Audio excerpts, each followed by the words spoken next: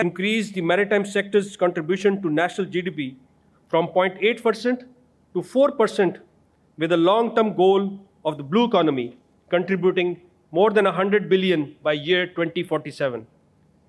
Defense and commercial shipbuilding exports could collectively and significantly add to this growth.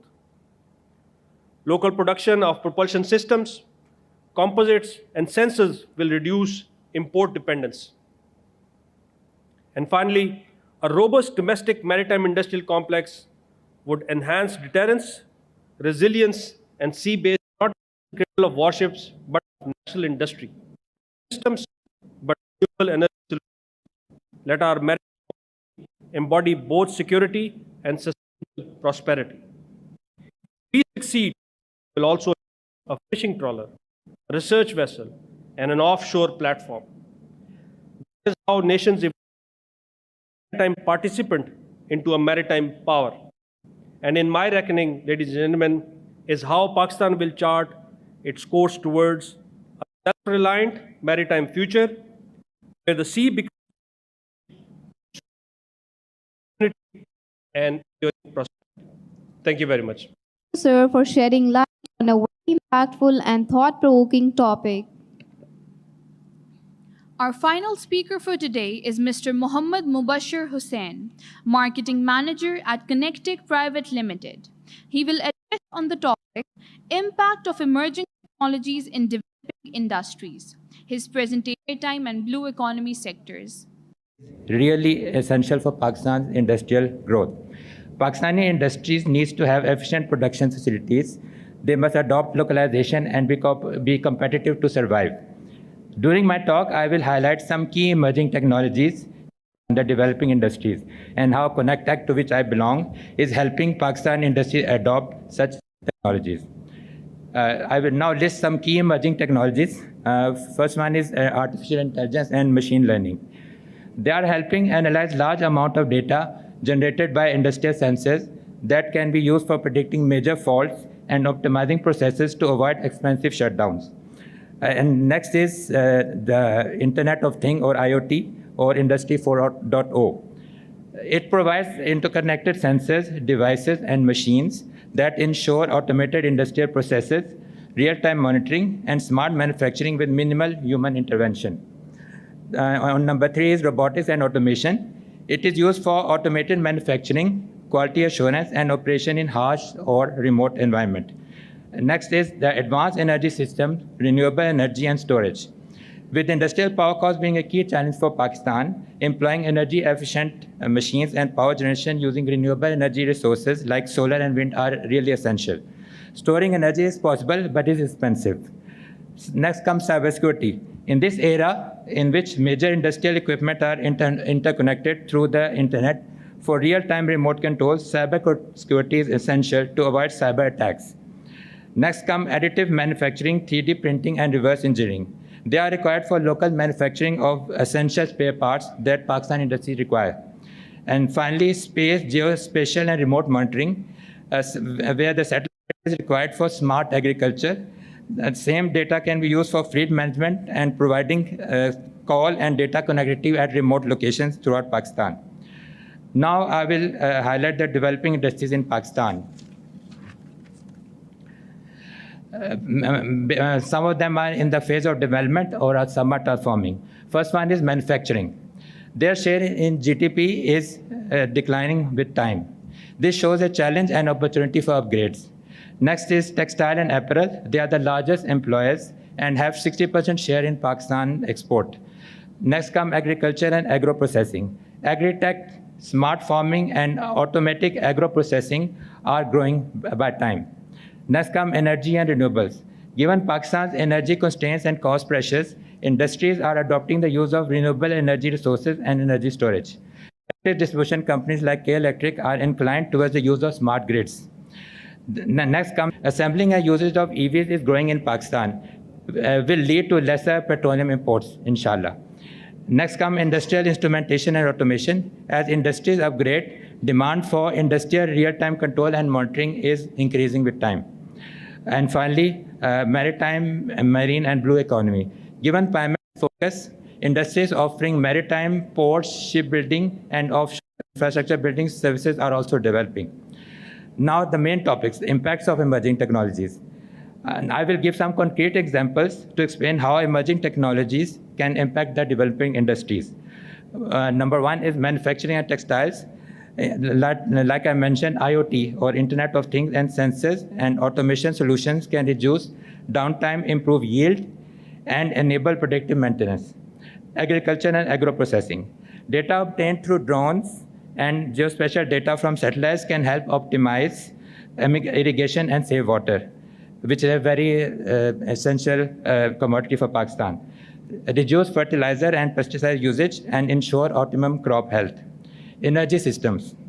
Use of renewable energy resources reduce power costs and smart grids improve grid stability, thereby enabling industrial growth. Automotive and EVs. Energy efficient and locally manufactured BLDC motor drives, power electronic systems, battery system, and their optimum system integration assist the localization efforts of industries. Reducing dependence on expensive imports. Maritime marine industries. Digital twins, automation, remote monitoring, and predictive maintenance is made possible. Now I will highlight the contribution of Connect-Tech, to which I belong. Connect-Tech, which is assisting developing industries of Pakistan in adopting the emerging technologies. Connect-Tech specializes in developing, co-creating, and commercializing advanced and emerging technologies with a focus on industrial, agriculture, biotechnology, and health sciences. Some major capabilities are instrumentation and control, calibration services, condition monitoring, digital control system design, robotics and automation, 3D printing, and reverse engineering. Services offered include on-site heavy equipment calibration, failure analysis, design and fabrication of industrial plant components, enabling industries to raise quality and reliability locally. Connect-Tech can also have industries move from reactive to predictive maintenance and assist with localizing critical components like motor drives and spare parts. For energy sector, Connect-Tech is mainly offering industrial UPS and for EVs, BLDC motors and their controllers. For maritime applications, Connect-Tech can offer instrumentation and control, condition monitoring, and automation services relevant to shipbuilding, port maintenance, and offshore installation. And Connect-Tech also provides training for welding and non-destructive testing inspections. Connect-Tech's vision is connecting technologies for localization and innovation for national prosperity. And at the end, I'll encourage you to identify any one core area in your organization where an emerging technology could yield significant benefit and deploy a pilot project. And I will end my presentation. I am confident that by embracing emerging technologies and supporting developing industries, Pakistan can accelerate its industrial growth, create more jobs, and reduce import dependence. Thank you. Thank you, sir, for emphasizing the transformative role of emerging technologies in driving industrial innovation and strengthening maritime economic growth.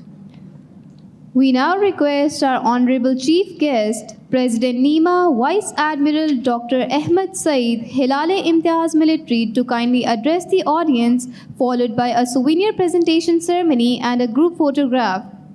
Bismillahirrahmanirrahim. May the blessings of Allah be upon you.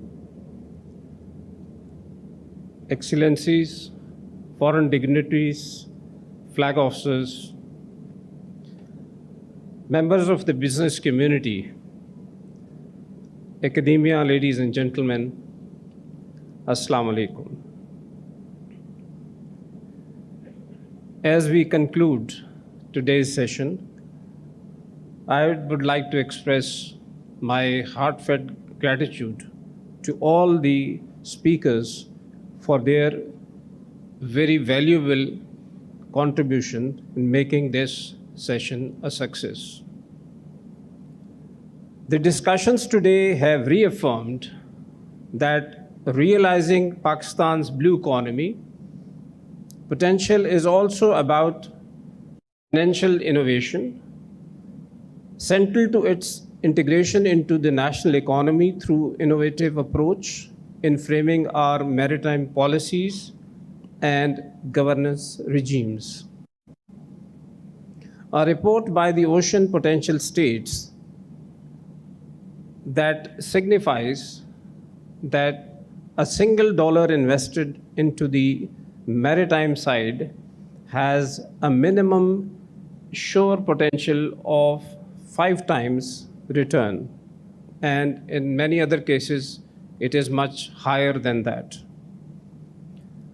This multiplier effect is already evident in many ASEAN economies that prioritized connectivity, streamlined the supply chain management, modernized their ports, and established efficient banking and trade systems.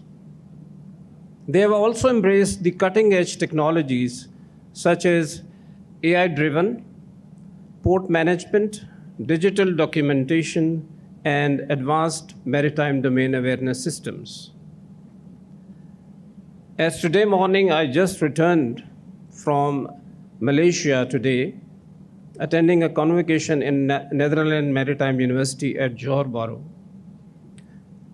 Over 350 graduates received their degrees, and this is another avenue of human resource where the potential lies between 6 to 8 billion.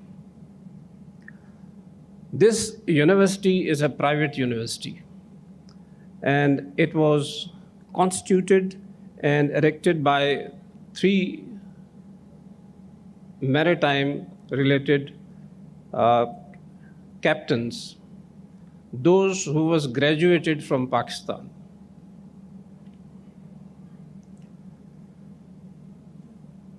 And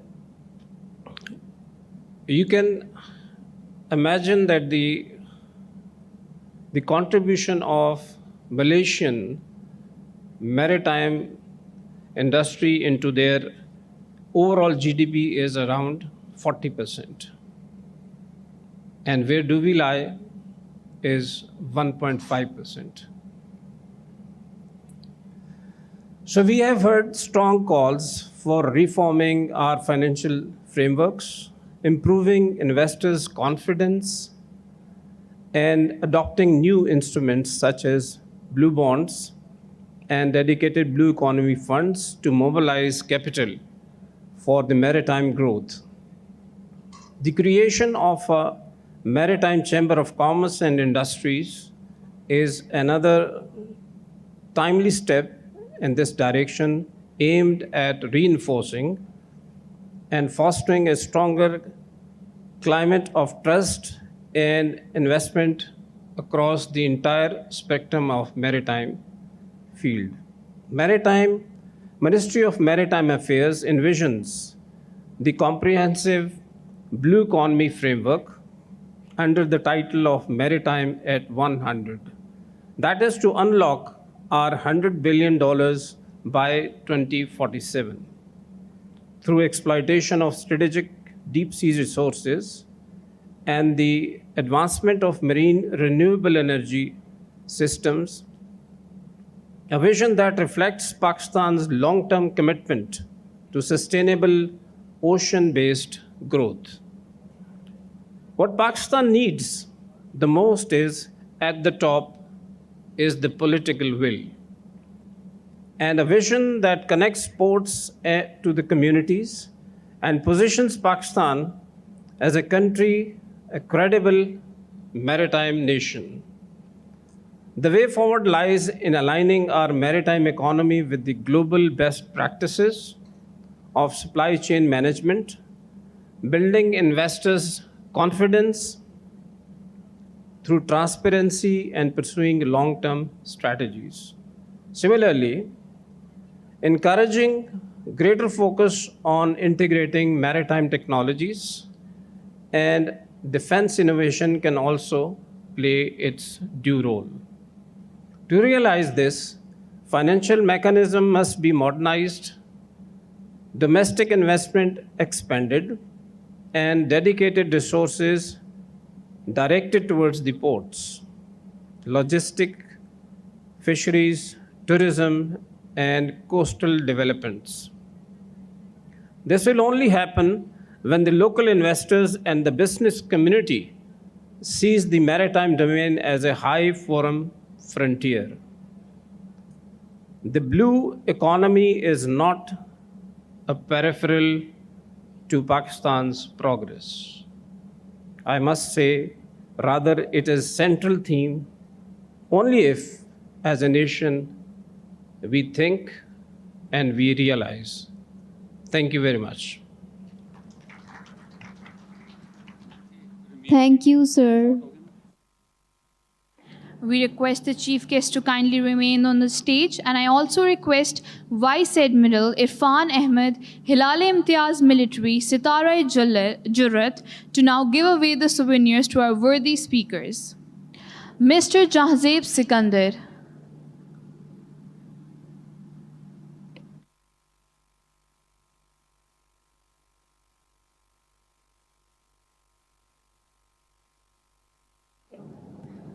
Commodore Ehsan Ahmed Khan, Sitara-e-Imtiaz Military.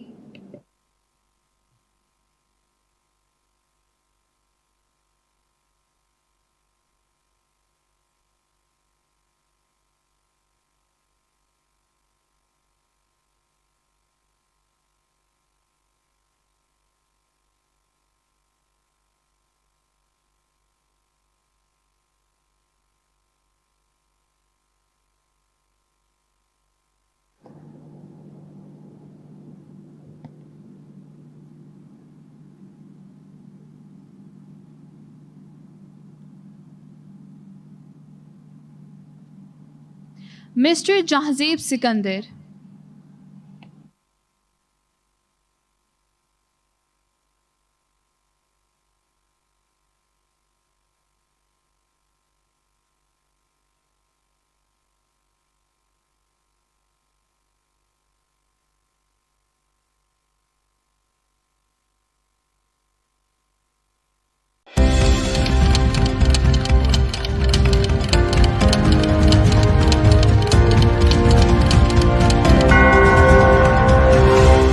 It's 4 p.m.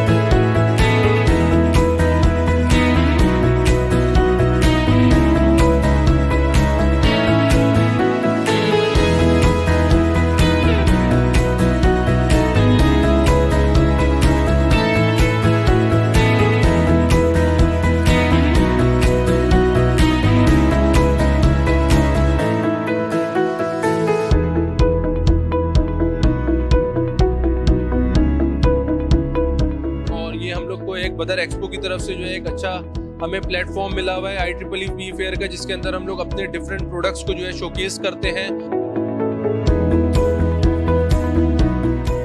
बदर expo ने हमें एक platform दिया, वो हमें काफ़ी support भी करती है और यहाँ पे डिफरेंट कंपनीज को भी उसने काफ़ी सपोर्ट किया है।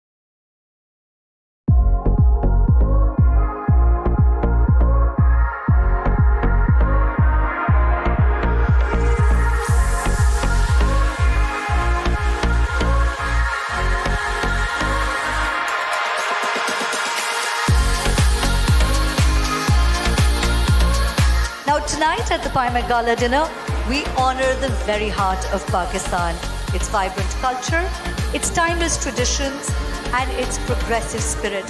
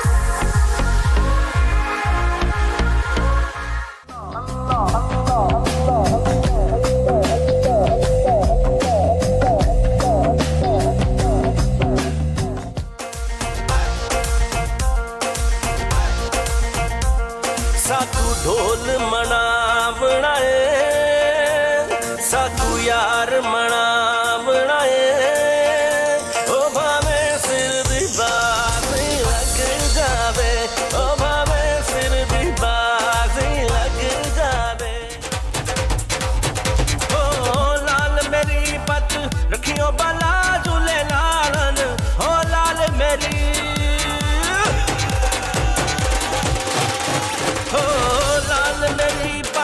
रखियो बाला झूले लालन, सिंधड़ी दा सेवन दा सही शहबाज कलंदर, दमादम मस्त कलंदर, दमादम मस्त कलंदर, सही शहबाज कलंदर, सही शहबाज कलंदर, वसे दम दम दे अंदर।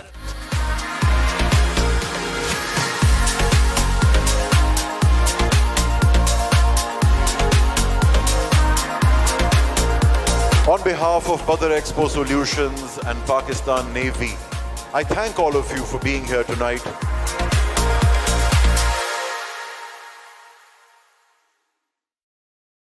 Professor Noor is recognized as one of Pakistan's most accomplished orthopedic surgeons. He has served as President of the Pakistan Orthopedic Association and actively promotes public awareness on bone health and osteoporosis through nationwide programs. Thank you for joining us today. I would now like to introduce our panelists.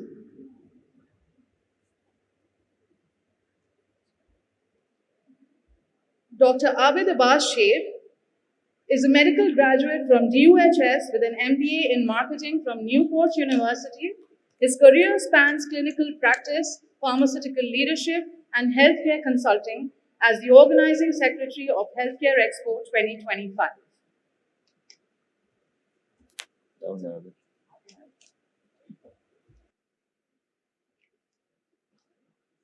Next up, I would like to invite Professor Dr. Syed Hussain Askari, Chief Executive Officer, Chief Executive Officer of Fatma Jinnah Dental College and Head of the Department of Community Dentistry with an MSc in Dental Public Health from London and a DDD-PH from the Royal College of Surgeons, England. Dr. Askari has played a pivotal role in shaping dental education and public health initiatives in Pakistan. As President of PAMI Sindh and founder of the Academy of Clinical Excellence, he continues to drive innovation in healthcare leadership and education. Up next, I would like to invite Mr. Bilal Amjad, founder and CEO of Instacare. Instacare is a Lahore-based health tech company revolutionizing healthcare delivery in Pakistan. His expertise in telemedicine, AI, and cloud computing has transformed over 3,500 clinics into smart clinics and enabled nationwide remote consultations.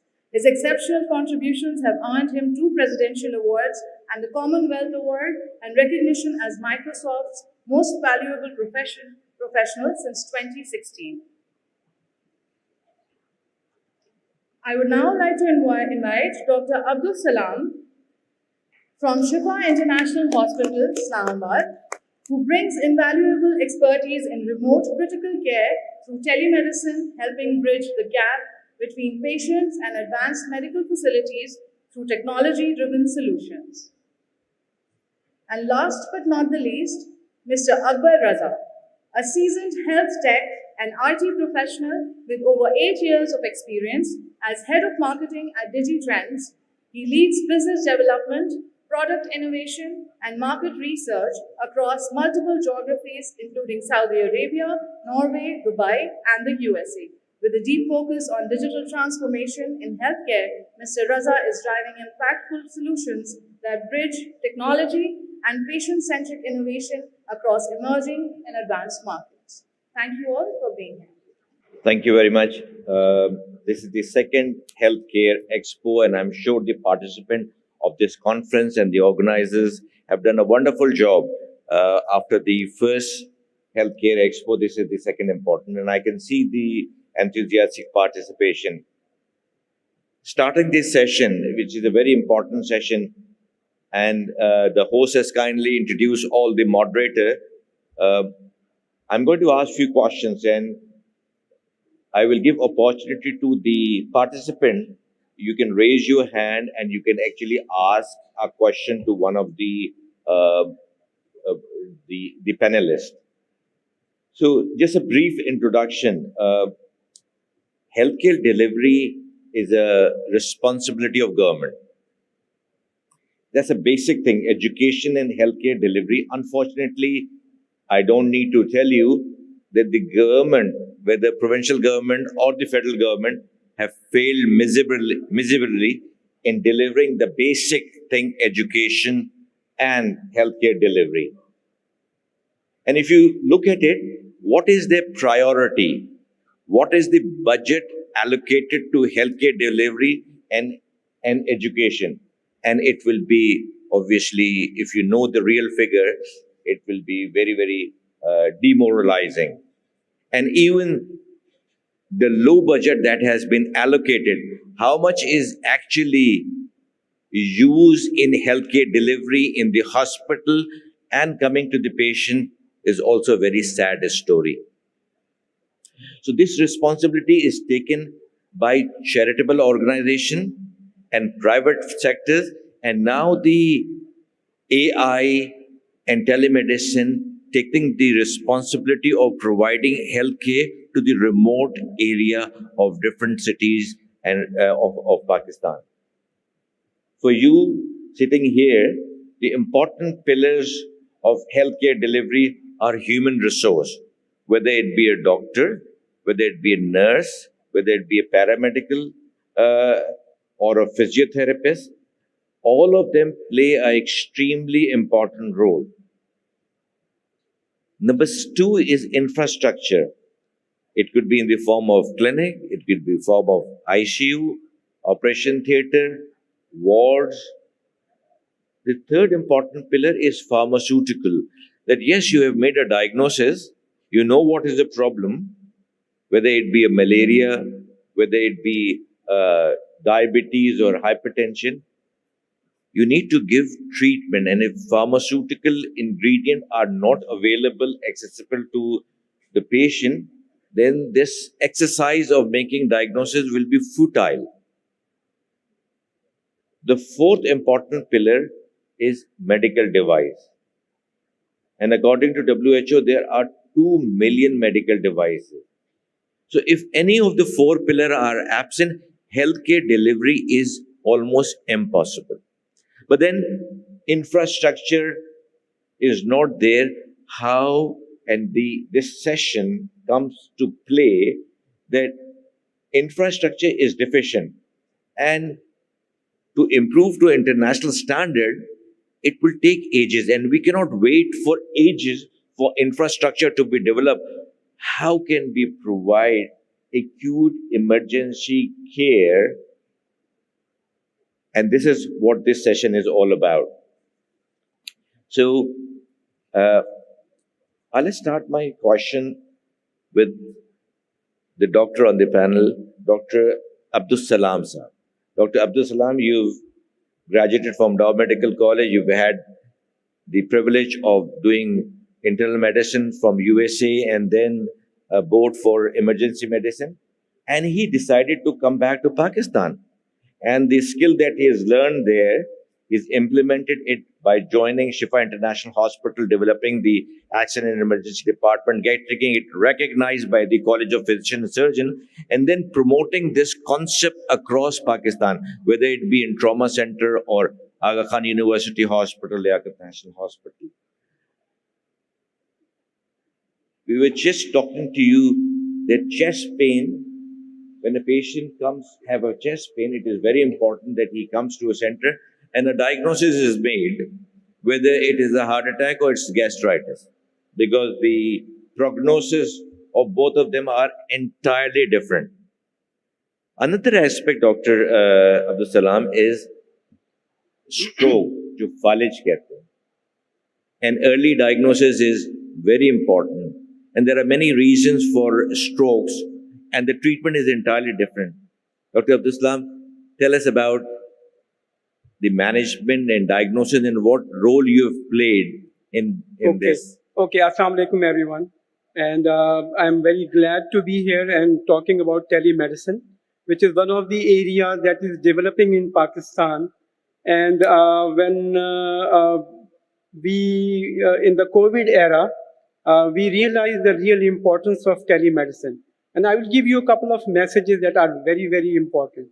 As Dr. Shahid Noor is one of my senior from Dow and a very revered physician. So plenty of people are inspired by his work. But let me tell you more about telemedicine in just a few minutes. I'll give you a couple of scenarios. One of them is explained by him. A chest pain patient comes to the emergency department. It could be any time of the day, maybe 2 o'clock at night. And one of the junior doctors is working over there, and probably he has never seen a chest pain patient like that before. This is the usual story of Pakistan, and that was the reason that we have asked the CPSP to have emergency medicine as a discipline for training. So this physician at 2 o'clock in the morning, what kind of resources he can gather at that point in time? So the telemedicine helps at that point in time. He can call his senior who may be like sleeping at his home comfortably, and all he has to do is open up his device, look at the ECG and tell him what is next to be done. And if this patient needs to go to the cath lab, at least those 15, 20, 30 minutes that this physician will take coming from home to the hospital will be saved. This patient will be prepared for the cath lab, and the doctor will arrive on time. This is one of the aspects of telemedicine. So the distance should not be the deciding factor of the fate for that particular patient. The same thing goes for the stroke patients. If the patient is having a paralysis or a stroke, and if he happens to come to the hospital where maybe it's in the middle of the night, or maybe the neurologist has just gone home. Now, how are they going to make the decision about the TPA or things like that that can save this patient's life? That will again, telemedicine will come. So these two instances that I just gave to you would show that the telemedicine has a greater role. And I'm talking about the cities. I'm talking about the cities. And that's the second message. Telemedicine will make the healthcare cost effective.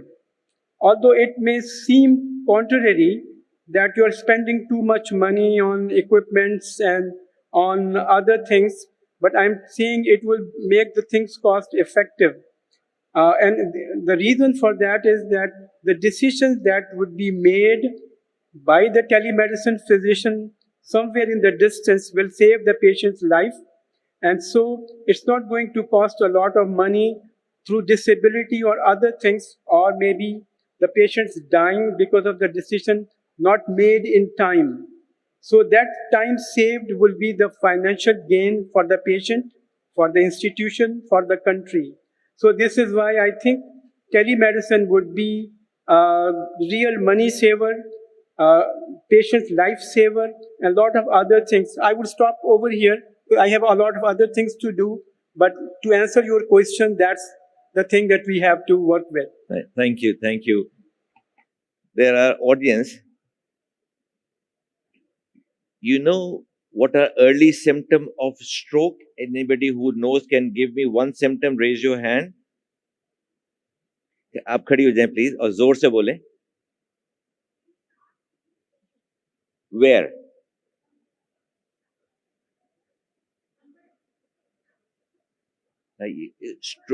Stroke तो फालिज की बात कर रहे हैं ना. Stroke नहीं, stroke है फालिज.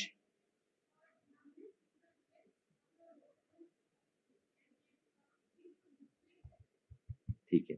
So early diagnosis is very important. Suspicion is very important. ठीक है ना. Let's move to another panelist, and a very popular panelist.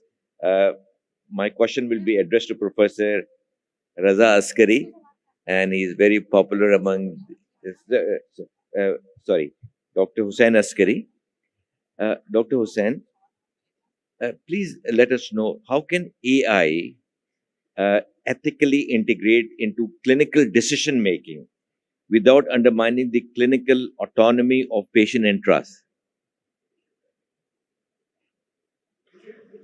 So how can AI be used ethically, integrating into clinical practice, decision making, without undermining clinical autonomy or patient trust? Patient trust, right.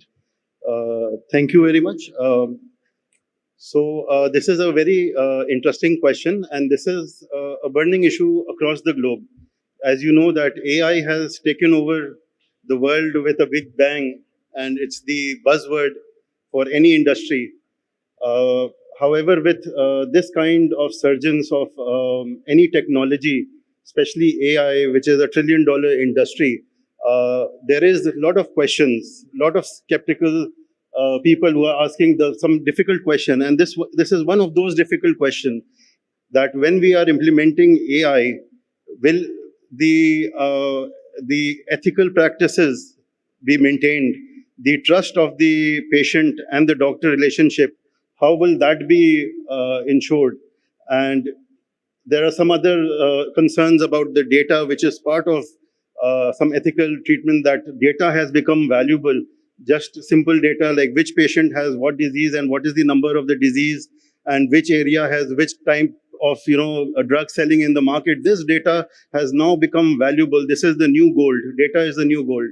So how can we actually protect our system from this, and how can we ensure ethical practices? So I think it is about time that the doctors wake up and they come out of the shell. They should stop thinking that AI is going to replace our jobs. That is not going to happen. The sooner you embrace AI, you understand its role, the sooner you will come up with policies and protocols and you will address the ethical issues first. So you have to become, I mean by you, that the doctors and the regulators have to become the people calling the shots. The shots in AI, especially related to healthcare, should not be called by the tech companies. It is the doctors and the dental or the medical fraternity that has to decide what to be implemented, what not to be implemented, what is ethical, where to stop, where not to stop. So these are the things that we need to wake up to, and we have to realize internationally a lot of laws, new regulation, new laws are coming up. If we talk about Pakistan, like your opening statement was the health budget. So let me tell you that the GDP, and there is some youngsters here, GDP is what your country earns on a total, the total figure of the income of your country. So only 0.8 to 0.9% of the GDP of Pakistan is spent on health, not spent, allocated. If you compare that to the US, it is 17%. If you compare it with UK or most European countries, it is somewhere between 15 to 12% of the GDP. Even a country like Bangladesh has a bigger health budget than Pakistan. So first we have to fix the core issues. How will we train so many doctors who will be well versed and then come to the level where they are actually deciding policies and protocols of how AI should be implemented, right? And I think AI, on the positive side, it has given Pakistan a second chance. ठीक है, पहला chance तो हमने sir खो दिया. जो आपने कहा कि what we have done, we have failed. If the government has failed, that means the people, the population, the voters have also failed. हमने आज जो यहाँ पर बच्चे बैठे हुए इनको हमने क्या दिया है? टूटी हुई सड़कें दी हैं, इंटरनेट कनेक्शन नहीं है. गाँव के तो छोड़ दें, कराची में भी जो ऑनलाइन लेक्चर लेते हैं वो प्रॉपरली नहीं कंडक्ट हो पाती हैं. तो हमने इनको क्या दिया है? ठीक है, नाउ द AI, क्योंकि once you are online, the technology that is available, the app that is available in the US and the UK is also available in Pakistan. हर गांव में अगर आपके पास इंटरनेट है तो आपको सेम टेक्नोलॉजी मिल रही है. आज आप क्या डिसीजन लेते हैं, इनको किस तरह ट्रेन करते हैं, ये जितना बड़ा ये एक्सपो हॉल है इसमें रोजाना 2000 बच्चे आना चाहिए, उनकी AI पे ट्रेनिंग होनी चाहिए. तब आपकी कैपेसिटी बिल्ड होगी, आप एक लेवल पे होंगे जहां आपकी लोग बात सुनेंगे, आप डिसीजन लेने के काबिल होंगे. And this is my message also, and this is my appeal to the people who are here, that at least take AI as a second chance and utilize it well. हमारे ये सारे मसले हल हो सकते हैं AI के through. AI is giving solutions which are cost effective. So this is my message, and sir, ethical issues can be addressed, but we have to become first of all educated, and we have to take the actions, and these problems can be addressed in time. Thank you, Dr. Hussain Askari. So, AI is going to stay, and maybe robotic are going to take over as well. But without human support and guidance, healthcare delivery is not possible. So, I will move on forward, and I'll now communicate with Bilal.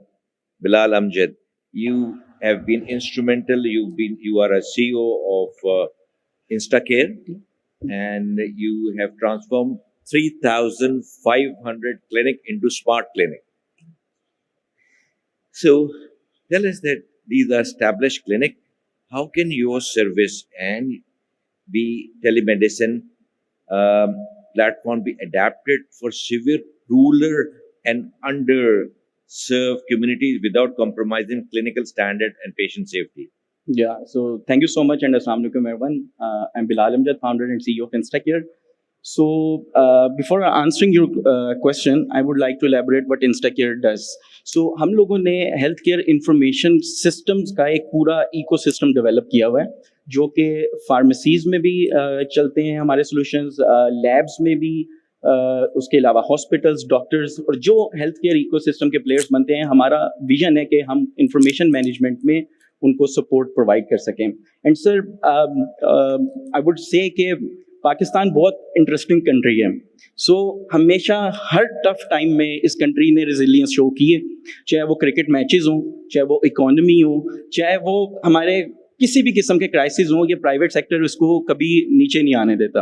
And same goes for today now कि अगर हमें public sectors में, मैं I totally understand and feel your pain कि जो हमारे budgets cut down हो रहे हैं हेल्थ केयर सेक्टर के, वो इन्वेस्ट करने के अब काबिल नहीं हैं कि वो टेक्नोलॉजी में इन्वेस्ट कर सकें, टेक्नोलॉजी इंफ्रास्ट्रक्चर्स में इन्वेस्ट करें. ऐसे में भी प्राइवेट सेक्टर ने ऐसे ज़बरदस्त कमाल अफोर्डेबल सोल्यूशंस निकाल दी हैं कि देख के प्राउड फील करते हैं हम लोग. एंड हमेशा मेरी दुआ है कि मैं हमेशा अपनी टॉक्स में कहता हूँ कि खुदा करे मेरी अर्ज़ पाक पे वो उतरे वो फसले गुल जिसे अंदेशा ज़वाल ना हो, यहाँ जो फूल खिले वो खिला रहे सदियों, यहाँ खज़ां को गुजरने की मजाल ना हो. एंड इंशाल्लाह this young generation will definitely do wonders in the coming time. Doctor Hasan साहब बिल्कुल ठीक कह रहे थे कि AI के पास बहुत से सोल्यूशन हैं. सर जिस तरह टेलीमेडिसिन की बात कर रहे थे, और यही वो चीज़ है जो मुझे और भी ज़्यादा इस कैटेगरी में काम करने में इंस्पायर करती है कि I am a technical CEO, graduated as a software engineer like 15 years ago, और आई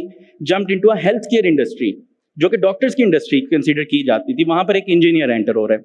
ऐसे ही एक आर्टिफिशियल इंटेलिजेंस की इंडस्ट्री है जहाँ पर ये टेक के लोग समझते हैं हमारी इंडस्ट्री है, बट इसमें डॉक्टर्स एंटर हो रहे हैं. सो सी द ब्लेंड कि अब जिन्होंने टेक्नोलॉजी इंप्लीमेंट करनी है, technology is in the right hand. उसके अलावा जिन्होंने एग्जीक्यूट करनी है, अब वो ब्रिज भी बन चुका है क्योंकि engineers want to understand this industry and develop the solutions. So जो मेरी जर्नी थी, जो सर आपके पास स्टैट्स आ रहे हैं 3500 क्लिनिक्स को डिजिटलाइज करने में. As of now we have digitalise more than 5000 health care setups across Pakistan and beyond. Telemedicine का रोल बहुत इंपॉर्टेंट रहा है. आई स्टिल रिमेंबर 2017 के अंदर आई वॉज द वन जो टेलीमेडिसिन को पिच करता था, और मेडिकल प्रोफेशनल्स मुझे समझाने की कोशिश करते थे कि this is not possible because हम लोगों को फिजिकल एग्जामिनेशंस की ज़रूरत होती है, और वो टेलीमेडिसिन के थ्रू पॉसिबल नहीं था. कोविड ने हमें बहुत सारे ऐसे लेसन्स दिए जिसने इम्पॉसिबल को भी पॉसिबल कर दिया. सो अब टेलीमेडिसिन एक टॉक ऑफ द टाउन नहीं है सिर्फ, बट उसको इम्प्लीमेंटेशन के केस में भी हम देख सकते हैं. शिफा इंटरनेशनल ने आई थिंक ई-शिफा लॉन्च किया था. It was a part of that telemedicine initiative. हमने कोविड के दौरान फार्मा कंपनीज, हॉस्पिटल्स, लैब्स के लिए टेलीमेडिसिन एनेबल की थी, जिन्होंने जो हेल्थ केयर डिलीवरी थी उसको कंटिन्यूटी प्रोवाइड की.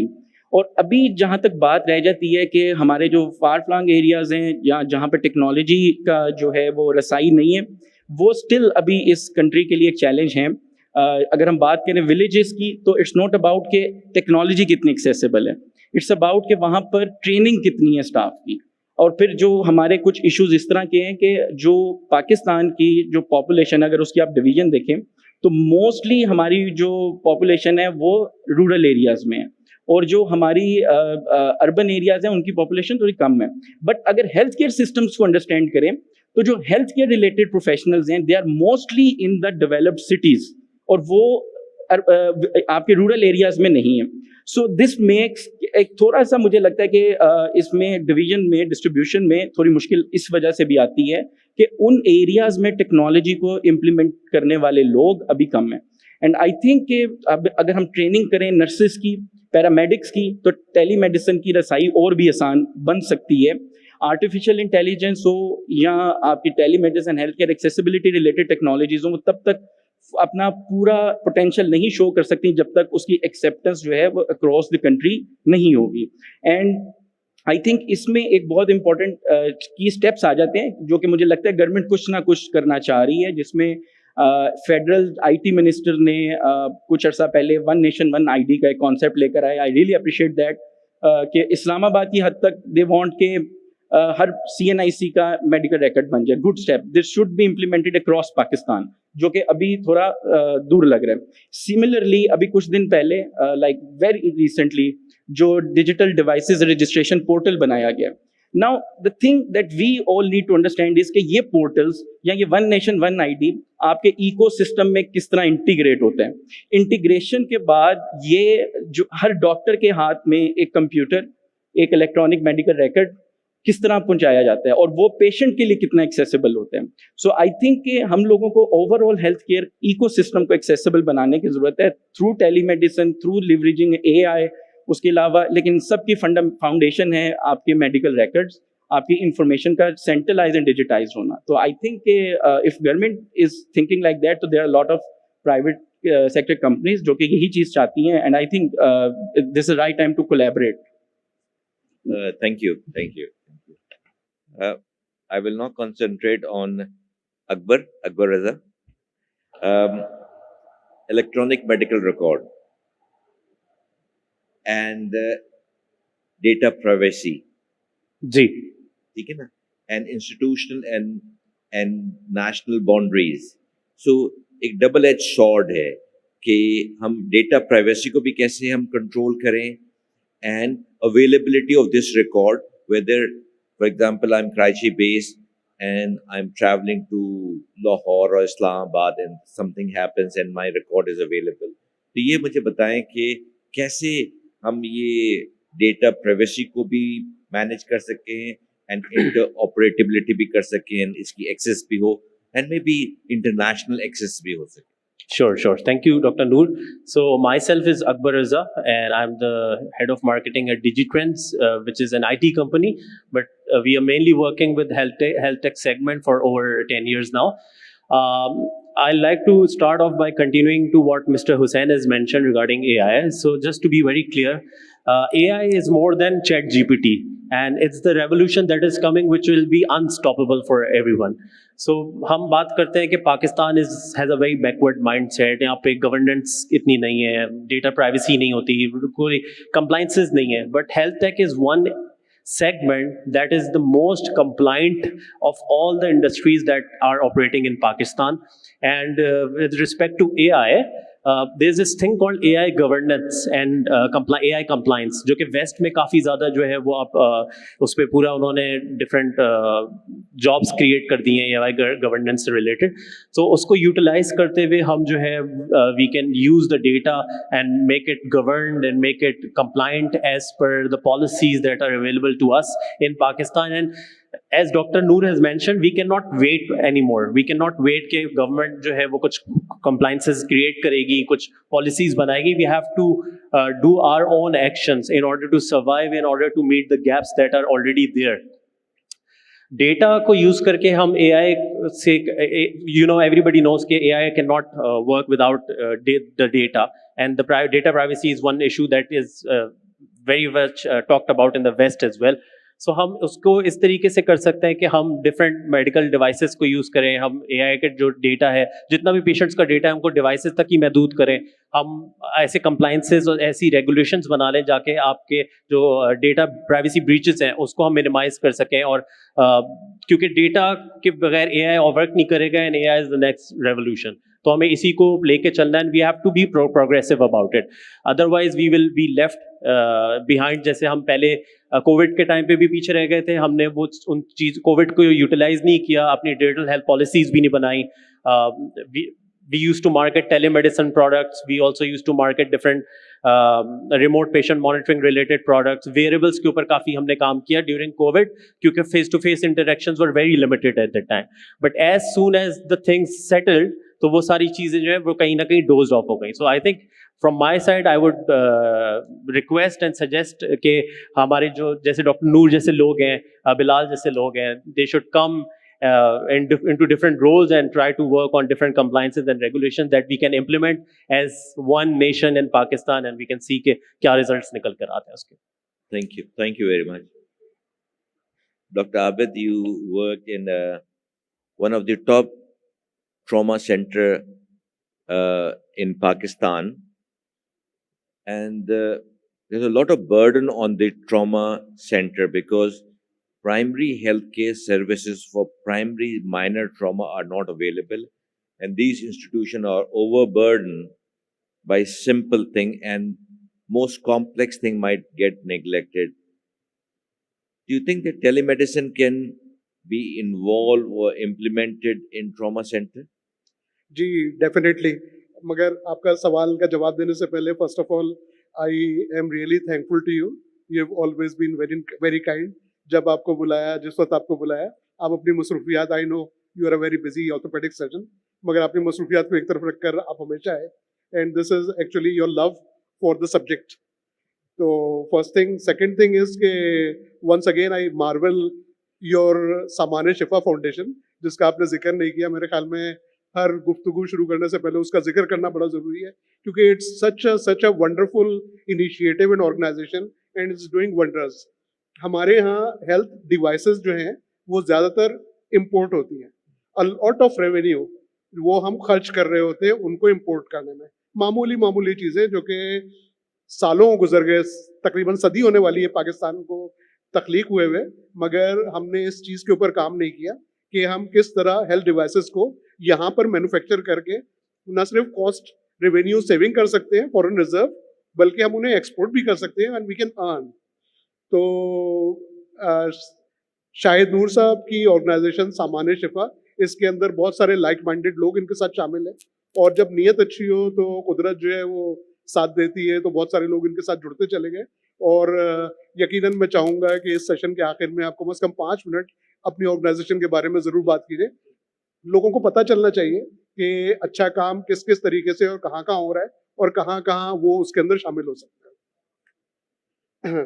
सो now coming to the question, yes I am associated with trauma centre, और ट्रॉमा सेंटर जो शहीद मोहतरमा Benazir Bhutto institute of trauma है, ये पाकिस्तान में सबसे बड़ा ट्रॉमा सेंटर है।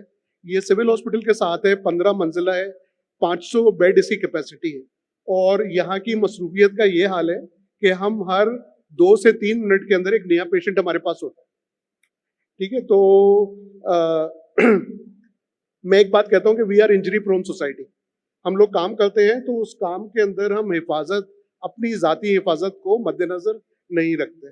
उसके नतीजे के अंदर trauma and accidents they are very much prevalent, very much common है। अब ट्रॉमा के बाद जो सबसे अहम चीज़ होती है वो टाइम होता है, जिस टाइम के अंदर पेशेंट जो है साइट ऑफ एक्सीडेंट से डेफिनेटिव केयर तक पहुंच जाए। वो पीरियड जो है वो सबसे ज़्यादा अहम होता है, और उसके अंदर हमारे यहाँ एम्बुलेंस सर्विसेज हैं। उसमें से अब गवर्नमेंट ऑफ सिंध का इनिशिएटिव है, उसने 1112 SIEHS और SERS के जरिए बहुत सारी अच्छी एम्बुलेंसेज और काबिल और ट्रेंड स्टाफ जो है वो प्रोवाइड किया हुआ है। मगर उस ट्रेंड स्टाफ को भी बाज़ मरतबा ये पता नहीं होता कि उसने मरीज को लिया है और मरीज को जो वो पहुंचा रहा है, तो उसको मरीज के साथ उसे क्या करना है। इसके अंदर telemedicine has a big role. I think every ambulance service should be connected with trauma center through telemedicine, so that the patient just that they have taken up, who was unlucky enough to be part of an accident and trauma, तो उसके बारे में जो doctors मौजूद हैं वो through telemedicine, जो ambulance के अंदर ऑपरेटर्स हैं, एम्बुलेंस के अंदर जो पैरामेडिकल स्टाफ है, उसे गाइड कर दें कि उसे क्या क्या फौरी तौर पर करना है। बाज़ मता तो यहाँ तक होता है कि मरीज को पिक किया, मगर जो ड्राइवर है उसे ये पता नहीं है कि इस मरीज को हमें कौन से इंस्टीट्यूट में लेकर जाना है। तो ये गाइडेंस भी अगर एक सेंट्रलाइज्ड टेली कम्युनिकेशन सिस्टम मौजूद हो तो ये एडवाइस मिल सकती है, और उसकी वजह से बहुत सा कीमती वक्त बच सकता है, और उस कीमती वक्त को बचने से बहुत सारे जो मसाइल हैं वो कम हो सकते हैं, कॉम्प्लिकेशंस कम हो सकती है, जान बचाई जा सकती है, और बाज़ मरतबा आज़ा भी बचाए जा सकते हैं। बहुत शुक्रिया डॉक्टर आबिद, आपने बड़ा आसान अल्फाज में समझाया कि how can telemedicine be important in saving life of that patient. ठीक है, और ये जो आपने 1122 की जो बात की है, इनके पास पैरामेडिकल के साथ मोटरसाइकिल भी हैं जो कि रिमोट एरिया में भी पहुंच सकते हैं, लाइफ सेविंग मेजर्स कर सकते हैं, and then they can call ambulance and measure हो। लेकिन अगर इंटीग्रेटेड हो, कराची की सड़कों में एक एम्बुलेंस फंस जाती है, उसको पता नहीं कि किस जगह जाना है, और ड्राइवर को तो ट्रेन पैरामेडिकल स्टाफ जिसकी कम्युनिकेशन हो एंड सेंट्रलाइज हो कि इसको JPMC में लेके जाना है या इसको यहाँ लेके जाना है, जिस शहर में जो फैसिलिटीज अवेलेबल हो वो चीजें हो जाएं।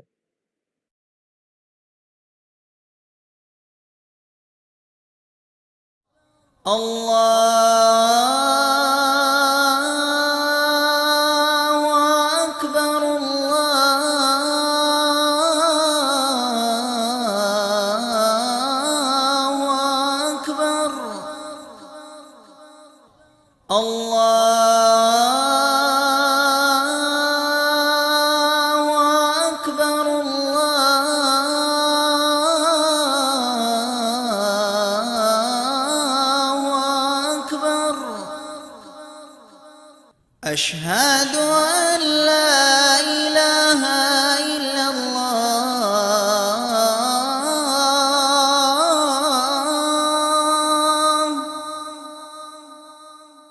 أشهد أن لا إله إلا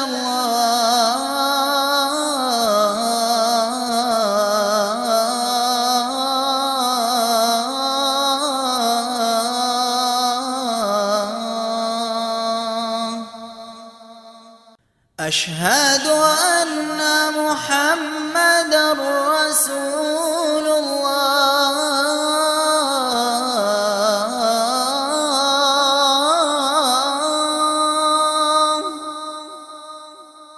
أشهد أن محمدًا رسول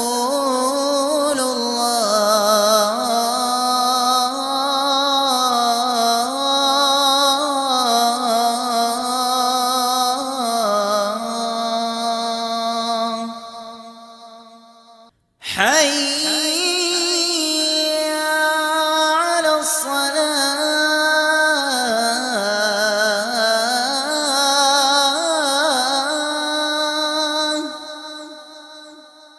حي على الصلاة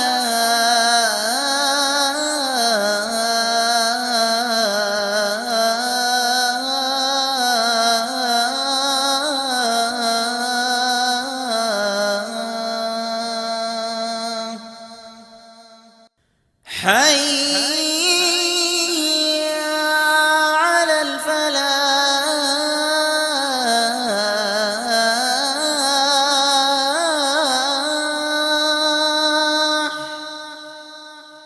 حي على الفلاح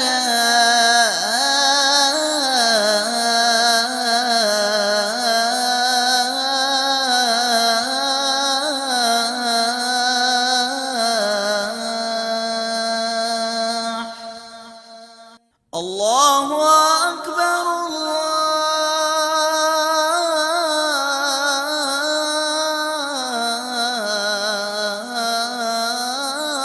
الله أكبر لا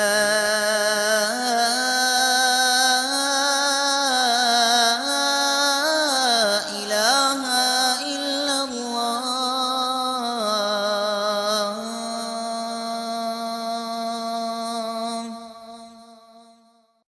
اللهم رب هذه الدعوة التامة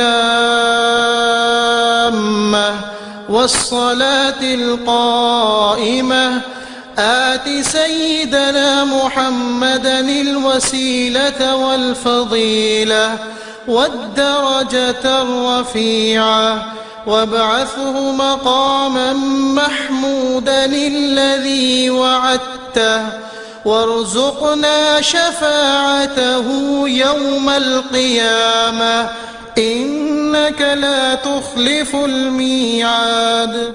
ऐ अल्लाह, इस दावत कामिल और ता क़यामत कायम होने वाली नमाज के रब, तू मोहम्मद सल्लल्लाहु अलैहि वसल्लम को जन्नत में नुमाया मकाम, फजीलत और बुलंद दर्जा अता फरमा और उन्हें उस मकाम महमूद पर फाइज फरमा जिसका तूने उनसे वादा फरमाया है, और क़यामत के दिन हमें उनकी शिफात नसीब फरमा।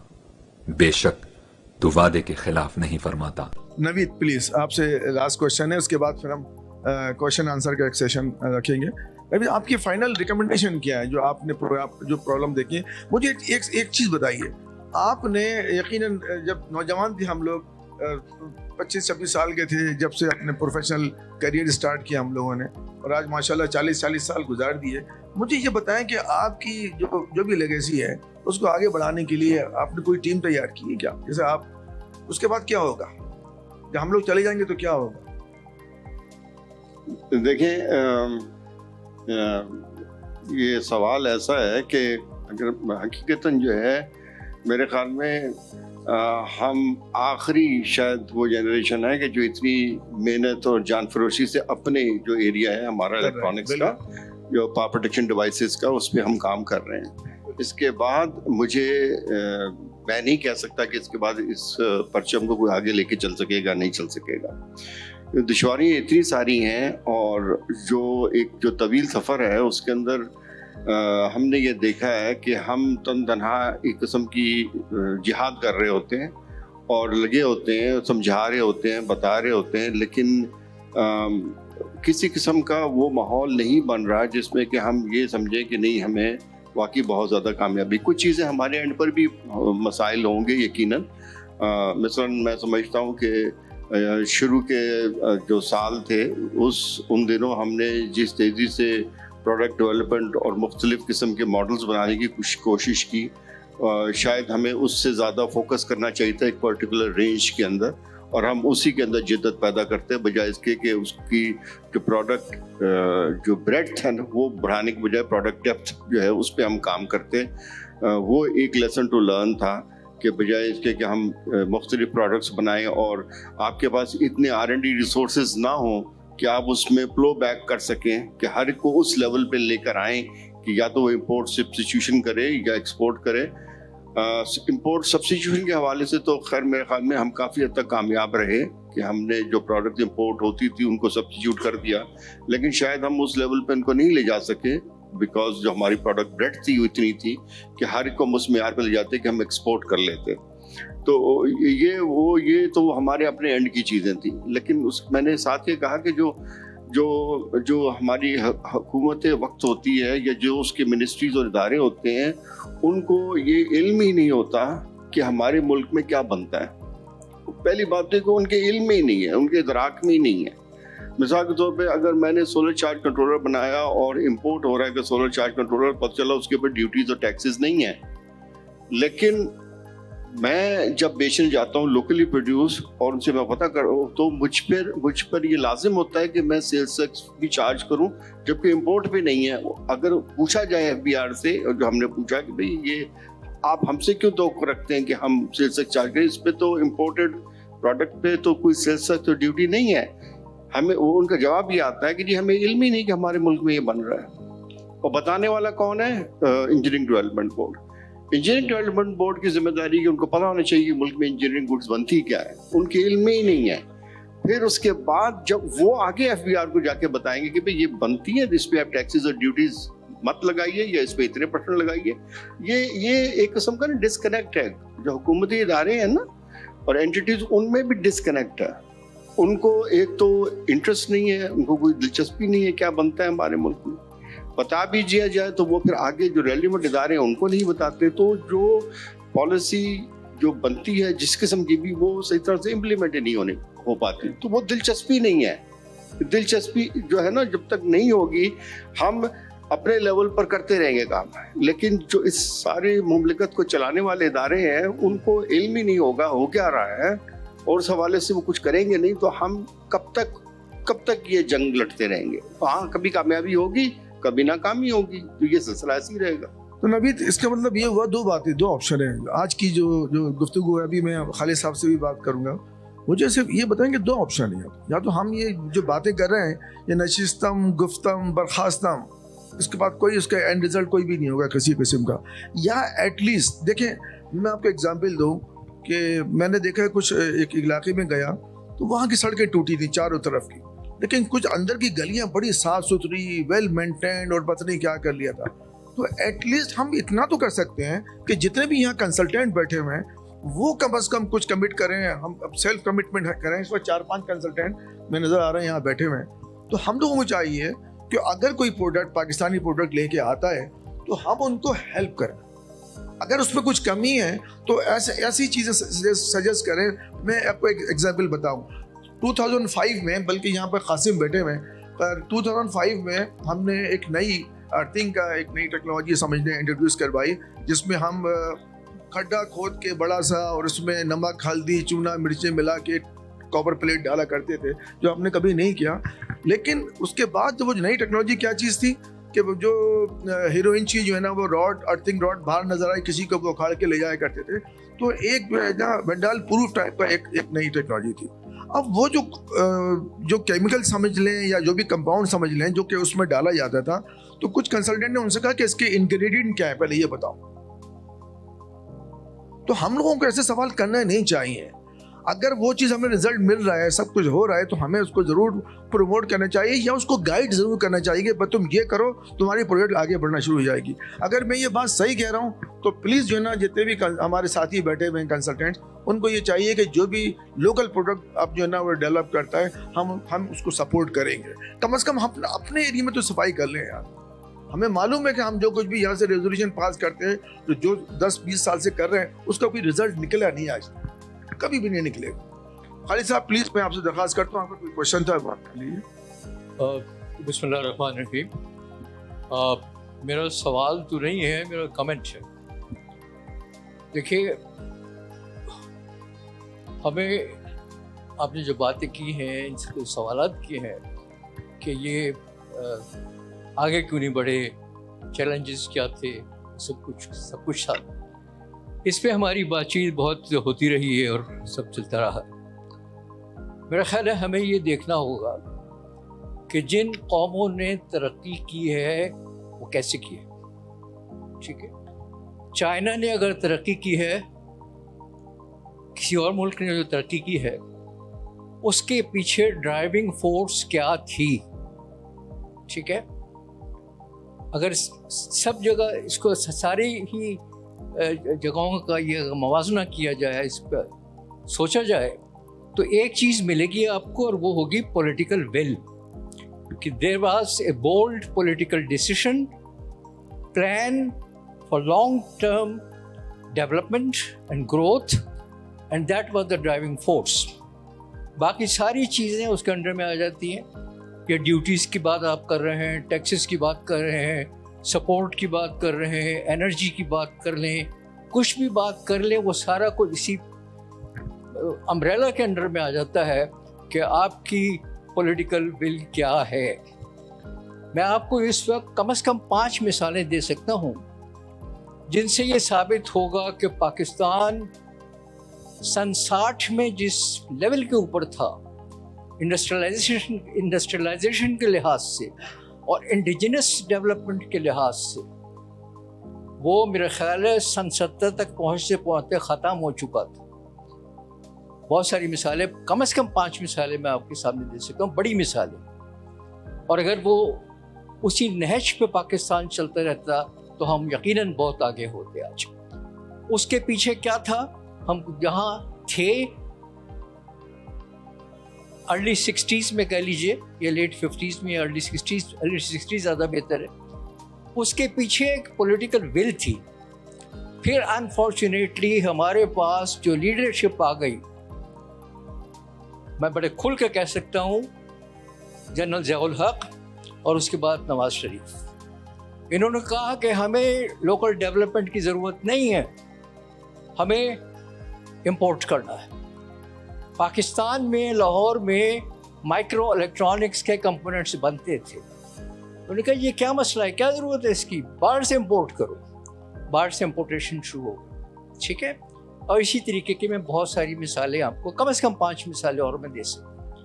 तो it was the political will which was behind our growth, and it is the political will which has been responsible for our this decline. And हमारी जो कोशिश होनी चाहिए इस प्लेटफॉर्म से, IEEE के प्लेटफॉर्म से, वो वही होनी चाहिए कि हम अपने पार्लियामेंटेरियंस को जगाएं। अगर कोशिश हो सकती है सिर्फ इसलिए कि हमें पता है कि हमारे पार्लियामेंटेरियंस क्या हैं, उनको कौन ड्राइव कर रहा है और क्या हैसियत है उनकी, ये सब कुछ हमें मालूम है। लेकिन जिसको कहते हैं कि अपने हिस्से की कोई शमा जलाते जाना, तो ये एक कोशिश हो सकती है और इसी तरफ हमारी कोशिश होनी चाहिए। कोशिश। मैं जी टोटली एग्री करता हूँ खालिद साहब के साथ, because we should look around our neighbours, not look around towards Germany or USA। तो बड़ा फुलिश लगती है हम, they are way ahead। हमारा जो नेबर है इंडिया, हमारा जो नेबर है इंडिया, वो हम देखिए यार, वो हमसे आगे क्यों चला गया और हम क्यों पीछे रह गए। तो बेसिकली उन्होंने 47 से लेके 91 तक 1991 तक उन्होंने इम्पोर्ट बैन की हुई थी। उनकी अपनी इंडस्ट्री डेवलप होती रहे। और आप सारे जो इंडस्ट्रियलिस्ट बैठे हैं, आप सबको पता है शुरू में आपने बहुत गलतियां की होंगी, फिर आहिस्ता आहिस्ता ठीक हुए होंगे, तो उसके बाद जाके ठीक हो गया। हमारे यहाँ कोई हमारा जो मकसद है make in Pakistan is not to look at they have exposed the weaknesses or the problems.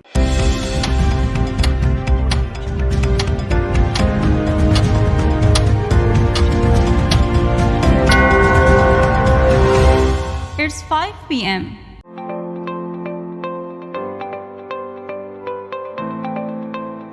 Ladies and gentlemen, the Honorable Chief Guest, Minister of Maritime Affairs, Muhammad Junaid Anwar Chaudhry, has arrived.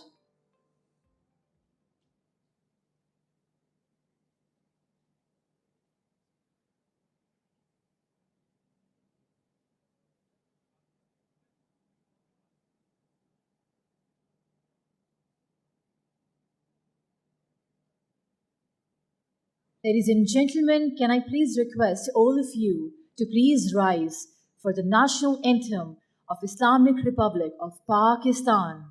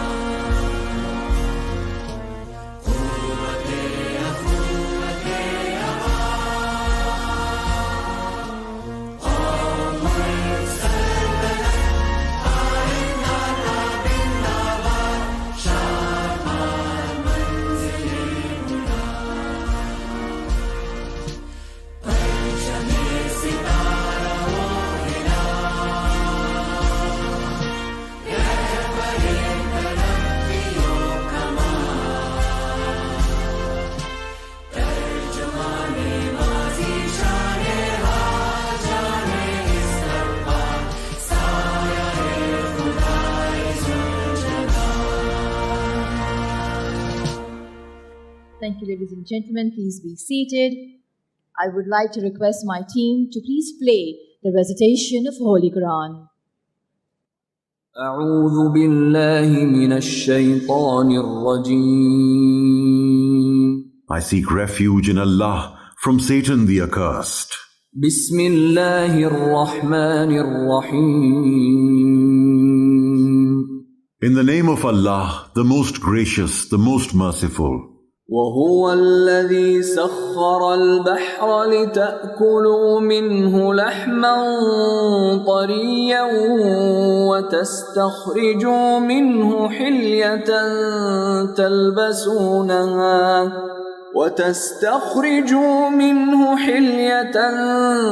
تلبسونها وترى الفلك مواخر فيه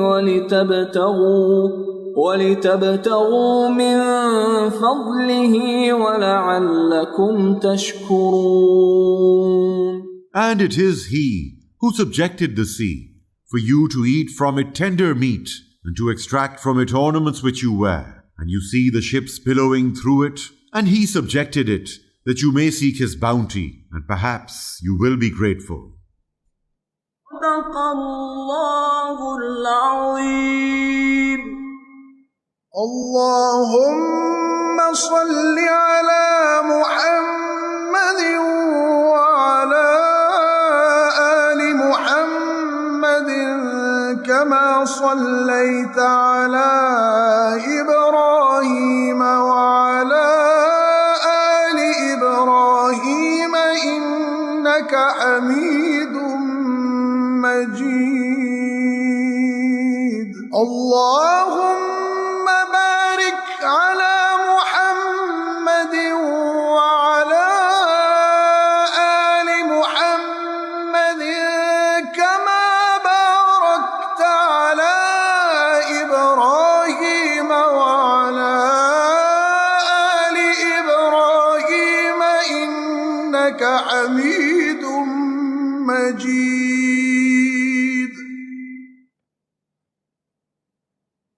Subhanallah. Honorable Chief Guest, Minister of Maritime Affairs Mohammad Junaid Anwar Chaudhry, Vice Admiral Raja Rab Nawaz, Hilal Imtiaz Military, Sitare Bisalat, Chief of Staff, Vice Admiral Muhammad Faisal Abbasi, Hilal Imtiaz Military Commander Karachi, Mr. Zuhair Nasir, the CEO of Badar Expo, respected delegates, exhibitors, excellencies, distinguished guests, ladies and gentlemen, Assalamu alaikum and a very good morning to all of you. I, Sara Baloch, on behalf of the PIMEC 2025, would like to welcome you all to the closing ceremony of second edition of Pakistan International Maritime Expo and Conference 2025. What a wonderfully organized event it has been. Truly indeed a matter of great pleasure to see the PIMEC gaining prominence among the global maritime exhibitions. It is indeed heartening to have witnessed overwhelming participation from all the maritime sectors during PIMEC 2025. We're extremely thankful to our local and foreign guests, exhibitors, worthy speakers, and delegates for their heartfelt participation and making this event a great success. PIMEC 2025 has been an ideal platform for maritime sectors to access the best knowledge, products, and technology available to cater for respective requirements. Ladies and gentlemen, I would like to invite Vice Admiral Muhammad Faisal Abbasi, Hilal Imtiaz Military Commander Karachi, for summing up of the PIMEC 2025 exhibition.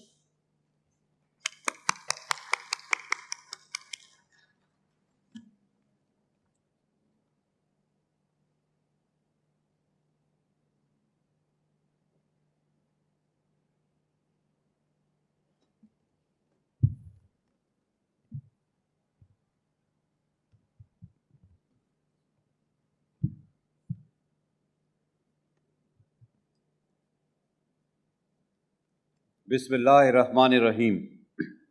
Mr. Muhammad Junaid Anwar Chaudhry, Honorable Federal Minister for Maritime Affairs, Vice Admiral Raja Rab Nawaz, Hilal Imtiaz Military, Satare Basalat, Chief of Staff, Excellencies from Diplomatic Corps, international delegates, senior military officers from friendly countries, industry partners, representatives of the media, ladies and gentlemen, Assalamu alaikum rahmatullahi wa barakatuh and a very good morning. It is my honor and great pleasure to welcome you all at the closing ceremony of Pakistan International Maritime Exhibition and Conference 2025 and present a brief conclusion on outcomes of the second edition of PIMEC.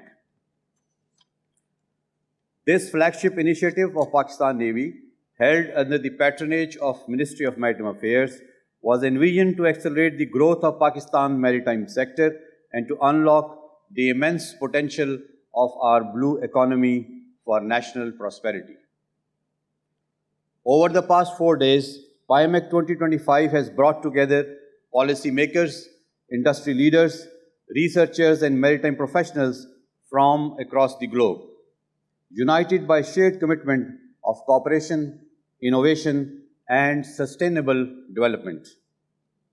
Before proceeding, I record my profound gratitude to the Ministry of Maritime Affairs, other federal departments, Government of Sindh, Pakistan Navy, military and civil law enforcement agencies, National Institute of Maritime Affairs, Badar Expo Solutions for their tireless efforts and seamless support for making this exhibition a great success.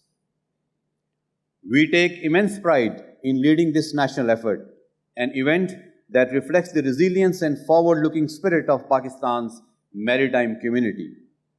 More than an exhibition, PIMEC 2025 has provided a platform for economic progress, testament to how our vision, technological advancements, and collaboration opportunities can define a sustainable maritime future for all of us. Distinguished guests, PIMEC 2025 has served as a milestone in Pakistan's maritime journey. The exhibition featured 4 key clusters: shipbuilding, repair and marine engineering, port infrastructure, logistics and green port solutions, offshore and marine energy exploration, fisheries, aquaculture, marine biotechnology and digitalization, maritime defense security technologies, and human resource development in maritime domain. These clusters transform an engagement from display into genuine business collaboration, generating opportunities for joint ventures, contracts, and MOUs. This year's participation was truly global, with delegates from 44 countries, including 28 foreign and 150 national exhibitors, reflecting the growing international interest in Pakistan's maritime potential. We witnessed strategic partnerships, including conclusion of 83 MOUs worth 76 billion Pak rupees, which includes 268 million US dollars and 6.6 billion Pak rupees, and 363 B2B, B2G and G2D engagements in fisheries, shipbuilding, logistics and port services. Academic and research institutions demonstrated strong research industry linkages in marine biotechnology, desalination and renewable energy. Capacity building remained a key focus. Training institutions and maritime education programs showcased during PIMEC complement the policy dialogue, ensuring that our youth and professionals are equipped to lead Pakistan's maritime transformation. We are deeply grateful to our international partners for their active participation, technological contributions, and commitment to sustainable maritime development, raising PIMEC to a new international standard of excellence. Ladies and gentlemen, alongside the exhibition, International Maritime Conference, jointly organized by Pakistan Navy and NEMA, convened experts and policymakers under the theme Harnessing Blue Economy Potential for Sustainable Development.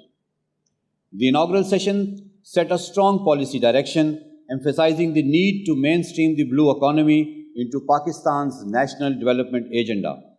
Speakers during subsequent sessions underscored the importance of technological modernization, eco-friendly practices, and public-private partnerships to enhance competitiveness and sustainability. Discussions reaffirmed that security at sea remains the foundation of maritime prosperity, calling for greater regional cooperation, digital integration, and climate resilience. The conference concluded with actionable recommendations, reaffirming Pakistan's commitment to a sustainable, secure, and inclusive maritime future. Distinguished delegates, the success of PIMEC 2025 lies in its outcomes. To sustain this momentum, Pakistan Navy, in collaboration with Ministry of Maritime Affairs, will compile an outcome dossier detailing all MOUs, commercial leads, and proposed projects. This will be shared with government and industry partners to translate these outcomes into tangible progress. Ladies and gentlemen, Pakistan's geostrategic location at the crossroads of global trade and the gateway of Arabian Sea positions us to become a key regional maritime hub.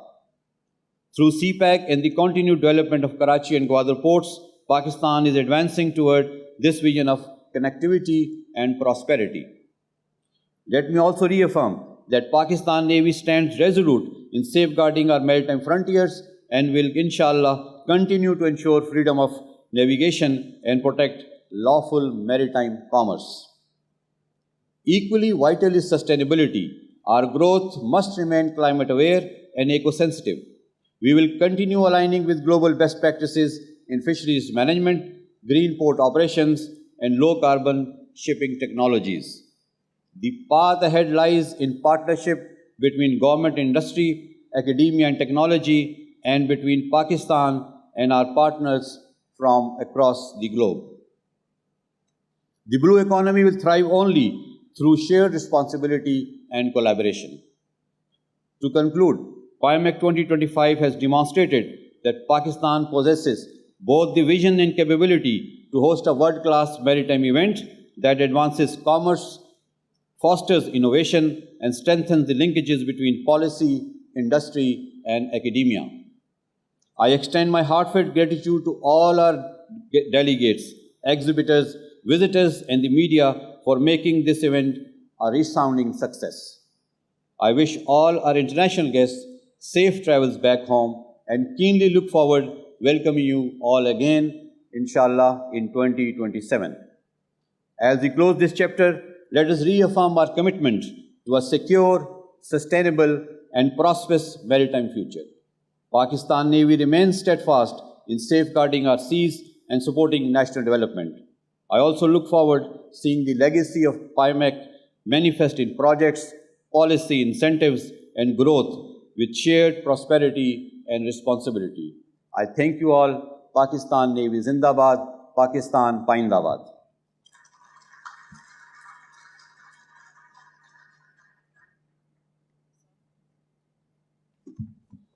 Thank you, sir, for shedding a light on PIMEC 2025 exhibition. Moving on, I would now like to invite our chief guest, Honorable Minister of Maritime Affairs, Muhammad Junaid Anwar Chaudhry, for his address.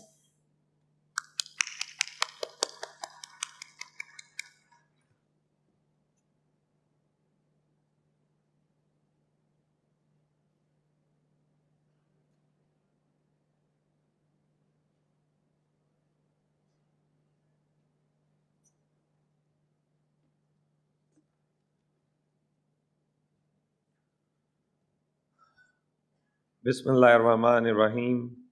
Nahmaduhu wa nasalli ala rasulihil kareem. Honorable delegates, excellencies, chief of staff, officers, media persons, ladies and gentlemen, assalamu alaikum and good morning. It is a great honor for me to welcome you all at the closing ceremony of PIMEC 2025. It is the flagship event of first Pakistan Maritime Week. Your presence shows our shared resolve to make Pakistan a strong, connected, prosperous maritime nation. Ladies and gentlemen, oceans are the arteries of global trade and they shape the prosperity of nations. With more than 1,000 kilometers of coastline and location at the crossroads of South Asia, Central Asia, the Middle East, and East Africa, Pakistan is naturally positioned to be a regional maritime hub. After years of underutilization, our seas are now becoming the center of our economic vision, trade strategy, and sustainable growth. PIMEC 2025 is not just an exhibition. It's a statement of Pakistan's maritime intent. The event has gathered international partners, investors, experts, and maritime professionals to explore the vast opportunities across the blue economy. Under the guidance of our Honorable Prime Minister, Mia Muhammad Shehbaz Sharif, we have launched an ambitious reform agenda to unlock this potential. We are pursuing the maritime at 100, vision aiming to build $100 billion blue economy by 2047. Over the past few months, we have achieved meaningful progress. The Pakistan National Shipping Corporation fleet has grown from 10 to 12. 3 more ships will arriving over the next 2 months, inshallah. This amounts to 60% growth in just 5 months. Our target is 30 ships by 2026 and 60 within 3 years, inshallah. We also processed award of license to first ever private sector company for the ferry service. We have initiated the establishment of Pakistan's first green ship repair and recycling yard at Port Qasim, which is part of our sea to steel integrated maritime industrial complex. That will also support the revival of Pakistan's steel mill. We are reviving the Gadani ship recycling yard with 12 billion rupees investment, fully equipped with Hong Kong Convention environmental standards. The National Fisheries and Aquaculture Policy 2025 to 2035 has been finalized, targeting the double fisheries exports within 1 year, inshallah. Ladies and gentlemen, as we launch Pakistan's Maritime Week, we also look far beyond the present of Pakistan's Maritime Century 2047. My vision for this century is very clear. The sea is our next frontier for trade, prosperity, energy, food, and climate resilience.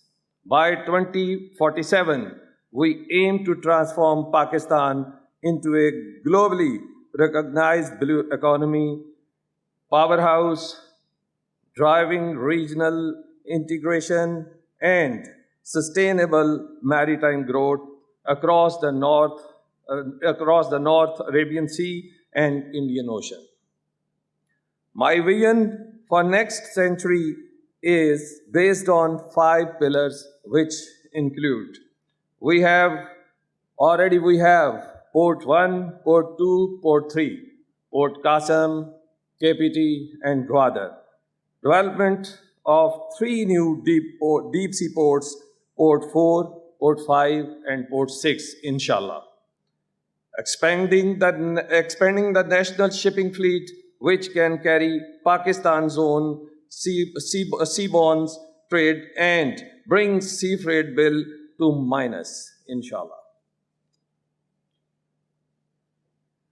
Building artificial intelligence-enabled maritime industrial complex for shipbuilding, ship repair, and ship recycling.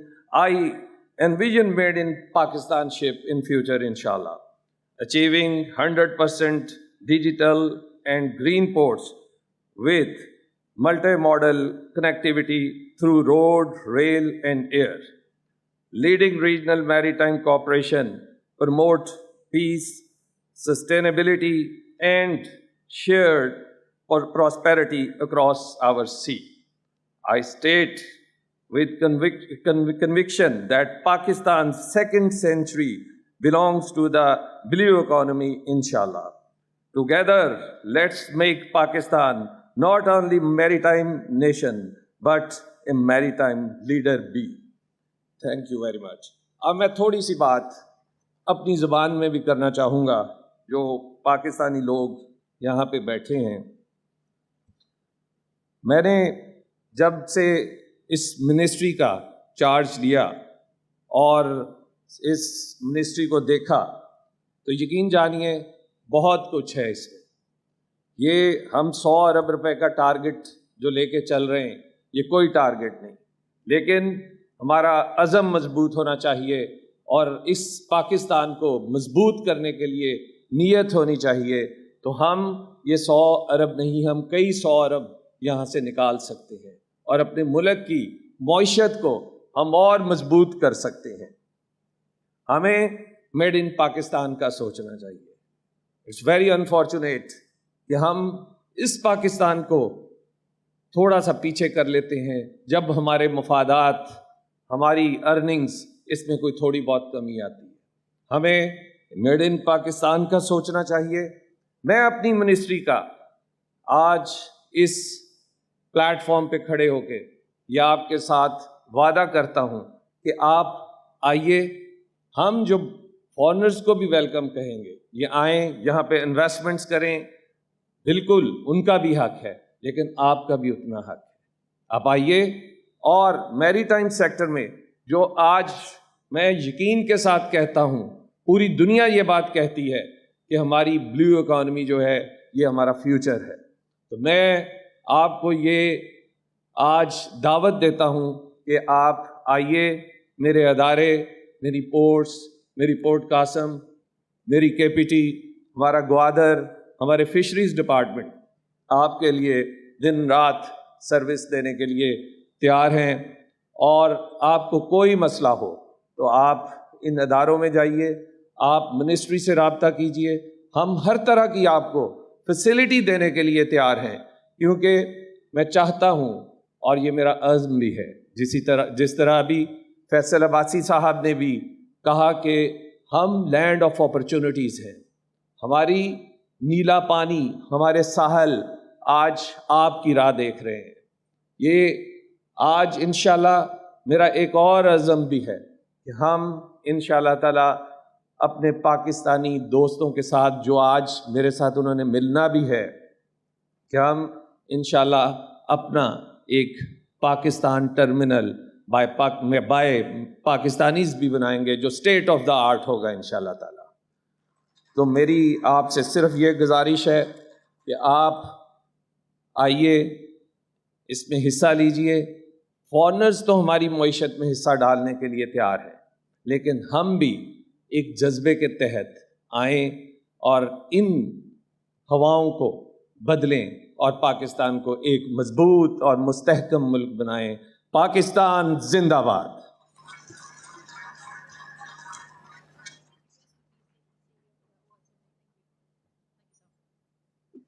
Thank you so much, sir, for sharing your vision towards the maritime affairs of Pakistan. If I can please request you to stay on the stage as we are now moving towards the official awards ceremony for the exhibitors and chief guests. Ladies and gentlemen, I would like to welcome Vice Admiral Raja Rabnawaz, Hilal Imtiaz Military, Sitara Bisalat, Chief of Staff, to please come on the stage. We have with us Vice Admiral Muhammad Faisal Abbasi, Hilal Imtiaz Military Commander, Karachi. We have also been joined by the CEO of Badar Expo Solutions, Mr. Zuhair Nasir. Now moving on to the first category. In the category 72 square meter or above, 2 national companies are the recipient of this award. Up first, we have Pakistan Navy.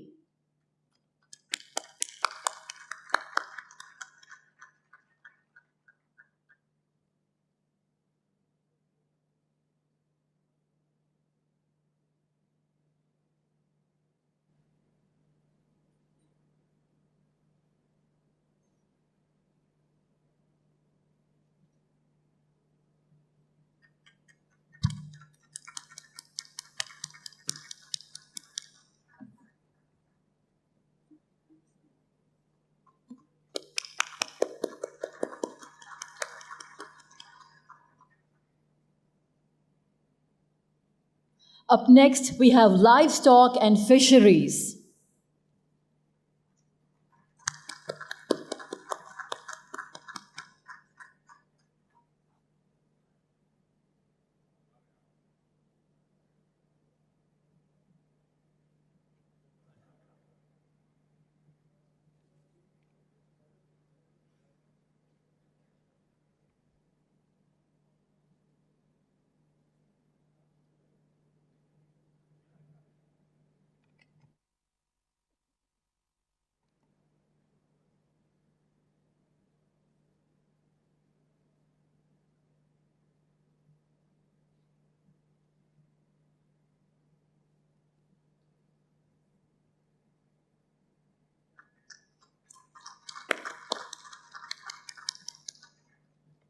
Moving on to the next category.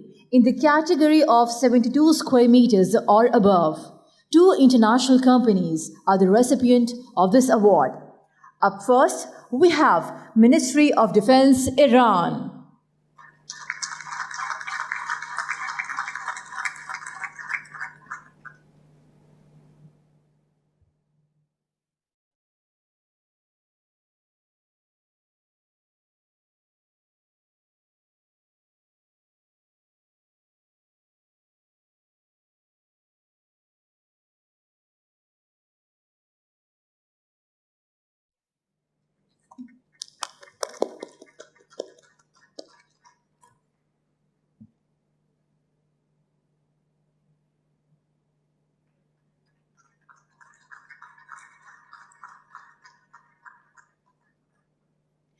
Up next, we have Afsad.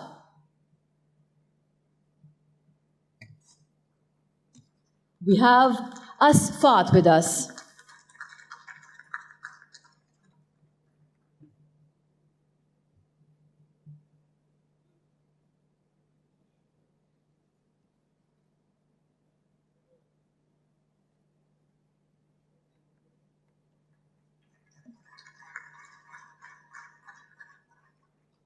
Congratulations, Asfat. Moving on, we have the next category of 50 square meters space or above.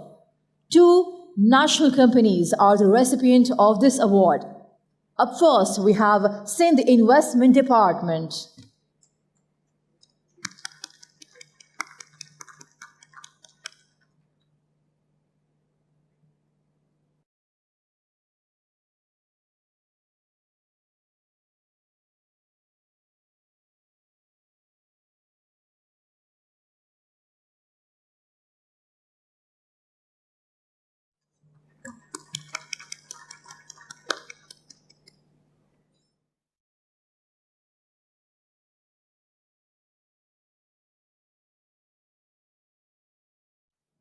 Up next, we have Pakistan National Shipping Corporation.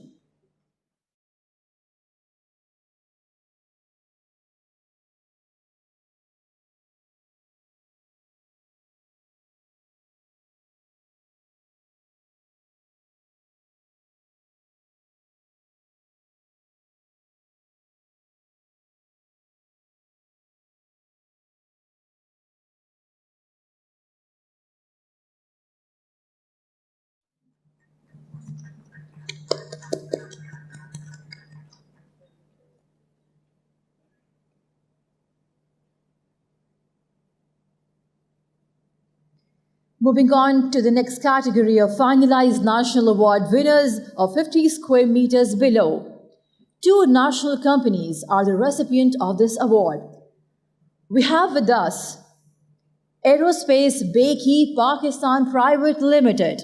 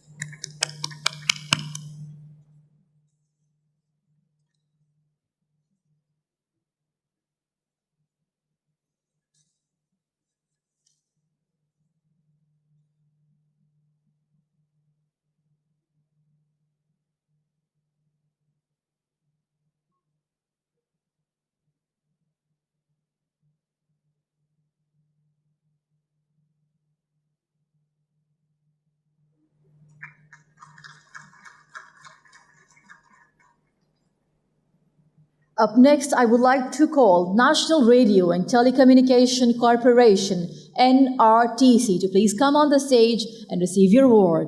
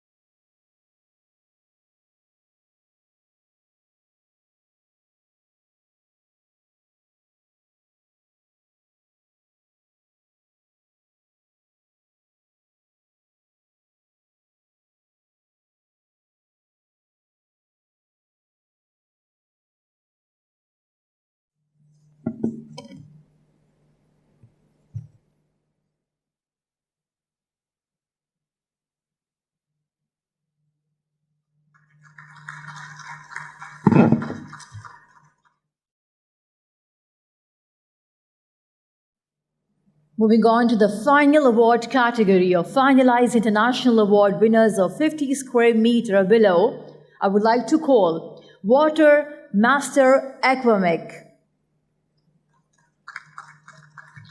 We have the international company here with us.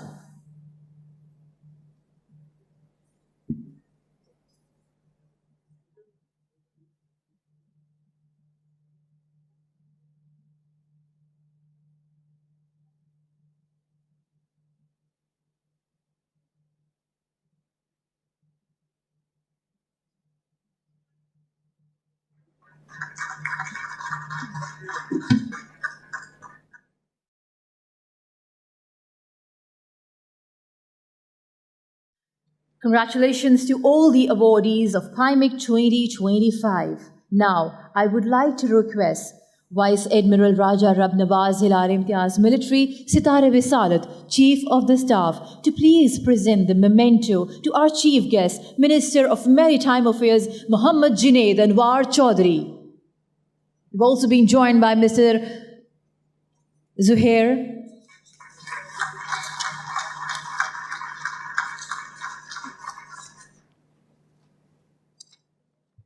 Now, I would like to request all the guests to please move forward for the digital kiosk as we are about to unveil the date of the PIMEC 2027.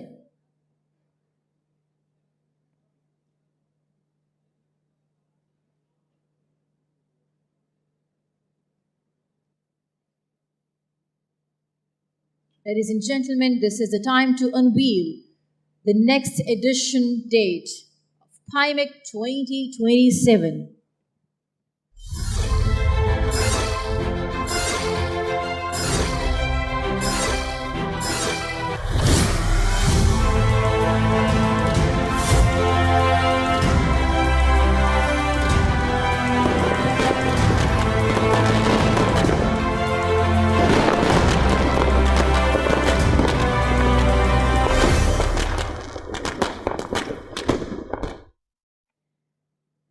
Thank you, ladies and gentlemen. Thank you to our chief guest. Well, this ceremony concludes, and we're hopeful for your participation in our next PIMEC edition 2027 as well, which is going to be bigger, inshallah. Pakistan, Zindabad.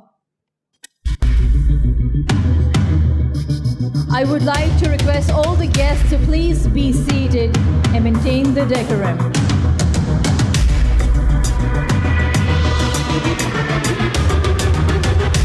Please be seated.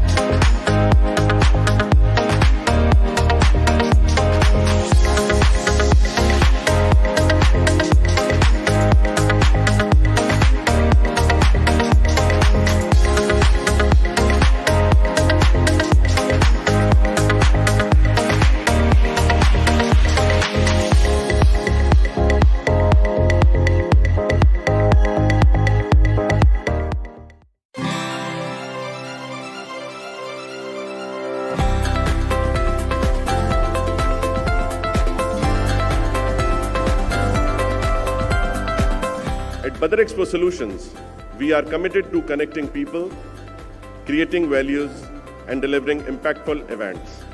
Our mission is to make emerging healthcare trends and innovations accessible globally, while fostering meaningful B2B matchmaking opportunities between local and international stakeholders. Health care expo and conference last year हमने शुरू की, इस साल इसका second edition है। Again इसे एक बहुत बड़ी मैं सक्सेस समझता हूँ कि पहले सेशन के बाद हम दूसरे एडिशन के ऊपर आए। Your vision and dedication in promoting Pakistan healthcare industry through such high-level platform is really commendable. Let me start by congratulating Mr. Zohair from Badar Expos and the spirit behind Abid Abbas Sheikh Saab for arranging such a beautiful conference. ये सिर्फ एक नुमाइश या exhibition नहीं है, ये एक सोच है, ये एक सफ़र है जिसकी बुनियाद डाली जा रही है। और हेल्थ केयर एक ऐसा सब्जेक्ट है कि इसको समझने की और इस पर अमल करने की ज़रूरत है। तो मैं ज़ोहैर नसीर साहब आपको और आपकी टीम को बदर सॉल्यूशन को खराज तहसीन पेश करता हूँ।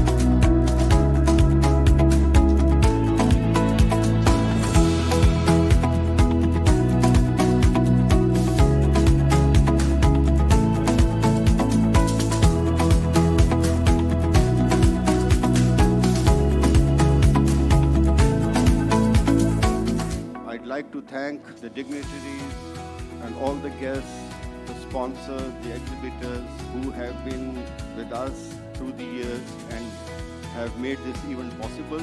It is a great opportunity for the investors and even the dealers and the distributors to participate and engage in this seminar, and I further request the management of Badar Expo to continue these seminars for the general awareness of the people.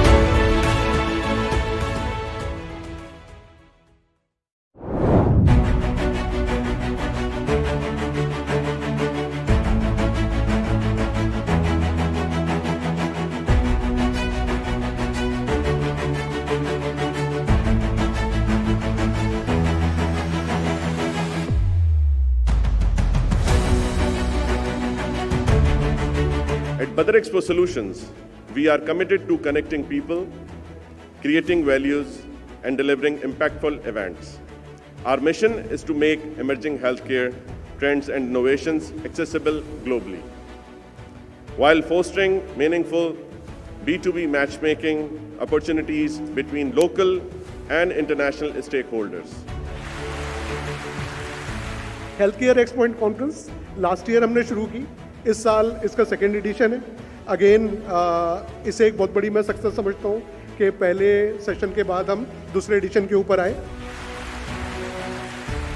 Your vision and dedication in promoting Pakistan healthcare industry through such high-level platform is really commendable. Let me start by congratulating Mr. Zohair from Badar Expos and the spirit behind Abid Abbas Sheikh Saab for arranging such a beautiful conference. ये सिर्फ एक नुमाइश या exhibition नहीं है, ये एक सोच है, ये एक सफ़र है जिसकी बुनियाद डाली जा रही है. तो मैं ज़ोहैर नसीर साहब आपको और आपकी टीम को बदर सॉल्यूशन को खराज तहसीन पेश करता हूँ.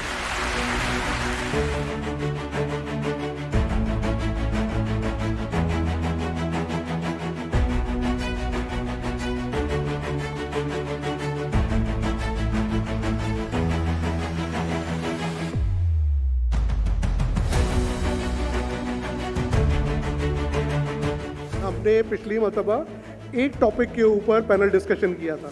इस मरतबा हर स्पीकर को हमने अलग अलग टॉपिक दिया है, तो उससे मॉडरेटर को भी और पैनलिस्ट और ऑडियंस को भी ज़्यादा फ़ायदा होगा.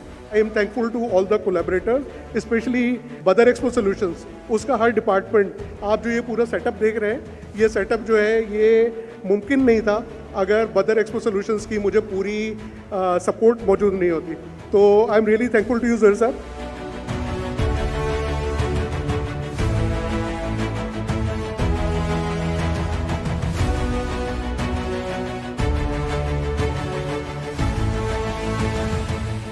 बहुत सारे पैनलिस्ट्स और एक्सपर्ट्स के साथ नेटवर्किंग का मौका मिला.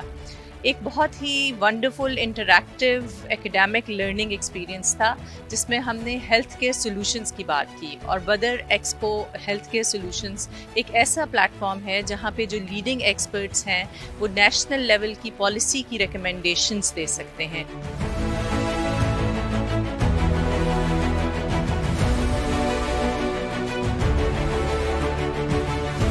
बदर एक्सपो को सबसे पहले मुबारकबाद है ज़ोहैर नसीर साहब को, उनकी टीम को, कि उन्होंने इतना ज़बरदस्त program which is so much needed for the health care of Pakistan organize किया. टोटल सिंध में 17 डेंटल कॉलेजेस हैं. तो अमेजिंग बात यह है कि 17 के 17 डेंटल कॉलेजेस ने पार्टिसिपेट किया, उनके बच्चों ने पार्टिसिपेट किया, उनकी फैकल्टी ने पार्टिसिपेट किया. In addition lots of senior dentist came to for this event. और ये इवेंट मैं देखता हूँ कि फ्यूचर में एक आइकॉन की हैसियत हासिल कर लेगा डेंटिस्ट्री में इंशाअल्लाह. इतने सारे लोगों को एक साथ हैंडल करना और फ्लॉलेसली उसको ऑर्गेनाइज करना, लाइट्स, कैमरा, स्पीकर्स, जजेस, content was very very very nice. Apart from that I think ये इस किस्म के इवेंट्स होने चाहिए. It's not just good for the overall dental community and also for the medical community and the country at large. ये इस तरह के इवेंट स्टूडेंट्स के लिए एक बहुत लैंडमार्क समझें, एक इवेंट की हैसियत रखते हैं. बिकॉज ऐसे मौक़ों के ऊपर स्टूडेंट को न सिर्फ ये कि अपनी नॉलेज बल्कि अपना टैलेंट जो कि उनकी तालीम के अलावा भी होता है उसको डिस्प्ले या शोकेस करने का मौका मिलता है. तो मैं एक दफ़ा फिर तमाम ऑर्गेनाइजर्स, तमाम स्पॉन्सर्स को बहुत मुबारकबाद देता हूँ कि एक बेहतरीन इवेंट ऑर्गेनाइज़ किया और इंशाल्लाह अगले साल पर इससे बेहतर इसी तरह के एक इवेंट में हम दोबारा मुलाकात करेंगे. Thank you. अस्सलाम वालेकुम.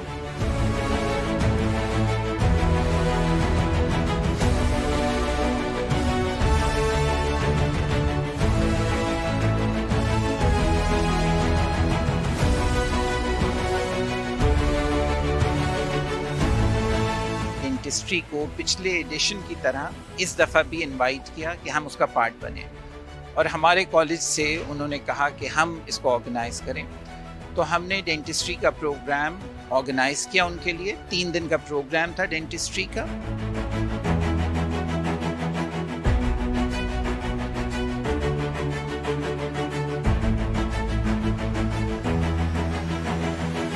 हेल्थ केयर एक्सपो का सेकेंड एडिशन जो कि एक्सपो सेंटर कराची में मुनक़िद हुआ और 3 डेज़ की ये कॉन्फ्रेंस थी। इसमें तीनों दिन हमारे साइंटिफिक सेशंस रहे, इंडस्ट्री एक्सपर्ट्स से आए, प्रोफेशनल एक्सपर्ट्स आए और एजुकेशनल सीरीज़ थी एक लेक्चर्स की जो कि तीनों दिन रही। अल्हम्दुलिल्लाह we had a great turnout and it was more than what we expected.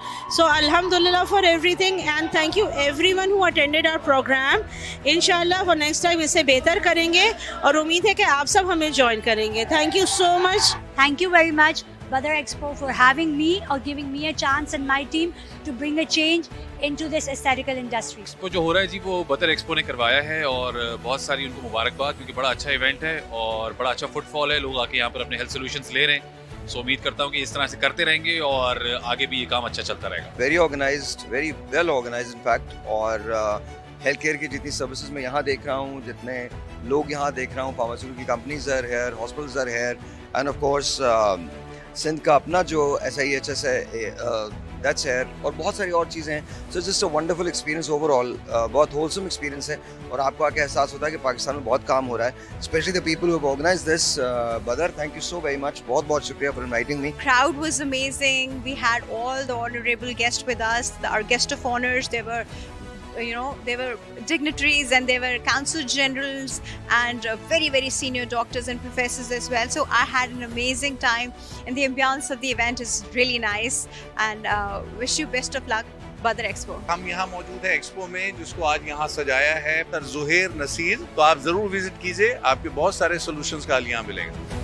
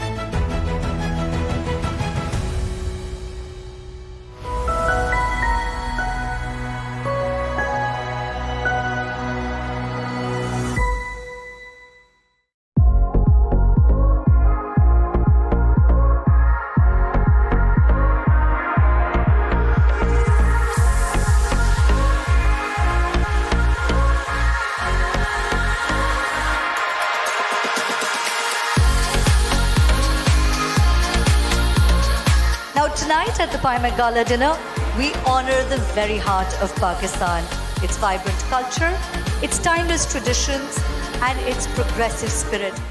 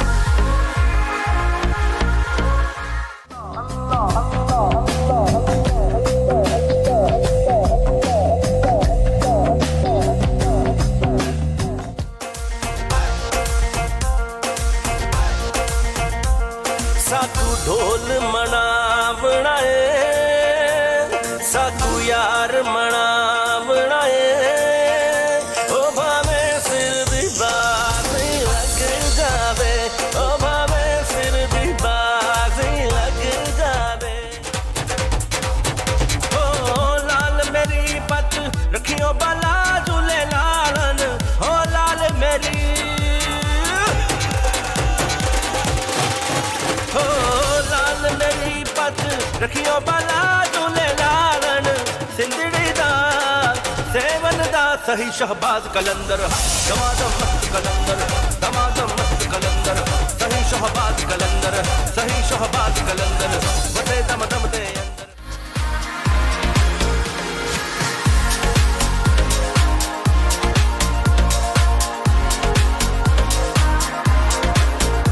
On behalf of Badar Expo Solutions and Pakistan Navy, I thank all of you for being here tonight.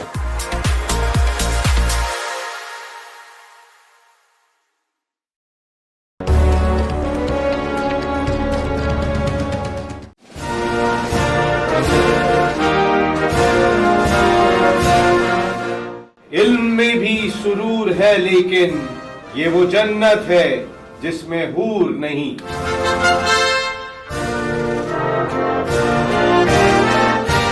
शायर मशरिक अल्लामा Iqbal.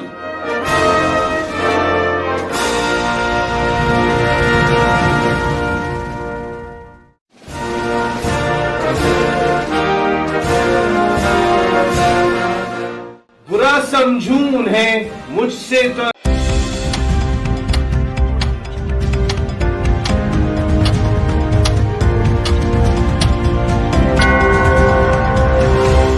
It's 6 p.m.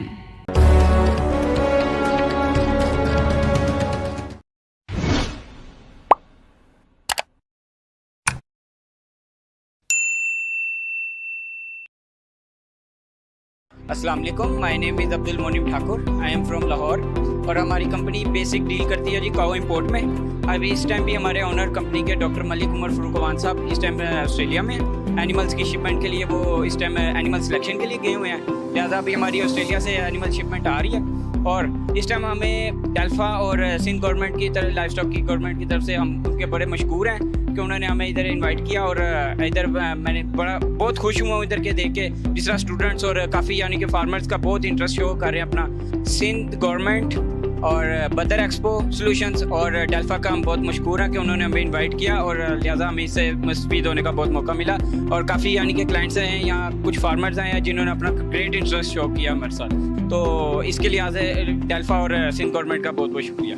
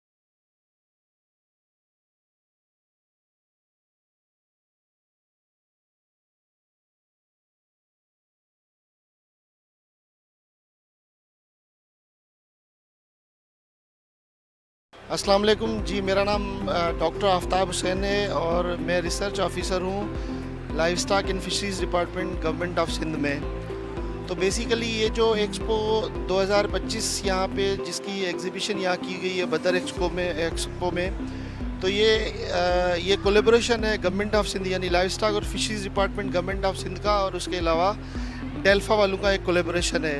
Basically यहाँ पे ये करना है कि जो animal lovers हैं या जो animal entrepreneurship, life stock entrepreneurship में आना चाह रहे हैं लोग, उनके लिए ये बहुत अच्छा मौका है नेटवर्किंग का, टेक्नोलॉजी को सीखने का, या जितनी भी जदीद तरीन टेक्नोलॉजीज इस फील्ड में आ रही हैं। ये लाइव स्टॉक बेसिकली क्या है, ये बहुत बड़ा सेक्टर है। हमारा जो एग्रीकल्चर कंपोनेंट है वो 60% पाकिस्तान का है और उस 60% में जो है वो 43% लाइव स्टॉक का कंट्रीब्यूशन है। तो मैं अपने बारे में बात करूंगा कि मैं लाइव स्टॉक के जिस कंपोनेंट से मेरा ताल्लुक़ है वो है एनिमल ब्रीडिंग।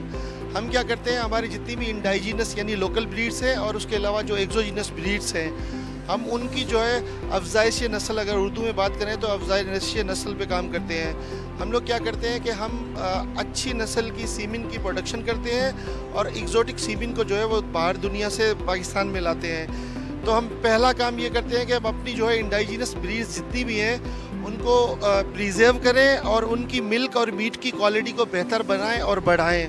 उसके अलावा जितनी भी एक्जोटिक ब्रीड्स हैं जैसे ब्राह्मण है, जर्सी है या फ्रीजियन है, वो भी हम यहाँ पे नॉन डिस्क्रिप्टिव ब्रीड्स के साथ मिक्स करके मीट और मिल्क की जो क्वांटिटी और क्वालिटी है उसको बेहतर करें। उसके अलावा जो हम लोग करते हैं, हम ट्रेनिंग्स करवाते हैं, मतलब पब्लिक प्राइवेट पार्टनरशिप के साथ ट्रेनिंग करवाते हैं। तो बेसिक कंपोनेंट हमारा जो ये है कि हम मिल्क और मीट की प्रोडक्शन को बढ़ा के जितनी भी हमारी पॉपुलेशन की ज़रूरियात हैं उनको जो है वो हम पूरा कर सकें। और मैं बहुत ज़्यादा शुक्रगुजार हूँ गवर्नमेंट ऑफ सिंध का और उसके अलावा डेल्फा का और बदर एक्सपो वालों का कि यहाँ ये आज दूसरा दिन है और यहाँ कोई भी नाखुशगवार वाक़या नहीं हुआ है और बड़ा स्मूथली जो है वो यहाँ बहुत ज़्यादा जो है वो आवाम इंगेज्ड है यहाँ पे। और बाकी लोग जो देख रहे हैं, आज आधा दिन पड़ा हुआ है और कल का दिन बाकी है, तो लोगों से मैं गुजारिश करूँगा यहाँ आएँ। यहाँ पेट शो है, यहाँ मुख्तलिफ बर्ड्स हैं, यहाँ लार्ज एनिमल्स हैं, यहाँ आपको जो है वो स्मॉल एनिमल्स हैं, बहुत ज़्यादा वैरायटी आपको देखने के मिलेंगी। उसके अलावा इंडोर्स में अगर देखेंगे तो यहाँ बहुत सारे लोगों के एग्जीबिशंस लगे हुए हैं। आपको जो ख़ास तौर पे नौजवान कराची के हैं, एंटरप्रेन्योरशिप, लाइफ स्टॉक एंटरप्रेन्योरशिप में आना चाहते हैं, वो यहाँ पे आके अपनी नेटवर्किंग को बढ़ा सकते हैं। और यहाँ पे एक्सपर्ट्स ओपिनियन और रिसर्च के जो है वो सेमिनार भी चल रहे हैं। यहाँ बहुत ज़्यादा जो है वो नॉलेज का ख़जाना है। यहाँ आके आप अपनी फैमिली के साथ इंजॉय भी कर सकते हैं और आपके लिए बिजनेस के बहुत सारे मौके भी हैं। Thank you very much.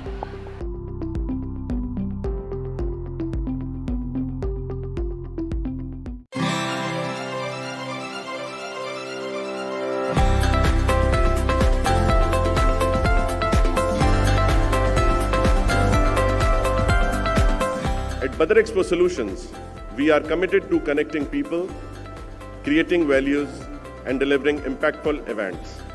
Our mission is to make emerging healthcare trends and innovations accessible globally, while fostering meaningful B2B matchmaking opportunities between local and international stakeholders.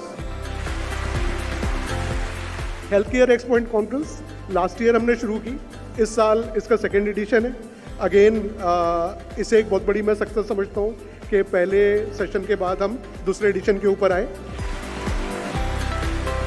Your vision and dedication in promoting Pakistan healthcare industry through such high-level platform is really commendable. Let me start by congratulating Mr.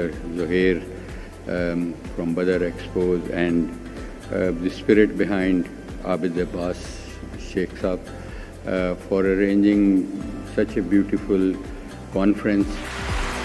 ये सिर्फ एक नुमाइश या exhibition नहीं है, ये एक सोच है, ये एक सफ़र है जिसकी बुनियाद डाली जा रही है। और हेल्थ केयर एक ऐसा सब्जेक्ट है कि इसको समझने की और इस पर अमल करने की ज़रूरत है। तो मैं ज़ुहैर नसीर साहब आपको और आपकी टीम को बदर सोल्यूशन को खराज तहसीन पेश करता हूँ।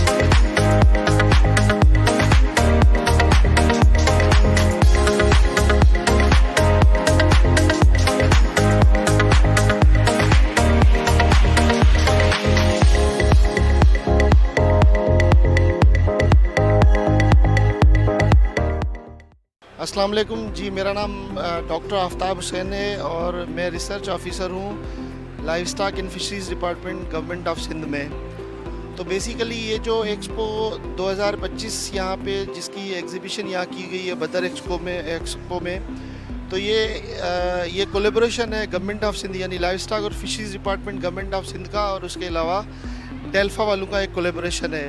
बेसिकली यहाँ पे ये करना है कि जो एनिमल लवर्स हैं या जो animal entrepreneurship life stock entrepreneurship में आना चाह रहे हैं लोग, उनके लिए ये बहुत अच्छा मौका है नेटवर्किंग का, टेक्नोलॉजी को सीखने का, या जितनी भी जदीद तरीन टेक्नोलॉजीज इस फील्ड में आ रही हैं। ये लाइव स्टॉक बेसिकली क्या है, ये बहुत बड़ा सेक्टर है। हमारा जो एग्रीकल्चर कंपोनेंट है वो 60% पाकिस्तान का है, और उस 60% में जो है वो 43% लाइव स्टॉक का कंट्रीब्यूशन है। तो मैं अपने बारे में बात करूंगा कि मैं लाइव स्टॉक के जिस कंपोनेंट से मेरा ताल्लुक़ है वो है एनिमल ब्रीडिंग। हम क्या करते हैं, हमारी जितनी भी इंडाइजीनस यानी लोकल ब्रीड्स हैं और उसके अलावा जो एक्सोजीनस ब्रीड्स हैं, हम उनकी जो है अफजाइश नस्ल, अगर उर्दू में बात करें तो अफजाइश नस्ल पे काम करते हैं। हम लोग क्या करते हैं कि हम अच्छी नस्ल की सीमिन की प्रोडक्शन करते हैं और एग्जोटिक सीमिन को जो है वो बाहर दुनिया से पाकिस्तान में लाते हैं। तो हम पहला काम ये करते हैं कि हम अपनी जो है इंडाइजीनस ब्रीड्स जितनी भी हैं उनको प्रिजर्व करें और उनकी मिल्क और मीट की क्वालिटी को बेहतर बनाएं और बढ़ाएं। उसके अलावा जितनी भी एक्जोटिक ब्रीड्स हैं जैसे ब्राह्मण है, जर्सी है या फ्रीजियन है, वो भी हम यहाँ पे नॉन डिस्क्रिप्टिव ब्रीड्स के साथ मिक्स करके मीट और मिल्क की जो क्वांटिटी और क्वालिटी है उसको बेहतर करें। उसके अलावा जो हम लोग करते हैं, हम ट्रेनिंग्स करवाते हैं, मतलब पब्लिक प्राइवेट पार्टनरशिप के साथ ट्रेनिंग करवाते हैं। तो बेसिक कंपोनेंट हमारा जो ये है कि हम मिल्क और मीट की प्रोडक्शन को बढ़ा के जितनी भी हमारी पॉपुलेशन की ज़रूरियात हैं उनको जो है वो हम पूरा कर सकें। और मैं बहुत ज़्यादा शुक्रगुजार हूँ गवर्नमेंट ऑफ सिंध का और उसके अलावा डेल्फा का और बदर एक्सपो वालों का कि यहाँ ये आज दूसरा दिन है और यहाँ कोई भी नाखुशगवार वाक़या नहीं हुआ है और बड़ा स्मूथली जो है वो यहाँ बहुत ज़्यादा जो है वो आवाम इंगेज्ड है यहाँ पे। और बाकी लोग जो देख रहे हैं, आज आधा दिन पड़ा हुआ है और कल का दिन बाकी है, तो लोगों से मैं गुजारिश करूँगा यहाँ आएँ। यहाँ पेट शो है, यहाँ मुख्तलिफ बर्ड्स हैं, यहाँ लार्ज एनिमल्स हैं, यहाँ आपको जो है वो स्मॉल एनिमल्स हैं, बहुत ज़्यादा वैरायटी आपको देखने के मिलेंगी। उसके अलावा इंडोर्स में अगर देखेंगे तो यहाँ बहुत सारे लोगों के एग्जीबिशंस लगे हुए हैं। आपको जो ख़ास तौर पे नौजवान कराची के हैं, एंटरप्रेन्योरशिप लाइव स्टॉक एंटरप्रेन्योरशिप में आना चाहते हैं, वो यहाँ पे आके अपनी नेटवर्किंग को बढ़ा सकते हैं। और यहाँ पे एक्सपर्ट्स ओपिनियन और रिसर्च के जो है वो सेमिनार भी चल रहे हैं। यहाँ बहुत ज़्यादा जो है वो नॉलेज का ख़जाना है। यहाँ आके आप अपनी फैमिली के साथ इंजॉय भी कर सकते हैं और आपके लिए बिज़नेस के बहुत सारे मौके भी हैं। Thank you very much.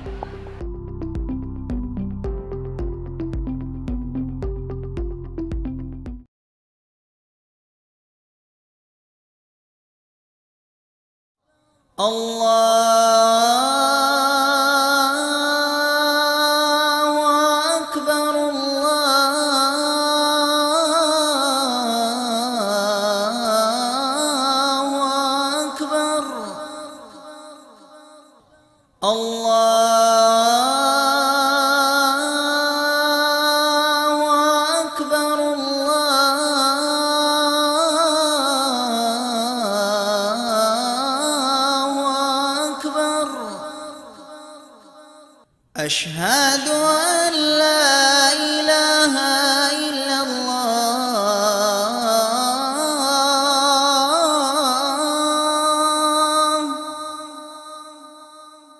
أشهد أن لا إله إلا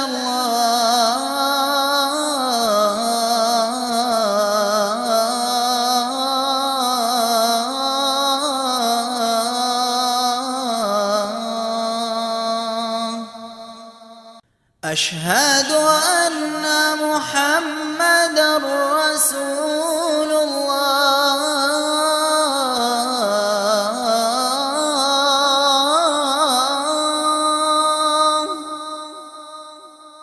أشهد أن محمدًا رسول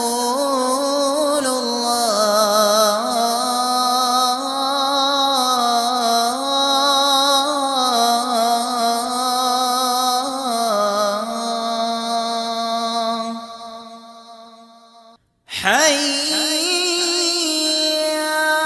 على الصلاة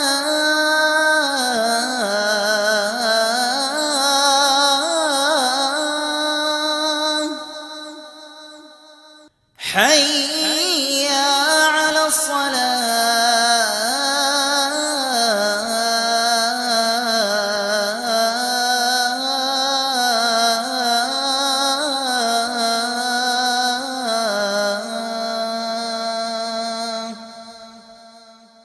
حي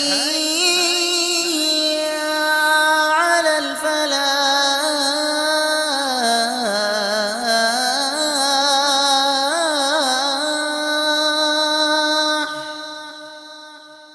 حي على الفلاح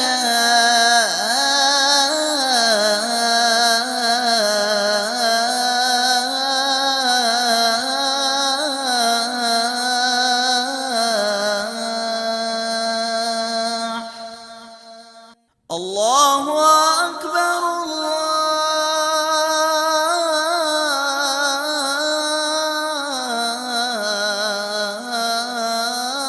الله أكبر لا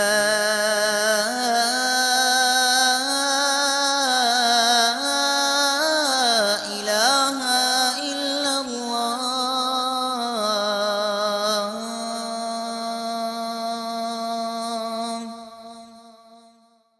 اللهم رب هذه الدعوة التامة والصلاة القائمة آت سيدنا محمدا الوسيلة والفضيلة والدرجة الرفيعة وابعثه مقاما محمودا الذي وعدته وارزقنا شفاعته يوم القيامة إنك لا تخلف الميعاد.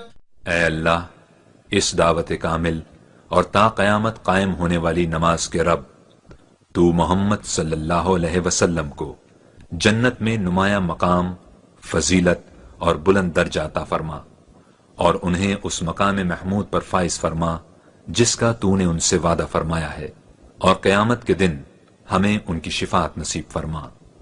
बेशक तू वादे के खिलाफ नहीं फरमाता।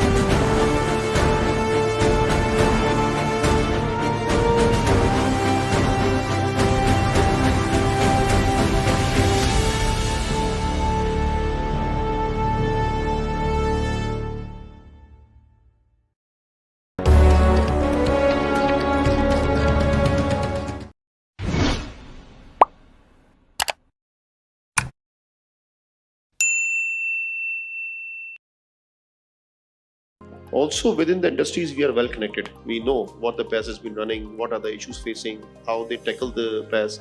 So our technical teams are well connected into the industry. So we know, and the practice been done. People have an hands-on experience on that. So PAS is not so. It's not an easy. Okay, so in a way, from what I can gather from your views, that things are not as bad as generally understood, and there are good companies. Of course, there are so many people who are dealing with PAS and all these things. You must be doing that. But you have to be very selective very careful in making the right selection, right? You are a consultant, you must be knowing that.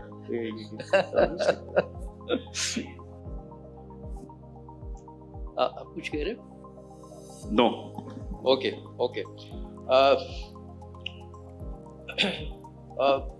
We find that globally buyers like IKEA, H&M, Zara, they are demanding green supply chains.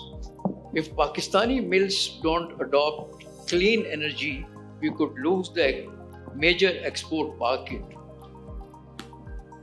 Are you satisfied overall, not for your own mill or not for your own industry, but are you satisfied overall for the textile sector that we are moving in the right direction?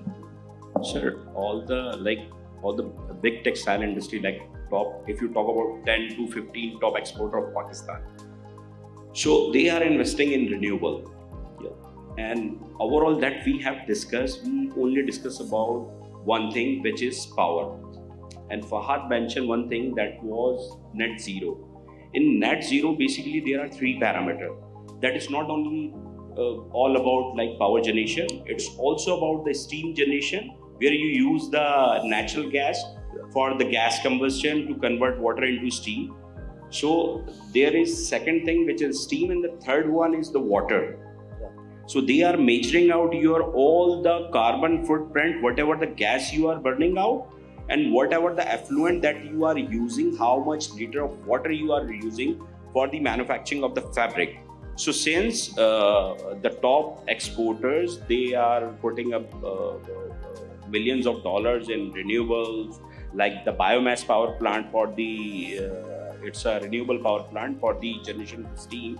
We have put up also the wastewater recycling system. Hence, we can minimize the carbon footprint. For the top-notch industry, the top-notch exporter, it will be not a huge problem. But for the small and medium grade industry, which are also working for the European and US buyer, yes, there will be a problem in the longer run if they will not adopt the renewable. Right. You see, we have a meeting. We have captive solar. They're growing rapidly. So, are there any moves within the textile sector to really completely bypass the national grid, the utilities, and have sole dependence on its own resources of renewables and BESS and all that? Because that helps you not only in maintaining the continuity of supply, but also saves you from the power quality issues. Yes, agreed, but we need to have a grid connected to be on a safer side.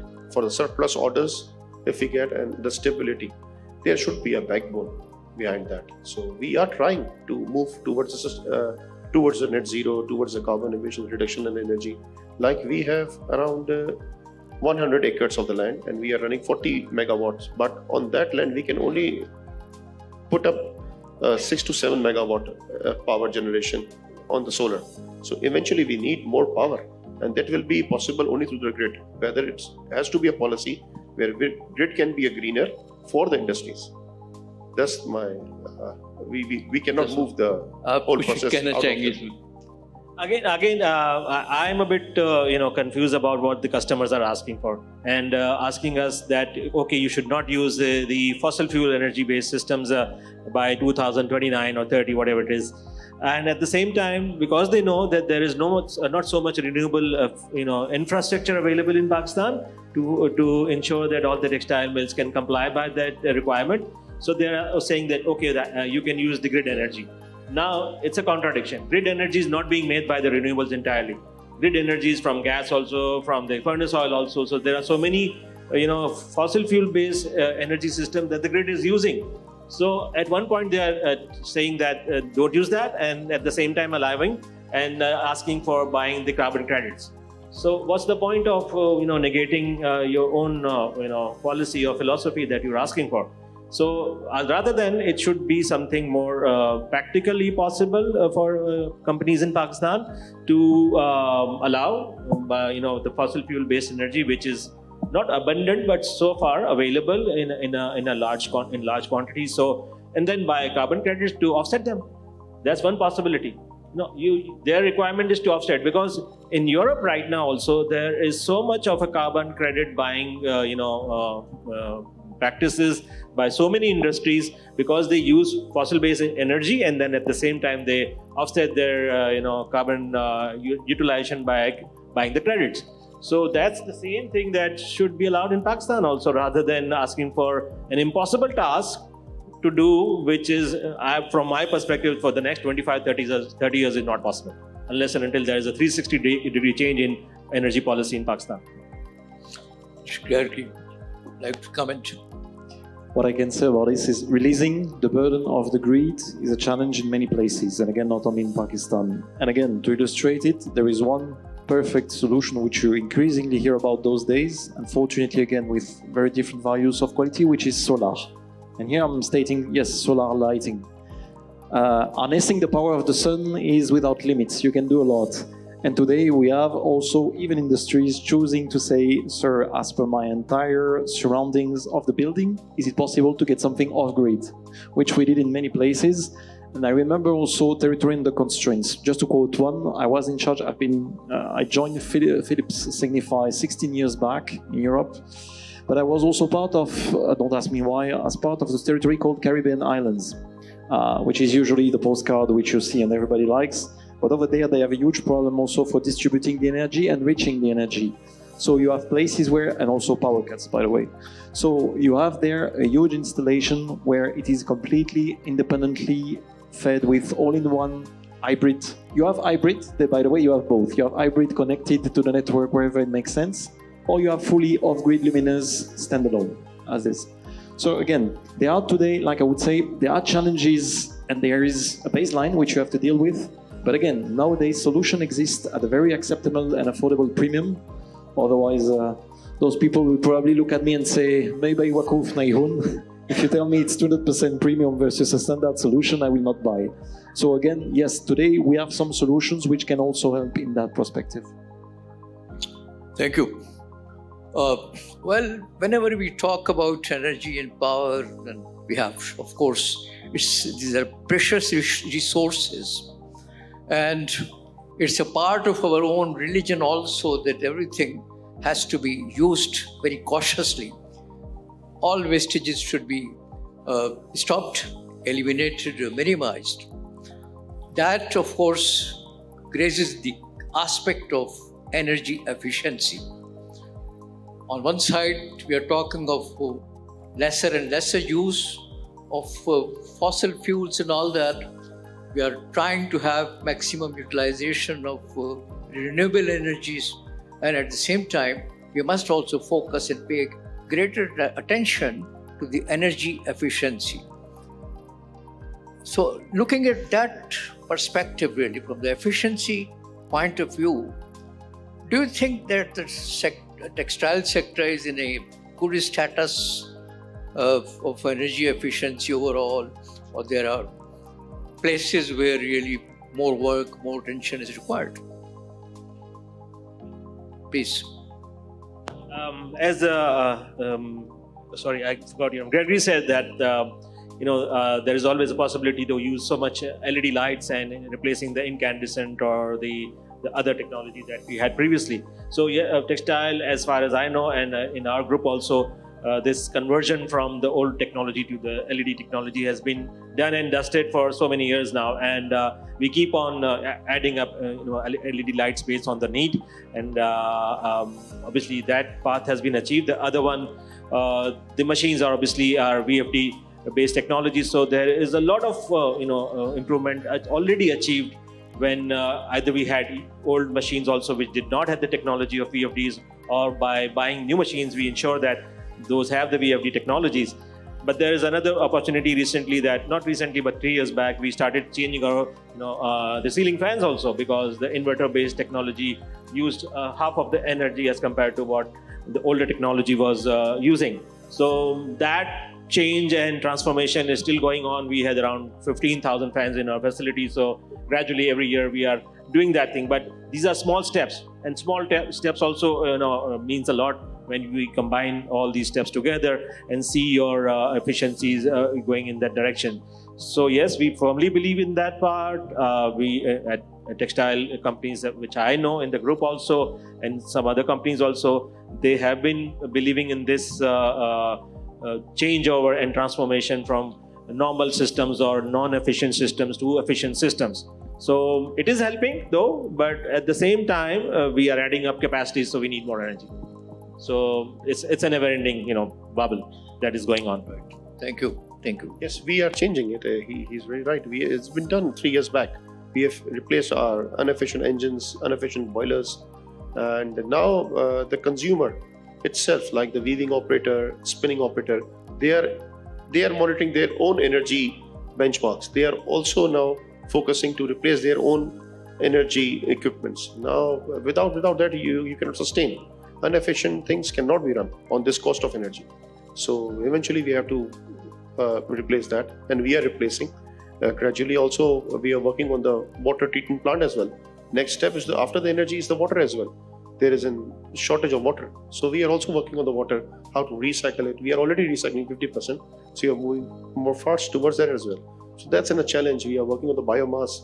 We installed the biomass boiler. Now we are running for after the biomass, how to get it, how to secure it for the long-term delivery. So there's lots of challenges. Not only the power, not only the sustainable. It's all about to run the mills. It's a huge challenges. So the brand that we are working on, like H&M, Gap, American Eagle, Zara, these brands have the benchmark, and yes, the benchmark has been given to us. If I'm washing that garment, rinse garment, that should be the water consumption percentage. So it cannot deviate from 50 liters per pant piece. And they have also given us the energy benchmark, the water, steam, and everything. And that benchmark all the way is from to denim, like processing, and the garment. So now, and they are monitoring everything, whatever the carbon footprint that are generating from our side, they have everything, and we cannot deviate. If we will deviate, so definitely there will be some warnings or some pushback from their side, and we have to follow those standards. So that's why we have put up all the efficient machinery, all the efficient dryers and spinnings, in weaving and the processing. So we have the efficient machines, and if you are working with those European US buyer, you cannot deviate. And also I want to add one more thing regarding the energy efficiency. Let's say if I'm going to construct a new building, so in the new building we are going to follow the LEEDs, platinum LEEDs, gold LEED, silver guidelines. Even we are using the recyclable material during the construction of the building. So there are some benchmark. So even for the construction of the new building, for the spinning, weaving, processing of the garment, we are following that. And you cannot survive if you will not follow the sustainability, the carbon footprints, and the energy efficiency. Right. Well, there is a universal truth that unless something is measured, it cannot be monitored. Okay. So what I have observed, not everywhere, but at certain places, that people are not really interested in putting up many measuring instruments. And measuring instruments should be really at different critical levels and all that, so that you know exactly where the problem is, and that helps a lot in the diagnosis of energy consumption at different levels in the setup. So that money is saved because when you are starting a new project, then there are certain budgetary constraints and all that. So that's easy to avoid these measurements. And as a result, you are unable to really get the real data, online data, as well as the other offline data. That, I think, at the end of the day, it really impacts badly the overall strategy and energy strategy. So, would you like to comment on this? If I start from you, please. It's a question to all of you. Sure, thanks. I guess Actually, today we have again the tools and the solutions available to monitor it. Concretely, in an open protocol, I do insist, because you mentioned the role of the consultant, and you know very well what you're talking about. The idea is to handle it holistically. Microgrid aspect and the full, let's say, energy efficiency as a not only lighting, HVAC, etc., but as a full one.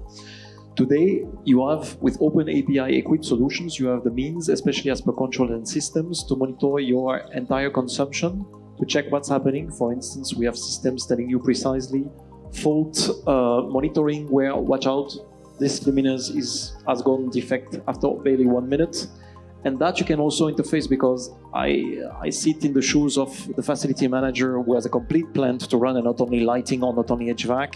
He wants to see live on a dashboard, okay, I also see that in the meantime this is happening, and I want my total energy consumption to reflect, and if there is any deviation, why, and how can we trigger with right on the spot, almost instantaneous corrective actions to tackle it. So today we have the means. Of course, it has to be thought holistically, but that's also the good thing about what we call now SAME, anticipating the future, future-proof luminaire. As per CapEx or OpEx, you might decide, okay, I have this much only to invest, but I want to be ready for the future. If tomorrow I change my mind and I decide to go for a full connected system, that exists because your driver is pre-equipped with something where you can spread the investment and say, okay, in 4 years' time, this is my peace of mind, at least with a major international brand, that I will have the possibility to upgrade and get it into it, also if you want to do as per stages. So again, yes, the system exists. Let's also be fair. It's our duty and mandate to educate the consultant around it and support the entire ecosystem. The last thing I would like to say, what I've often experienced, it's not so much that it doesn't exist, that sometimes contractors or maybe consultants, for a few of them, they refrain to pitch it because they don't know the solution or they don't feel comfortable.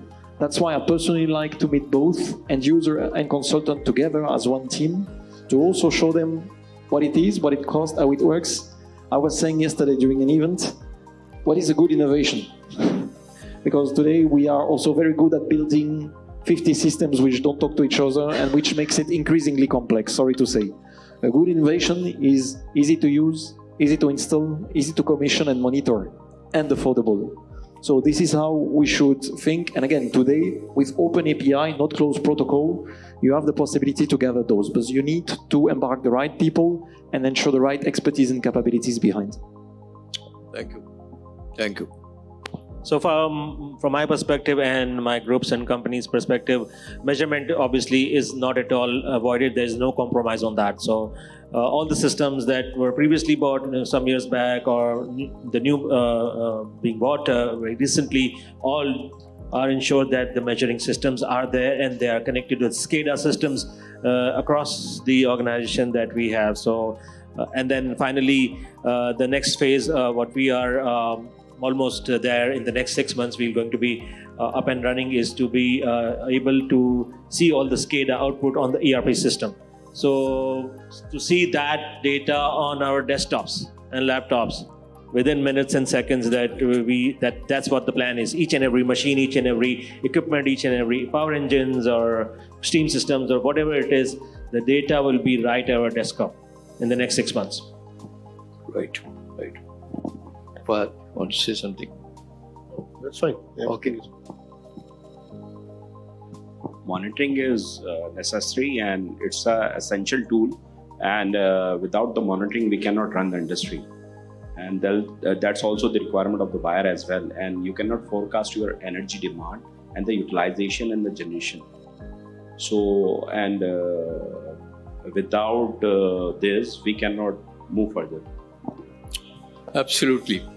I think it was somewhere in 1988 or 59, somewhere, I had the opportunity of conducting some training sessions at the Best Way Cement in Hatar. And I was really amazed to see the setup of the textile mill. It didn't look like to be a textile mill. All the buildings were white and they had a central control station. And every motor of the plant has had its online status on the screen, that you can see how it is working, how much energy it has consumed and everything. That was such a fantastic steel mill. It was from that Lord Pervez something of UK. He had set up that mill. Anyway, coming to the close of the session, I have one question which I would like to request our panelists. The question is that if you had one radical policy change to fix the energy textile nexus, what would that be? I start from Shahab. Okay, sir. From textile perspective, the policy change. So they have to make sure the government has to make sure the regional energy tariff, like in comparison, like similar like the neighbor we have, like India, Vietnam, and Bangladesh, where they have 7 to 9 cent of energy tariff, and that energy is also come from the renewable power, solar, wind, and hydro, etc. So, from my perspective, that we, the exporter, need the green renewable energy with that cost. Yes, sir. There should be a policy for the exporters that yes, you work your side, we work our side to provide you the best resource, stabilized power, green power on the grid. So let us work our own side. You work, you concentrate. We are the textile manufacturers. We are not the power guys. Eventually, we have to drive ourselves into the power generation. Talk to STDC how to put the cables, how depth the cable will be going, how to take what are the SOPs to put the cables, what are the NOCs we have to take. Now we are involving ourselves to talk on that side. So it's just not our work. We are the garment manufacturers, textile manufacturers. Let it do us our work. You do your work. So it has to be a clear policy for the textiles. Good. That's good.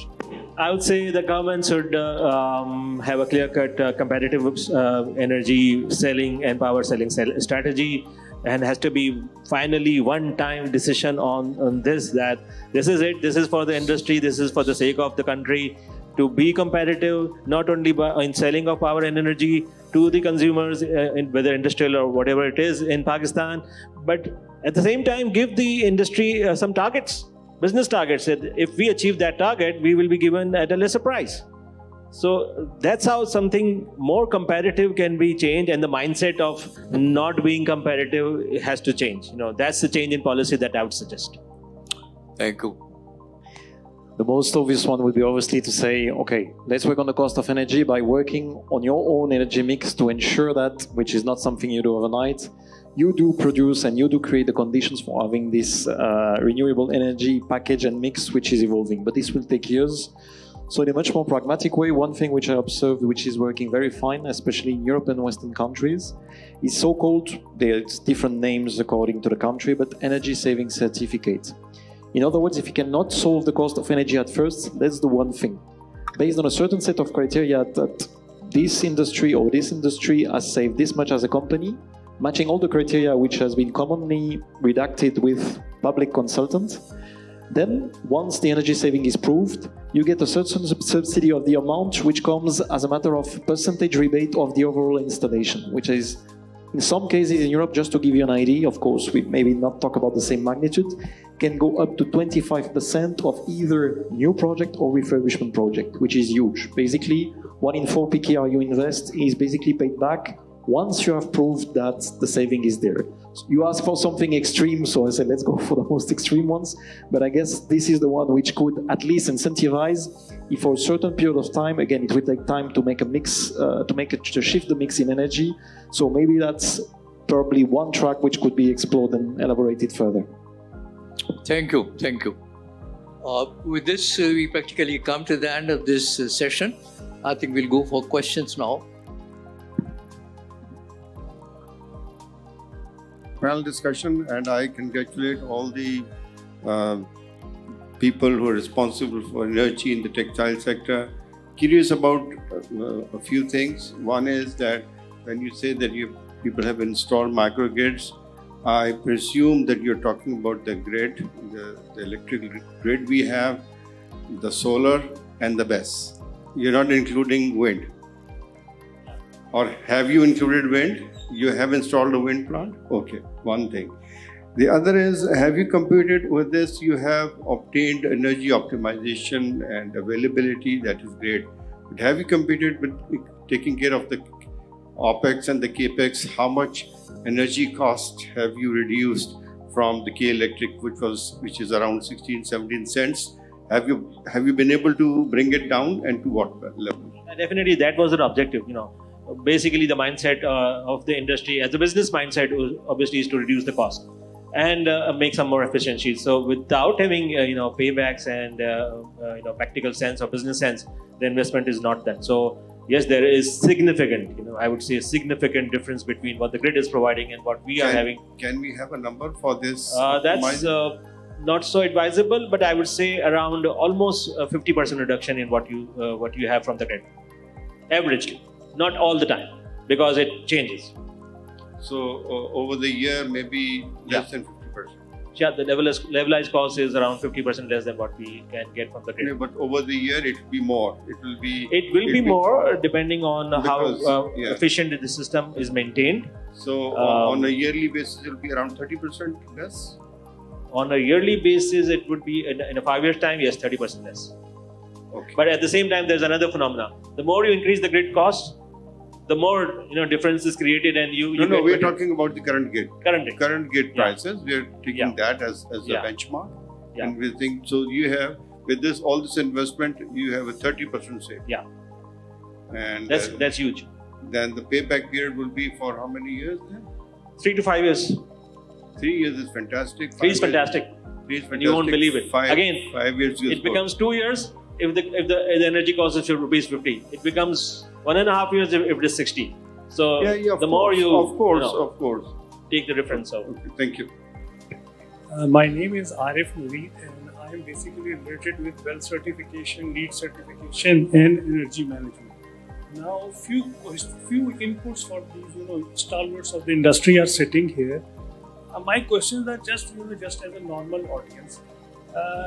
You started with saying that the industry is currently facing the problem of stagnation. We are around $17.8 billion versus Bangladesh and Vietnam, who are around 45.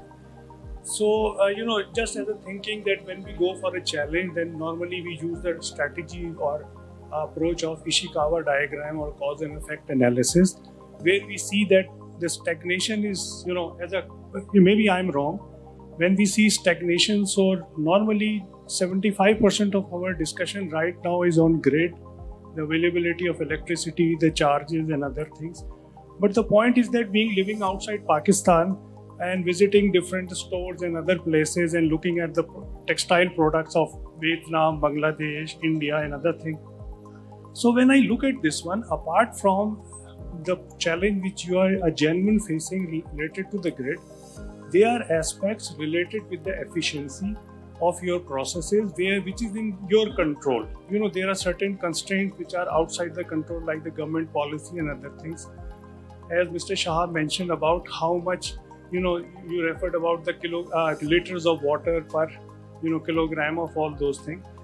And also one more factor which I have noted that you said that there is a 40% of the workforce working in your factories. So efficiency and well-being of those workers is also important. For example, SA 8000 standard we talk about and all those things. So I just need to, your input about this thing, that do you benchmark Bangladesh, Vietnam for the processes, for the efficiency, like water, how much gigajoules of energy is being used per 1 ton of fabric is generated, how much water is being used. Similarly, when you talk about spinning or weaving. If you concentrate on question, please. Yes. That will be So the question is that, is there any benchmark on other aspects apart from the energy you are currently looking on? And is there any, on APTEMA level or government level, is there any benchmark study done that why we are behind Bangladesh, why we are behind Vietnam, except grid? If we keep the grid set. About the engineering unit, we are working with the export European and US brand like Gap, as I mentioned, Gap, H&M, Zara, and the other brands. So they have given the benchmark not only for the Pakistan AGI textile mills, okay, they have given the same benchmark to the Bangladesh, Vietnam, and India. And every brand has the efficient machine. So that's why we are achieving the target. If we have the old virgin machine where we have the liquid ratio means water consumption, chemical to water consumption. In old version, like 10 years back, the water consumption liquid ratio was 1:10. Right now, the machine that I'm using, the liquid ratio is 1:2. So what is the difference? So number one, the water consumption has been dropped down. If the water consumption has been dropped down, then definitely my steam consumption will be lower side, and also the electricity, number one. And similarly, the water that I will drain from the machine after the washing of the garment, it will goes directly to the ETP. So the advantage of the latest machine will be, number one, the consumption has been dropped down, the carbon foot has been decreased, and also at the inlet of the ETP, I am receiving less water. So these benchmark from H&M, Gap, Zara, American Eagle, Mango, it's same for the global industry, not only for the Pakistan or not only for the AGA. Right. Also, one more thing, at this time of the utility cost, we cannot run our process. We are not sustainable. Eventually, whether the buyer say or no say, we have to be on the more efficient things. The utility cost is very high. We cannot be able to sustain our processes. Until we monitor, we control, and we just go out. Right. As we are running out of time, then we have time for just one question really. Chalo. Zishan was already, he had raised hand, but I think I'll give. He's our man. You are an outsider. You are not a member of IEEE. So you are an outsider. Okay. He has our personal numbers as well. He can call us for any question. If you have any question, you can just call us. I'll give up. Sir, he is very So good. my question is controversial. Yes. No, I'm already the member. I'm live member. All right. Thank you. Okay. I'll take a quick question. Yeah. As Mr. Fahd said that even if you install all the solar, you will get 5 megawatt out of 20 megawatt, and you have a requirement of 40 megawatt, and you have targeted net zero by 2030. You said that. So, and you are based in Korangi, Landi, and you have limited space available. So how would you achieve net zero by 2030? Because you have limited space available. And as you said that after installing even 20 megawatt, you will be getting 5 megawatt. So how will you achieve 40 megawatt through renewable to get net zero? Okay, that's what we request to move out from here. Okay. Just to go on the Jampeer side where we can able to put up more renewables and bring the grid to us, or whether STDC work for us, bring up cable here towards our Landi, because we are trying to put up some wind turbines in Landi as well, but it's very difficult on the road maps and just take the approval of SBC and all that. So there's a lots of challenges. So eventually we have to move out to some other area because it's very difficult to make up here. We are also putting up some CHP with the biomass power generation and all that. So we are working on several aspects. So it's too early to say, but in a year or 2 years, inshallah, we will come up to some net zero targets and hopefully we'll achieve. Thank you, Bah. Great. Thank you so much. With this, we come to the end of this technical session. I'm very thankful to the panelists for their wonderful interaction. It was very learning, educating for all of us, including me. And thank you so much.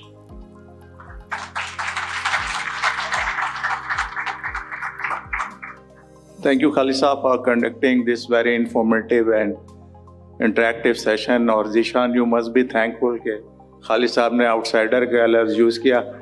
अगर नवीद भाई होते तो intruder use करते.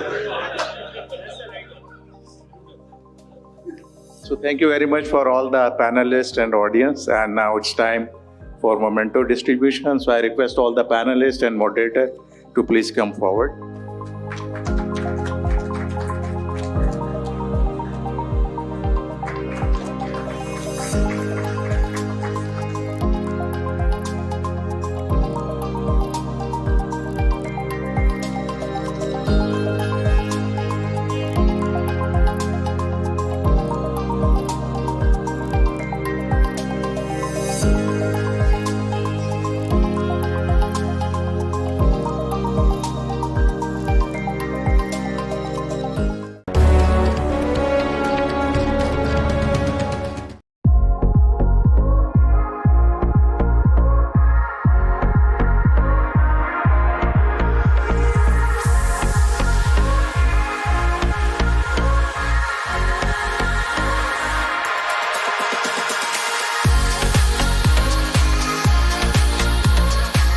Tonight at the Pai Mai Gala dinner, we honor the very heart of Pakistan, its vibrant culture, its timeless traditions, and its progressive spirit.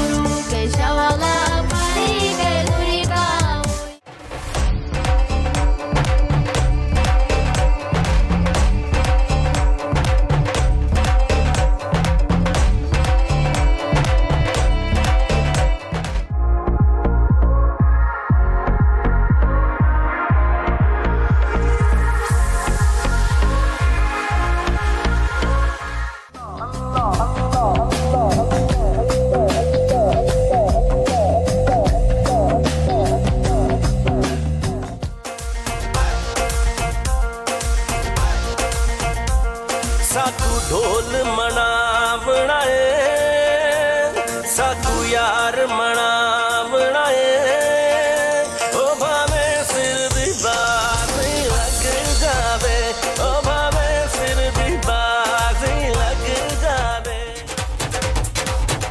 ओ लाल मेरी पत रखियो बाला झूले लालन, ओ लाल मेरी हो लाल मेरी पत रखियो बाला झूले लालन, सिंधड़ी दा सेवन दा सही शहबाज कलंदर, दमादम मस्त कलंदर, दमादम मस्त कलंदर, सही शहबाज कलंदर, सही शहबाज कलंदर, वते दम दम दे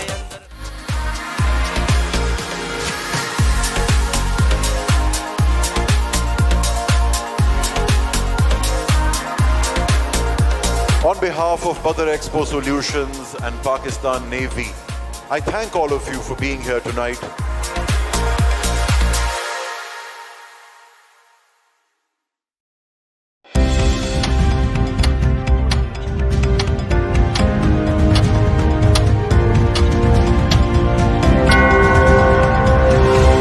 It's 7 p.m.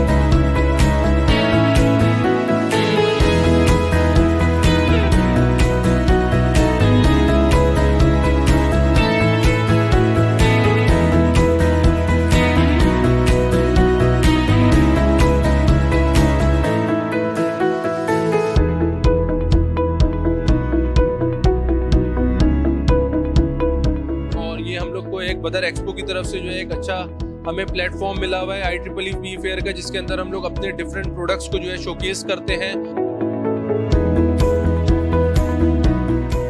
बदर एक्सपो ने हमें एक प्लेटफॉर्म दिया, वो हमें काफ़ी सपोर्ट भी करती है और यहाँ पे डिफरेंट कंपनीज को भी उसने काफ़ी सपोर्ट किया है।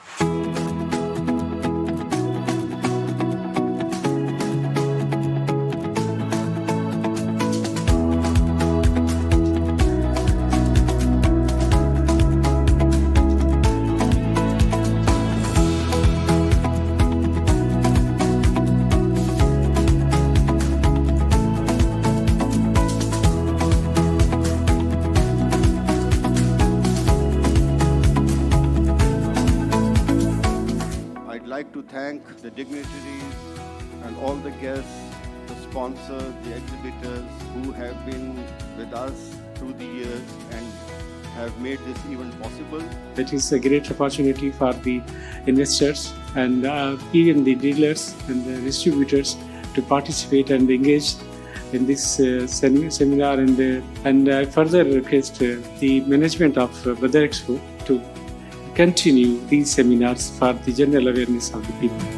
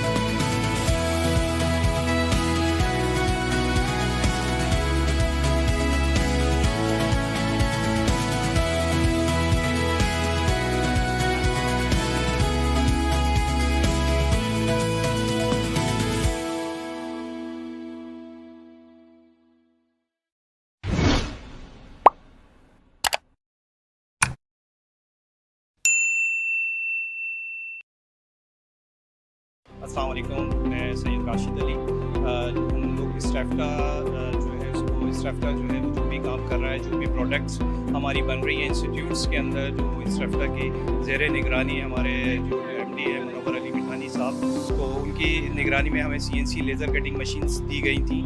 उस हिसाब से जो भी हमारा ये काम चल रहा है सारा हम स्टूडेंट्स को भी सिखा रहे हैं, और ये सारी चीज़ें बच्चे, और इससे बिज़नेस भी हमारा हो रहा है। इसी तरीके से हमारा जो है एप्लिक्स का काम हो रहा है, और हमारे मुख्तलिफ जो है काम चल रहे हैं इसी तरीके से, और हम बहुत अच्छा एक्सपीरियंस मिला हमें इस एक्सपो के अंदर, और हम बहुत शुक्रगुजार हैं बदर एक्सपो के, डेल्फा के और SLE के जो है। Thank you.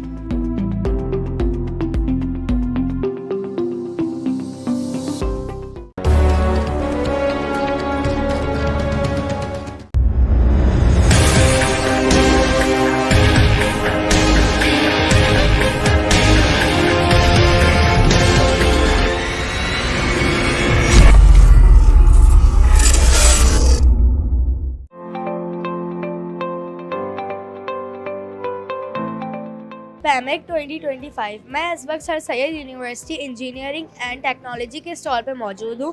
तो चलिए हम इनके ऑनर से बात करते हैं, इस स्टॉल की डिटेल लेते हैं। अस्सलाम वालेकुम। वालेकुम अस्सलाम। मैम मुझे आप अपने स्टॉल की डिटेल्स दे दो। जी मैं बिल्कुल, मेरा नाम है सरवर जुल्फ़कार। हमारी है sir Syed university of engineering and technology. हमारे पास हमारे स्टूडेंट्स ने कुछ प्रोजेक्ट्स यहाँ पे रेडी किए हैं, जिसके हवाले से हमारी डिटेल जो है वो हमारी बिस्मा बताएंगी। हमारी स्टूडेंट मौजूद हैं। अस्सलाम वालेकुम। वालेकुम सलाम। Myself Bisma Asif and I am a final year student of engineering technology.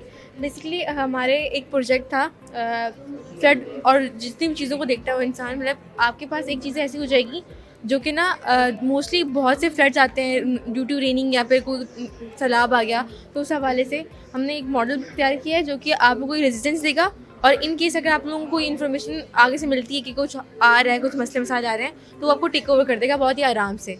Further more हमारे पास सोल प्योर है, एंड देन वो आपको बताएंगे। अस्सलाम वालेकुम। वालेकुम अस्सलाम। मुझे आपके स्टॉल में जो आपने प्रोजेक्ट बनाया है उसकी डिटेल्स दे दें। जी सबसे पहले तो I M Raza Siddiqui from business administration department, और मैंने एक स्मार्ट सिक्योरिटी लॉक तैयार किया है, जो कि अगर आप कहीं पे अपने दरवाजे पे लगाते हैं, अपनी प्रॉपर्टी पे, आपके घर व्हीकल है, कहीं पे भी आप लगा लेते हैं, तो सिंपली हमको इस तरह लगा के प्रेस कर लेना है, तो ये लॉक हो जाएगा।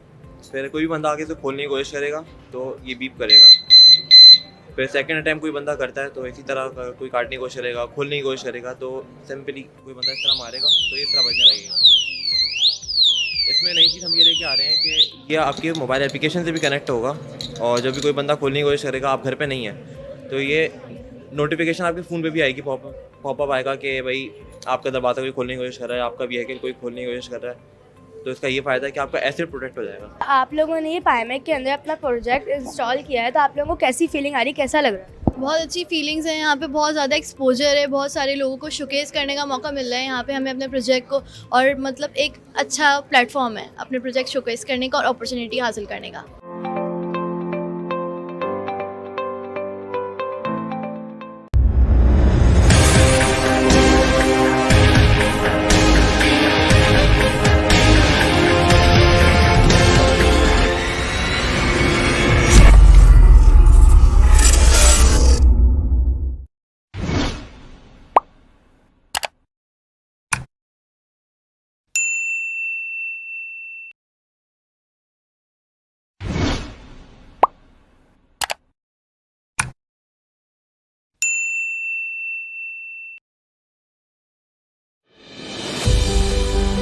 The 5th International Textile and Leather Exhibition, Texpo, unfolded its splendor at the Karachi Expo Centre from October 23rd to 25th, 2024.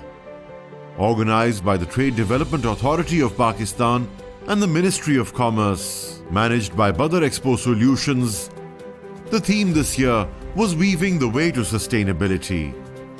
Let's embark on an exploration of the monumental occurrences that transpired during this remarkable event.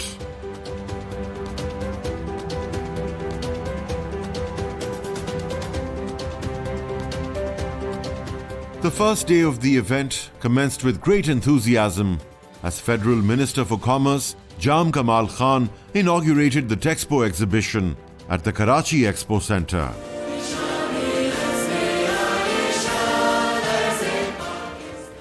My thanks especially goes to the delegates who have come all the way.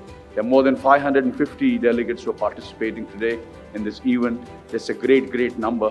Never ever in the history of Pakistan that this number is people have been arrived. I would like to welcome all of you, all the distinguished guests. Assalamu alaikum and very good morning to all of you, ladies and gentlemen. I welcome all the delegates from abroad who came to Pakistan, and Motiwala has said very rightly that you are now ambassador of Pakistan to your countries. Today it is indeed a momentous occasion as we welcome all our foreign guests to the 5th edition of Texpo, the premier textile and leather exhibition organized by the Trade Development Authority of Pakistan and the Ministry of Commerce. I welcome you all to Karachi, the capital of Sindh, which is not only the city of lights, but is also the economic hub of Pakistan. During his inaugural address, Mr. Jam Kamal Khan highlighted the untapped potential within Pakistan's textile and leather sectors, calling for stronger collaboration between the public and private sectors to boost resilience and competitiveness. Ladies and gentlemen, Assalamu alaikum and a very good morning to you all. It is my great pleasure to welcome you all to the 5th International Textile and Leather Flagship Exhibition, Texpo Pakistan, a truly premier global platform for the industry of leathers, people from different sectors, textile, apparel, footwork, and carpet sector. Distinguished guests including the Governor of Khyber Pakhtunkhwa, Faisal Karim Kundi, and Sindh Chief Minister Murad Ali Shah, and leading businessmen gathered for the inauguration ceremony, symbolizing the official opening of the event.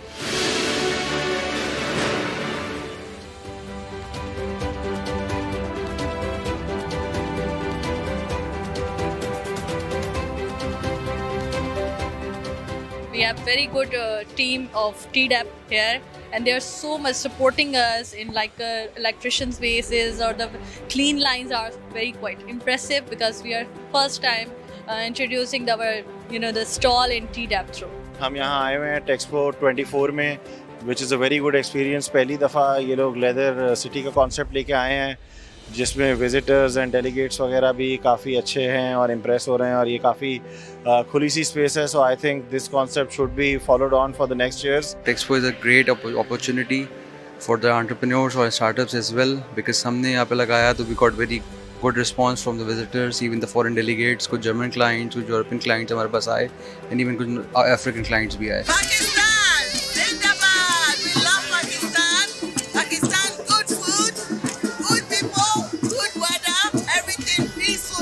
Texpo, a sector-specific trade event, attracted 520 plus foreign buyers from 60 plus countries and showcased products from 270 plus exhibitors. The exhibition served as a platform for Pakistani textile manufacturers and exporters to showcase their products and establish valuable connections with international buyers. Hi, my name is Yato. I come from Japan. This is first time to come here in Pakistan and join Texpo. Pakistan many various industry, garment, home textile, and sports goods. Pakistan can export more industrial goods, not only to Europe, but also to Asia and Japan. Texpo 2024 marked a significant expansion in its global reach, welcoming delegates from South America, including Colombia and Brazil, and Africa, comprising South Africa, East Africa and Ghana, as part of its strategy to tap into non-traditional markets. Delegates from China, the USA and EU also attended, with the Netherlands sending the largest delegation to capitalize on tax and duty reductions offered on Pakistani textile products, further solidifying Texpo's position in the global textile industry. I'm really happy and proud to represent the Netherlands here in, as I have heard, the largest delegation out here. We just had the inaugural ceremony, and I want to thank all the Pakistani parties that have been involved in the organization, because it seems very well organized, and I'm very happy to be a part of it. On the sidelines of the Texpo 2024 that provided a dedicated B2B networking opportunity to foreign buyers and exhibitors, as many as 1,969 specialized B2B meetings ensued, where exhibitors had the opportunity to connect with the most relevant and interested buyers, maximizing the potential for successful business transactions. Good afternoon, good evening, depending on where you are watching us from. My name is Hawa Brima. I'm from Ghana, West Africa. This is an exciting moment to be at the Texpo Textile and Leather 2024. It's exciting, it's beautiful. We are here to explore, to see how we can do business, sustainable business, not just businesses that will bring a lot of benefits to our society and the community. How to link Ghana and Pakistan in business. Thank you very much. It's lovely to be here. And the people are so shukura. I'm Desmond. I'm from Singapore, a representative of Epson Singapore. So Pakistan, this is not my first time here. I've been here multiple times, and it's a very booming market. There is a lot of textile opportunity, as I can see from Texpo over here. And I think with digital printing conversion coming in place, there's definitely a lot of opportunities for our products to groom here. In fact, the expo was so nice. Pakistan people, they really produce high quality of things, most especially in fabrics and cotton. So it was so lovely and fantastic. They have high quality. Especially yesterday when we went for the fashion week night. All the clothes they produce, in fact, is very, very nice and very, very good. Pakistan government, we really appreciate them. So they should try to keep it up. May God, Pakistan Zindabad. To promote knowledge sharing and innovation, TDAP hosted Texpo Talks on green threads, weaving sustainability into Pakistan's textile and leather sectors. Featuring speakers Umar Hamid, Economic Minister Brussels, and Miss Bianca Seidel, MD Bianca Seidel Consultancy, with a panel discussion.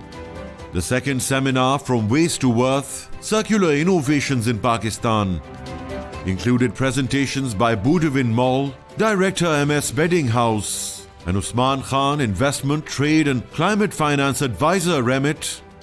The concluding talk was on smart moves, transforming SMEs into green powerhouses, and featured Miss Yulia Bazinova, Head of Projects at GIZ, Jem Atlan, President International Apparel Federation, Tayyab Naveed, Head of Department Innovation UMT, and Amir Chotani, CEO, Chotani Industries and Chairman, Prigmia South Zone.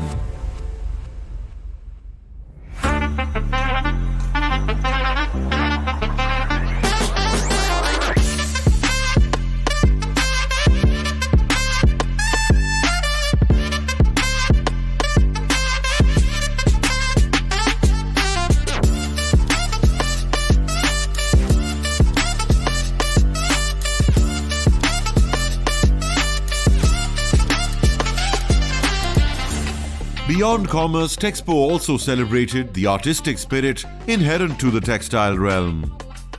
A captivating spectacle unveiled the works of 20+ renowned Pakistani designers, promoting the creativity, innovation and sustainability within the fashion industry of Pakistan to the foreign delegates.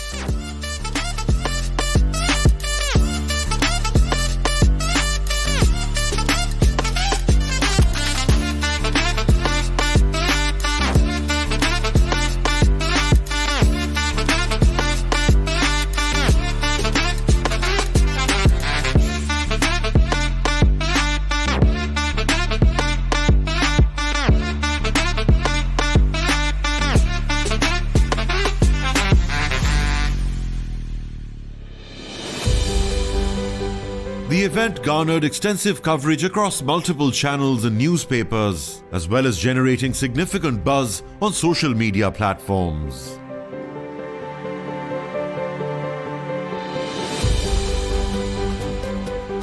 The Texpo event culminated with a dynamic presentation of Pakistan's imaginative ingenuity as leading fashion designers unveiled their inventive creations.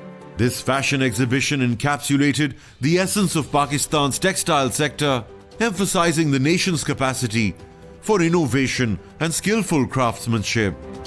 Given the enthusiastic response and favorable feedback from Texpo 2024 participants, attendees and collaborators, ensures you don't overlook this thrilling occasion. Make a note now for Texpo 2025.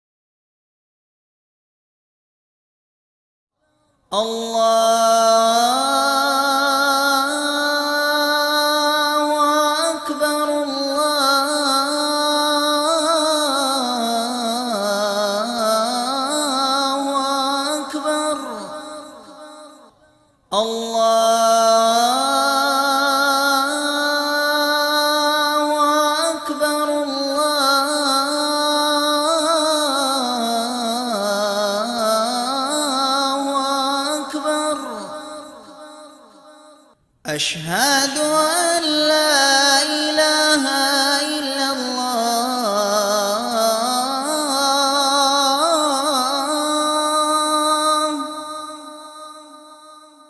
أشهد أن لا إله إلا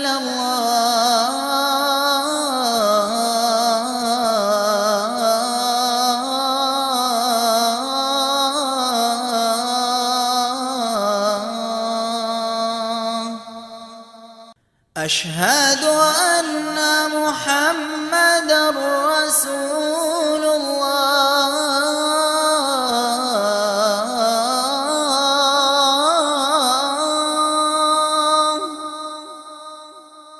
أشهد أن محمدًا رسول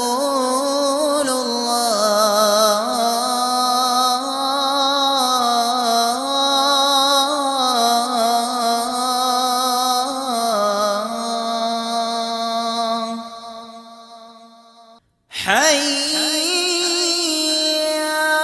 على الصلاة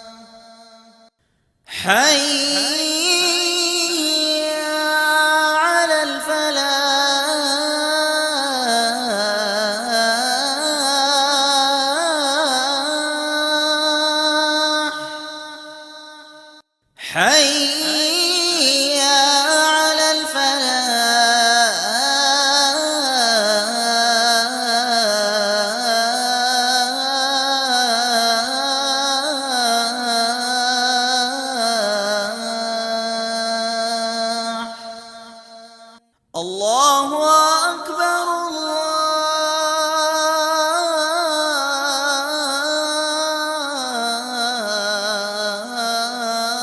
الله أكبر لا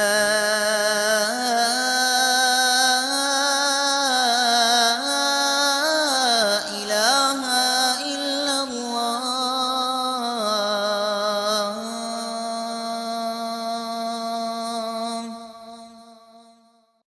اللهم رب هذه الدعوة التامة والصلاة القائمة آت سيدنا محمدا الوسيلة والفضيلة والدرجة الرفيعة وابعثه مقاما محمودا الذي وعدته وارزقنا شفاعته يوم القيامة إنك لا تخلف الميعاد. ऐ अल्लाह, इस दावत कामिल और ता क़यामत कायम होने वाली नमाज के रब, तू मोहम्मद सल्लल्लाहु अलैहि वसल्लम को जन्नत में नुमाया मकाम, फजीलत और बुलंद दर्जा अता फरमा और उन्हें उस मकाम महमूद पर फाइज फरमा जिसका तूने उनसे वादा फरमाया है, और क़यामत के दिन हमें उनकी शिफात नसीब फरमा। बेशक तू वादे के खिलाफ नहीं फरमाता।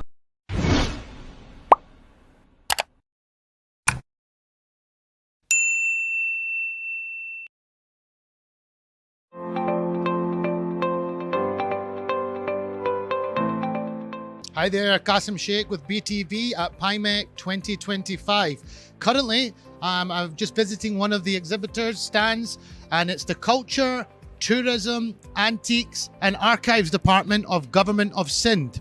I'm going to introduce you to one of their representatives, and I'll say hello and Assalamu alaikum to Mr. Adil Ahmed. How are you, sir? Walaikum Salam, Qasim. I'm fine. Adil, beautiful setup you have here.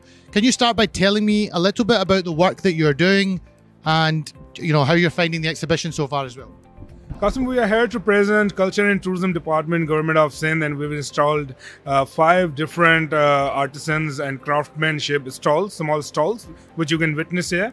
And beside it, we have 3 stalls representing Tourism Department, which is highlighting the beauty of Sindh and asking people to explore this beautiful Sindh. PIMEC 2025. Is this your first time here or is this your second time here? This is our second time here in PIMEC. PIMEC 2025, the second edition, as you know. And we are here and we are pitching 4 projects here for foreign investors and tourism department. One at the Hawke's Bay, second one is at the Thar Parker, a very beautiful region. And third one is near the sea. The fourth one is at Sakha. So we are expecting a good results. So the fact that you've come back second time round, does that mean that Badar Expo Solutions are doing a good job and you're happy with what you're experiencing here?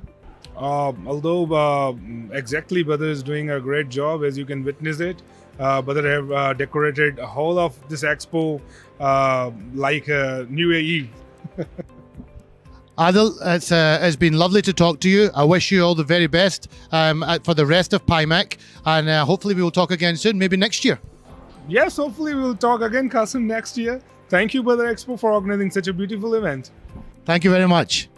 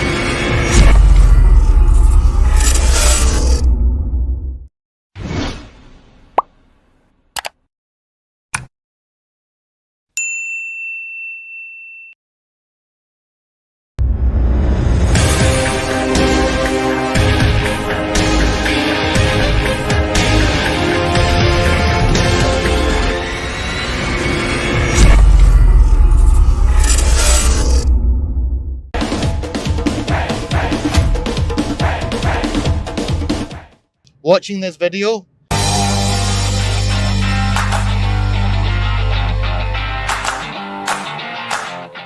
PTPL, PTPL, PTPL, PTPL.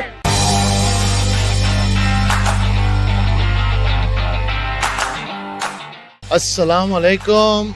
Good morning, good afternoon, and good evening, wherever you might be watching this video. This is Qasim Sheikh here right now of BTV. Been kindly invited to attend the Foundation Public School, which has a prize giving ceremony taking place today, and I will be attending there as a special guest.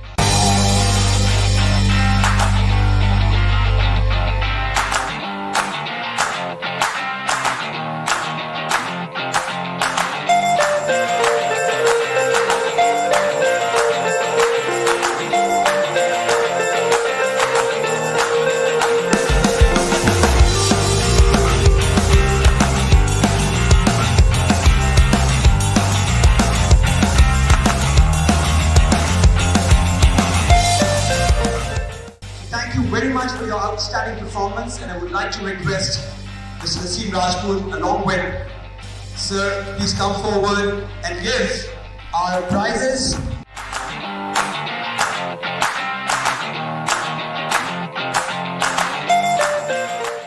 Assalamu alaikum. First and foremost, it's amazing to come to the Foundation Public School. My good friend, Naseem Rajput bhai, both his sons came to this school as well, and they turned out pretty good. So I'm very impressed by what I've seen entering in here today. Beautiful facilities. MashaAllah, you all look very well behaved as well. You all look like you're doing some great stuff.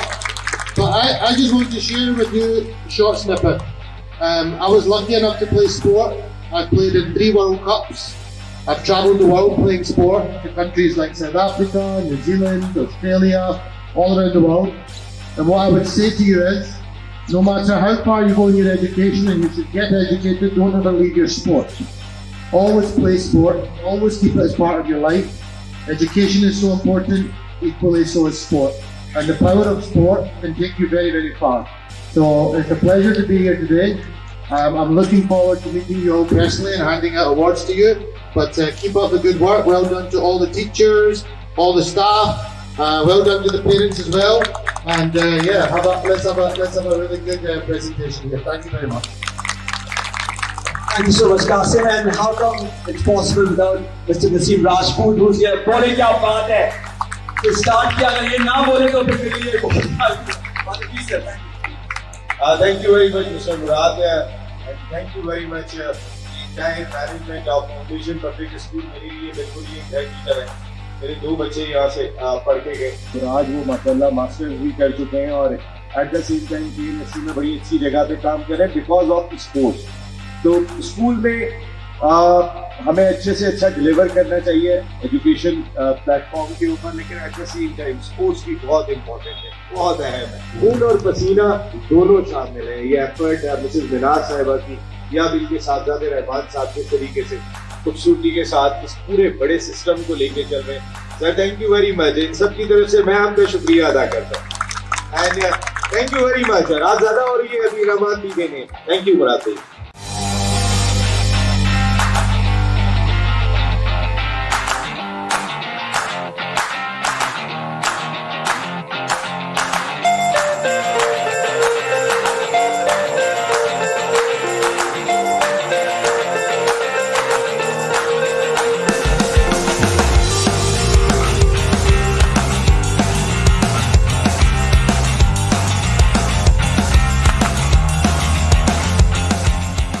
Pakistan T ball premiere league जो खेली जानी है 16 to 31 दिसंबर, सबको उसका इंतजार है. Tape ball cricket तो इन बच्चियों ने भी बहुत ज्यादा खेली हुई है. जब मैंने इनसे पूछा, वैसे मैं और पूछ लेता हूँ. अस्सलाम वालेकुम. बेटा टेप बॉल क्रिकेट तो खेली है ना? कोर्स खेली है बिल्कुल. और अभी भी खेलती हैं? जी बिल्कुल, हर स्पोर्ट्स पीरियड में खेलती हूँ. तो Pakistan tape ball premiere league आ रही है, तैयार हैं देखने के लिए? आ रही हैं इंशाल्लाह जरूर. हाँ बेटा, कैसा टेप बॉल क्रिकेट तो खेली होगी? जी जी सबने खेली है. We're very excited for TPTL and we're hoping to be there इंशाल्लाह. इंशाल्लाह. और जो खास तौर पे दिल चाहता है कि आपकी भी कोई लीग होनी चाहिए ना जो जियो पे टेलीवाइज हो बच्चियों की टेप बॉल की. बिल्कुल बिल्कुल होनी चाहिए. इंशाल्लाह होगी भी एक दिन. और PTPL आ रहे हैं देखने के लिए?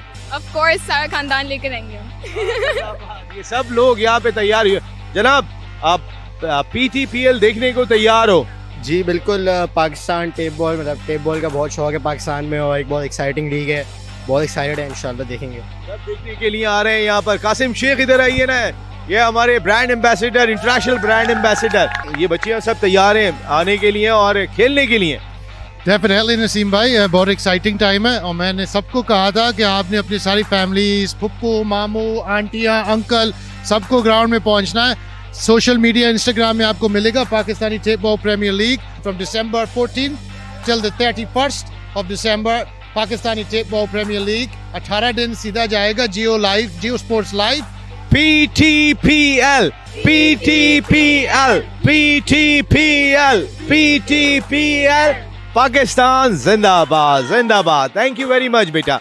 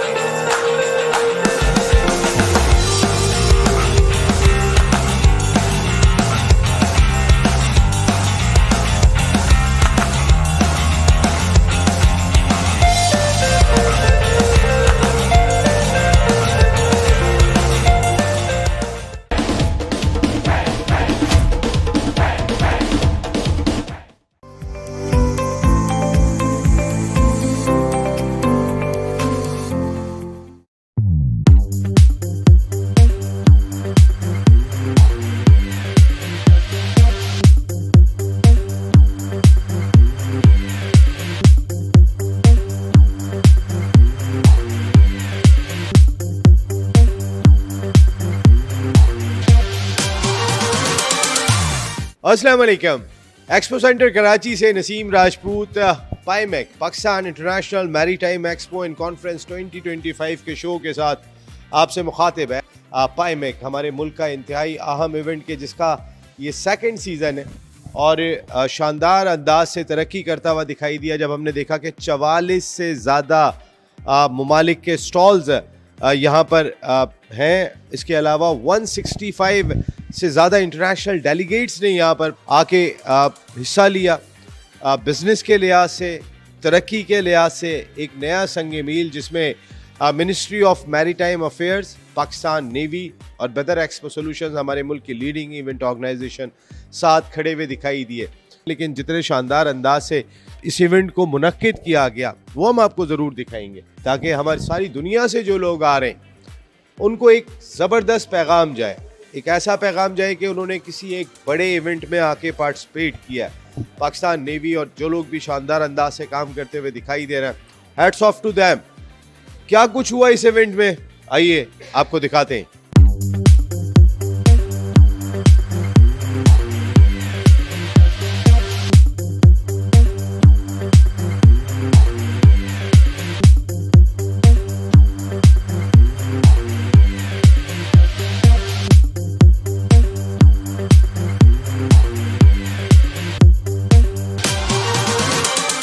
काफ़ी अच्छा एक्सपीरियंस रहा. हम अल्लाह का शुक्र है हम आइडियाज़ में हर साल आते हैं.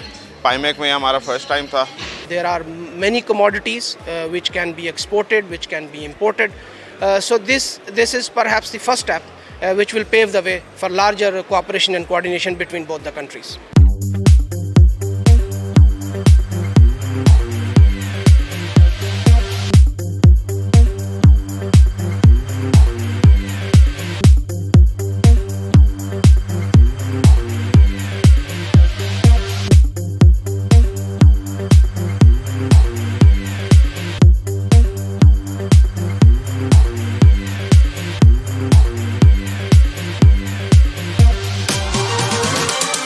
कुछ स्टार प्रोजेक्ट्स जो हम लेकर आए हैं इधर पाइमेक के ऊपर, जिसको मकामी तौर पर भी और बैनुल अक़वामी तौर पर भी बहुत ज़्यादा पजीराई मिली। पाकिस्तान नेवी की 4 डायमेंशंस को यहाँ पे शो किया गया है कि पाकिस्तान नेवी सी पर, under the water, then on the land and in air हम ऑपरेट करते हैं।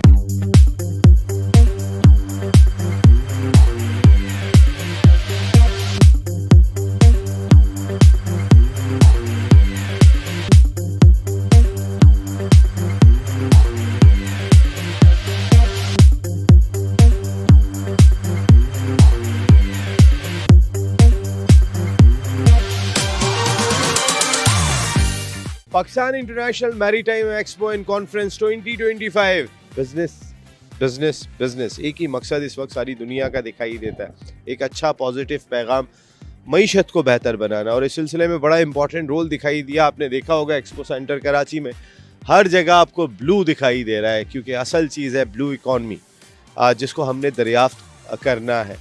Ministry of maritime affairs, Pakistan navy और उनके साथ बदर एक्सपो सोल्यूशन साथ साथ खड़े हुए दिखाई दिए। सबका एक ही मकसद था, सबका एक ही मोटिव था, पाकिस्तान की तरक्की में अपना किरदार अदा करना है। क्या कुछ बिजनेस हुआ, क्या कुछ हमारे मुल्क को हासिल हुआ, इसकी डिटेल तो आपको आती रहेगी। लेकिन पाइमेक आज ख़त्म हो गया, इसकी तैयारियां जारी थी। 3rd एडिशन में एक मरतबा फिर नसीम राजपूत अपनी पूरी प्रोडक्शन टीम के साथ आपके साथ मौजूद होगा इंशाअल्लाह। और इंशाअल्लाह हम इस तवक्को, इस उम्मीद के साथ अपने इस प्रोग्राम का इख्तिताम कर रहे हैं कि जब दोबारा हम मिलेंगे तो इंशाअल्लाह पाइमेक जो ऑलरेडी 44 मुल्क है, 144 मुल्क यहाँ पे खड़े होंगे और पाकिस्तान जिंदाबाद का नारा हर जानिब लग रहा होगा। अल्लाह ने के बाद।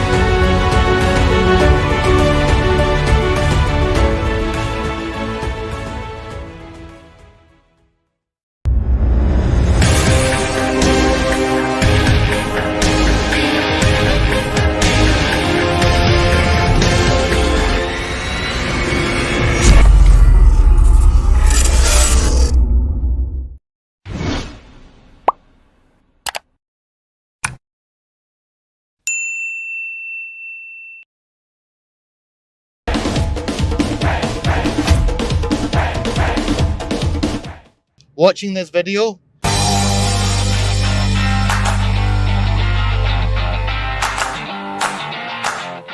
PTPL, PTPL, PTPL, PTPL.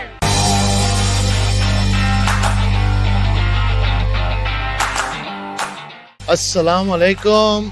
Good morning, good afternoon, and good evening, wherever you might be watching this video. This is Qasim Sheikh here right now of BTV. Been kindly invited to attend the Foundation Public School, which has a prize giving ceremony taking place today, and I will be attending there as a special guest.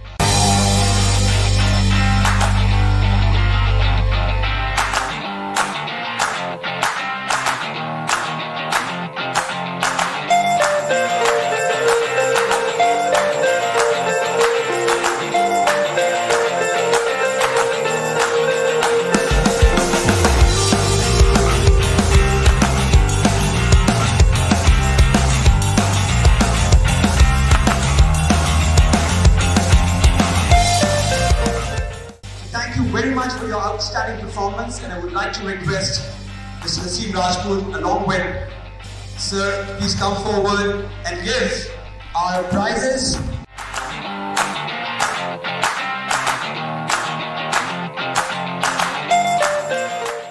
Assalamualaikum.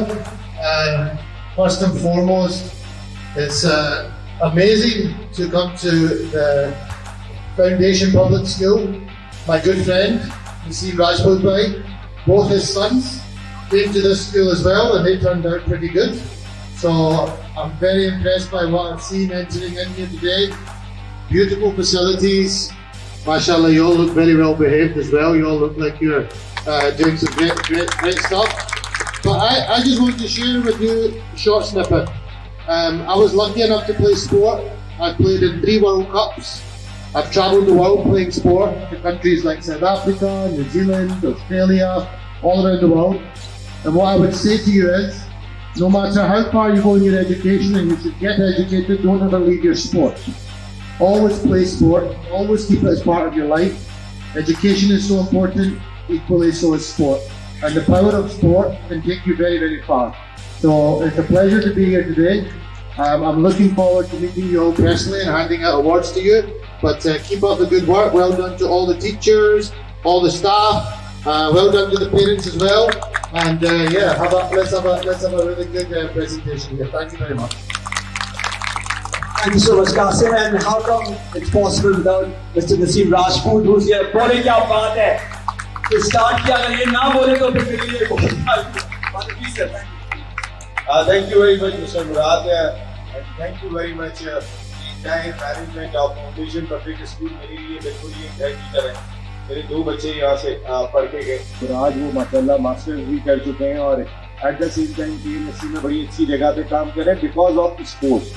तो school में हमें अच्छे से अच्छा deliver करना चाहिए education platform के ऊपर, लेकिन at the same time sports भी बहुत इंपॉर्टेंट है, बहुत अहम है. खून और पसीना दोनों शामिल है. ये एफर्ट मिसेस मिनाज साहिबा की या इनके साथी रहमान साहब के तरीके से खूबसूरती के साथ इस पूरे बड़े सिस्टम को लेके चल रहे हैं. Sir thank you very much. इन सब की तरफ से मैं आपका शुक्रिया अदा करता हूँ and thank you very much. राज ज़्यादा और ये अभी रहमान भी देंगे. थैंक यू मुराद भाई.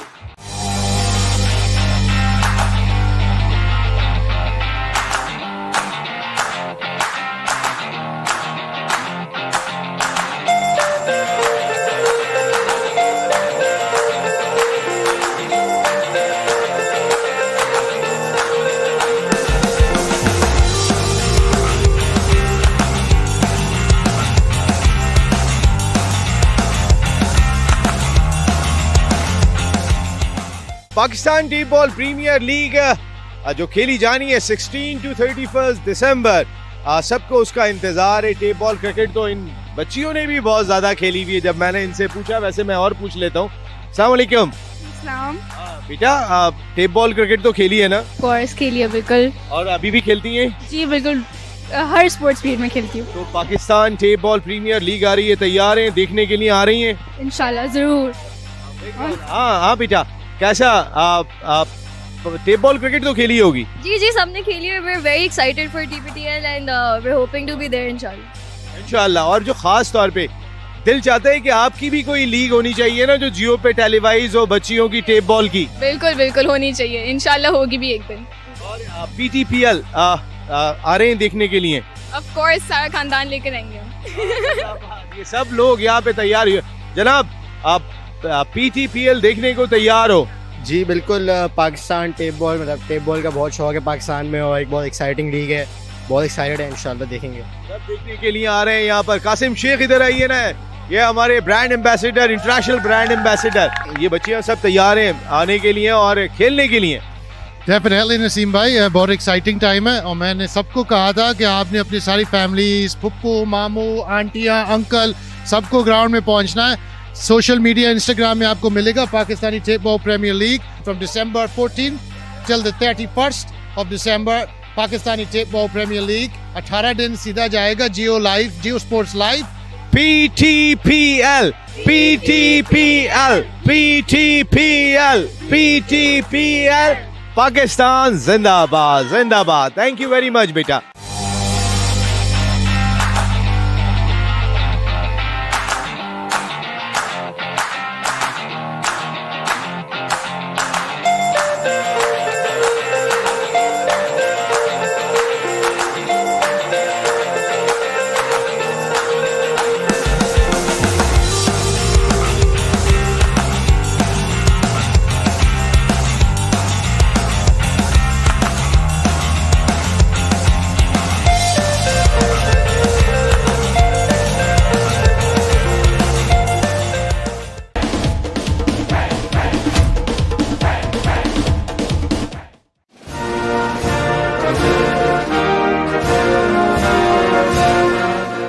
बुरा समझूं उन्हें, मुझसे तो ऐसा हो नहीं सकता कि मैं खुद भी तो हूं इकबाल अपने नुक्ता चीनों में.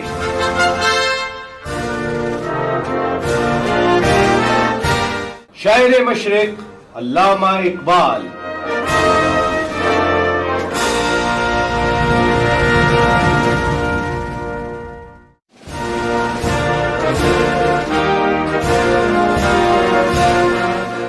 खुदी को कर बुलंद इतना कि हर तकदीर से पहले खुदा बंदे से खुद पूछे, बता तेरी रजा क्या है.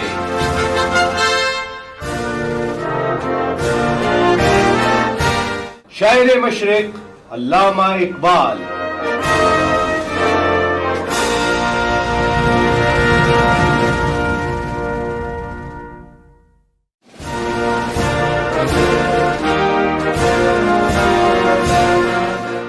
कौम मजहब से है, मजहब जो नहीं तो तुम भी नहीं, जज्बे बाहम जो नहीं, महफिले अंजुम भी नहीं.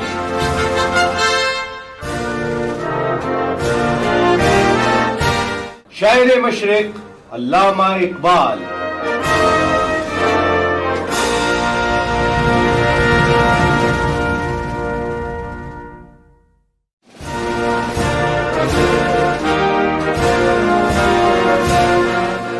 अपने किरदार पर डालकर पर्दा इकबाल हर शख्स कह रहा है जमाना खराब है.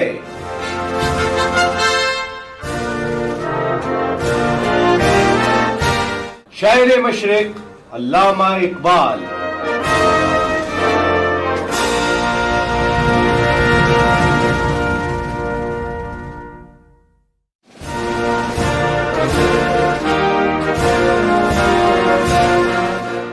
दिल में खुदा का होना लाजिम है इकबाल, सजदों में पड़े रहने से जन्नत नहीं मिलती.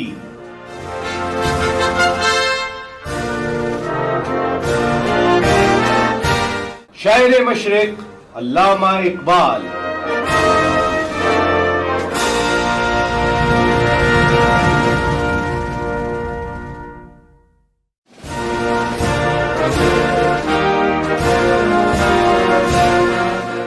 परिंदों की दुनिया का दरवेश हूं मैं कि शाही बनाता नहीं आशियाना.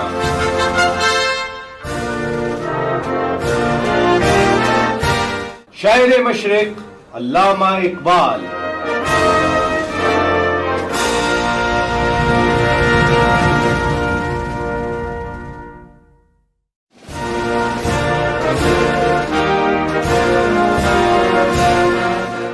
क्यों मन्नतें मांगता है औरों के दरबार से इकबाल, वो कौन सा काम है जो होता नहीं तेरे परवरदिगार से।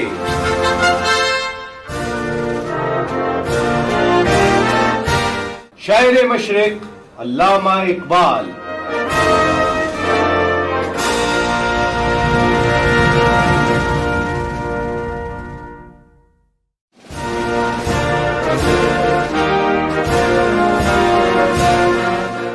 अफराद के हाथों में है अक़वाम की तकदीर, हर फर्द है मिल्लत के मुक़द्दर का सितारा।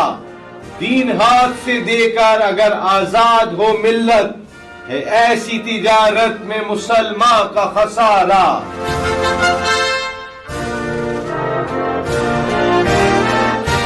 शायर मशरिक अल्लामा इकबाल।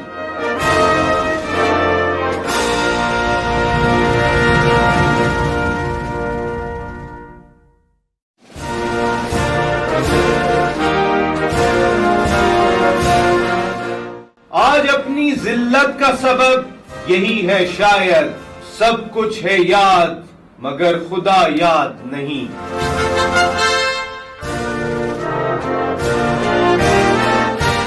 शायर मशरिक अल्लामा इकबाल।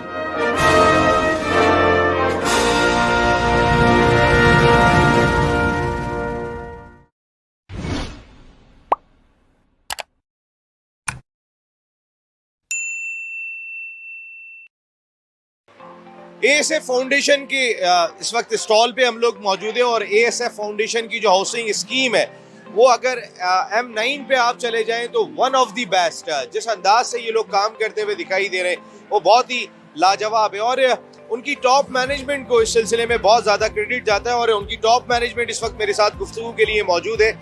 ब्रिगेडियर अरफान अख्तर साहब जो चीफ एग्जीक्यूटिव ऑफिसर हैं एएसएफ फाउंडेशन के, हमारे साथ गुफ्तगू के लिए मौजूद है। अस्सलाम वालेकुम ब्रिगेडियर साहब। अस्सलाम जी।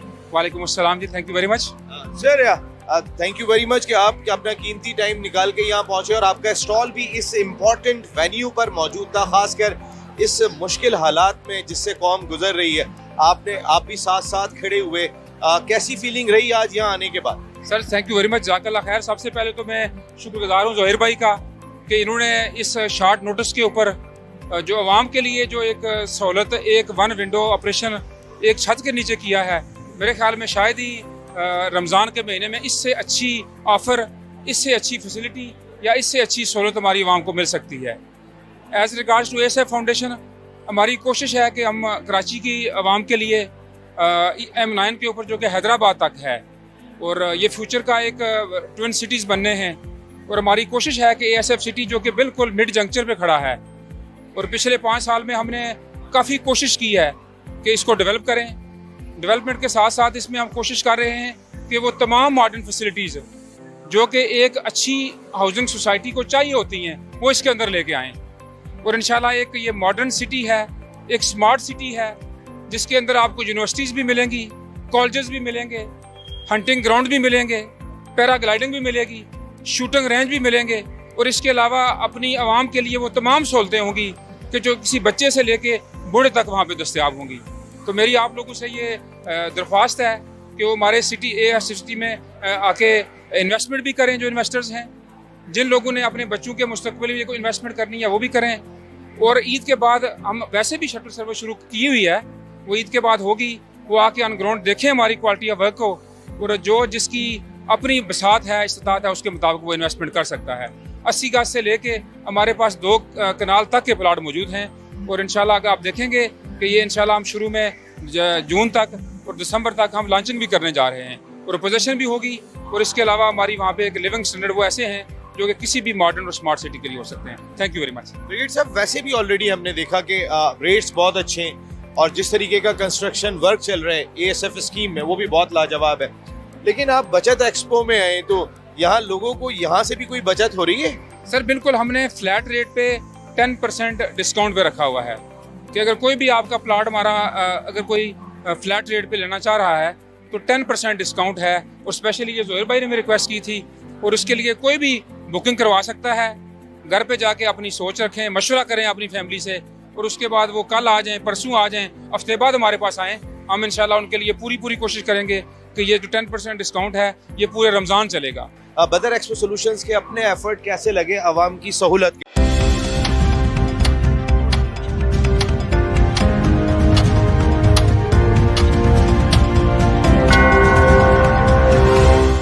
It's 8 p.m.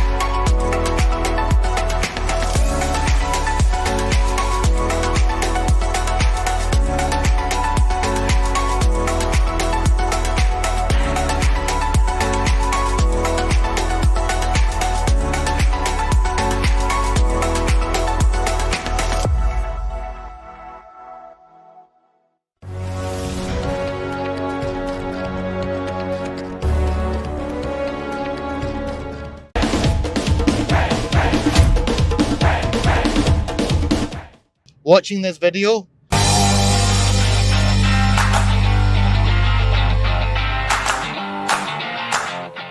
PTPL, PTPL, PTPL, PTPL.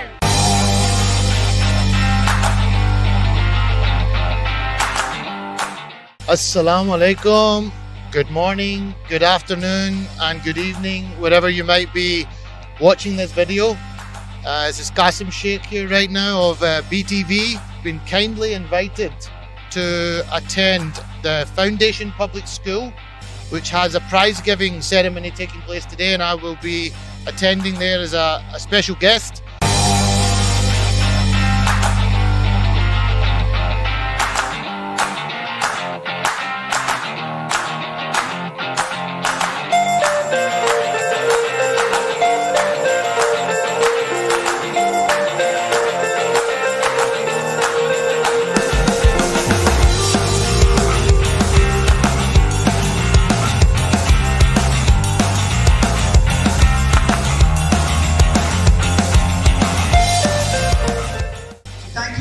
For your outstanding performance, and I would like to request Mr. Naseem Rajput along with Sir, please come forward and give our prizes.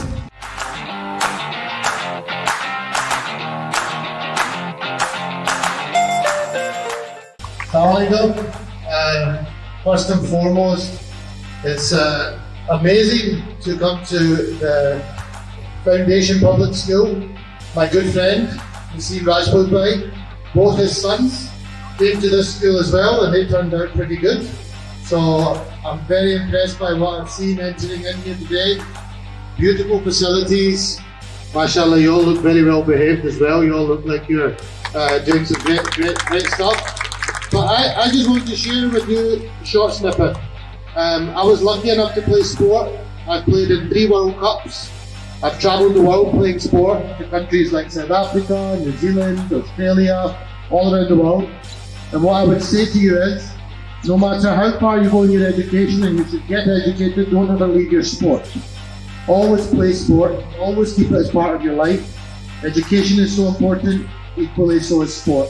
And the power of sport can take you very, very far. So it's a pleasure to be here today. I'm looking forward to meeting you all personally and handing out awards to you. But keep up the good work. Well done to all the teachers, all the staff. Well done to the parents as well. And yeah, let's have a really good presentation here. Thank you very much.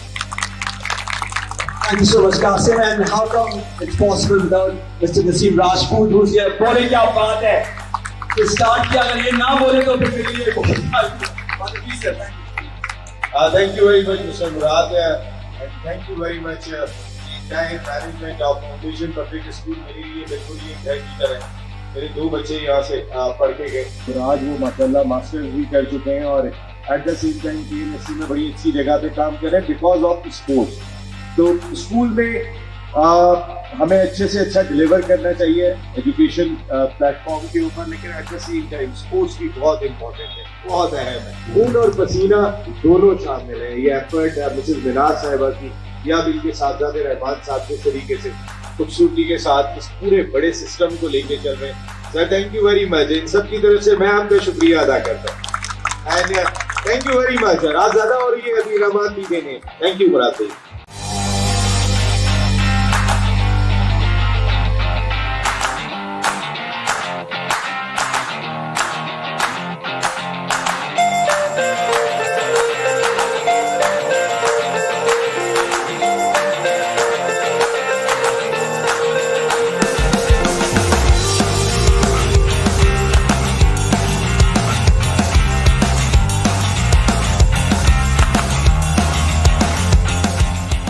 Pakistan T ball premiere league जो खेली जानी है 16 to 31 दिसंबर, सबको उसका इंतजार है. Tape ball cricket तो इन बच्चियों ने भी बहुत ज्यादा खेली हुई है. जब मैंने इनसे पूछा, वैसे मैं और पूछ लेता हूँ. अस्सलाम वालेकुम. बेटा टेप बॉल क्रिकेट तो खेली है ना? कोर्स खेली है बिल्कुल. और अभी भी खेलती हैं? जी बिल्कुल, हर स्पोर्ट्स फील्ड में खेलती हूँ. तो Pakistan tape ball premiere league आ रही है, तैयार हैं देखने के लिए? आ रही हैं इंशाल्लाह जरूर. हाँ बेटा, कैसा टेप बॉल क्रिकेट तो खेली होगी? जी जी सबने खेली है. we're very excited for TPTL and we're hoping to be there इंशाल्लाह. और जो खास तौर पे दिल चाहता है कि आपकी भी कोई लीग होनी चाहिए ना, जो जियो पे टेलीवाइज हो, बच्चियों की टेप बॉल की. बिल्कुल बिल्कुल होनी चाहिए, इंशाल्लाह होगी भी एक दिन. और PTPL आ रहे हैं देखने के लिए? ऑफ कोर्स सारा खानदान लेकर आएंगे. ये सब लोग यहाँ पे तैयार हुए. जनाब आप PTPL देखने को तैयार हो? जी बिल्कुल. Pakistan tape ball tape ball का बहुत शौक है पाकिस्तान में, और एक बहुत एक्साइटिंग लीग है. बहुत एक्साइटेड है, इंशाल्लाह देखेंगे. सब देखने के लिए आ रहे हैं यहाँ पर. कासिम शेख इधर आइए ना, ये हमारे brand ambassador, international brand ambassador. ये बच्चियाँ सब तैयार हैं आने के लिए और खेलने के लिए. डेफिनेटली नसीम भाई, बहुत एक्साइटिंग टाइम है. और मैंने सबको कहा था कि आपने अपनी सारी फैमिलीज, पप्पू, मामू, आंटियाँ, अंकल, सबको ग्राउंड में पहुँचना है. सोशल मीडिया, इंस्टाग्राम में आपको मिलेगा Pakistani tape ball premiere league from December 14 till the 31st of December. Pakistani tape ball premiere league 18 दिन सीधा जाएगा Geo live, Geo sports live. PTPL, PTPL, PTPL, PTPL. Pakistan जिंदाबाद, जिंदाबाद. थैंक यू वेरी मच बेटा.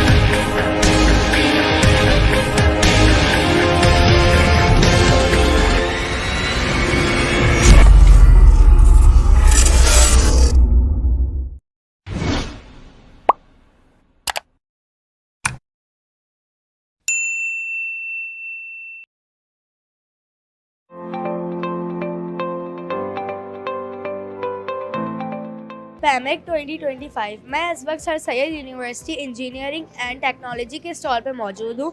तो चलिए हम इनके ऑनर से बात करते हैं, इन स्टॉल की डिटेल लेते हैं। अस्सलाम वालेकुम। वालेकुम अस्सलाम।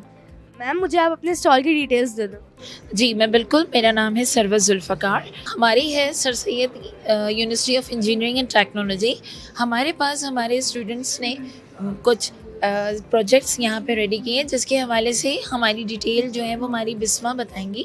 हमारी स्टूडेंट मौजूद हैं। अस्सलाम वालेकुम। वालेकुम सलाम। Myself Bisma Asif and I am a final year student of engineering technology.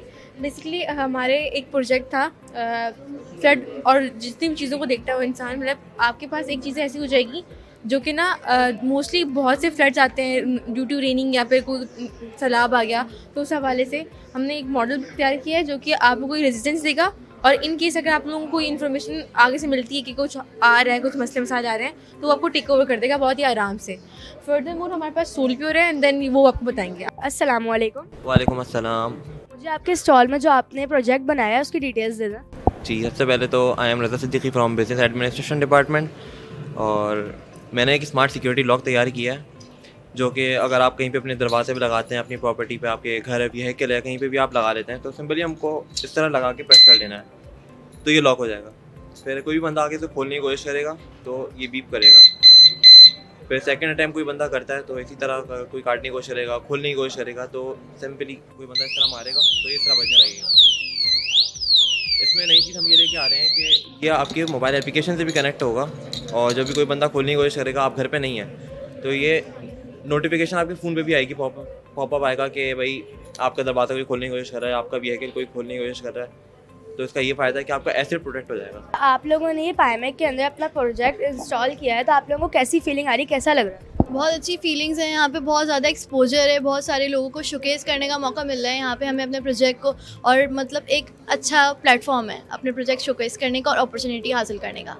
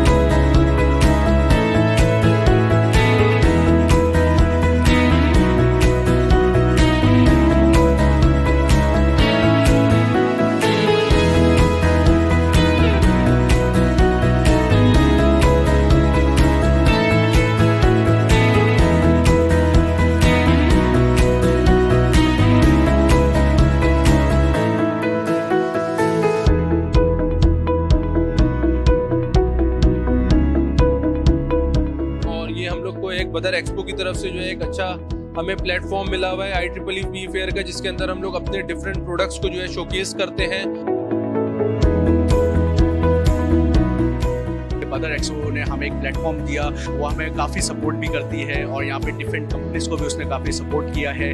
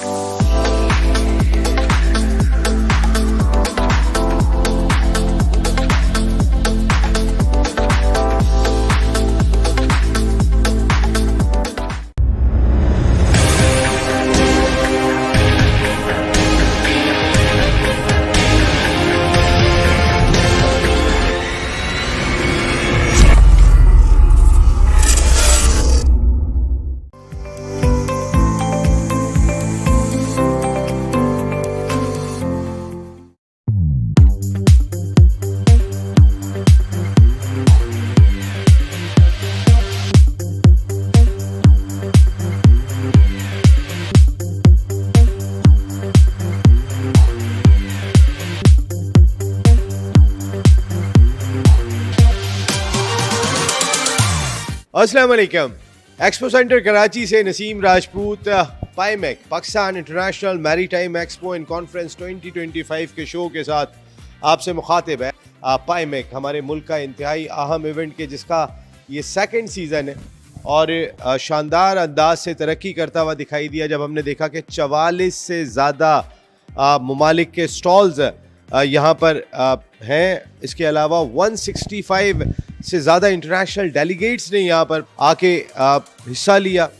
Business के लिहाज से, तरक्की के लिहाज से एक नया संग मील जिसमें ministry of maritime affairs, Pakistan navy और बदर एक्सपो सॉल्यूशंस हमारे मुल्क की लीडिंग इवेंट ऑर्गेनाइजेशन साथ खड़े हुए दिखाई दिए। लेकिन जितने शानदार अंदाज से इस इवेंट को मुनक्किद किया गया वो हम आपको ज़रूर दिखाएंगे ताकि हमारी सारी दुनिया से जो लोग आ रहे हैं उनको एक ज़बरदस्त पैगाम जाए, एक ऐसा पैगाम जाए कि उन्होंने किसी एक बड़े इवेंट में आके पार्टिसिपेट किया है। पाकिस्तान नेवी और जो लोग भी शानदार अंदाज से काम करते हुए दिखाई दे रहे हैं, हैट्स ऑफ टू देम। क्या कुछ हुआ इस इवेंट में, आइए आपको दिखाते हैं।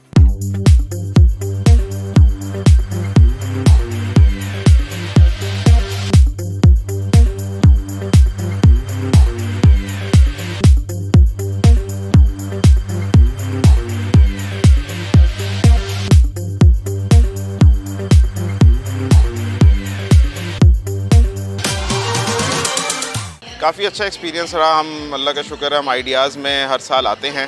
पाइमेक में हमारा फर्स्ट टाइम था। There are many commodities which can be exported, which can be imported. So this is perhaps the first step which will pave the way for larger cooperation and coordination between both the countries.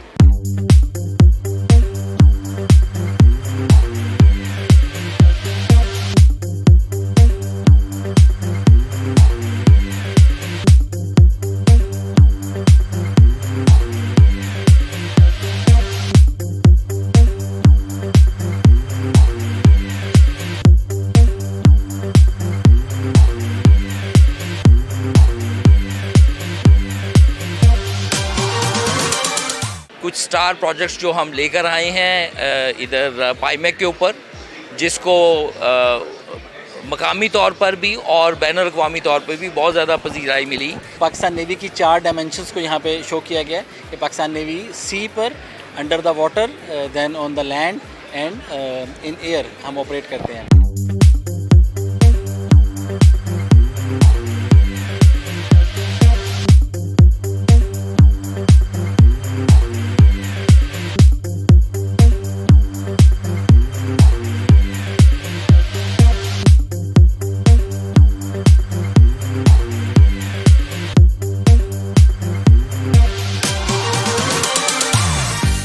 Pakistan international maritime expo and conference 2025। Business business business, एक ही मकसद इस वक्त सारी दुनिया का दिखाई देता है, एक अच्छा पॉजिटिव पैगाम, मईशत को बेहतर बनाना। और इस सिलसिले में बड़ा इंपॉर्टेंट रोल दिखाई दिया। आपने देखा होगा एक्सपो सेंटर कराची में हर जगह आपको ब्लू दिखाई दे रहा है क्योंकि असल चीज़ है ब्लू इकॉनमी जिसको हमने दरियाफ्त करना है। Ministry of maritime affairs, Pakistan navy और उनके साथ बदर एक्सपो सॉल्यूशन साथ साथ खड़े हुए दिखाई दिए। सबका एक ही मकसद था, सबका एक ही मोटिव था, पाकिस्तान की तरक्की में अपना किरदार अदा करना है। क्या कुछ बिज़नेस हुआ, क्या कुछ हमारे मुल्क को हासिल हुआ, इसकी डिटेल तो आपको आती रहेगी। लेकिन पाइमेक आज ख़त्म हो गया, इसकी तैयारियां जारी थी। 3rd एडिशन में एक मरतबा फिर नसीम राजपूत अपनी पूरी प्रोडक्शन टीम के साथ आपके साथ मौजूद होगा इंशाअल्लाह। और इंशाअल्लाह हम इस तवक्को, इस उम्मीद के साथ अपने इस प्रोग्राम का इख्तिताम कर रहे हैं कि जब दोबारा हम मिलेंगे तो इंशाअल्लाह पाइमेक का जो ऑलरेडी 44 मुल्क है, 144 मुल्क यहाँ पे खड़े होंगे और पाकिस्तान जिंदाबाद का नारा हर जानिब लग रहा होगा। अल्लाह ने के बाद।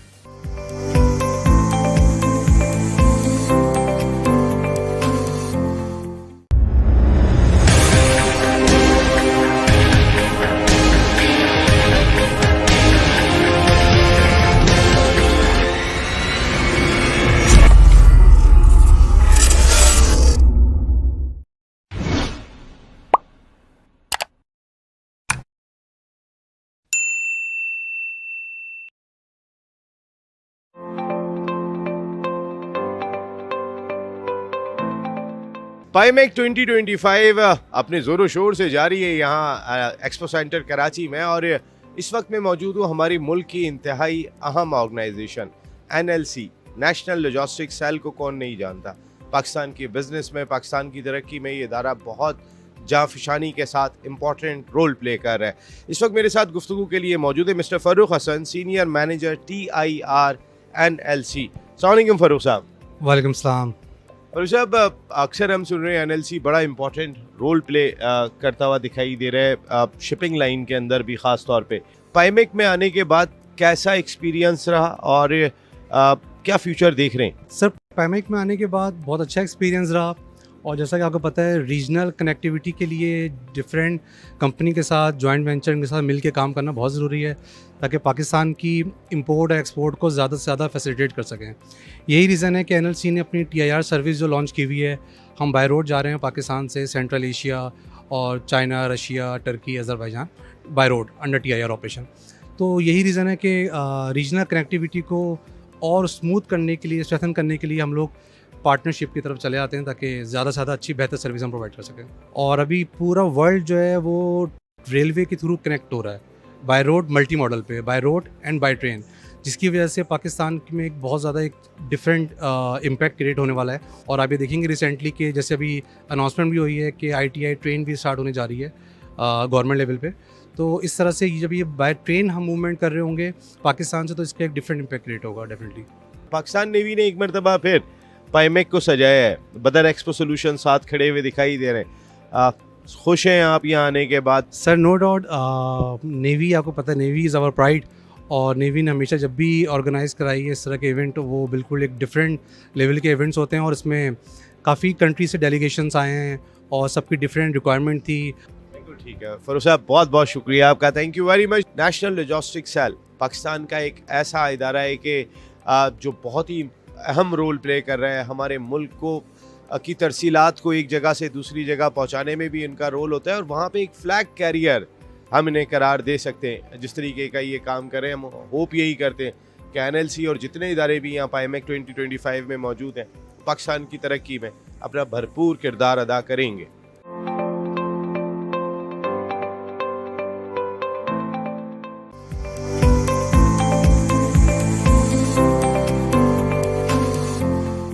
पाईमेक 2025 इस वक्त हम मौजूद हैं स्टिंग्री टैग के स्टॉल के ऊपर। कैसा रहा आपका एक्सपीरियंस पाईमेक सेकंड एडिशन के अंदर, जिस तरीके का फुटफॉल रहा? इंटरनेशनल 44 कंट्रीज़ यहाँ पर हैं।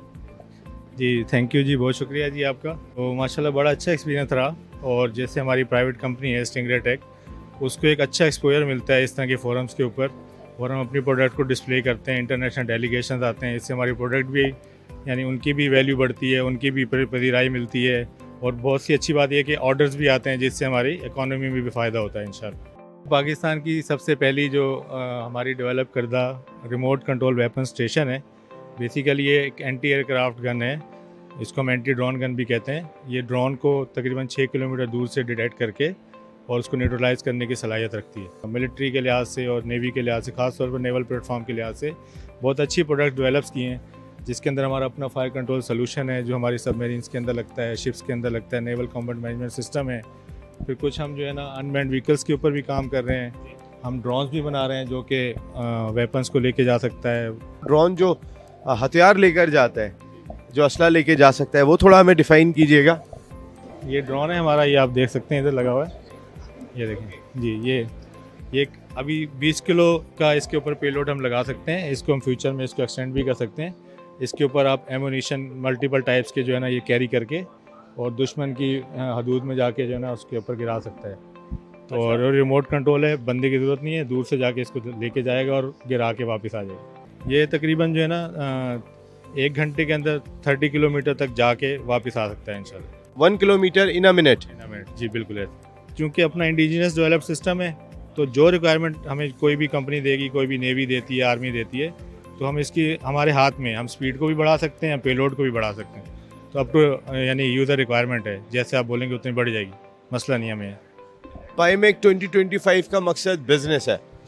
आप कोई सजेशन देना चाहते हैं कि south Asian countries, central Asian countries, वहाँ पे अपनी इस तिजारत को बढ़ाने के लिए क्या कुछ इक़दामात हम और कर सकते हैं और क्या कुछ इंफ्रास्ट्रक्चर आपको दरकार होगा? ट्रेन सर्विस होती है और बहुत सारी चीज़ें।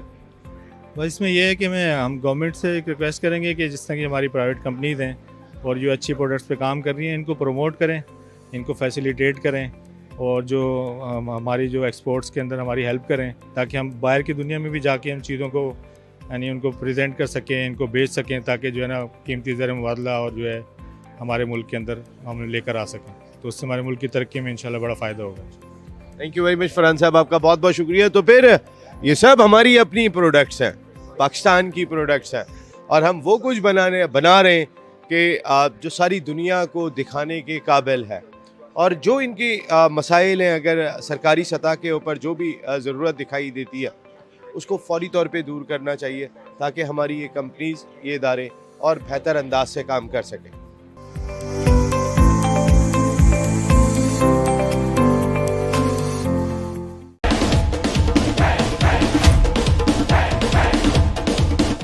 चक्कों की बरसात करनी होगी।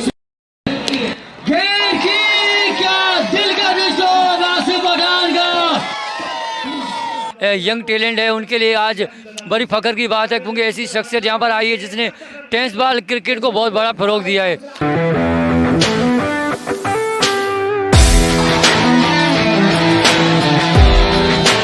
ये सल तंबाकू सुपर लीग जिसका एडिशन नंबर ये 11 है।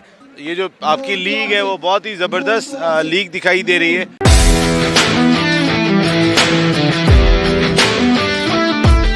अगर डॉट बॉल होती है तो सुपर ओवर होने के चांस है और अगर रन बन जाता है तो आमिर स्पोर्ट्स चैंपियन बन जाएगी।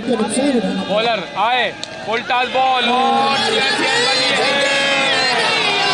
चैंपियन बन गई है।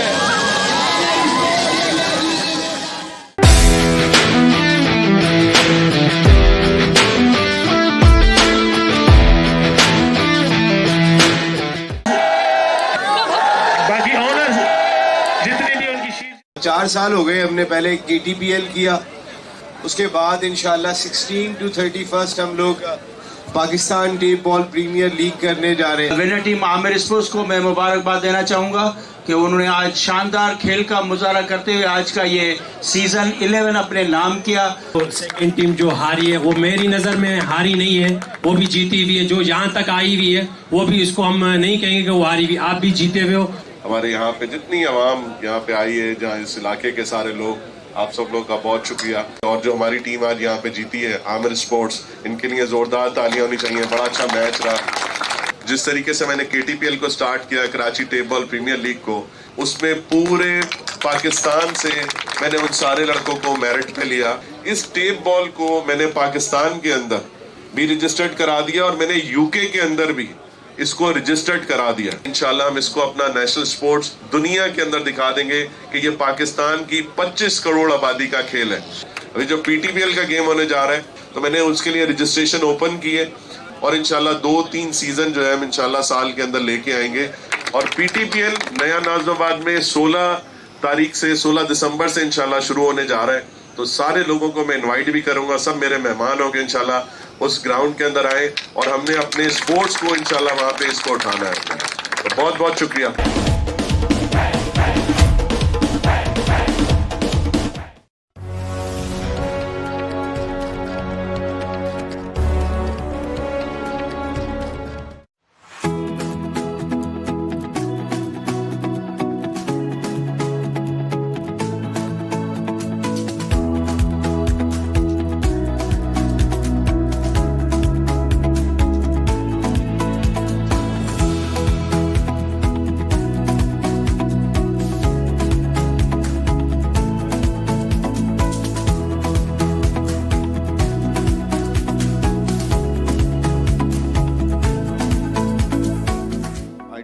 thank the dignitaries and all the guests, the sponsors, the exhibitors who have been with us through the years and have made this event possible. It is a great opportunity for the investors and even the dealers and the distributors to participate and engage in this seminar, and I further request the management of Badar Expo to continue these seminars for the general awareness of the people.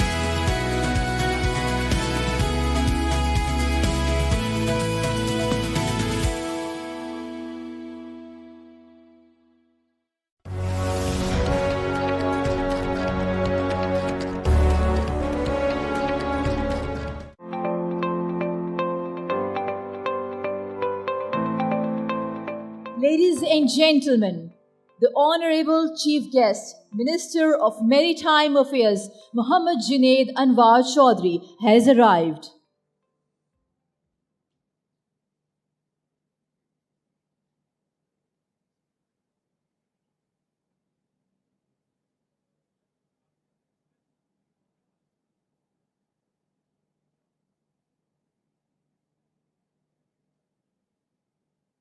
Ladies and gentlemen, can I please request all of you to please rise for the national anthem of Islamic Republic of Pakistan.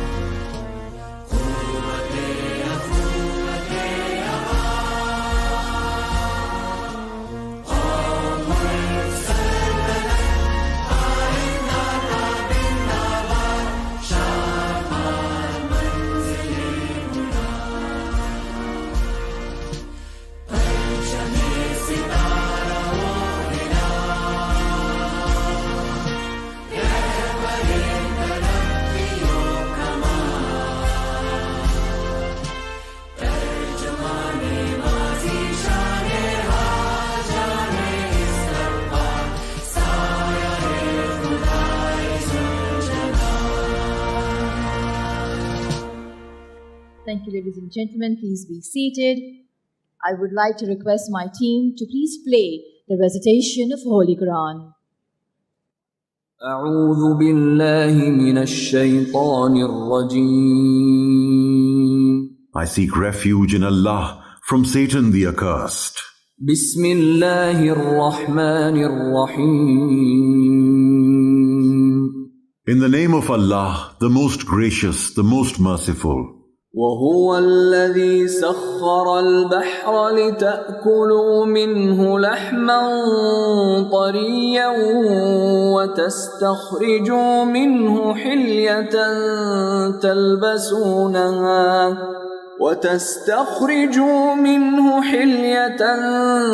تلبسونها وترى الفلك مواخر فيه ولتبتغوا من فضله ولعلكم تشكرون. And it is He who subjected the sea, for you to eat from it tender meat, and to extract from it ornaments which you wear. And you see the ships billowing through it, and He subjected it, that you may seek His bounty, and perhaps you will be grateful. صدق الله العظيم. اللهم صل على محمد وعلى آل محمد كما صليت على إبراهيم وعلى آل إبراهيم إنك حميد مجيد اللهم بارك على محمد وعلى آل محمد كما باركت على إبراهيم وعلى آل إبراهيم إنك حميد مجيد.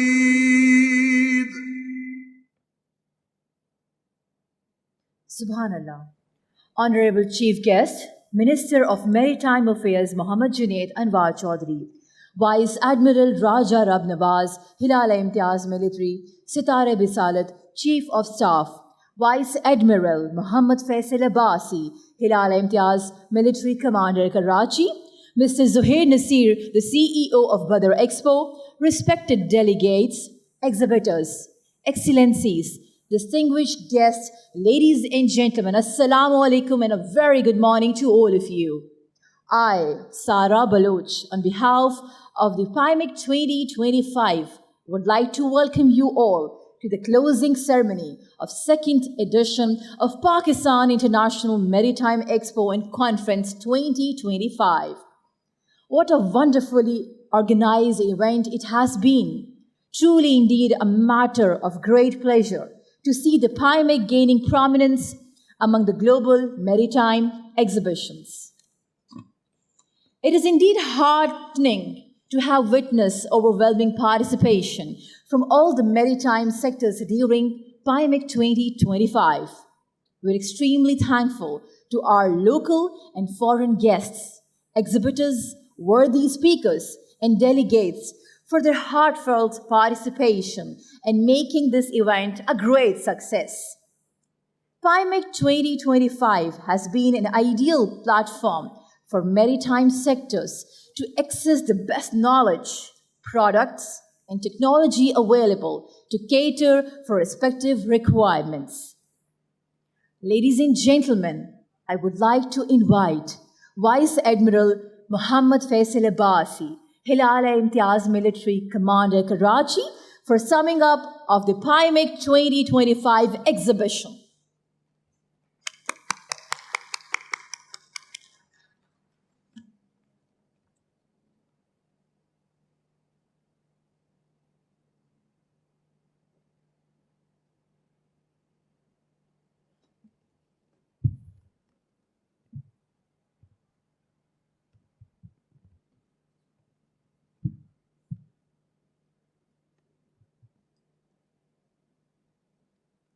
Bismillahirrahmanirrahim.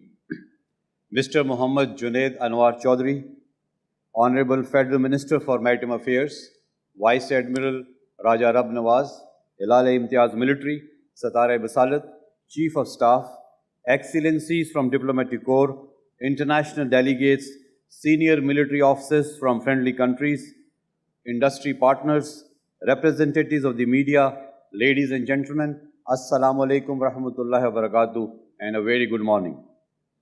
It is my honor and great pleasure to welcome you all at the closing ceremony of Pakistan International Maritime Exhibition and Conference 2025 and present a brief conclusion on outcomes of the second edition of PIMEC. This flagship initiative of Pakistan Navy, held under the patronage of Ministry of Maritime Affairs, was envisioned to accelerate the growth of Pakistan's maritime sector and to unlock the immense potential of our blue economy for national prosperity. Over the past 4 days, PIMEC 2025 has brought together policymakers, industry leaders, researchers, and maritime professionals from across the globe, united by shared commitment of cooperation, innovation, and sustainable development. Before proceeding, I record my profound gratitude to to the Ministry of Maritime Affairs, other federal departments, Government of Sindh, Pakistan Navy, military and civil law enforcement agencies, National Institute of Maritime Affairs, Badar Expo Solutions for their tireless efforts and seamless support for making this exhibition a great success. We take immense pride in leading this national effort, an event that reflects the resilience and forward-looking spirit of Pakistan's maritime community. More than an exhibition, PIMEC 2025 has provided a platform for economic progress, testament to how our vision, technological advancements, and collaboration opportunities can define a sustainable maritime future for all of us. Distinguished guests, PIMEC 2025 has served as a milestone in Pakistan's maritime journey. The exhibition featured 4 key clusters: shipbuilding, repair and marine engineering, port infrastructure, logistics and green port solutions, offshore and marine energy exploration, fisheries, aquaculture, marine biotechnology and digitalization, maritime defense security technologies, and human resource development in maritime domain. These clusters transform an engagement from display into genuine business collaboration, generating opportunities for joint ventures, contracts, and MOUs. This year's participation was truly global, with delegates from 44 countries, including 28 foreign and 150 national exhibitors, reflecting the growing international interest in Pakistan's maritime potential. We witnessed strategic partnerships, including conclusion of 83 MOUs worth 76 billion Pak rupees, which includes 268 million US dollars and 6.6 billion Pak rupees, and 363 B2B, B2G and G2D engagements in fisheries, shipbuilding, logistics and port services. Academic and research institutions demonstrated strong research industry linkages in marine biotechnology, desalination and renewable energy. Capacity building remained a key focus. Training institutions and maritime education programs showcased during PIMEC complement the policy dialogue, ensuring that our youth and professionals are equipped to lead Pakistan's maritime transformation. We are deeply grateful to our international partners for their active participation, technological contributions, and commitment to sustainable maritime development, raising PIMEC to a new international standard of excellence. Ladies and gentlemen, alongside the exhibition, International Maritime Conference, jointly organized by Pakistan Navy and NEMA, convened experts and policymakers under the theme Harnessing Blue Economy Potential for Sustainable Development. The inaugural session set a strong policy direction, emphasizing the need to mainstream the blue economy into Pakistan's national development agenda. Speakers during subsequent sessions underscored the importance of technological modernization, eco-friendly practices, and public-private partnerships to enhance competitiveness and sustainability. Discussions reaffirmed that security at sea remains the foundation of maritime prosperity, calling for greater regional cooperation, digital integration, and climate resilience. The conference concluded with actionable recommendations, reaffirming Pakistan's commitment to a sustainable, secure, and inclusive maritime future. Distinguished delegates, the success of PIMEC 2025 lies in its outcomes. To sustain this momentum, Pakistan Navy, in collaboration with Ministry of Maritime Affairs, will compile an outcome dossier detailing all MOUs, commercial leads, and proposed projects. This will be shared with government and industry partners to translate these outcomes into tangible progress. Ladies and gentlemen, Pakistan's geostrategic location at the crossroads of global trade and the gateway of Arabian Sea positions us to become a key regional maritime hub. Through CPEC and the continued development of Karachi and Gwadar ports, Pakistan is advancing toward this vision of connectivity and prosperity. Let me also reaffirm that Pakistan Navy stands resolute in safeguarding our maritime frontiers and will, inshallah, continue to ensure freedom of navigation and protect lawful maritime commerce. Equally vital is sustainability. Our growth must remain climate aware and eco-sensitive. We will continue aligning with global best practices in fisheries management, green port operations, and low-carbon shipping technologies. The path ahead lies in partnership between government, industry, academia, and technology, and between Pakistan and our partners from across the globe. The blue economy will thrive only through shared responsibility and collaboration. To conclude, PIMEC 2025 has demonstrated that Pakistan possesses both the vision and capability to host a world-class maritime event that advances commerce, fosters innovation, and strengthens the linkages between policy, industry, and academia. I extend my heartfelt gratitude to all our delegates, exhibitors, visitors, and the media for making this event a resounding success.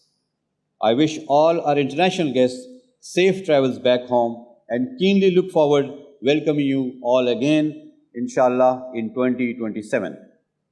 As we close this chapter, let us reaffirm our commitment to a secure, sustainable, and prosperous maritime future. Pakistan Navy remains steadfast in safeguarding our seas and supporting national development. I also look forward to seeing the legacy of PIMEC manifest in projects, policy incentives, and growth with shared prosperity and responsibility. I thank you all. Pakistan Navy Zindabad, Pakistan Paindabad.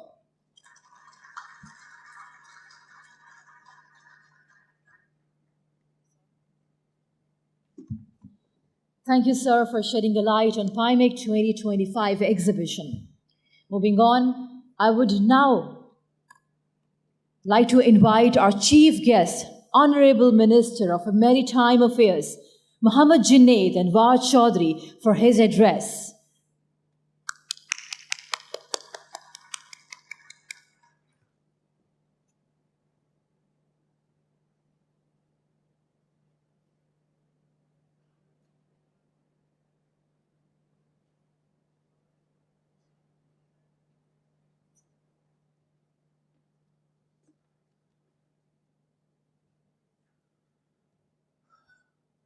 Bismillahirrahmanirrahim.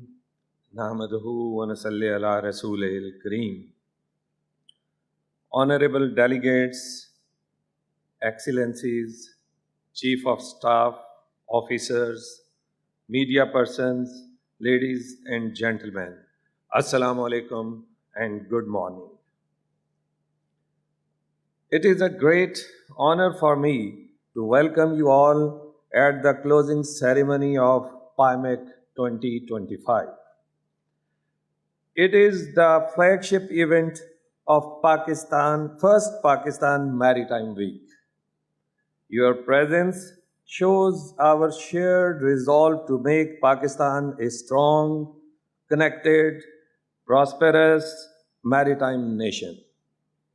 Ladies and gentlemen, oceans are the arteries of global trade and they shape the prosperity of nations.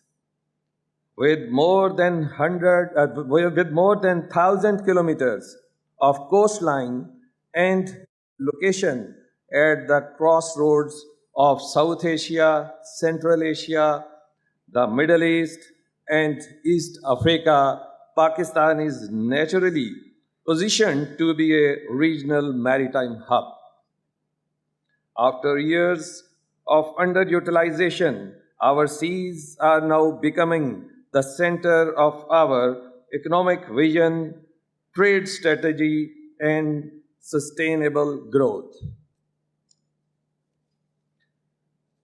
PIMEC 2025 is not just an exhibition.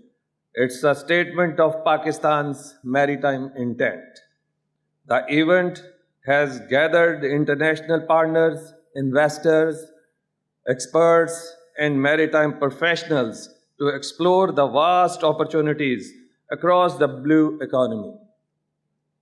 Under the guidance of our Honorable Prime Minister, Mia Muhammad Shehbaz Sharif, we have launched an ambitious reform agenda to unlock this potential. We are pursuing the Maritime at 100 vision, aiming to build $100 billion blue economy by 2047. Over the past few months, we have achieved meaningful progress. The Pakistan National Shipping Corporation fleet has grown from 10 to 12. 3 more ships will arriving over the next 2 months, inshallah. This amounts to 60% growth in just 5 months. Our target is 30 ships by 2026 and 60 within 3 years, inshallah. We also processed award of license to first ever private sector company for the ferry service. We have initiated the establishment of Pakistan's first green ship repair and recycling yard at Port Qasim, which is part of our sea to steel integrated maritime industrial complex. That will also support the revival of Pakistan's steel mill. We are reviving the Gadani ship recycling yard with 12 billion rupees investment, fully equipped with Hong Kong Convention environmental standards. The National Fisheries and Aquaculture Policy 2025 to 2035 has been finalized, targeting the double fisheries exports within 1 year, inshallah. Ladies and gentlemen, as we launch Pakistan's Maritime Week, we also look far beyond the present of Pakistan's Maritime Century 2047. My vision for this century is very clear. The sea is our next frontier for trade, prosperity, energy, food, and climate resilience. By 2047, we aim to transform Pakistan into a globally recognized blue economy powerhouse, driving regional integration and sustainable maritime growth across the North Arabian Sea and Indian Ocean. My vision for next century is based on 5 pillars, which include: we have Port 1, Port 2, Port 3, Port Qasim, KPT, and Gwadar. Development of 3 new deep sea ports, Port 4, Port 5, and Port 6, inshallah. Expanding the national shipping fleet, which can carry Pakistan's own seaborne trade and bring sea freight bill to minus, inshallah. Building artificial intelligence-enabled maritime industrial complex for shipbuilding, ship repair, and ship recycling. I envision made in Pakistan ship in future, inshallah.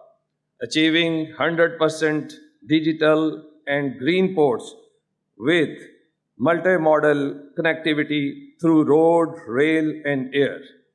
Leading regional maritime cooperation, promote peace, sustainability, and shared prosperity across our sea. I state with conviction that Pakistan's second century belongs to the blue economy, inshallah. Together, let's make Pakistan not only maritime nation, but a maritime leader be. Thank you very much. अब मैं थोड़ी सी बात अपनी ज़बान में भी करना चाहूँगा, जो पाकिस्तानी लोग यहाँ पे बैठे हैं। मैंने जब से इस मिनिस्ट्री का चार्ज लिया और इस मिनिस्ट्री को देखा, तो यकीन जानिए बहुत कुछ है इसमें। ये हम 100 अरब रुपए का टारगेट जो लेके चल रहे हैं, ये कोई टारगेट नहीं, लेकिन हमारा अज़म मजबूत होना चाहिए और इस पाकिस्तान को मजबूत करने के लिए नीयत होनी चाहिए। तो हम ये 100 अरब नहीं, हम कई 100 अरब यहाँ से निकाल सकते हैं और अपने मुल्क की मईशत को हम और मजबूत कर सकते हैं। हमें मेड इन पाकिस्तान का सोचना चाहिए। इट्स वेरी अनफॉर्चुनेट कि हम इस पाकिस्तान को थोड़ा सा पीछे कर लेते हैं जब हमारे मफादात, हमारी अर्निंग्स, इसमें कोई थोड़ी बहुत कमी आती है। हमें मेड इन पाकिस्तान का सोचना चाहिए। मैं अपनी मिनिस्ट्री का आज इस प्लेटफॉर्म पे खड़े होके या आपके साथ वादा करता हूँ कि आप आइए, हम जो फॉरेनर्स को भी वेलकम कहेंगे, ये आएँ, यहाँ पे इन्वेस्टमेंट्स करें, बिल्कुल उनका भी हक है, लेकिन आपका भी उतना हक है। आप आइए। और मैरीटाइम सेक्टर में जो आज मैं यकीन के साथ कहता हूँ, पूरी दुनिया ये बात कहती है कि हमारी ब्लू इकॉनमी जो है ये हमारा फ्यूचर है। तो मैं आपको ये आज दावत देता हूँ कि आप आइए, मेरे अदारे, मेरी पोर्ट्स, मेरी पोर्ट कासम, मेरी केपीटी, हमारा ग्वादर, हमारे फिशरीज डिपार्टमेंट आपके लिए दिन रात सर्विस देने के लिए तैयार हैं। और आपको कोई मसला हो तो आप इन अदारों में जाइए, आप मिनिस्ट्री से रब्ता कीजिए। हम हर तरह की आपको फैसिलिटी देने के लिए तैयार हैं, क्योंकि मैं चाहता हूँ और ये मेरा अज़्म भी है, जिस तरह अभी फैसल अब्बासी साहब ने भी कहा कि हम लैंड ऑफ अपॉर्चुनिटीज़ हैं। हमारी नीला पानी, हमारे साहल आज आपकी राह देख रहे हैं। ये आज इंशाल्लाह मेरा एक और अज़म भी है कि हम इंशाल्लाह ताला अपने पाकिस्तानी दोस्तों के साथ, जो आज मेरे साथ उन्होंने मिलना भी है, कि हम इंशाल्लाह अपना एक पाकिस्तान टर्मिनल बाय पाकिस्तानीज़ भी बनाएंगे, जो स्टेट ऑफ द आर्ट होगा इंशाल्लाह ताला। तो मेरी आपसे सिर्फ ये गुजारिश है कि आप आइए, इसमें हिस्सा लीजिए। फॉरेनर्स तो हमारी मईशत में हिस्सा डालने के लिए तैयार हैं, लेकिन हम भी एक जज्बे के तहत आएँ और इन हवाओं को बदलें और पाकिस्तान को एक मजबूत और मुस्तहकम मुल्क बनाएं। पाकिस्तान जिंदाबाद।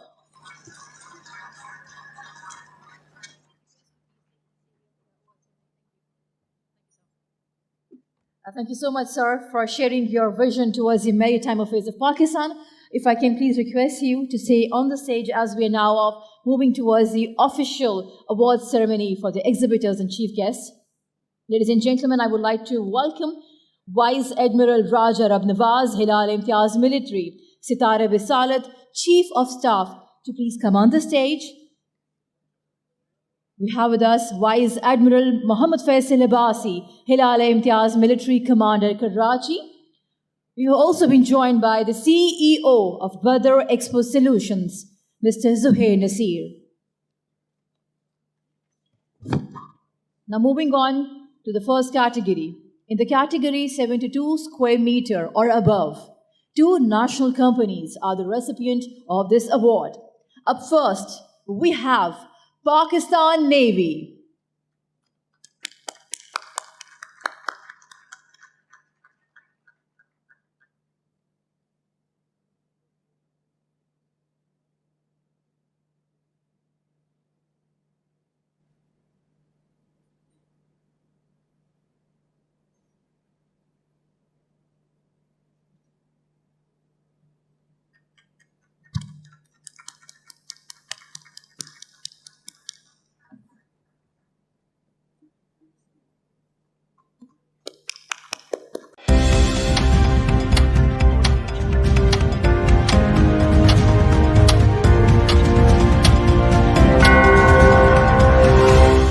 It's 9 p.m.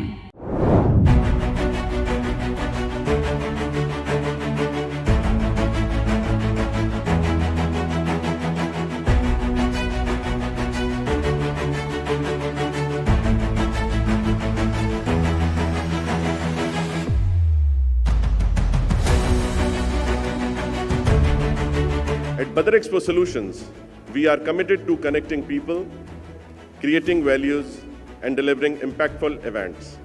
Our mission is to make emerging healthcare trends and innovations accessible globally, while fostering meaningful B2B matchmaking opportunities between local and international stakeholders. Health care expo and conference last year हमने शुरू की, इस साल इसका second edition है। Again इसे एक बहुत बड़ी मैं सक्सेस समझता हूँ कि पहले सेशन के बाद हम दूसरे एडिशन के ऊपर आए। Your vision and dedication in promoting Pakistan healthcare industry through such high-level platform is really commendable. Let me start by congratulating Mr. Zuhair from Badar Expos and the spirit behind Abid Abbas Sheikh Saab for arranging such a beautiful conference. ये सिर्फ एक नुमाइश या exhibition नहीं है, ये एक सोच है, ये एक सफ़र है जिसकी बुनियाद डाली जा रही है। तो मैं ज़ुहैर नसीर साहब आपको और आपकी टीम को बदर सॉल्यूशन को खराज तहसीन पेश करता हूँ।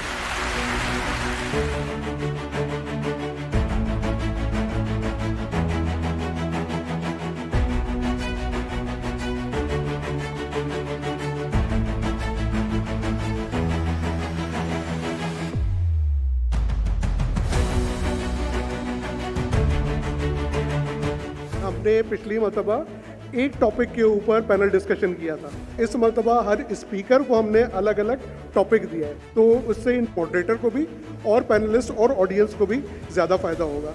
आई am thankful to all the collaborators, specially Badar expo solutions, उसका हर डिपार्टमेंट। आप जो ये पूरा सेटअप देख रहे हैं, ये सेटअप जो है ये मुमकिन नहीं था अगर बदर एक्सपो सॉल्यूशंस की मुझे पूरी सपोर्ट मौजूद नहीं होती।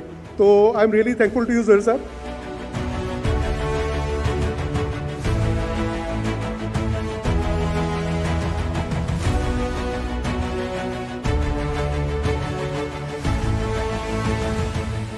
बहुत सारे पैनलिस्ट्स और एक्सपर्ट्स के साथ नेटवर्किंग का मौका मिला।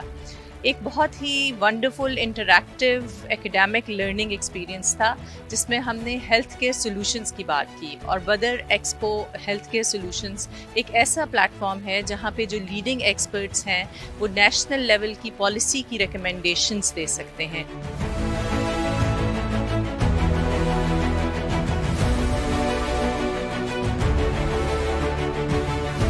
बदर एक्सपो को सबसे पहले मुबारकबाद है ज़ुहैर नसीर साहब को, उनकी टीम को, कि उन्होंने इतना ज़बरदस्त program which is so much needed for the health care of Pakistan organize किया। टोटल सिंध में 17 डेंटल कॉलेजेस हैं, तो अमेजिंग बात यह है कि 17 के 17 डेंटल कॉलेजेस ने पार्टिसिपेट किया, उनके बच्चों ने पार्टिसिपेट किया, उनकी फैकल्टी ने पार्टिसिपेट किया। In addition lots of senior dentist came to for this event. और ये इवेंट मैं देखता हूँ कि फ्यूचर में एक आइकॉन की हैसियत हासिल कर लेगा डेंटिस्ट्री में इंशाअल्लाह। इतने सारे लोगों को एक साथ हैंडल करना और फ्लॉलेसली उसको ऑर्गेनाइज करना, लाइट्स, कैमरा, स्पीकर्स, जजेस, content was very very very nice.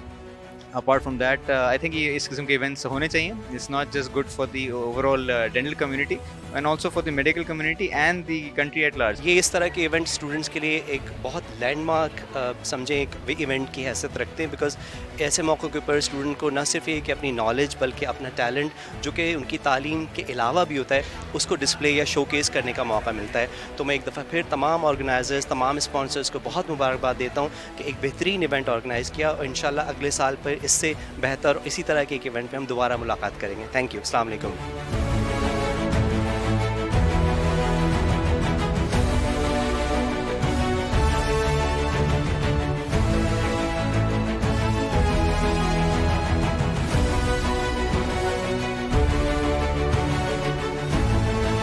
Dentistry को पिछले एडिशन की तरह इस दफ़ा भी इनवाइट किया कि हम उसका पार्ट बने, और हमारे कॉलेज से उन्होंने कहा कि हम इसको ऑर्गेनाइज़ करें। तो हमने डेंटिस्ट्री का प्रोग्राम ऑर्गेनाइज़ किया उनके लिए। 3 दिन का प्रोग्राम था डेंटिस्ट्री का।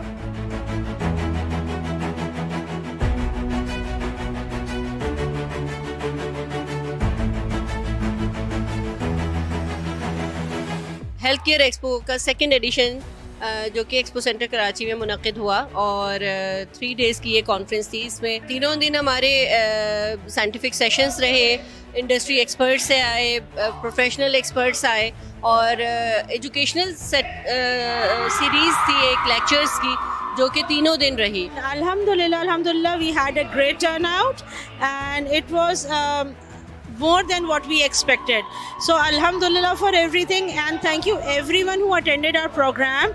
Inshallah for next time इसे बेहतर करेंगे और उम्मीद है कि आप सब हमें join करेंगे. Thank you so much. Thank you very much Badar Expo for having me or giving me a chance and my team to bring a change into this aesthetical industry. Expo जो हो रहा है जी वो बदर expo ने करवाया है और बहुत सारी उनको मुबारकबाद क्योंकि बड़ा अच्छा इवेंट है और बड़ा अच्छा फुटफॉल है, लोग आके यहाँ पर अपने हेल्थ सोल्यूशंस ले रहे हैं। सो उम्मीद करता हूँ कि इस तरह से करते रहेंगे और आगे भी ये काम अच्छा चलता रहेगा। Very organized, very well organized in fact और हेल्थ केयर की जितनी सर्विसेज मैं यहाँ देख रहा हूँ, जितने लोग यहाँ देख रहा हूँ, pharmaceutical companies are here, hospitals are here and of course Sindh का अपना जो SIHS है दैट्स हेयर और बहुत सारी और चीज़ें हैं। So just a wonderful experience overall, बहुत होलसम एक्सपीरियंस है और आपको आके एहसास होता है कि पाकिस्तान में बहुत काम हो रहा है, specially the people who have organised this.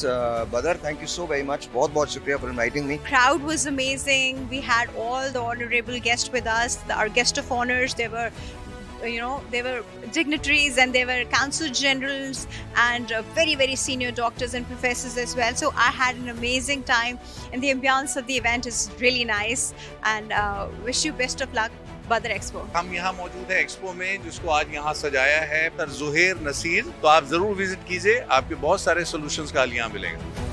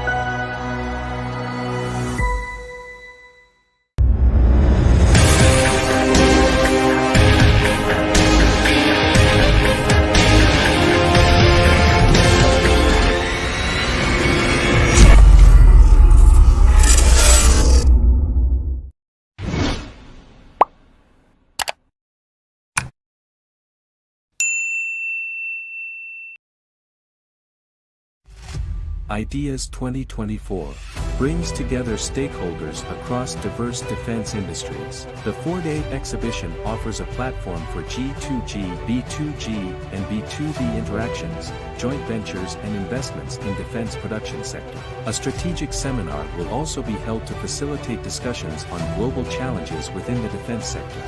The 12th edition of Ideas will be held from 19 to 22 November 2024 at Karachi Expo Center.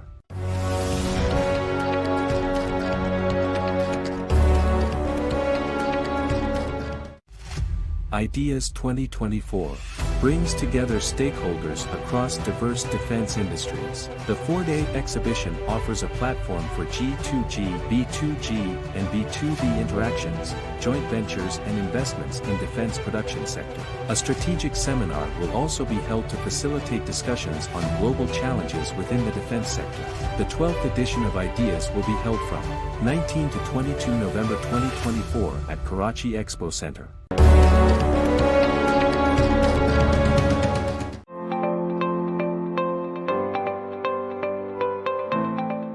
Hi there, Qasim Sheikh with BTV at PIMEC 2025. Currently, I'm just visiting one of the exhibitors' stands, and it's the Culture, Tourism, Antiques and Archives Department of Government of Sindh.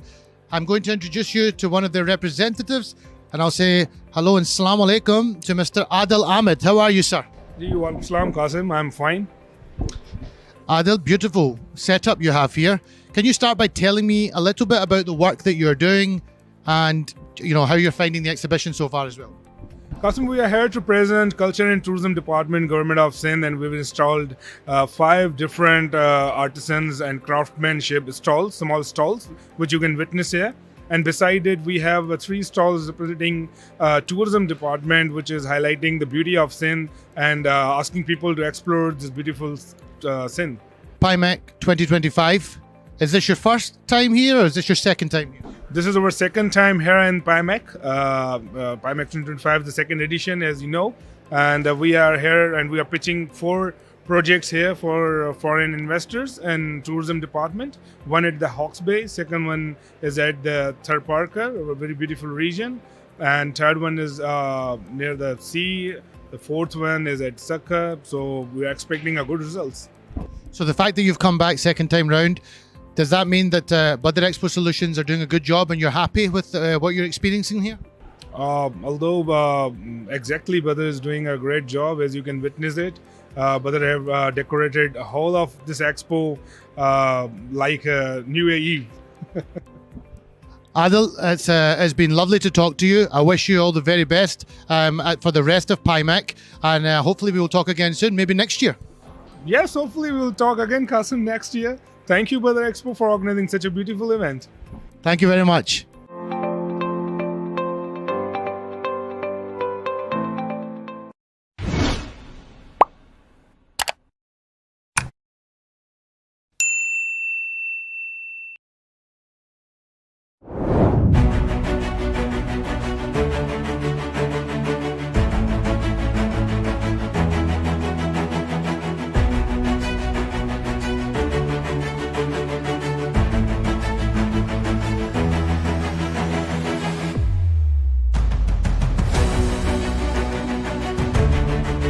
At Badar Expo Solutions, we are committed to connecting people, creating values, and delivering impactful events.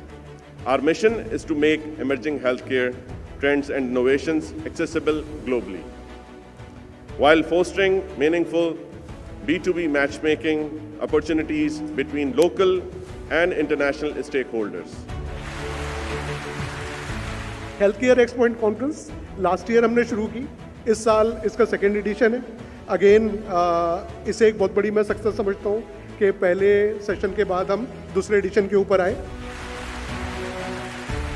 Your vision and dedication in promoting Pakistan healthcare industry through such high-level platform is really commendable. Let me start by congratulating Mr. Zuhair from Badar Expos and the spirit behind Abid Abbas Sheikh Saab for arranging such a beautiful conference. ये सिर्फ एक नुमाइश या exhibition नहीं है, ये एक सोच है, ये एक सफ़र है जिसकी बुनियाद डाली जा रही है. तो मैं ज़ोहैर नसीर साहब आपको और आपकी टीम को, बदर सोल्यूशन को खराज तहसीन पेश करता हूँ.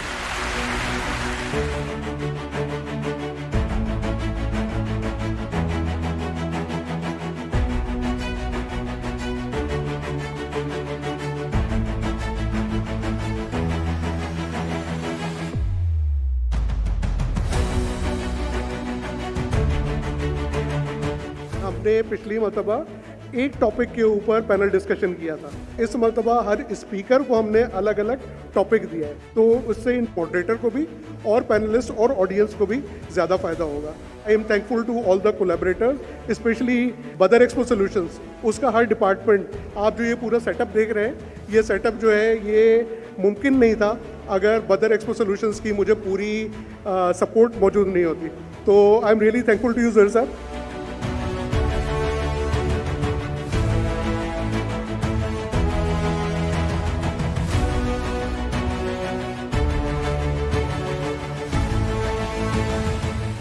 बहुत सारे पैनलिस्ट्स और एक्सपर्ट्स के साथ नेटवर्किंग का मौका मिला. एक बहुत ही wonderful interactive academic learning experience था जिसमें हमने हेल्थ केयर सॉल्यूशंस की बात की. और बदर एक्सपो हेल्थ केयर सॉल्यूशंस एक ऐसा प्लेटफॉर्म है जहां पे जो लीडिंग एक्सपर्ट्स हैं वो नेशनल लेवल की पॉलिसी की रिकमेंडेशंस दे सकते हैं.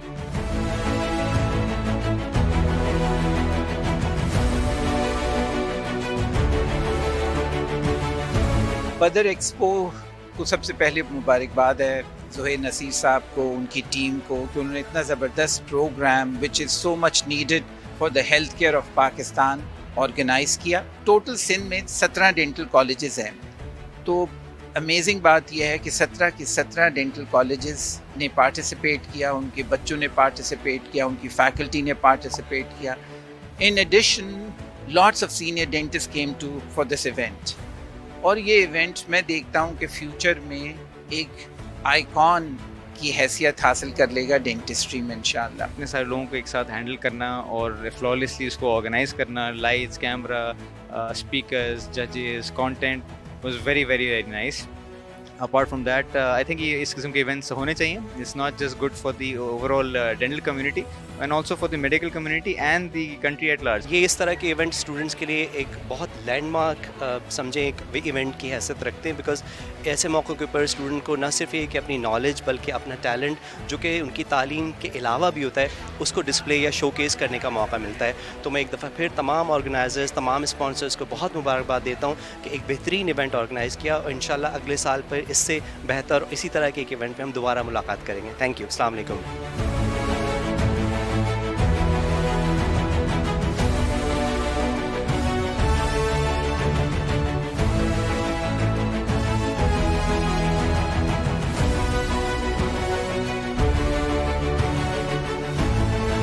डेंटिस्ट्री को पिछले एडिशन की तरह इस दफ़ा भी इनवाइट किया कि हम उसका पार्ट बने, और हमारे कॉलेज से उन्होंने कहा कि हम इसको ऑर्गेनाइज़ करें। तो हमने डेंटिस्ट्री का प्रोग्राम ऑर्गेनाइज़ किया उनके लिए। 3 दिन का प्रोग्राम था डेंटिस्ट्री का।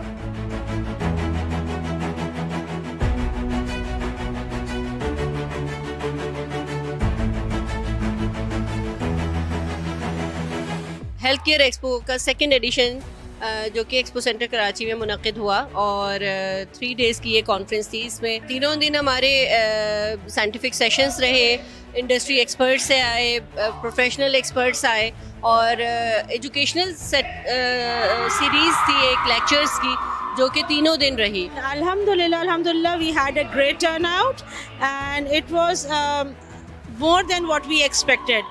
So alhamdulillah for everything and thank you everyone who attended our program. Inshallah for next time इसे बेहतर करेंगे और उम्मीद है कि आप सब हमें join करेंगे. Thank you so much. Thank you very much Badar Expo for having me or giving me a chance and my team to bring a change into this aesthetical industry. Expo जो हो रहा है जी वो बदर expo ने करवाया है और बहुत सारी उनको मुबारकबाद, क्योंकि बड़ा अच्छा इवेंट है और बड़ा अच्छा फुटफॉल है। लोग आके यहाँ पर अपने हेल्थ सोल्यूशंस ले रहे हैं। सो उम्मीद करता हूँ कि इस तरह से करते रहेंगे और आगे भी ये काम अच्छा चलता रहेगा। Very organized, very well organized in fact. और हेल्थ केयर की जितनी सर्विसेज मैं यहाँ देख रहा हूँ, जितने लोग यहाँ देख रहा हूँ, pharmaceutical companies are here, hospitals are here, and of course Sindh का अपना जो SIHS है दैट्स हेयर, और बहुत सारी और चीज़ें हैं। So just a wonderful experience overall, बहुत होलसम एक्सपीरियंस है और आपको आके एहसास होता है कि पाकिस्तान में बहुत काम हो रहा है, specially the people who have organised this.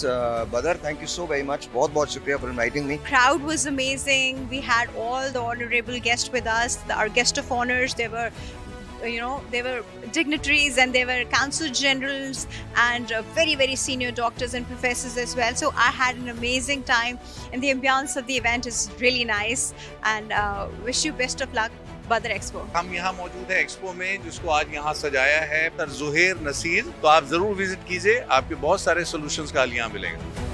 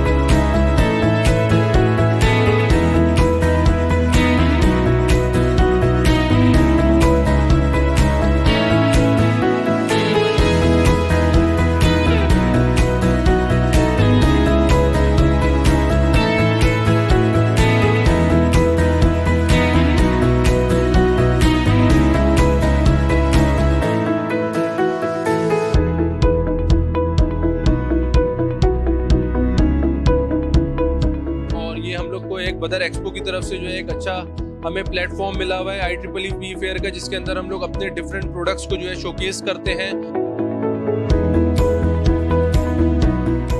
बदर एक्सपो ने हमें एक प्लेटफॉर्म दिया, वो हमें काफ़ी सपोर्ट भी करती है और यहाँ पे डिफरेंट कंपनीज को भी उसने काफ़ी सपोर्ट किया है।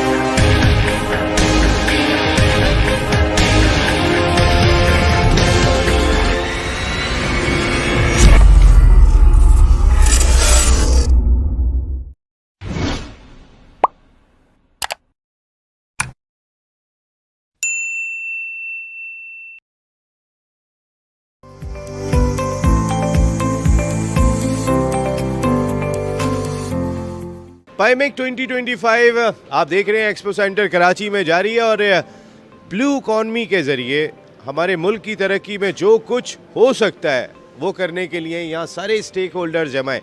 उनमें एक हेल्म्समैन आपने देखा होगा जो शिप चलाते हैं, तो वो एक बहुत बड़ा सा एक वो होता है स्टीयरिंग, हम उसको कहते हैं। वो स्टीयरिंग नहीं होता, वो बहुत ही बड़ी एक चीज़ होती है जिसको कंट्रोल करना पड़ता है, वो कहलाता है हेल्म्समैन।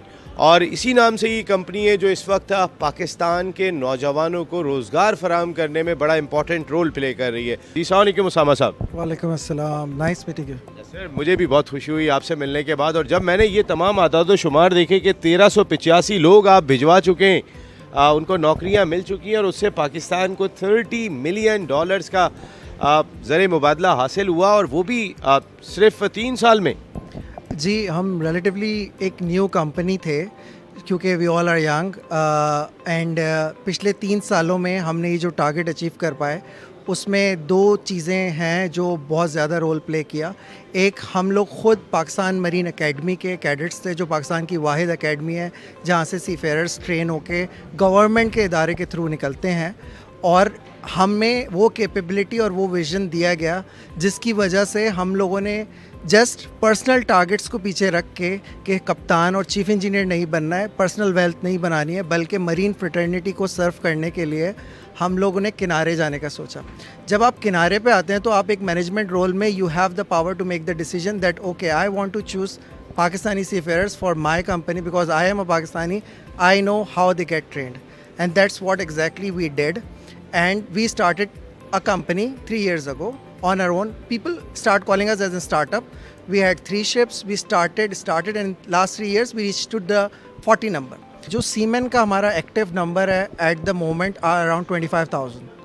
So 25,000 seafarers, as you see this number, 1,300 seafarers can do 30 million remittances to their home. So ये जब नंबर इंक्रीज़ होगा तो जैसे कि फ़िलिपींस है, Philippine is a seafaring nation, so $6 billion remittances में उनके मंथली एनुअल आते हैं उनके मुल्क में। सो हमारे पास रिसोर्सेज हैं, हमारे पास मैन पावर है, बट ये नहीं अचीव कर पा रहे नंबर। रीज़न बीइंग 1, पासपोर्ट की वजह से हमारे पास इश्यूज़ हैं। इस्तांबुल में वीज़ा ऑन अराइवल नहीं है जहाँ पे मेनली शिपिंग हो रही है, या यूरोप में शिपिंग जो हो रही है उसमें आपके पास वीज़ा ऑन अराइवल नहीं है। Whereas Indian seafarer, Filipino seafarer, they have this seaman book and seaman ID card which we also have, but it doesn't hold that value now because of the passport. Before, basis that seaman book and seaman ID card, यही लोग visa on arrival facility available करते थे, utilise करते थे। और अब हमारी ministries को इसी पे काम करना है कि एटलीस्ट सी फेयरर्स को who hold semen book, semen ID card, give them at least visa on arrival status, not all the Pakistanis if they cannot. Best would be कि हमारे पासपोर्ट की वैल्यू इतनी बढ़ जाए कि हमारी हर जगह वीज़ा ऑन अराइवल हो, but at the moment, at least for seafarers, if we can do that, that will really help to increase this number. Now current minister साहब is very active as well. मैं तो Dubai में होता हूँ, but मेरे colleagues हैं जो उनसे कंटिन्यूसली इंटरेक्शन एप्लीकेशंस पे काम कर रहे हैं कि सीफेयर एप्लीकेशन एक डिजिटल प्लेटफॉर्म हो जहाँ सारे सीफेयर्स अवेलेबल हों. दुनिया में सारे सीफेयर्स का है, तो इंटीग्रेशन पे काम हो रहा है, विंडो सोल्यूशन पे काम हो रहा है. मरीन साइट पे डिजी शिपिंग में I can see the difference. So that something is progressing. It's not like we are at halt, but maybe we need to expedite it, or maybe this should have been done few years back, and we would have been in a more better situation. But it's never late to start. Things are moving, and we are happy that we are part of it, and we are at least contributing something. हेल्पमैन वो जो है चलाने की कोशिश कर रहे हैं. अपने जो सी मैन्स हैं जो इस प्रोफेशन से वाबस्ता हैं, उनके रोज़गार के लिए ये हमारे पाकिस्तानी दुबई में बैठ के काम कर रहे हैं.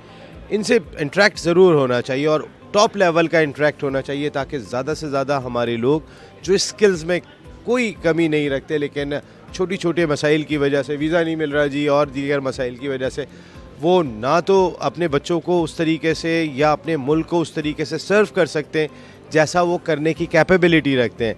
तो अगर ये मसले हल होंगे तो फिर उसामा भाई यहाँ पर बैठे हैं, हेल्प्समैन बैठे में, इनकी बहुत हेल्प हो जाएगी. फिर हेल्प्समैन भी जो है वो खासा ऊपर दिखाई देगा.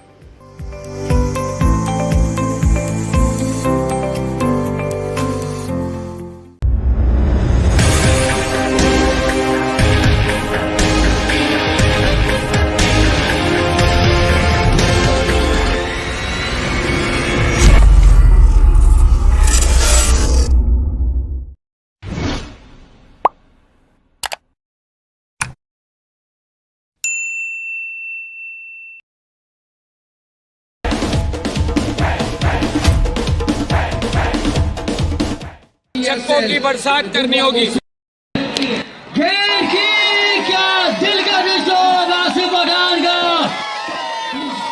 यंग टैलेंट है, उनके लिए आज बड़ी फख्र की बात है, क्योंकि ऐसी शख्सियत यहाँ पर आई है जिसने टेनिस बॉल क्रिकेट को बहुत बड़ा फ़रोग दिया है.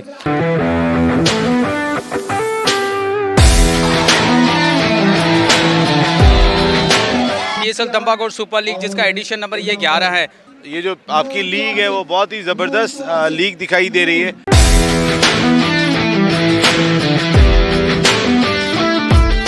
अगर डॉट बॉल होती है तो सुपर ओवर होने के चांस है, और अगर रन बन जाता है तो आमिर स्पोर्ट्स चैंपियन बन जाएगी. बॉलर आए, फुल टॉस बॉल, और चैंपियन बनी है, चैंपियन बन गई है.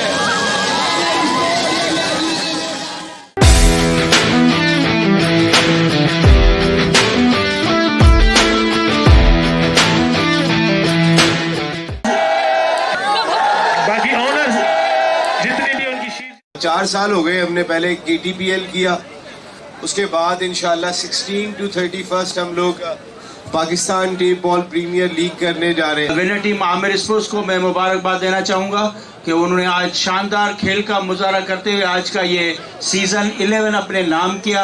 सेकंड टीम जो हारी है वो मेरी नज़र में हारी नहीं है, वो भी जीती हुई है. जो यहाँ तक आई हुई है वो भी, इसको हम नहीं कहेंगे कि वो हारी हुई. आप भी जीते हुए हो.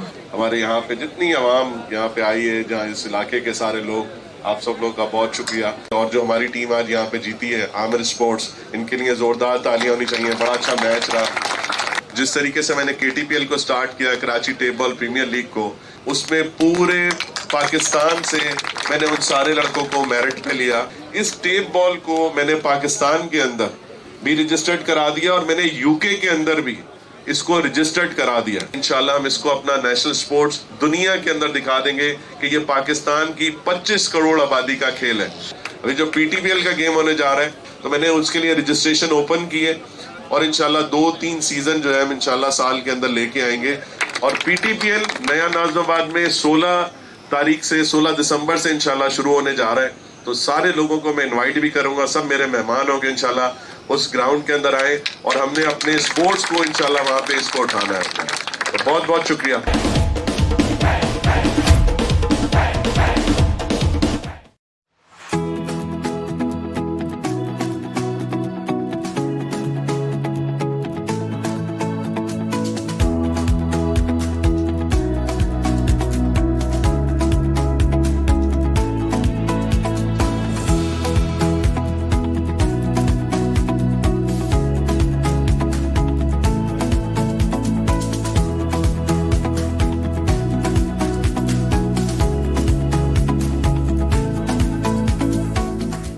like to thank the dignitaries and all the guests, the sponsors, the exhibitors who have been with us through the years and have made this event possible.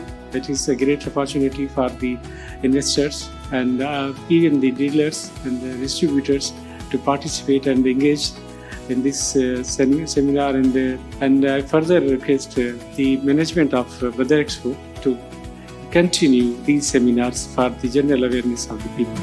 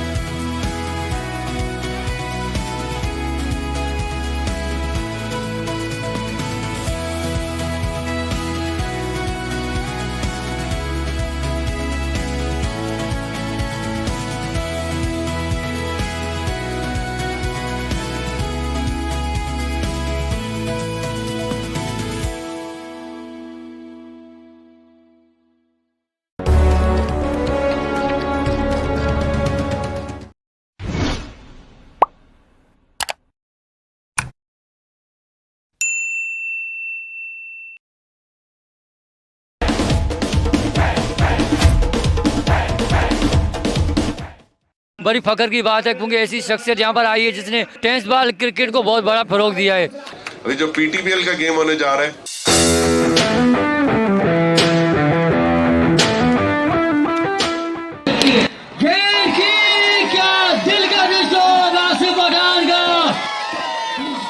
Pakistan table premiere league के सीईओ जोहर नसीर साहब के हम thanks से शुक्रिया अदा करते हैं कि उन्होंने हमेशा क्रिकेट के लिए फ़रोग दिया। इससे पहले केपीएल चलाई, फिर केपीएल के बाद अभी पाकिस्तान की सबसे बड़ी लीग ऑर्गेनाइज करवा रहे हैं।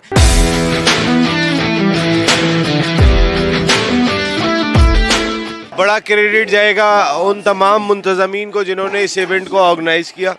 मैं डायरेक्टर मीडिया जोहर नसीर साहब चेयरमैन, आप जावेद मियादा साहब प्रेसिडेंट। अगर डॉट बॉल होती है तो सुपर ओवर होने के चांस है, और अगर रन बन जाता है तो आमिर स्पोर्ट्स चैंपियन बन जाएगी। बॉलर आए, फुल टॉस बॉल और चैंपियन बनी है, चैंपियन बन गई है।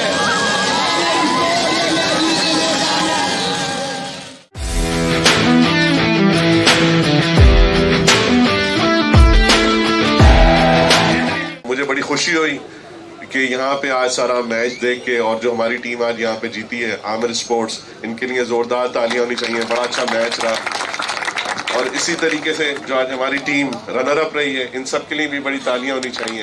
कोई बात नहीं, ये तो एक क्रिकेट का एक हिस्सा है जिसमें जीत और हार चलती है। टैलेंट जाया हो जाता था, उनको मौके नहीं मिलते थे, तो अल्हम्दुलिल्लाह जिस तरीके से मैंने केटीपीएल को स्टार्ट किया, कराची टेबल प्रीमियर लीग को, उसमें मेरा मकसद यही था कि वो हमारा वो रॉ टैलेंट जो गलियों में बच्चे खेलते थे वो ख़त्म हो जाते थे, कि मैं उनको ऊपर लेके आऊं, और जो बेहतरीन टेप बॉल खेल सकते हैं उनको हम प्लेटफॉर्म क्रिएट करें। तो फिर मैंने उस टेप बॉल को, केटीपीएल का जो हमारा एक टूर्नामेंट था, आप सब लोगों ने देखा उसको, कि वो मैंने स्टार्ट किया। उसमें एक लड़का भी मेरा जानने वाला नहीं खेलता। अब इंशाल्लाह ताला नेक्स्ट ईयर का जो भी टूर्नामेंट होगा, वो बदर एक्सपो इसको पूरा स्पॉन्सर भी करेगी यहाँ पे सब लड़कों के लिए। यहाँ पे इंशाल्लाह जो बेस्ट होगा, यहाँ पे आप सब लोगों के लिए ये पूरा मैच ऑर्गेनाइज करके इंशाल्लाह ताला आप लोगों के साथ खड़े होंगे। और आज जीतने वाली टीम के लिए मैं 50,000 का अपनी तरफ से ऐलान करता हूँ, और रनर अप टीम के लिए मैं 25,000 रुपये का ऐलान करता हूँ अपनी तरफ से, कि ये, और मैनेजमेंट के लिए जो सारे लोगों ने यहाँ पे काम किया है, मैं इनके लिए भी आज 1 लाख रुपए का इनाम करता हूँ सारी टीम के, ठीक है। और पीटीपीएल नया नाज़िमाबाद में 16 तारीख से 16 दिसंबर से इंशाल्लाह शुरू होने जा रहा है, तो सारे लोगों को मैं इनवाइट भी करूंगा, सब मेरे मेहमान होंगे इंशाल्लाह। और टेप बॉल को इंशाल्लाह हम एक ऐसे लेवल के ऊपर लेके जाएंगे कि जहाँ पे इंशाल्लाह हम इसको अपना नेशनल स्पोर्ट्स दुनिया के अंदर दिखा देंगे कि ये पाकिस्तान की 25 करोड़ आबादी का खेल है।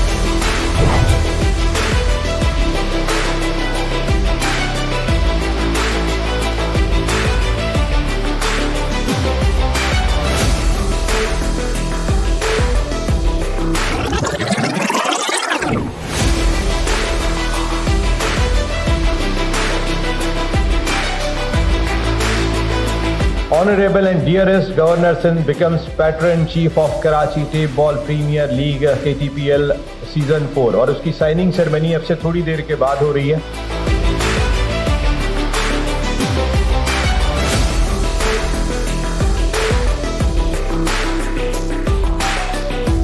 मुझे इनका ये स्लोगन बड़ा प्यारा लगा कि स्ट्रीट से स्टेडियम तक। तो स्ट्रीट से स्टेडियम का जो सफ़र है वो इस टेप बॉल प्रीमियर लीग से शुरू होने जा रहा है।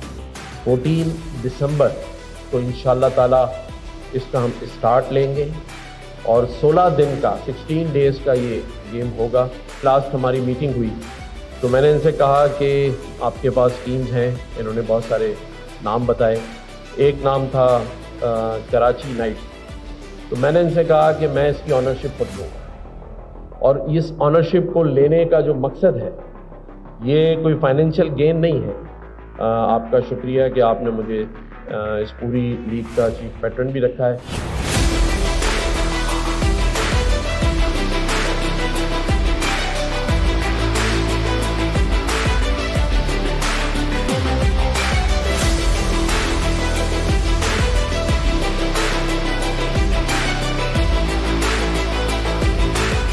आप सबको मुबारक हो कि हमारी बदर एक्सपो सॉल्यूशंस की Karachi tape ball premiere league आज अपने चौथे साल में दाखिल हो गई है। आप तमाम स्टेक होल्डर्स को बहुत बहुत मुबारक।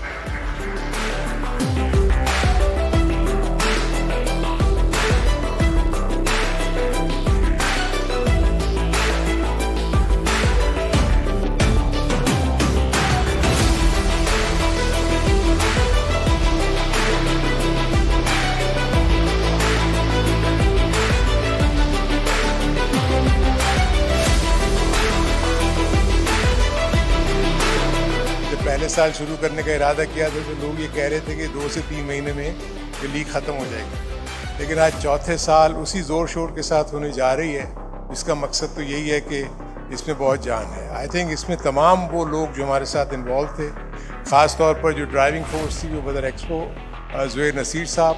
पहले शुरू में तो ये सोच नहीं रहे थे कि ये लीग जो है ये टेप बॉल क्रिकेट क्या होगी, किस तरह होगी, मगर मैं ये बताऊं कि टेप बॉल क्रिकेट से बहुत फ़र्क पड़ गया। सबसे पहले तो मैं अल्हम्दुलिल्लाह अल्लाह का शुक्र अदा करूंगा कि आज हम अपने 4th सीज़न का यहाँ सारा ड्राफ्टिंग का स्टार्ट करने जा रहे हैं। मैं ये भी बताता चलूँ जिस तरीके से इस लीग में हमारे साथ इस दफ़ा गवर्नर साहब जो हैं वो इस लीग का हमारा पार्ट बने और हमने उनको इस लीग के अंदर अल्हम्दुलिल्लाह एक पेटेंट चीफ बनाया।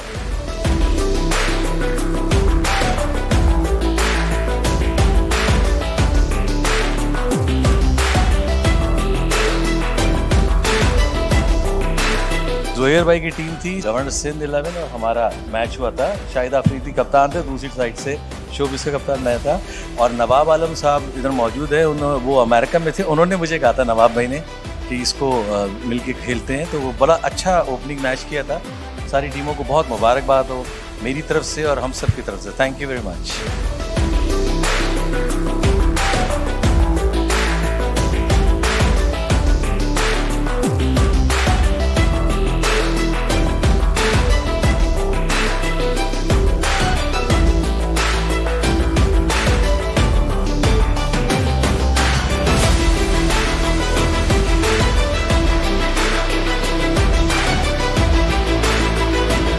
UBL Hameem Karachi tape ball premiere league का ड्राफ्ट मुकम्मल हुआ। आप सब लोगों की आमद का बहुत बहुत शुक्रिया। 14 दिसंबर को पाकिस्तान के पहले स्पोर्ट्स चैनल पर आप ज्वाइन करेंगे UBL Hameem Karachi tape ball season 4। अल्लाह ने के बाद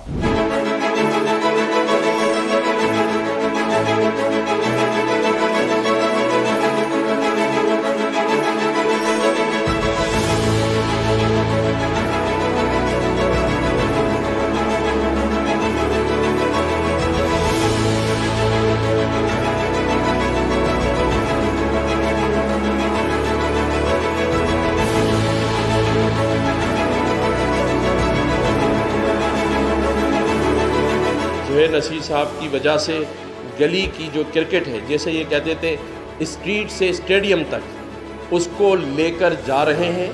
उसे हम गवर्नर इनिशिएटिव के तहत इनके साथ मुकम्मल हमारी सपोर्ट होगी। आज इस तकरीब में पूरे दुनिया के जो हमारे नुमाइंदगान हैं, जिसे हम कौंसल जनरल्स कहते हैं, वो तमाम के तमाम यहाँ आज इसमें शरीक होंगे। इसकी हम यहाँ बल्कि बैटिंग और बॉलिंग करके भी इसका स्टार्ट लेंगे। बाकायदा आगाज़ इसका 14 दिसंबर से मुइन ख़ान एकेडमी में इसका कल ओपनिंग इसकी वहाँ है, जो कि 29 दिसंबर तक जारी और सारी रहेगी।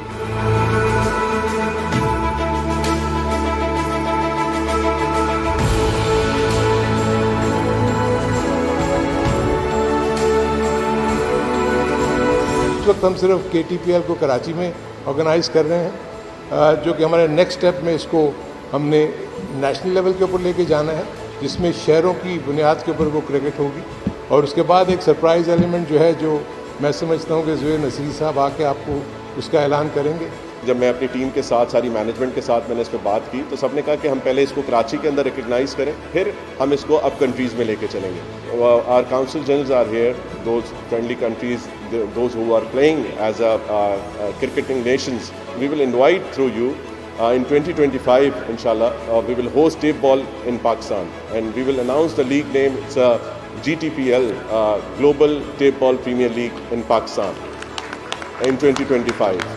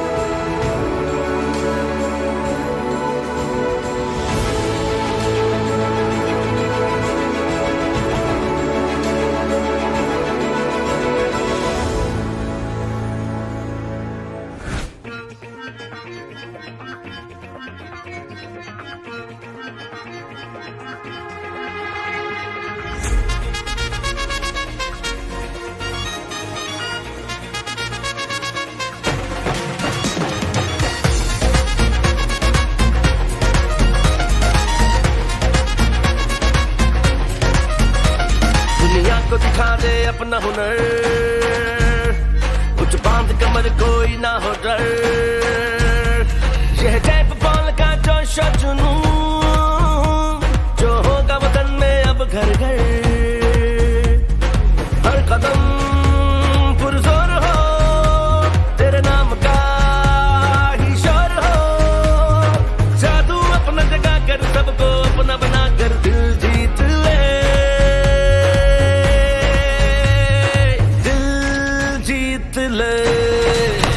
This time he waited for it and hoiked it for a maximum over wideish long on.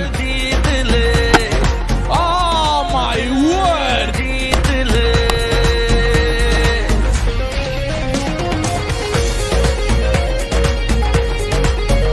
Oh, Zohair Nasir, you little beauty!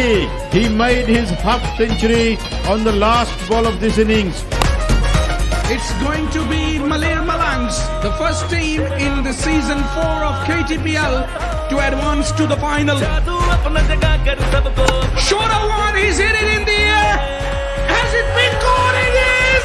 It's Fahad Miyanchandra picked up a beauty.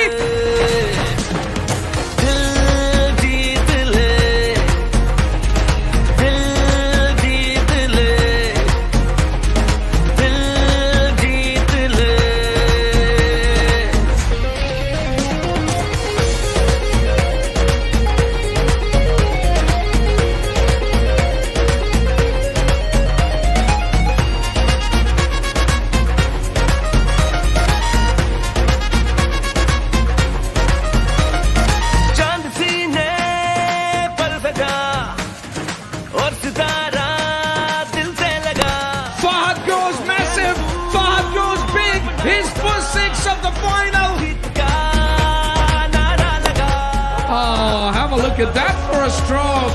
Timing at its.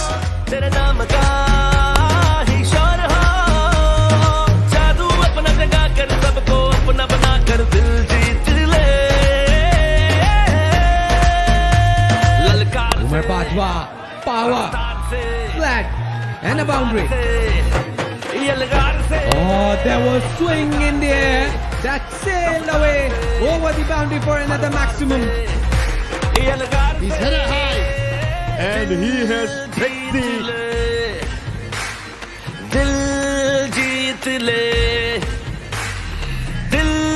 Best batsman of the tournament, Asad Shah.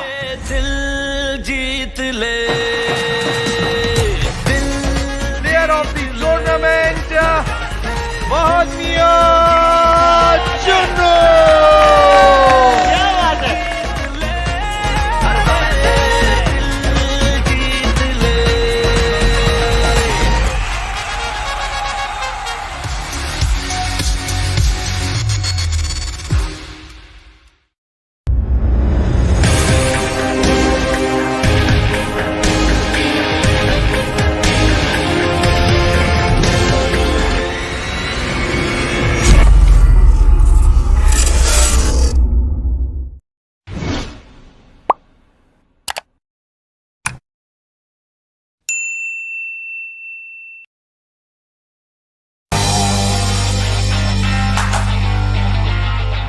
Qasim Sheikh here right now of BTV.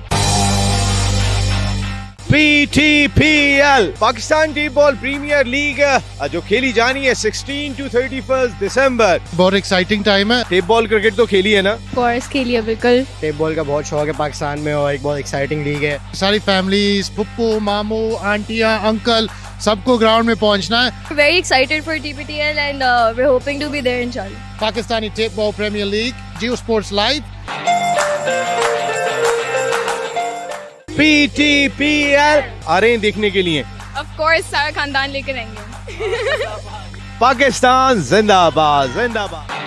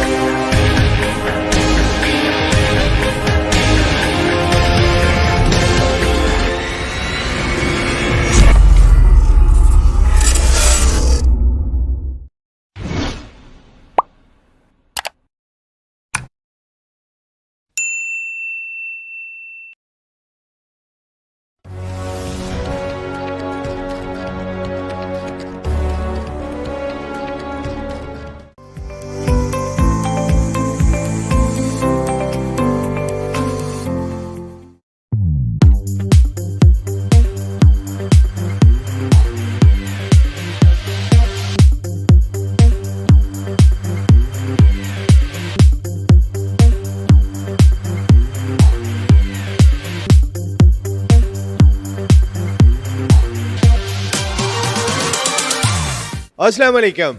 Expo centre Karachi से Naseem Rajput PIMEC Pakistan international maritime expo and conference 2025 के show के साथ आपसे मुखातिब है। पाईमेक हमारे मुल्क का इंतहाई अहम इवेंट के जिसका ये सेकंड सीज़न है और शानदार अंदाज से तरक्की करता हुआ दिखाई दिया जब हमने देखा कि 44 से ज़्यादा ममालिक के स्टॉल्स यहाँ पर हैं। इसके अलावा 165 से ज़्यादा इंटरनेशनल डेलीगेट्स ने यहाँ पर आके हिस्सा लिया। बिजनेस के लिहाज से, तरक्की के लिहाज से एक नया संग मील जिसमें ministry of maritime affairs, Pakistan navy और बदर एक्सपो सॉल्यूशंस, हमारे मुल्क की लीडिंग इवेंट ऑर्गेनाइजेशन, साथ खड़े हुए दिखाई दिए। लेकिन जितने शानदार अंदाज से इस इवेंट को मुनक्किद किया गया वो हम आपको ज़रूर दिखाएंगे, ताकि हमारी सारी दुनिया से जो लोग आ रहे हैं उनको एक ज़बरदस्त पैगाम जाए, एक ऐसा पैगाम जाए कि उन्होंने किसी एक बड़े इवेंट में आके पार्टिसिपेट किया। पाकिस्तान नेवी और जो लोग भी शानदार अंदाज से काम करते हुए दिखाई दे रहे हैं, हैट्स ऑफ टू देम। क्या कुछ हुआ इस इवेंट में, आइए आपको दिखाते हैं।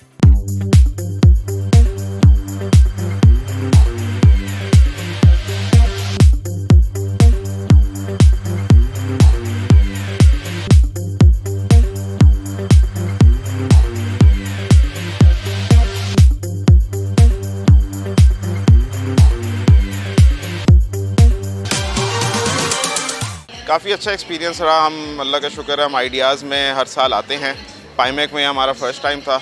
There are many commodities which can be exported, which can be imported. So this is perhaps the first step which will pave the way for larger cooperation and coordination between both the countries.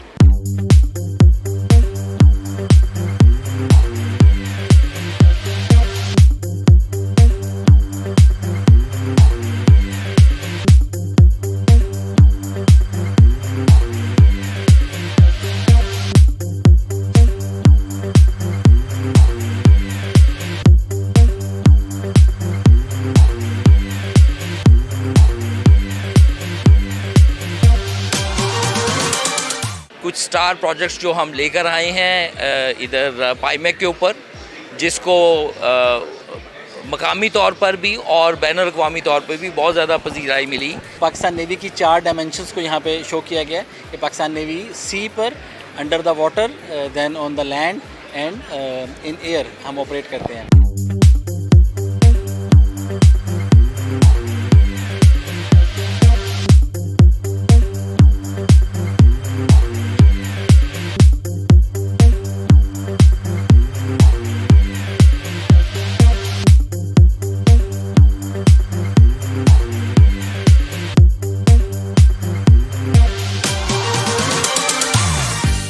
Pakistan international maritime expo and conference 2025।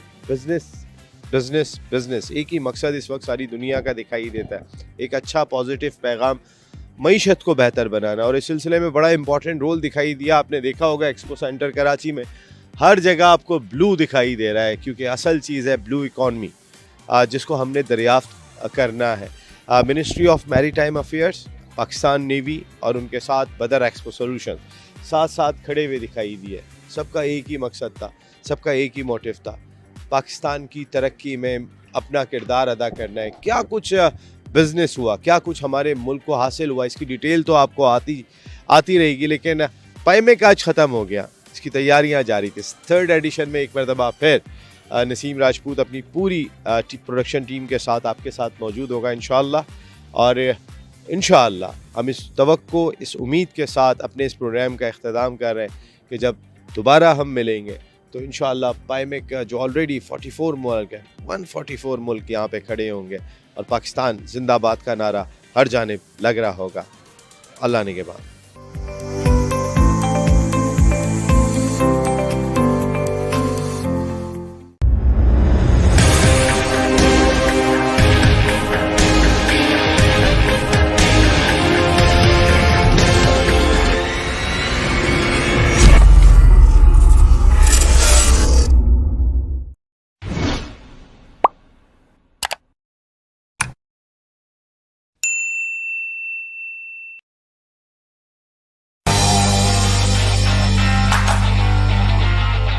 Qasim Sheikh here right now of BTV. PTPL Pakistan T ball premiere league जो खेली जानी है 16 to 31 दिसंबर। बहुत exciting time है। Tape ball cricket तो खेली है ना? कोर्स खेली है बिल्कुल। टेप बॉल का बहुत शौक है पाकिस्तान में और एक बहुत एक्साइटिंग लीग है। सारी फैमिलीज, पप्पू, मामू, आंटियां, अंकल, सबको ग्राउंड में पहुंचना है। Very excited for TPTL and we're hoping to be there inshallah. Pakistani tape ball premiere league, Geo sports live. PTPL आ रहे हैं देखने के लिए। Of course, सारा खानदान लेकर आएंगे। पाकिस्तान जिंदाबाद जिंदाबाद।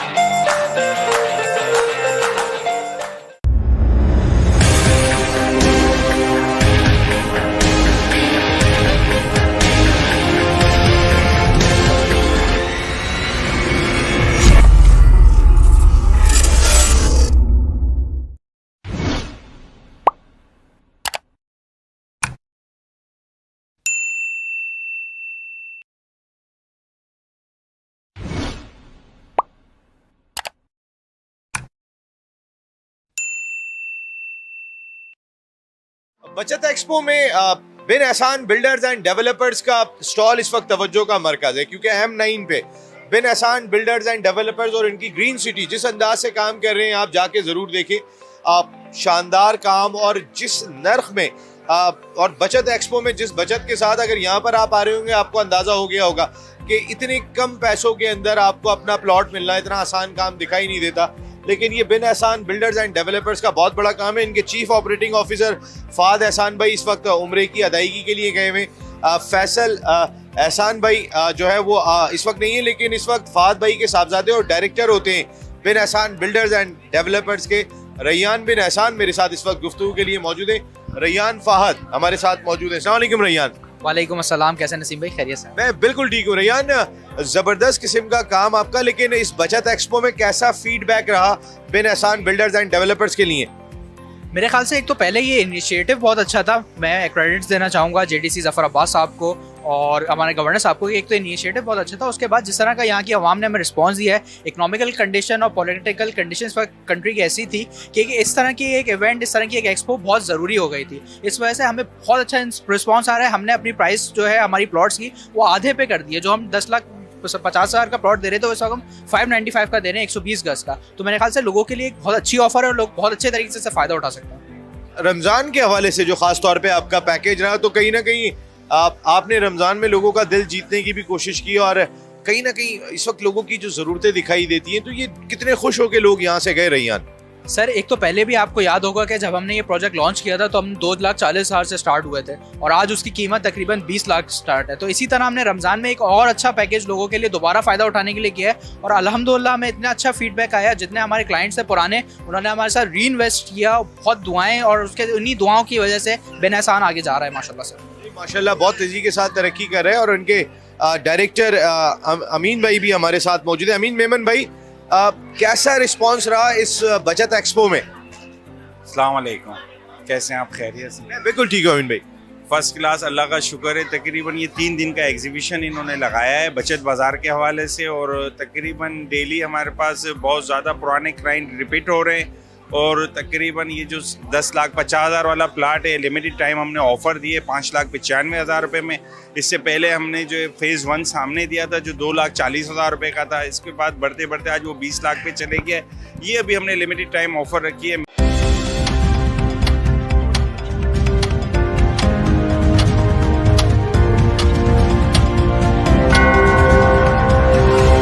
It's 10 p.m.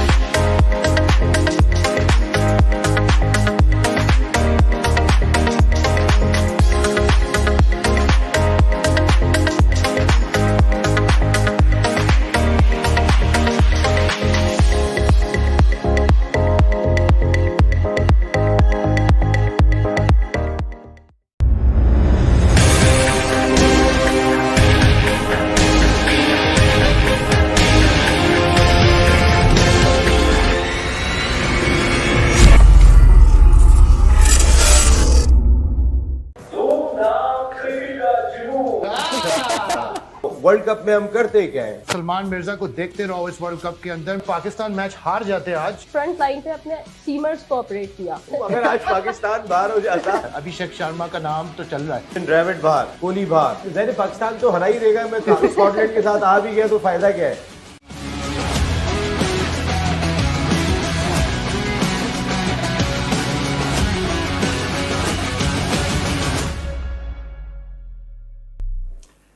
अस्सलाम वालेकुम आप सबको। मैं हूं Qasim Sheikh, your host, and welcome to world cup का जुनून। The T20 world cup 2026 is underway. पहला मैच पाकिस्तान नेदरलैंड्स के खिलाफ खेल चुके हैं आज सुबह ही। बहुत जबरदस्त मैच हुआ। ऐसे लग रहा था कि पाकिस्तान ये शायद मैच हार जाएंगे।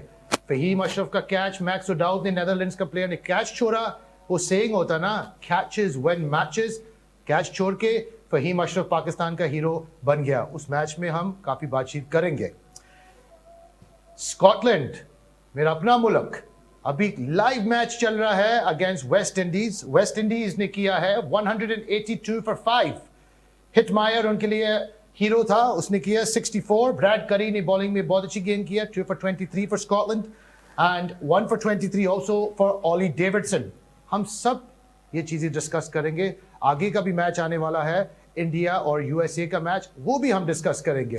लेकिन first let me check my panel. मेरे साथ मौजूद है सीनियर एंकर जर्नलिस्ट, 30 इयर्स का एक्सपीरियंस भी है इसके पास, नसीम राजपूत साहब। अस्सलाम वालेकुम। वालेकुम सलाम Qasim, and good luck for the world cup का जुनून। Thank you sir, thank you sir. आपकी गाइडेंस के नीचे हम इसमें बहुत आप खुश। सुनते गए मेरे। हाँ, मैं कभी कभी तो सुन लेता हूं ओके, सर। ओके। और उसके साथ मौजूद है हमारा शरीफ पैनल मेंबर जो ज्यादा तंग नहीं करती है, जैसे मैं और नसीम ये भाई दोनों तंग शरीफ। करते। Aiman Anwar, Pakistani women's cricketer and commentator. अस्सलाम वालेकुम, कैसे हो? वालेकुम सलाम। कांग्रेचुलेशंस, पाकिस्तान मैच जीत गया, अल्लाह का शुक्र। वाकई बहुत ज्यादा टेंशन हो गया था एमन। अगर पाकिस्तान मैच हार जाते आज तो फिर अब बॉयकॉट भी किया इंडिया का मैच। हो सकता है Pakistan were already on their way out the tournament. बिल्कुल, अगर पाकिस्तान आज हार जाता तो पाकिस्तान वो पहली टीम होती जो वर्ल्ड कप स्टार्ट होते साथ ही पहले 3 घंटे में टूर्नामेंट से बाहर भी हो जाती। और अभी पाकिस्तान का अभी बहुत दुनिया में चल रहा है, पाकिस्तान का नाम चल रहा है, और पहले मैच में हमारा निकल जाता तो वेल डन फहीम अशरफ, पाकिस्तान का हीरो। आज आपने हमें पहुंचा दिया। लेकिन let me just have a quick look at the summary of the match. So the Netherlands batted first. वो ऑल आउट थे, 147 total and 19.5 overs. Scott Edwards scored 37 of 29 for Holland. Bas de Leede 30 of 25 और Michael Levitt 24 of 15। उनके 3 players थे जो जिसने score किया। कोई बड़ा स्कोर नहीं हुआ उनके बैटिंग लाइनअप में, लेकिन दे ऑल चिप्ड इन। पाकिस्तान की बॉलिंग पर सलमान मिर्जा, आप सलमान मिर्जा को देखते रहो इस वर्ल्ड कप के अंदर। मेरे ख्याल से वो पाकिस्तान के लिए एक नया हीरो बॉलिंग डिपार्टमेंट में आएगा। ही टुक 3 for 24। एक बॉल रह गया था उसके 4 ओवर्स पर। सैम अयूब हमारे आजकल मुझे लग रहा है बॉलर हो गया ज्यादा। बॉलिंग ऑलराउंडर कह सकते हैं सैम अयूब को। बहुत जबरदस्त बैटिंग भी उसने किया था आज, स्टार्ट उसने अच्छा किया, लेकिन 2 for 7 ऑफ हिज 1 ओवर्स। और अबरार अहमद, मिस्टर कंसिस्टेंट, हमारा proper, always delivers on the match days, 2 for 23 of 4 overs for Abrar, well bowled। उसमें हम थोड़ा सा बातचीत करेंगे। एमन आपकी तरफ पहले तरफ आऊंगा। अभी नसीम भाई दौड़ के आया आज लाइव शो में। I want to give him a little bit of time. बता दो कि मैं दौड़ के आया हूँ, अभी आया हूँ। तो हर चीज बता देते हो मैसेज में भी और हर जगह जी। अच्छा एमन, you woke up this morning, तैयारी किया होगा, कॉफी पिया, टी पिया, तैयारी किया होगा मैच देखने का। what were your thoughts on the game in general?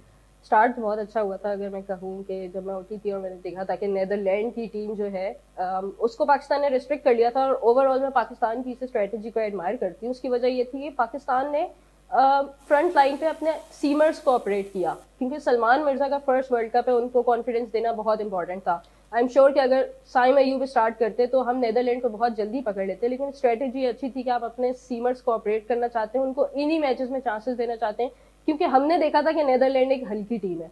हमें रिजल्ट ये नहीं बता रहे, लेकिन ओवरऑल पाकिस्तान को उस पर डोमिनेट करना चाहिए था। तो बॉलिंग डिपार्टमेंट में शाहीन शाह अफरीदी ने इतना अच्छा स्टार्ट नहीं किया जो कि उनको करना चाहिए था। इस पिच को इतने अच्छे तरीके से रीड नहीं कर पाए। हाफ बॉलीज हमने उनकी तरफ तो ये काफी देर से नहीं हो रहा है, शाहीन शाह बहुत देर से हो रहा है। बिल्कुल, not reading the conditions. Absolutely उनको इस चीज पे सोचना पड़ेगा और पाकिस्तान को भी इस बारे में सोचना पड़ेगा। तो वर्ल्ड कप में आके सोचने चाहिए नहीं, वर्ल्ड कप में आके बिल्कुल नहीं सोचना चाहिए, लेकिन प्रिपरेशन तो होनी चाहिए ना। बिल्कुल एब्सोल्युटली होनी चाहिए, लेकिन वो बिल्कुल रीड नहीं कर पाया उस सिचुएशन को। और अर्ली ऑन हमें अच्छा स्टार्ट नहीं मिला पाकिस्तान के बॉलर्स की जानिब से, लेकिन समहाउ 147 रन्स आर नथिंग। वो सलमान मिर्जा के भी सलमान बहुत बड़ा मिर्जा हाथ का था इसके क्रेडिट, अंदर। साइम अयूब को क्रेडिट और फिर अबरार अहमद को क्रेडिट। लेकिन स्ट्रेटेजी अच्छी थी, हम देख सकते थे कि हम ऊपर से भी अटैक करते हैं, हमारे बॉलर्स अटैक करते हैं, अबरार अहमद जल्दी आते हैं अटैक के अंदर। बट एनीवेज जो बैटिंग की है पाकिस्तान ने, वो रीजन है कि जिसकी वजह से हम अपने बॉलर्स को कॉन्फिडेंस नहीं दे पाते। Pakistan in the chase got off to a very good start. Naseem भाई, दोनों ओपनर्स सबजादा एंड सैम, पाकिस्तान तो रेस कर रहा था, ऐसे लग रहा था पाकिस्तान आराम से जीत जाएगा। 148 फॉर 7 में आके टारगेट अचीव किया है, और अगर मैक्स आउट कैच लेता फहीम अशरफ का, मेरे ख्याल से पाकिस्तान आज पहला मैच हारता। वो मैं आपको इस तरह कह सकता हूँ कि बस वो फजर भी निकलने का काम हो गया था आज। तो जिस तरीके की हमने क्रिकेट खेली है, आप एक जानिब जरा देखें तो सही, आपकी हुकूमत, आपका क्रिकेट बोर्ड किस मोराल की लड़ाई लड़ रहा है। आप एक जानिब ये भी देखें कि वो इंटरनेशनल क्रिकेट की बका की जंग लड़ रहा है। मोहसिन नकवी हो, पाकिस्तान की हुकूमत हो, वो उनका कुछ नहीं जा रहा था, वो बांग्लादेश के लिए लड़ रहे हैं, वो इंटरनेशनल क्रिकेट के लिए लड़ रहे हैं। आप अगर इस तरीके की परफॉर्मेंस का मुजाहरा करोगे यार, तो आप वहां पे तो मजाक ही बनेगा कि आप इंडिया से कैसे खेलोगे अगर आपका हॉलैंड के खिलाफ ये हाल है।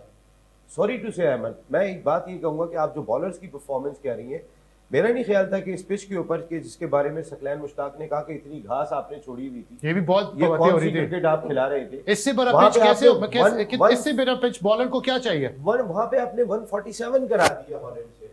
मेरा कहने का मकसद ये कि अगर सलमान मिर्जा, शाहीन शाह अफरीदी, फहीम अशरफ 3 खेल रहे थे, फहीम अशरफ ने तो बॉलिंग भी नहीं की। हाँ नहीं, अजीब बात तो अगर वो ग्रासी यार नसीम भाई, ये आपसे सवाल पूछना चाहता हूँ, एशिया कप में फहीम अशरफ ने जितना अच्छी बॉलिंग किया इन कंडीशनों में, उसको क्यों नहीं यूटिलाइज हो रहा? देखिए, सबसे बड़ी चीज क्या कि सलमान आगा एक अच्छे कैरेक्टर हैं, और खास तौर पे पिछले 3-4 इनिंग के बाद तो वो अच्छे लगे, वरना तो वो इस T20 फॉर्मेट में अच्छे भी नहीं लगते थे। वो कैरेक्टर अच्छे हैं, वो कंट्रोवर्शियल नहीं है, वो खिलाड़ियों को काबिल कबूल है, लेकिन वो जरूरत से ज्यादा चेंजिंग करते हैं। देखिए, वो जो उसने हारिस राउफ को बॉलिंग दे दिया था इंडिया के खिलाफ एशिया कप पर, स्पिनर्स ठीक जा रहे थे उस टाइम, उसने फिर चेंज किया, सीमर को लेकर आया, पूरा मैच चेंज हो गया। तो इसके बारे में क्या कहने चाहते हो? बात ये करूं कि ऑस्ट्रेलिया की सीरीज देखें, आप ओपनर्स चेंज कर रहे थे, आप मिडिल ऑर्डर में ऊपर नीचे कर रहे थे, आप बॉलिंग डिपार्टमेंट में शफल कर रहे थे। ये टूर्नामेंट में नहीं होने चाहिए। यस, मैं बार बार आपके शो में भी ये बात कही थी कि हम बायलैटरल सीरीज अच्छी खेल के आते हैं, तो ऐसा कौन सा प्रेशर है कि जो हमें हॉलैंड भी डरा देता है, हमें अमेरिका भी डरा देता है। हम वर्ल्ड कप में हम करते क्या है, हमारी अप्रोच क्या होती है? That's a serious question Qasim. ये आज के दिन का देखें, चैंपियंस ट्रॉफी से पहले पाकिस्तान व्हाइट वॉश करके आ रहा है ऑस्ट्रेलिया को, ऑस्ट्रेलिया में, साउथ अफ्रीका को साउथ अफ्रीका में हिस्ट्री में पहली मर्तबा। और उसके बाद पाकिस्तान चैंपियंस ट्रॉफी कैसी खेलता है, यानी फर्स्ट राउंड से बाहर आपके मुल्क में चैंपियंस ट्रॉफी हो रही है। ये तो है। मैं आज आपका तो सुबह सुबह वर्ल्ड कप, वर्ल्ड T20 खत्म था। आप इंडिया का मैच बना कर चुके हैं, वो डिडक्शन तो होगा, आप 2 पॉइंट दे चुके हैं। आज आप हॉलैंड का मैच लूज कर जाए, इसलिए आप इतने गुस्सा होके आए हो। गुस्से में इसलिए आए हो बहुत ज्यादा ऐसे मुझे 1 महीने तुम्हारा चेहरा भी देखना है। तो अगर आज पाकिस्तान बाहर हो जाता तो मैं और ज्यादा गुस्से में होता, तो मैं आज कंट्रोल कर रहा हूं। आपने पूरा महीना यही चेहरा देखना था। यार कासिम, पता है क्या, खुद सोचो तो, नहीं आपका सबके ट्रांसमिशन कितने चैनल चल रहे हैं। अमन ने पाकिस्तान को रिप्रेजेंट किया, आपने स्कॉटलैंड को रिप्रेजेंट किया। मुझे इतने साल जर्नलिज्म में हो गए, मैं बहुत परेशान हूँ रिसेंट पास्ट में पाकिस्तान की इंटरनेशनल क्रिकेट काउंसिल या एशियन क्रिकेट काउंसिल के इवेंट में परफॉर्मेंस है।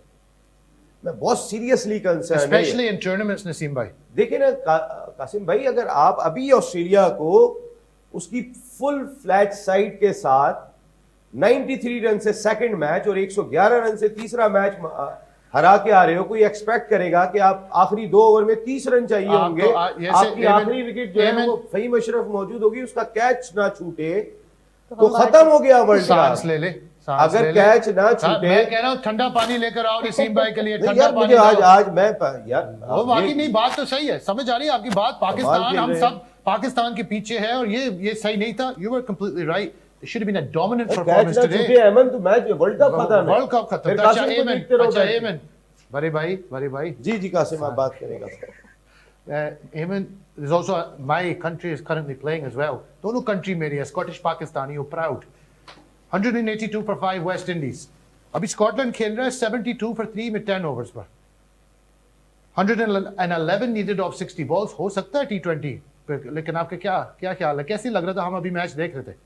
बिल्कुल हो सकता है. देखिए T20 में वी नो कि this required run rate is achievable, लेकिन मुझे लगता है कि वेस्ट इंडीज ने जो टारगेट सेट किया उसके बाद उनकी जो बॉलिंग है और उनका जो एक्सपीरियंस है वो यहाँ पे थोड़ा सा बेनिफिशियल रहेगा वेस्ट इंडीज की टीम को, क्योंकि स्कॉटलैंड भी इस वर्ल्ड कप में आई है, फर्स्ट टाइम आई है, बांग्लादेश की जगह पे आई है, और वेस्ट इंडीज की टीम को भी यहीं से कमांडिंग होना है क्योंकि they have been the champions.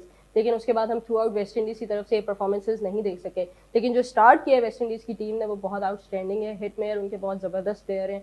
Unpredictable team ज़रूर है लेकिन जो डोमिनेंट स्टार्ट किया है वेस्ट इंडीज़ ने वो आउट क्लास है. But once again we have to see के स्कॉटलैंड किस तरह से करते हैं. अचीवेबल इसलिए भी है क्योंकि जो पिच है ना वो बहुत ज़्यादा सपोर्टिंग है टुवर्ड्स बैटिंग साइड, तो स्टे करना होगा पिच के ऊपर इन दो बैटर्स को जिस वक्त खेल रहे हैं स्कॉटलैंड की टीम से. But we have to see how they pursue this chase further. अभी एक चौका लगा है स्कॉटलैंड का, 78 for 3 हो गया लाइव स्कोर्स, तो 105 runs needed eight 10 overs. It's possible, हो सकता है. तो ये आप क्रिकेट काफ़ी देर से फॉलो कर रहे हो, आपने खुद ही इंटरनेशनल क्रिकेट खेला है. एसोसिएट कंट्रीज के अंदर आपको नज़र आ रहा कि ये ज़्यादा कम्पीट कर रहे हैं वर्ल्ड कप स्टेज में? बिल्कुल. देखें कल भी मैंने यही बात की थी कि T20 cricket is always open. वहाँ पे हम पेपर पे नहीं डिसाइड कर सकते कि कौन सी टीम अच्छी है. आज एक बहुत बड़ा अपसेट होने लगा था वर्ल्ड कप में नीदरलैंड के हाथों. इससे पहले भी हो चुके हैं, नीदरलैंड ने इंग्लैंड को भी हराया है, नीदरलैंड ने साउथ अफ्रीका को भी हराया है, पाकिस्तान को फायदा हुआ था उस मैच से. सो वी नो किस तरह की चीज़ें होती रहती हैं. ये जो एसोसिएट टीम्स हैं ये T20 को ज़्यादा लाइक करती हैं. इनकी अब जो प्रिपरेशन है वो T20 की ज़्यादा है, बजाय कि वो 50 ओवर फॉर्मेट में या टेस्ट क्रिकेट में अपने आप को मनवाएं. T20 क्रिकेट आसान है, वहाँ पे आपको इतनी टेक्निक इतनी चीज़ें भी चाहिए होती हैं. आपको जस्ट हिटिंग करनी आनी चाहिए, अच्छी स्टॉकिंग करनी आनी चाहिए. इस हिसाब से ये टीम्स जो है वो ऊपर आ रही हैं. हमने देखा बाकी भी टीम, यूएसए की टीम ने लास्ट टाइम पाकिस्तान को हरा दिया था. तो ऑब्वियसली ये एसोसिएट टीम्स कभी भी इनको हम हल्का नहीं ले सकते क्योंकि they are playing the world cup and they are in the top 20. And it's a good sign for world cricket क्योंकि ये वर्ल्ड कप है. ये नहीं है कि सिर्फ 7-8 टीम्स है. आई एम हैप्पी टू सी कि this world cup has more teams then ever in it. ये अच्छी बात है. The game should be spreading. ICC, BCCI, ये चीज़ को आप प्लीज़ ज़रा इसके बारे में थोड़ा सा सोच लें. सिर्फ 2-3 टीम्स नहीं खेल रहे हैं दुनिया पे. Let's try and be equal and bring equality across the sport. Just as we come to the end of the first part of the discussion, I just want to mention before we go to the break, ये coverage चल रहा है live BTV पर और MyCo. So download the app MyCo. You can watch this program live. और BTV को आपको Facebook में भी मिलेगा, Instagram में मिलेगा, YouTube में भी मिलेगा. बहुत शुक्रिया. Now it's time for a quick break. Back soon.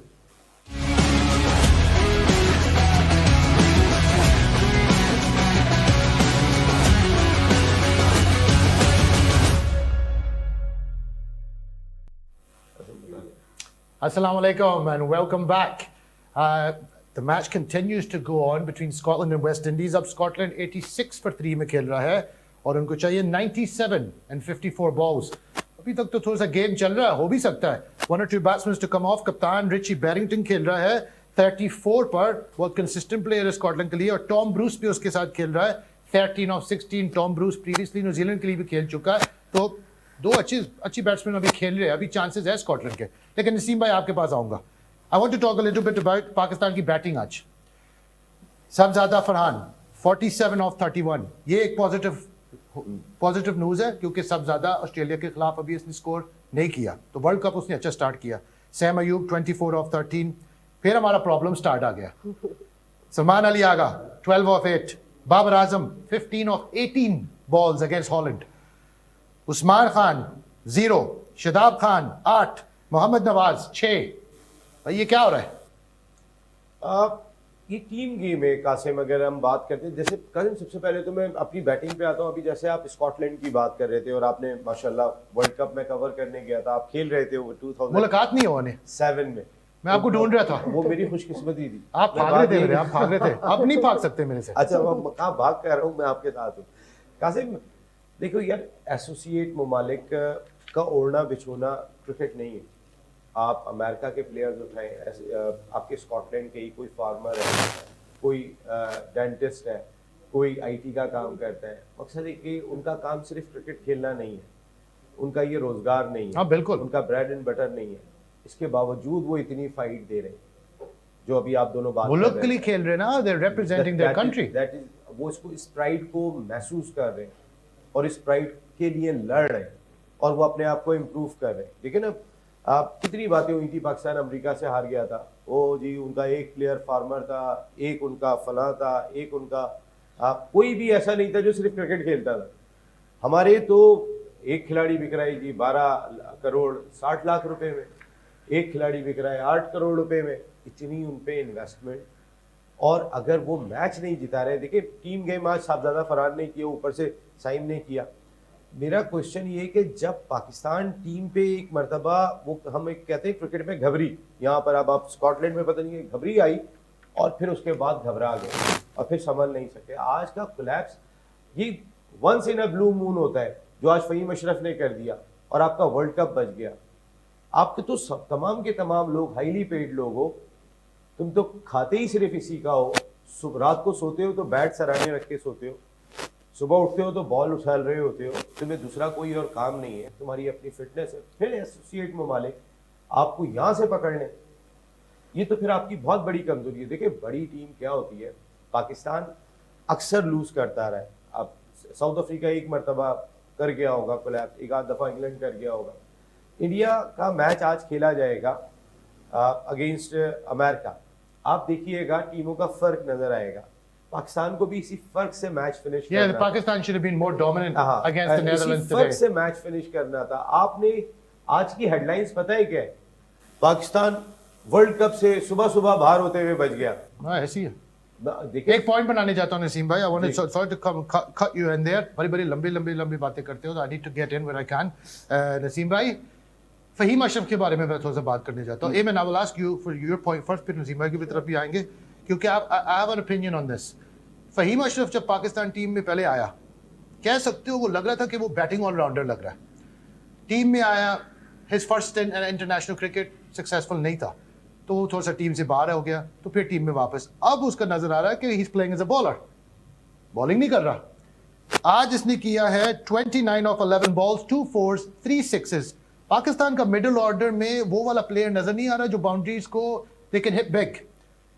Why is he batting at number 10? Why is he batting at this number? Should Pakistan not think about bringing him up a little bit up the order now? Absolutely, आज मैं यही सोच रही थी कि जब Mohammad Nawaz batting करने आ रहे थे, उनके बाद फहीम अशरफ का ऑर्डर है, तो ये थोड़ी सी एडजस्टमेंट करनी होगी। मैं आपसे यही बात कर रही हूँ कि आज जो नेदरलैंड का मैच था, इसमें पाकिस्तान वो स्ट्रेटजीज यूज करना चाह रहा है जो उन्होंने आगे यूज करनी है। अगर हम करंट मैच के हिसाब से, करंट सिचुएशन के हिसाब से, करंट कंडीशन के हिसाब से जाते हैं, तो हमारे पास बहुत सारी चेंजेस हो सकती थी। पिच को देखते हुए हम सलमान मिर्जा और शाहीन में से किसी एक को पिक करते और नसीम शाह को पिक करते, because it was a seaming wicket. हमें 2 एक जैसे प्लेयर्स तो नहीं खिलाने चाहिए थे। सलमान अली आगा और बाबर आजम 2 एक जैसे प्लेयर हैं, एक ही नंबर पे आ रहे हैं, इन दोनों को नहीं खिलाना चाहिए था। Same is the case with Faheem Ashraf. Faheem Ashraf was successful in Asia cup, he got the main man out, जिसके लिए हम सब सोच रहे थे कि अभिषेक शर्मा को कौन आउट करेगा, लेकिन हम ये सोच रहे थे कि फहीम अशरफ के पास वो पेस नहीं है, वो स्किल नहीं है, उनके पास अंडर प्रेशर एग्जीक्यूशन है। ये एक बहुत बड़ी चीज होती है, यही होते हैं मैच विनर्स। तो अगर फहीम अशरफ जैसा प्लेयर हमारे पास मौजूद है जो जाके ऐसी सिचुएशन के अंदर क्लच परफॉर्मेंस दे सकता है, तो आपका तो वो मेन प्लेयर है वर्ल्ड कप। जैसे आखिरी 4-5 ओवर के लिए यू नीड फायर पावर, तो फिर अगर फहीम अशरफ आउट भी हो गए तो उसके पीछे नवाज भी आ सकता है, शाहीन शाह अफरीदी भी आ सकता है, वो भी बड़े शॉट्स खेल सकते हैं। So Naseem bhai, what do you think about this point?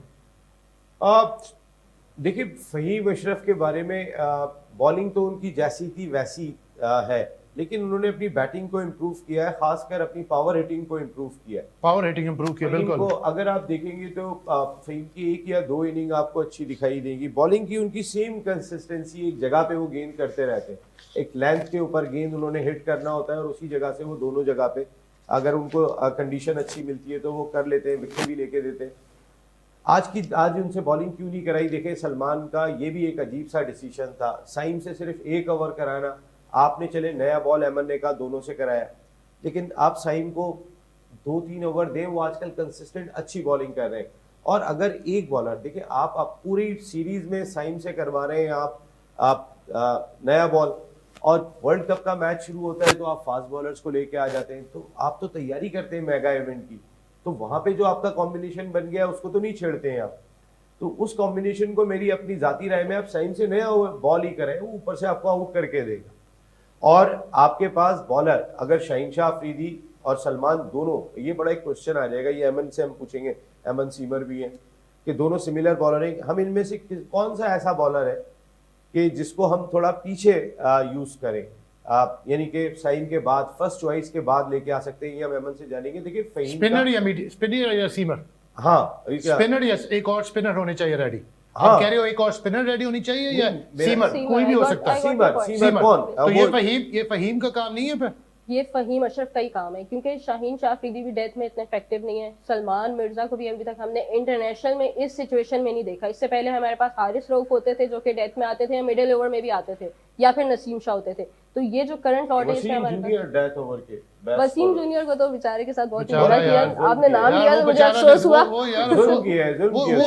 वो लड़का हमेशा कभी बाहर निकालते हैं, कभी उसको कंसिस्टेंसी अपॉर्चुनिटी नहीं दिया, लेकिन आई लाइक हिम। आज के दिन का बेस्ट डेथ ओवर का, वो डेथ में बहुत अच्छी बॉलिंग करता है, वो फिट भी है, खेलता खूब, लेकिन you know he can may be come back again. लेकिन ये थोड़ा सा अफसोस हुआ एमन के उसको स्क्वाड में नहीं डाला। किसकी जगह में डालते हैं आप? लेकिन देखिए, you have to create that space, क्योंकि अगर आप हारिस रऊफ को नहीं ले रहे और आपकी मेन टीम में नसीम शाह नहीं है, तो मेरे ख्याल में कि it was too early for Salman Mirza to come and play the world cup. आपको उनको बहुत सारी लेकिन आज तो अच्छी की आई नो। तो फिर अगर आप शाहीन शाह अफरीदी को ड्रॉप करेंगे तो नसीम शाह नहीं होने चाहिए, मेरी अपनी जाती नसीम शाह नहीं होने चाहिए। नसीम शाह ने रिसेंट पास में अगर आप देखो ऐसा कुछ परफॉर्म करके नहीं दिया जिसकी वजह से वो टीम में आए नसीम शाह। मुझे ऐसा लगता है कि इन पिचेस पे वो हमारे बहुत काम आएंगे, स्पेशली इन श्रीलंकन पिचेस। ये तो आप सीमर की बात है, तो आप sorry to interrupt. Scotland needs 69 of 42 balls now. Amazing. Still 3 wickets down. Amazing. और भाई मेरे आंखें यहाँ भी चल रहे हैं, मेरा मुल्क खेल रहा है। आपका दिल भी चल रहा है, साथ साथ दिल चल रहा है, मुल्क चल रहा है। दूसरी मर्तबा बोला मेरा मुल्क, तो आप कहाँ पे बैठे? ये पाकिस्तान आपका मुल्क नहीं है। I just want to confirm this to all the listeners. I am a Scottish born Pakistani. My mother is Scottish, my father is Pakistani. Dual nationality, दोनों आपके मुल्क से प्यार है, अच्छा बहुत ज्यादा प्यार है। और जितना स्कॉटलैंड से मेरा प्यार है, जितना पाकिस्तान से मेरा प्यार है, ये तो होना भी चाहिए। तो और हम आज मैं स्कॉटलैंड के साथ हूँ, आपके साथ हूँ, कासिम के साथ। अगर आप स्कॉटलैंड के साथ नहीं होंगे, सिर्फ पाकिस्तान का मैच में नहीं बनता कि आप स्कॉटलैंड के साथ ना हो। नहीं, मैं हर मैच में। अच्छा, पाकिस्तान का भी मैच में?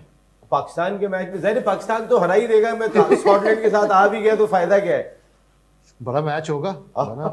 तो अभी चल रहा है Richie Berrington playing the captain, 42 of 23 balls not out खेल रहा है, और वो टॉम ब्रूस भी 33 ऑफ 24, दोनों सेट है। एमन, ये चेस हो सकता है। 69 नाउ ऑफ 42 बॉल्स। 2007 के बाद से स्कॉटलैंड की टीम अच्छी हो गई। वो तो है, लेकिन हम पाकिस्तान को पहला मैच में 2007 में भी हमने पकड़ लिया था उनको। शाहिद भाई ने आके 2-3 छक्के लगाया और वो उसने मैच को चेंज कर दिया, वरना Pakistan Scotland had Pakistan in same situation हो गई, यानी कि जो आज की नीदरलैंड वाली ऐसी बिल्कुल सिमिलर मैच था। तो नेक्स्ट मैच थोड़ा सा आगे देखने की, आपने अभी थोड़ा सा बात की है इंडिया का match, we are about to see India play. आप एक्सपेक्ट कर रहे हो नसीम भाई के they are going to be quite dominant against USA? अब मैं ही समझ रहा हूँ कि इंडिया डोमिनेट करेगा अपनी कंडीशन में, अपने क्राउड के सामने। उनका टॉप ऑर्डर जो है वो जिस कॉन्फिडेंस के साथ दिखाई दे रहे हैं, और अगर कोई बच्चे उन्हें दे दो तो वो बच्चों को तो बहुत बुरी तरीके से मारते। तो अभी अमेरिका आ रहे हैं तो उनको तो खैर उन्होंने शायद मेरे हिसाब से तो जो मैं समझता हूँ तो वो कौन से प्लेयर को आप देख रहे हो? 2-3 प्लेयर इंडिया के जो आपको लग रहा है कि इस वर्ल्ड कप में, एक तो हमें पता है अभिषेक शर्मा का नाम तो चल रहा है, Who are the other 2-3 players? देखिए, जिसको मैं नहीं देख रहा हूँ ना, मुझे उसका अफसोस है। मैं कोहली की बात नहीं कर रहा, मैं रोहित की बात नहीं कर रहा, मैं श्रेयस अय्यर की बात कर रहा हूँ। मैं उसको देखना चाहता था, वो मुझे बहुत पसंद है। आप उसको टीम में नहीं लिया। गौतम गंभीर ने पूरी टीम की ऐसी तैसी करके रख दी है। गौतम गंभीर द्रविड़ को क्यों चेंज किया as a coach? World T20 जिताने के बावजूद, जिस दिन द्रविड़ ने रिजाइन किया उस दिन इंडिया ने वर्ल्ड T20 जीता था। उस दिन द्रविड़ बाहर, उस दिन कोहली बाहर T20 से, उस दिन रोहित शर्मा बाहर। ये कोई सख्त लॉबी, लेकिन कोई लॉबी सिस्टम चल रहा है पीछे। सूबाई असेंबली के नसीम भाई, आपको सारी ये चीजें पता क्या किस वजह है कि गौतम गंभीर बीजेपी के सूबाई असेंबली के रुकन थे। उनकी पॉलिटिक्स में चले गए थे।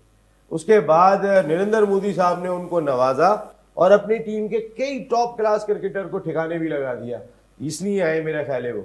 मुझे अफसोस है श्रेयस अय्यर के ना होने का।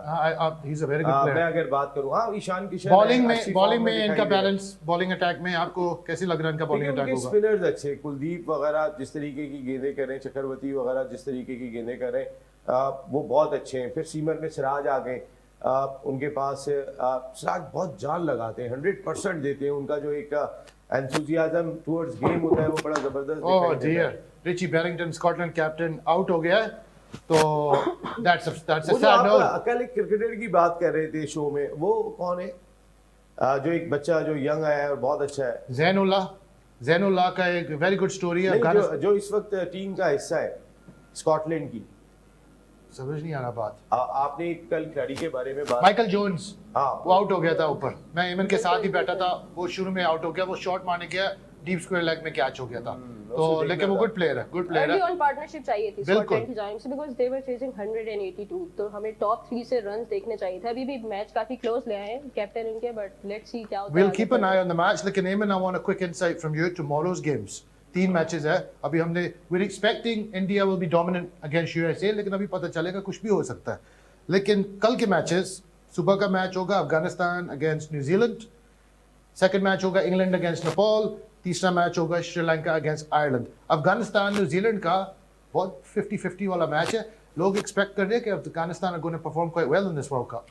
देखिए अफगानिस्तान से हमें बहुत ज़्यादा एक्सपेक्टेशन हो गई थी, क्योंकि लास्ट 2 इयर्स उनकी परफॉर्मेंसेज अच्छी थी, लेकिन रीसेंट पास्ट में उनकी परफॉर्मेंसेज इतनी अच्छी नहीं है। एशिया कप में भी वो इतना अच्छा नहीं खेल सके, वर्ल्ड कप में भी इतना अच्छा नहीं खेल सके, तो ऑल ऑफ अ सडन हमने उनकी टीम में डिक्लाइन देखा है। उनके जो बेस्ट प्लेयर्स थे, राशिद खान पे वो टीम बहुत ज़्यादा रिलाई करती है, मुजीबुर रहमान, फिर उनके गजनफर एक अच्छे बॉलर आए हैं जो लेग स्पिन करते हैं, इंजर्ड हो गए थे, उसके बाद कमबैक किया है।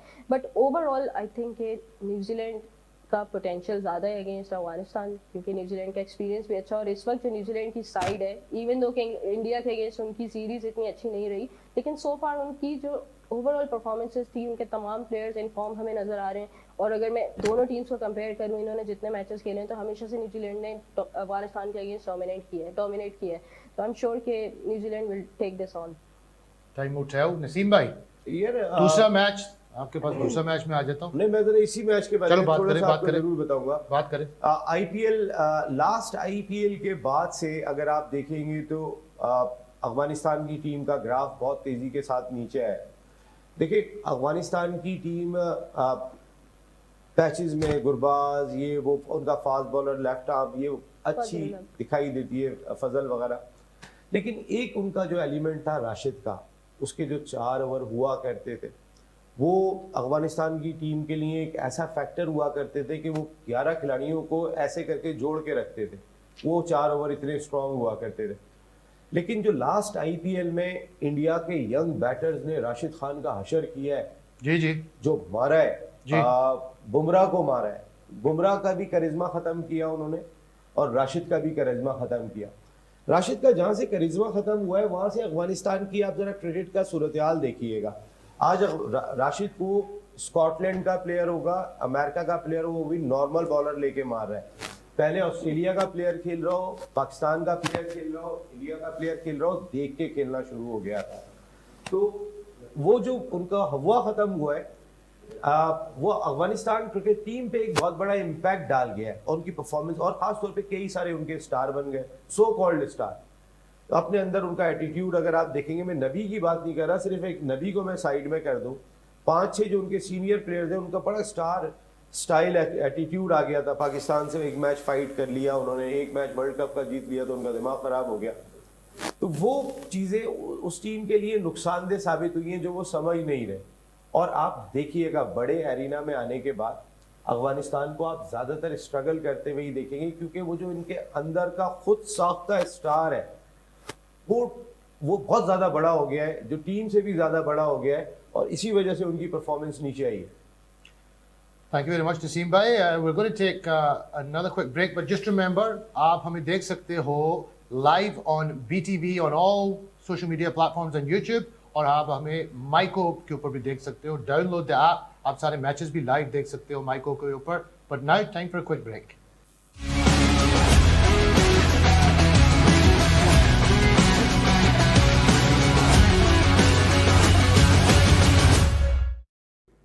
Assalamu alaikum and welcome back. मैं हूं Qasim Sheikh. You're watching us live on BTV and Michael World Cup का जुनून. अब हमारे साथ all the way from Islamabad एक गेस्ट ज्वाइन कर रहे हैं लाइव लिंक पर हमारे साथ स्क्रीन में मौजूद है. ये हमारा बहुत अच्छा दोस्त भी है. He's a superb commentator, broadcaster. He was recently in Karachi for the Pakistani Table Premier League as well. मैं बात कर रहा हूँ छोटा भाई है हमारा के आसिफ. अस्सलाम वालेकुम सर. वालेकुम अस्सलाम कासिम भाई, नसीम भाई, केवल सबको मेरा सलाम. धूमधाम भी करते. थोड़ी देर काफी दिन हो गए मैंने आपसे ये नहीं सुना. धूमधाम होगा इस वर्ल्ड कप में? धूमधाम क्रिकेट का जुनून. के Asif, you watched the Pakistani match today. You woke up early. Coffee वगैरह पी के मैच देखा आपने और कैसे लगा आपको? बिल्कुल भी अच्छा नहीं लगा कि पाकिस्तान न्यूजीलैंड के खिलाफ Pakistan was struggling like that. Once again, Badar Azam, everybody is calling him king. No cricketing sense, no vision. Pakistan की मुश्किल में है. And you're going down the track where we were looking forward to get just singles. Run a ball match था. आपने उसको इतना मुश्किल बना दिया. And for God's sake, Salman Ali आगा, आप क्या समझ रहे हैं कि आप यहाँ पर आपने सिर्फ हर गेम पर छक्का लगाएंगे? एक ऐसा मैच जिसको पाकिस्तान आसानी जीत सकता था. सलमान अली आगा, साहिबजादा फरहान और बाबर आजम, ये तीन लोग रिस्पॉन्सिबल होते. अगर खुदा ना खास्ता आज राणा साहब की शक्ल ना लगते. आज हर जगह राणा उड़ी है. इसकी वजह ये है कि आपने राणा फहीम को एज ऑलराउंडर खिलाया या बैटर खिलाया. तो मेरा ख्याल ये कि आज बहुत सी गलतियां हुई हैं, कैप्टनसी में गलतियां हुई हैं. ये अगर कोई और बड़ी टीम होती तो ये हमें यहाँ से मैच जीतने देते. मुझे आज मैच जीतने की सिर्फ 20% खुशी है, लेकिन 80% मैं नाराज हूँ पाकिस्तानी टीम से कि ये मैच बेहतर जीतना था. वही सिचुएशन 1 मिनट डाउन और हमारा ब्लड प्रेशर के ऊपर हो रहा था, नीचे हो रहा था, पानी के गिलास पी रहे थे और पाकिस्तान टीम को कोई गुस्सा नहीं आ रहा. Is this not the Pakistani way? They always start the tournament slow, के आसिफ.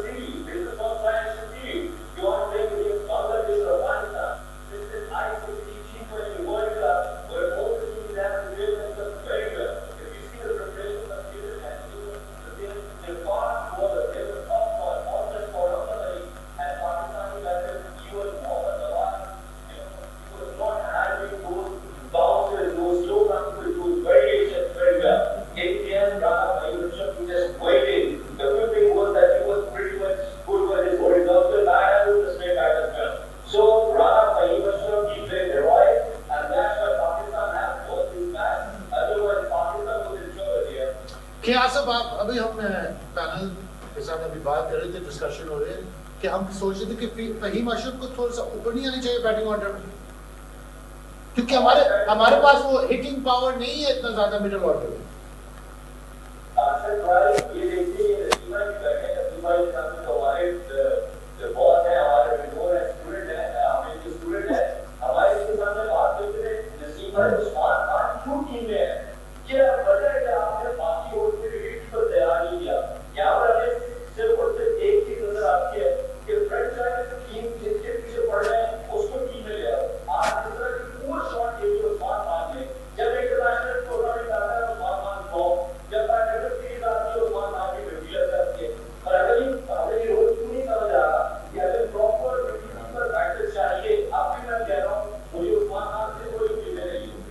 देखिए, आप रिजवान को जब आपने बाहर किया था तो उसके बाद आपके पास जो चॉइस थी आपने वो खिलाई.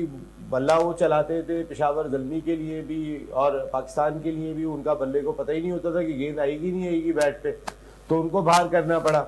उसके बाद जो नाम लिया जा रहा था हसीबुल्लाह, आपने हसीबुल्लाह को उस तरीके से मौका ही नहीं दिया. उस्मान का तो कहीं भी नाम नहीं था. नाम अगर कहीं किसी का था, क्योंकि जब वो मुल्तान सुल्तान्स के लिए खेलते थे तो एक मैच मैंने देखा था जब रिजवान ने उस्मान को ग्लव्स दिए थे, वरना उन्होंने कभी भी ग्लव्स तक नहीं दिए थे. अगर उस्मान ने सेंचुरी स्कोर की थी मुल्तान सुल्तान के लिए, ये हमारी क्रिकेट का अलमिया है और बदकिस्मती है. फिर उसके सेंचुरी स्कोर करने के बाद उनको वन डाउन लेके आए थे रिजवान. और उसके बाद जब उन्होंने फिर कोई 80 रन स्कोर किए तो 4 नंबर पे बैटिंग कर रहे थे, क्योंकि खतरा जिस वक्त फॉर्म अच्छी होती है किसी प्लेयर की हम उसको यूटिलाइज नहीं करते। और उस्मान का तो कहीं भी नाम नहीं था, सेकंड ऑप्शन तो हसीबुल्लाह थे। हसीबुल्लाह क्यों नहीं है? मैं कासिम भी बात करेंगी।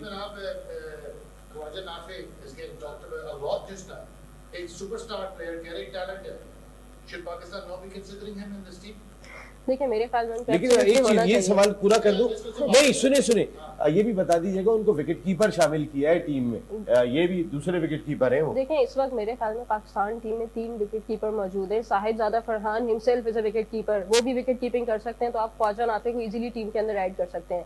लेकिन अगर आपने उस्मान खान को भी किया तो मेरे ख्याल में ख्वाजा नाफे का होना बहुत जरूरी है इस टीम के अंदर, क्योंकि जो परफॉर्मेंसेज हमने उनकी देखी है इससे पहले T10 में बहुत अच्छा खेल कर आए हैं। Even though it was a franchise cricket, लेकिन वहां पे जो बॉलर्स थे क्वालिटी बॉलर्स थे, जिनके अगेंस्ट उन्होंने जो शॉट्स लगाए हैं वो पावरफुल शॉट्स थे लेकिन टेक्निकल थे।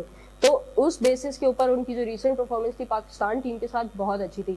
हसीबुल्लाह की आप बात करें, Haseebullah is unlucky, he is part of the system, लेकिन whenever he got the chance in Pakistan team he could not avail it. हमेशा कभी अभी तक उनका 0 रन से आगे उनका स्कोर ही नहीं गया। तो आप किस तरह से एक्सपेक्ट करते हैं कि हम उनको वर्ल्ड कप की टीम में डाल देंगे? उस्मान खान को मैं स्टिल बैक करती हूं एज अ विकेट नहीं मिलना चाहिए अमन। एक मैच के बाद अगर एक मैच में नहीं हुआ तो आप बाहर बिठा नहीं, बिल्कुल नहीं करना कभी 3 मैच प्लेयर के खराब होने की वजह ये कि आप एक मैच लेके कभी हसीबुल्लाह को 3 मैच मिले, मुझे तो याद नहीं पड़ता। नहीं मिले।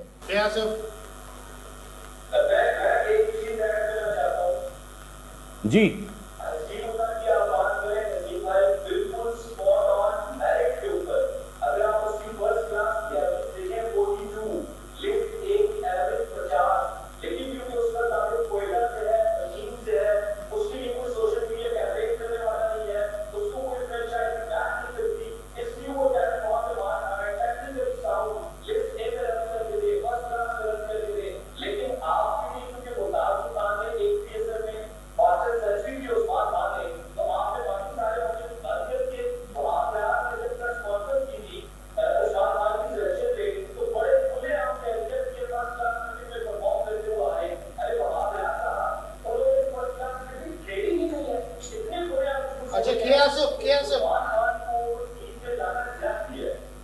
इस पॉइंट में मैं आने जाता हूँ बीच में, और मैं नसीम भाई की तरफ आऊंगा, बिकॉज नसीम भाई you been around long time to involve in Pakistani cricket. जब से पाकिस्तान इंडिया भी टूर करते थे वहां भी आप जाते थे, तो बहुत आपको चीजें मालूम है।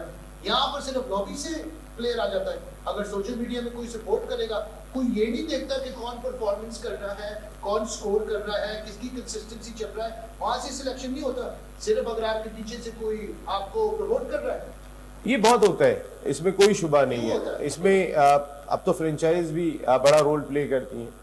बहुत इसका मतलब नहीं है कि हमारा जो टैलेंट होता है वो हमेशा ही गायब हो जाता है। कासिम देखिए, अगर मैं उस्मान को, हसीबुल्लाह को और 2-3 प्लेयर रखूंगा ना, आप बोलेंगे इनमें 18, 19, 20, ऐसा नहीं है कि 15 और 20 का फर्क है।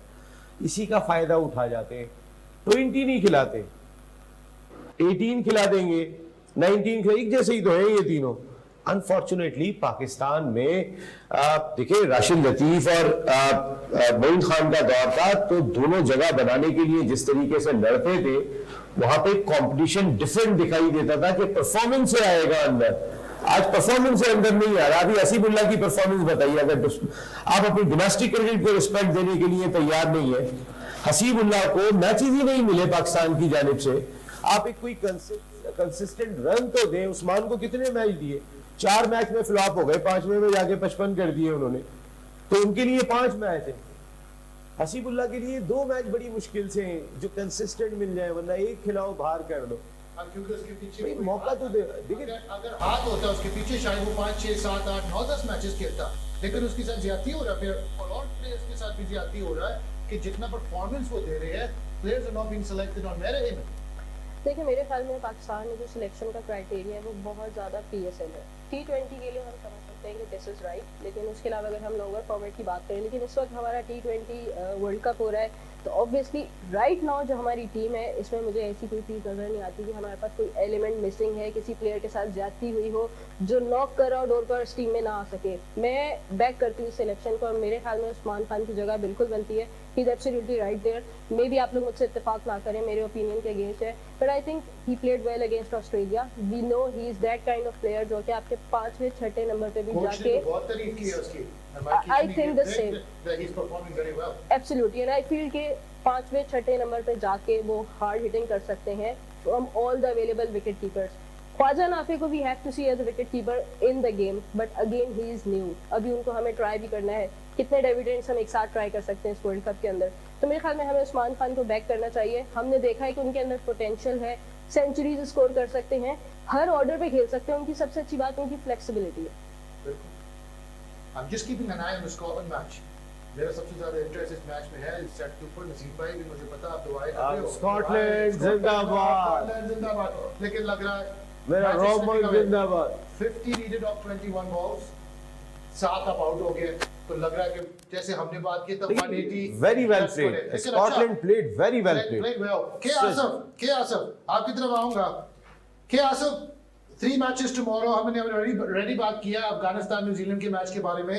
इंग्लैंड नेपाल से भी खेलेगा और श्रीलंका आयरलैंड से खेलेगा। उन दोनों मैचेस के बारे में आप थोड़ा सा इनपुट दे सकते हैं? क्या सोचे कौन जीतेगा कौन हारेगा? जो न्यूजीलैंड और अफगानिस्तान का मैच है, जब वो बात करेंगे अफगानिस्तान की पास जो है वो स्पिन बॉलिंग अटैक है जिसमें राशिद खान है, नूर है और ऑफ कोर्स उनका स्पिन बॉलिंग अटैक अच्छा है, लेकिन वो बैटिंग जो है वो न्यूजीलैंड की ज्यादा करती है। न्यूजीलैंड के पास जो उनके स्पिनर है, सैंटनर है, उनके साथ रशिद रविंद्रा को भी स्पिन बॉलिंग करवाते हैं। फिर आप देखेंगे जो उनकी बैटिंग लाइनअप है न्यूजीलैंड की वो बहुत ज्यादा कर रही है। श्रीलंका को एग्जाम्पल होगा कि श्रीलंका का होम ग्राउंड है, श्रीलंका के लिए कंडीशन उनकी अपने होम ग्राउंड की कंडीशन होगी, तो वो आयरलैंड के खिलाफ मुझे श्रीलंका मजबूत नजर आ रही है, मेरे लिए फेवरेट होगी। श्रीलंका की टीम दूसरी जाने न्यूजीलैंड मेरे लिए जो है वो फेवरेट है अगेंस्ट अफगानिस्तान। अच्छा आप थोड़ा सा मैं आपको एक सरप्राइज पैकेज डालूंगा इसमें। नेपाल की टीम सरप्राइज करेगा इस टूर्नामेंट में। नेपाल की जो टीम है नसीम भाई, आपने कभी शायद देखा नहीं है, अभी वर्ल्ड स्टेज में इतना आए नहीं है, लेकिन और आपको पता है नेपाल में जब मैचेस होते हैं 30-40 हजार लोग आके मैच देखते हैं वहां पर, उनका फॉलोइंग भी बहुत है। मुझे लगता है कि वो उस वर्ल्ड कप के अंदर थोड़ा सा दिखाएंगे। देखिए बिल्कुल नेपाल में बड़ी फॉलोइंग है और नेपाल में क्रिकेट अच्छी खेली जाती है। वहाँ पर कई टूर्नामेंट्स भी होते हैं, गो कि वो एसोसिएट मुल्क है, ग्रो कर रहा है। मैंने फिर कहा ना कि एसोसिएट मुल्क में जो क्रिकेट का इंफ्रास्ट्रक्चर है वो इतना स्ट्रांग नहीं है कि वहाँ पे टूर्नामेंट्स इतने हो रहे हो कि वहाँ का प्लेयर की अर्निंग भी वो बन जाए, तो उन्हें कोई और काम करना पड़ता है। जब आप कोई और काम करते हैं तो फिर वो प्रोफेशन नहीं रह जाता है। हमारे तो यहाँ प्लेयर तालीम छोड़ देते हैं क्रिकेट की वजह से। उन्हें पता होता है कि अगर ये दोनों चीज साथ में करेंगे तो मुश्किल हो जाएगा, तो वो तो काम कर रहे होते हैं, पढ़ाई के बाद काम और उसके साथ क्रिकेट। वहाँ पे बेहतर होना बड़ा मुश्किल काम है। मैं बार बार ये बात कह रहा था। नंबर 2 जो आप बात करें, मुझे 2 मैच इंटरेस्टिंग लग रहे हैं इन पिचेस के ऊपर। न्यूजीलैंड और अफगानिस्तान का मैच बहुत इंटरेस्टिंग होगा और मुझे आयरलैंड और श्रीलंका का मैच इसलिए इंटरेस्टिंग लग रहा है, आयरलैंड और श्रीलंका का मैच, कि होम ग्राउंड का प्रेशर पहले मैच में होता है मेजबान टीम पर। और आयरलैंड अगर मैं तमाम टीमों में एसोसिएट ममालिक की बात करूं तो सबसे तगड़ी टीम है। उनका इंफ्रास्ट्रक्चर जो है वो बाकी तमाम ममालिक से टेस्ट स्टेटस भी मिल रहा है उनको, लेकिन दे स्ट्रगलिंग नसीब भाई। आप तो जानते ही कितनी ताकतवर गांव में आयरिश आयरलैंड को बहुत मारते थे। अब आजकल आयरलैंड थोड़ा सा आगे पकड़ लेंगे इनको भी दौर में मारते थे। अच्छा क्या Asaf, final thoughts from you? Pakistan next match एक बनाना स्किन वाला मैच है, यूएसए से हार चुकी है पहले। क्या सोचते हैं इस मैच के बारे में? देखिए आज जिस तरह से पाकिस्तान ने परफॉर्मेंस दी है, बहुत से सवालिया निशान है, क्वेश्चन मार्क है। इन गलतियों पे काम करना होगा। एक भी मैच आप इजी नहीं ले सकते। इस सारे मैचेस इंपॉर्टेंट है। Achieving one thing that do not play against any other. तो आपको सारे मैचेस में अपना रन रेट ऊपर रखना है और आपने विक्ट्री भी लेनी है, ताकि आप जो आपने सेकंड राउंड में क्वालीफाई करना है सुपर 8 में, वहां पर आपके फ्रंट वर्क्स में ना चले जाए। तो अगर आपने अपने पूल में सेकंड पोजीशन लेनी है तो उसके लिए आपको यूएसए को अच्छे मार्जिन से कन्विंसिंग विक्ट्री लेनी होगी। हेमंत सही कह रहा है। बिल्कुल सही कह रहे हैं, ये बात हमें नोट करनी चाहिए थी कि हम इंडिया से नहीं खेल रहे, तो आज जो हमने स्ट्रेटेजी यूज किया उसमें हमने यही सोचा कि हम प्लेयर्स को चांस दें, लेकिन ये चीज हमने मिस कर दी कि रन रेट इंपॉर्टेंट हो सकता था। तो बिल्कुल बहुत जबरदस्त पॉइंट रेज किया इन्होंने। यूएसए के अगेंस्ट अब डोमिनेट कर लें, लेकिन आज की जो परफॉर्मेंस थी उससे डर लग रहा है। लेकिन अगर आप एक ही ये चीज देखें कि कोई भी विकेट नीदरलैंड के बॉलर ने हासिल नहीं की, जितने भी आउट हुए हैं अपनी गलतियों से आउट हुए हैं। तो अगर सिर्फ इस एक पॉइंट को देखें, बिल्कुल इस एक पॉइंट को देखें तो देखें पाकिस्तान दोनों मैचेस शायद जीत जाते, but from their own mistakes. बिल्कुल बिल्कुल 120 चेज नहीं कर सके थे against USA and all by themselves. तो उनकी जो गलतियां थी उसको सीख कर आए और यूएसए के अगेंस्ट उसको अप्लाई करें, ताकि हमें दोबारा ये दिन ना देखना पड़े जो हमने आज देखा है वर्ल्ड कप में। ये नहीं दोबारा होनी चाहिए। मैं तो सोच रहा था इधर आके अगर पाकिस्तान हार जाता आज, पता नहीं आपका हालत क्या हो जाना था। नसीब आप सही लग रहा है, आप बहुत रिलैक्स लग रहे हो, खुश लग रहे हो। फाइनल थॉट्स ये क्या है कि अगला मैच में क्या? देखिए आप जो ऑस्ट्रेलिया को 3-0 हरा के आ रहे हैं ना, उस खुमार से निकल आए। अब आप कि हम तो ऑस्ट्रेलिया को हरा के आ रहे हैं तो अमेरिका और ये तो फिर कोई मसला ही नहीं है। आपकी वो जो मैंने कहा ना आई ओपनर था आज का मैच, वेकअप कॉल है बहुत बड़ी पाकिस्तान क्रिकेट के लिए कि भूल जाओ भाई उसे, वो आपने जीत लिया 111 रन से, वो once in a blue moon हो जाता है, वो आपने कर लिया। हकीकत यही है कि आप जाके ऐसा परफॉर्म करें। आप दो चीज़ों का, एक वो निकाल दें दिमाग से, और नंबर 2 आप इस चीज़ का सवाल तलाश करें कि भाई हमें आईसीसी इवेंट में क्या हो जाता है। मेरा बहुत सीरियस क्वेश्चन है, इस चीज़ का जवाब ढूंढें फौरी तौर पर अगले मैच से पहले। ये दो चीज़ें कर लें, पाकिस्तान टीम अच्छा परफॉर्म करेगी। अच्छा किया सब, थैंक यू वेरी मच। आप हमारे साथ रहेंगे। भाई कैमरा को छोड़ दो, आप बिल्कुल सेट लग रहे थे, क्यों छेड़ रहे हो आप कैमरा को? बहुत सेट लग रहा है। किया सब आपने हमारे साथ आता रहना है। आपकी भी मेरे ख्याल से इस्लामाबाद में शोज चल रहे हैं और आप टाइम निकाल रहे हो हमारे लिए, so thank you very much for joining us. और हमने पोलिश टीम का भी मैच देखने साथ किया सब आपको सलाम करते हैं आप। ओके किया सिफ, बाबा बाबा, thank you, take care. Thank you for your thoughts. Very interesting insights आपने दिया हमें आज। Lot of thinking points हम बाद में भी डिस्कस करेंगे, हमारे डिस्कशंस चलते रहेंगे। Naseem Rajput, thank you so much. बहुत रिलैक्स लग रहे हो, खुश लग रहे हो। अरे अगला मैच में खुश हो जाएंगे। नहीं, मुझे यू कंडक्टेड एक्सीलेंट शो, बहुत अच्छे अंदाज से किया। आप मुझे गाइड और क्योंकि कासिम की लैंग्वेज इंग्लिश है और उसके बावजूद कासिम ने अपने लोगों के लिए मासेस में जाने के लिए, आज हिस्ट्री में पहली दफा हुआ कि वर्ल्ड T20 में उर्दू में कमेंट्री हो रही है। इसकी वजह यह है कि क्रिकेट जिन ममालिक में खेली जाती है उनमें अवाम की तादाद, पाकिस्तान, इंडिया, बांग्लादेश, जहाँ उर्दू समझी जाती है। तो कासिम ने जितनी मेहनत की है अपनी उर्दू को बेहतर करने में इस ट्रांसमिशन के लिए, कासिम वेल डन यार, जबरदस्त। अभी बहुत काम होना उर्दू में, But we enjoyed the bloopers. रोज तुम्हें हम प्रैक्टिस कराते रहेंगे, फिर सजा तो तुम्हें पता ही है, तुम करो प्रैक्टिस। नसीम भाई बहुत बहुत शुक्रिया, thank you very much for your kind comments. Stay tuned. Remember, you can watch us live on MyCo. Just download the app. टक आप मैच भी देख सकते हो, हमारे शो भी देख सकते हो, वर्ल्ड कप का जुनून BTV on all social media platforms and on YouTube. आप पूरे शोज वहां पर भी देख सकते हो, हमें फॉलो भी करो, कमेंट्स भी जरूर डालो, हमारा थोड़ा सा टॉकिंग पॉइंट्स भी और हो जाएंगे। अगर आप हमारी बुराई भी करने चाहते हो थोड़ा बहुत हम बर्दाश्त कर लेंगे, no problem. Just keep it nice. Any comments, we will come back to you on them. कल हम डिस्कस करेंगे जो इंडिया यूएसए के मैच में क्या होगा, हम कल उसमें भी डिस्कशन करेंगे। हम अफगानिस्तान न्यूजीलैंड मैच के बारे में बात करेंगे। इंग्लैंड नेपाल का मैच लाइव चल रहा होगा, जैसे स्कॉटलैंड का भी मैच चल रहा होगा, लेकिन Scotland 48 needed now of 12 balls, लग रहा है कि वो मैच निकल गया, लेकिन कोई बात नहीं, स्कॉटलैंड ने फिर भी कुछ इस मैच में दिखाया, तो हम ऐसे चलते रहेंगे। Scotland played much better than Pakistan. Scotland played better than Pakistan according to Naseem भाई। मुझे भी ऐसे लग रहा है कि स्कॉटलैंड ज्यादा अच्छा खेला। So stay tuned and keep watching, keep commenting, get involved in the conversation and we'll see you again tomorrow at 5 p.m. Allah Hafiz.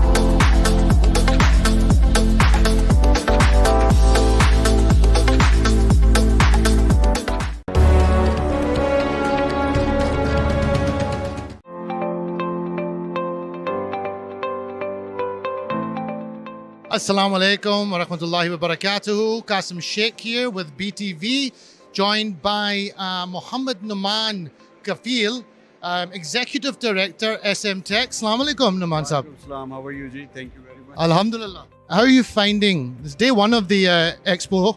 How are you finding it so far? Alhamdulillah, the response is good and a much more good response from the government agencies and much more to come, inshallah, and hope for the best. Numan bhai, what impact do you hope to have off the back of this exhibition? You're obviously in international markets as well. Are you hoping to build some new partnerships and collaborations? Exactly, as last time also, what we did and what we expect from the last expo also, and this exhibition until now, it's a very good market, seems to be a very good market, especially with the locals and international also, but locals are the most. Badar Expo always come with the big things, big ideas and a marvelous platform and extraordinary effort by the Badar Expo. The organizers, they are very helpful, and especially to like the clients us, like local vendors, they really help a lot and they give their best. So inshallah, I always pray for them, for their success, and hope to see more of them in the coming years. Numan bhai, thank you very much. I wish you all the very best for this exhibition.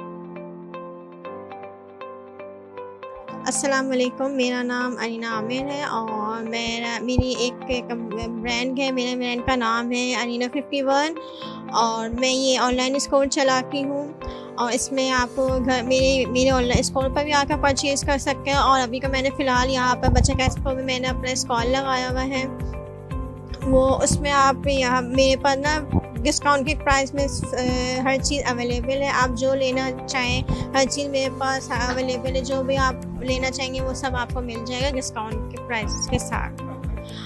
और दूसरा ये है कि कैसे आम lipstick जो है वो 50 300 की मिल रही है, जो मैं यहाँ 150 200 की दे रही हूँ। बाकी ज्वेलरी पे भी डिस्काउंट है, कपड़ों में भी डिस्काउंट है। 3000 का सूट आपको 4000 में मिल रहा है, 4000 का सूट आपको 1500 में मिल रहा है। तो इस तरह से मैंने डिस्काउंट लगाए हुए। बैग्स भी मैंने 3000 की ओरिजिनल प्राइस है और मैंने उसके डिस्काउंट के बाद 4000 का लगाया है। तो अगर कोई इंटरेस्टेड हो तो मैं आपसे रिक्वेस्ट करूँगी आप आएँ मेरे स्टॉल पर और विजिट करें। जज़ाकल्लाह।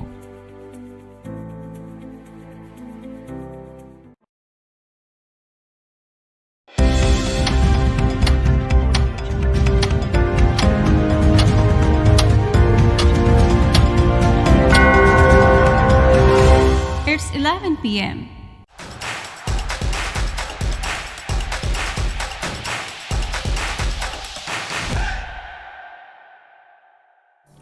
Bismillahirrahmanirrahim. Assalamu alaikum and good evening, viewers, wherever you are. Lo and behold, finally the wait is over and we are ready for the grand finale. There you are, Karachi Table Premier League, and it's the final. Malir Malangs taking on Clifton Populars. And the news from the center is that Clifton Populars have won the toss and opted to bat first.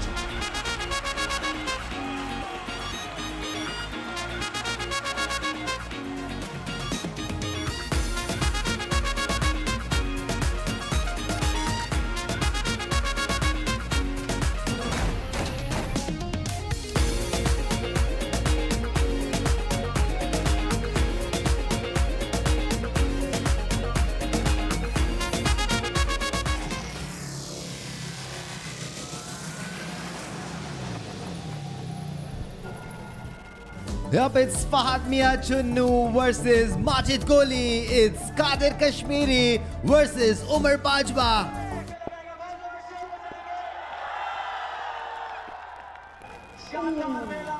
Starting off with the wide there.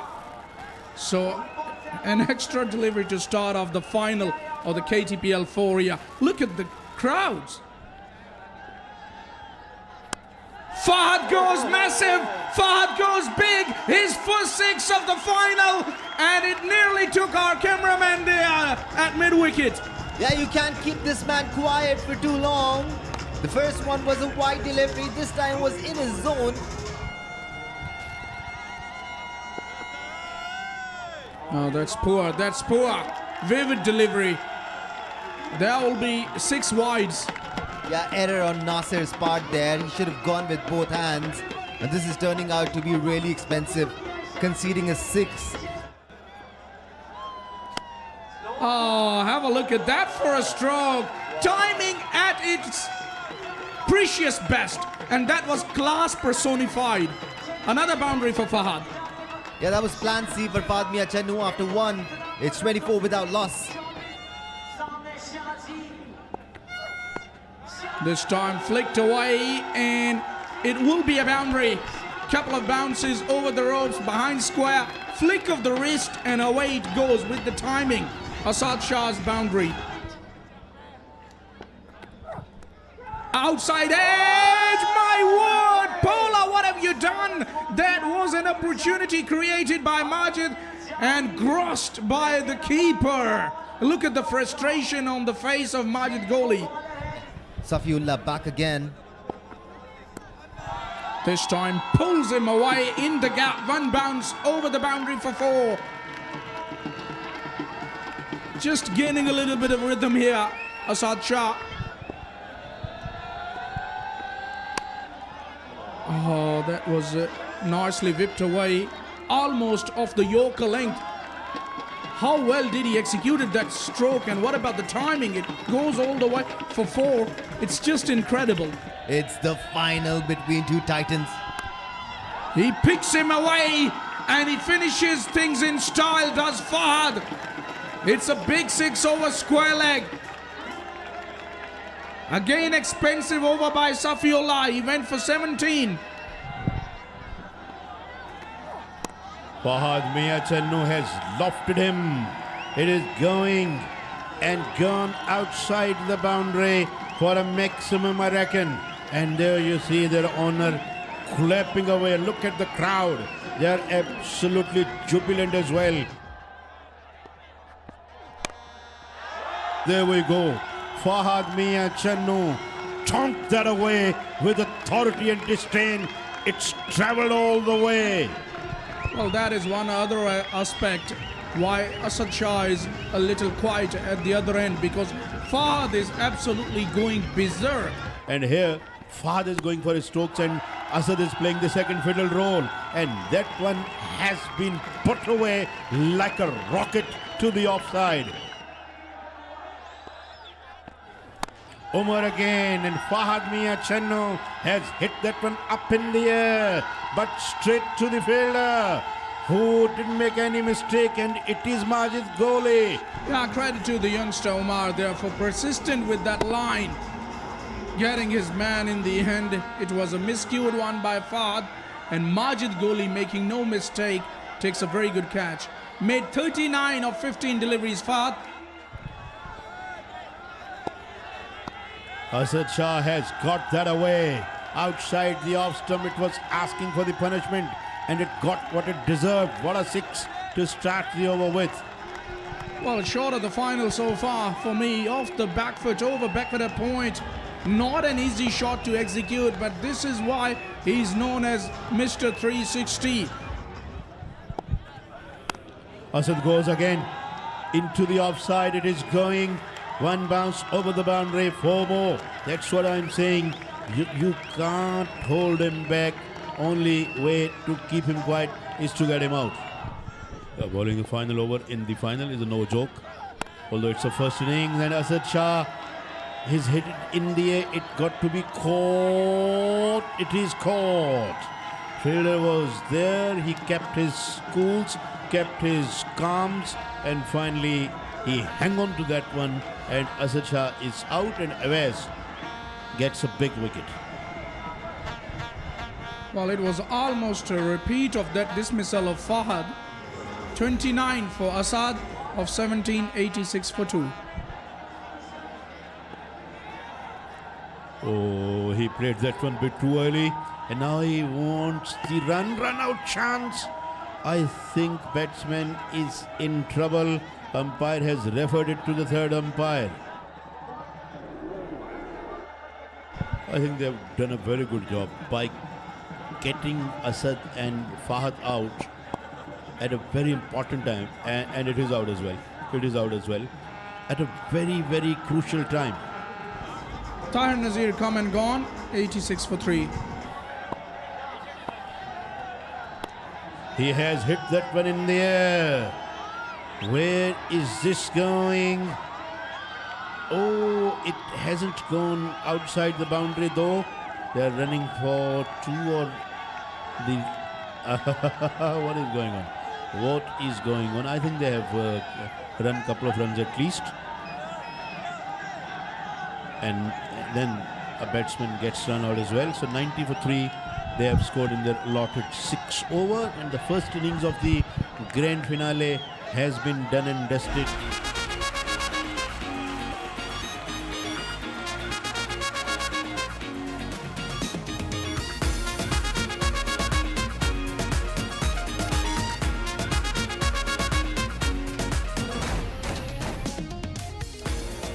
Here we go, start of the innings here for Malir Malangs with the bat.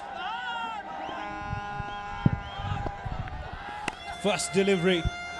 Bajwa played towards mid-wicket. Fahad Mia Channu is there. Started with the single off the mark.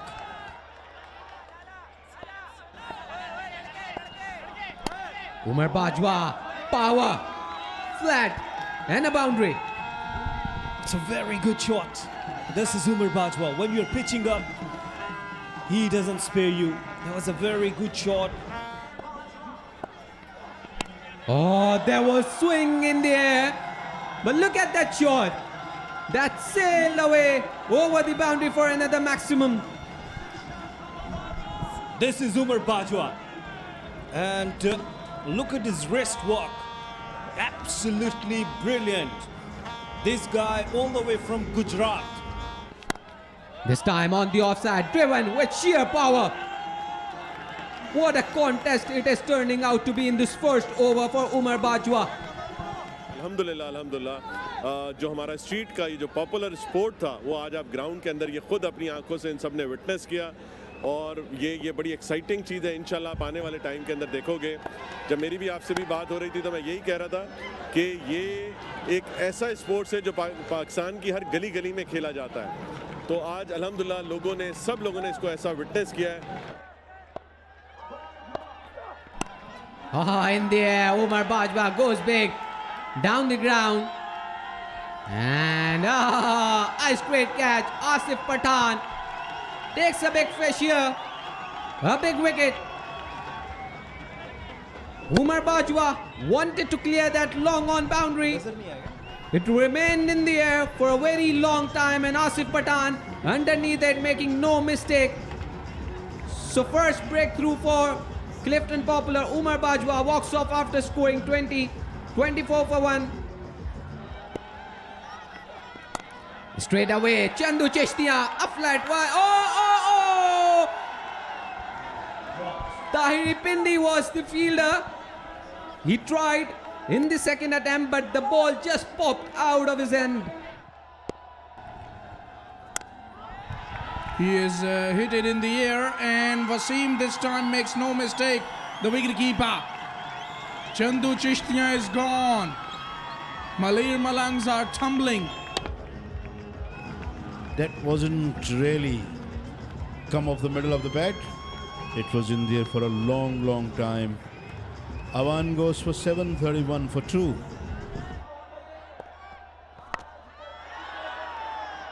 That is an immaculate shot by Rahman.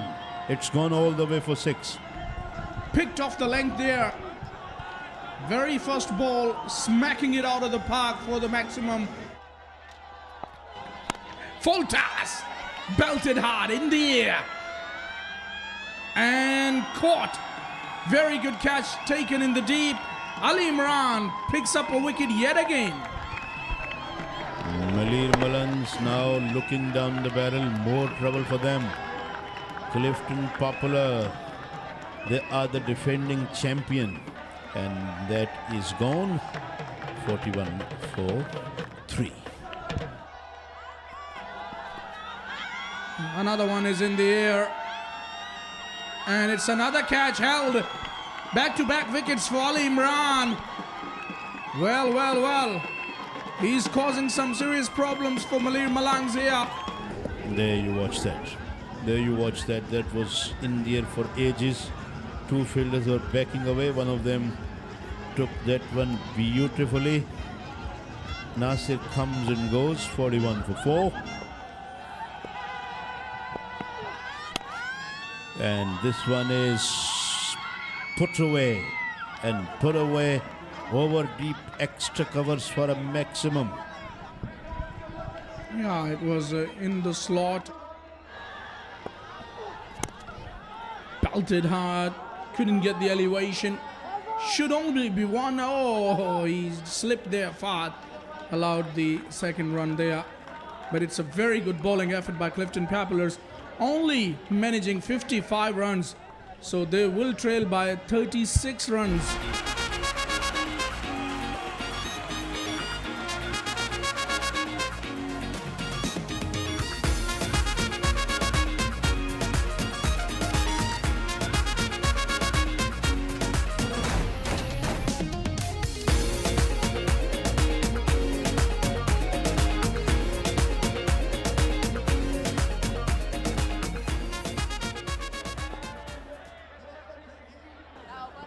They need their wickets in the first over. You cannot let them stay for 12 deliveries. Catch it. And this one, can that be taken? It went high up in the sky and it's taken! very first ball of Safiullah, as you said, they are on top from the very beginning. They're in it to win it. They're showing the class. They're showing some commitment over here. That is really well taken. I had my heart in my mouth when it went up in the sky. It went really up. Asad Shah goes for a duck. Big, big wicket from Aleem Malang. And he goes big once again. His favorite shot, the flick shot, that one went miles. Just moving across the crease a little bit, shuffling a little bit over there and getting onto the line of the delivery. Another great shot. It was a short pitch delivery. I felt he didn't time that to perfection. It looked like he did not hit it too well. It still sailed way over. Another full toss delivery. Easily picked towards the leg side. Tahir didn't have to make any effort over there. Majid gave it away. This was a better looking shot by him. Rightly picked from the right area. Can that be taken? And two men clashed over there. That's unbelievable. What are they even doing? I mean, why would you add pressure on someone who's getting under the ball? It was Bantu Bhai's catch all day long. He's fast. Well, as we said, he can pick it up the deliveries from outside off stumps. Absolutely brilliant. Once again, just guiding the ball towards the long off.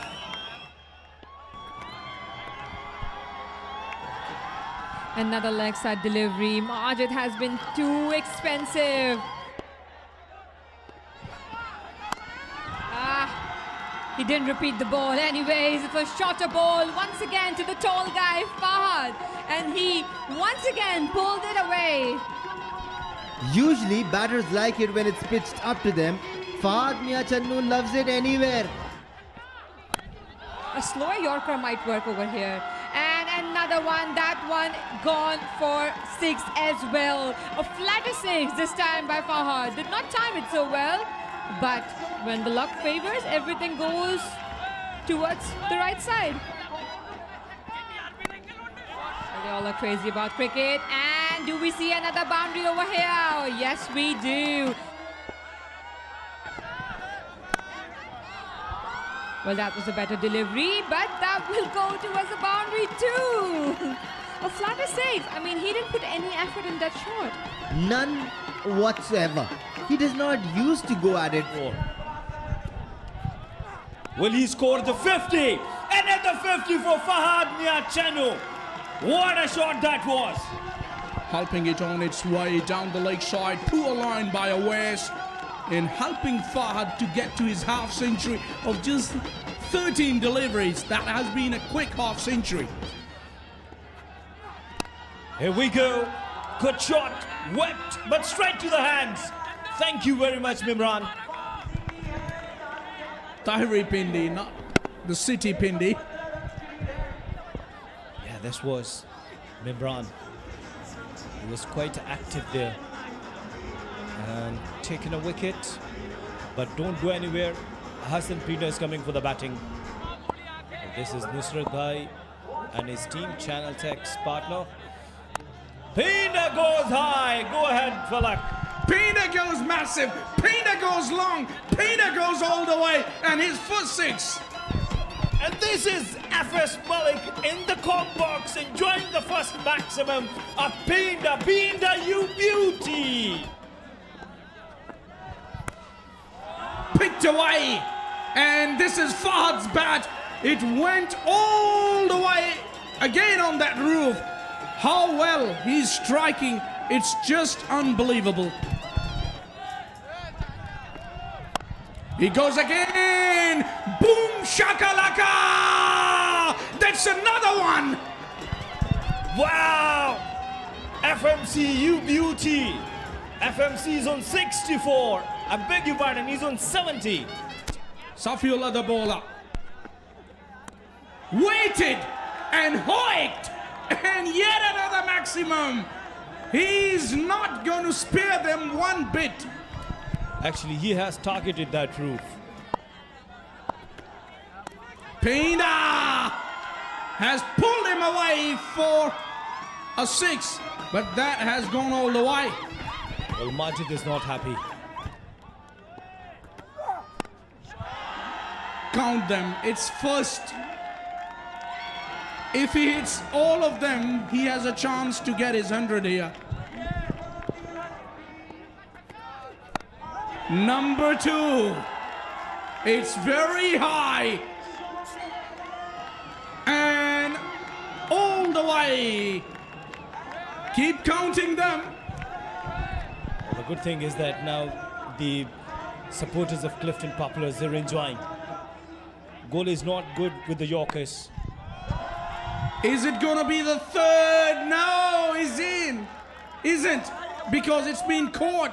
Mimran takes a very good catch, but it's one great innings by Fahad.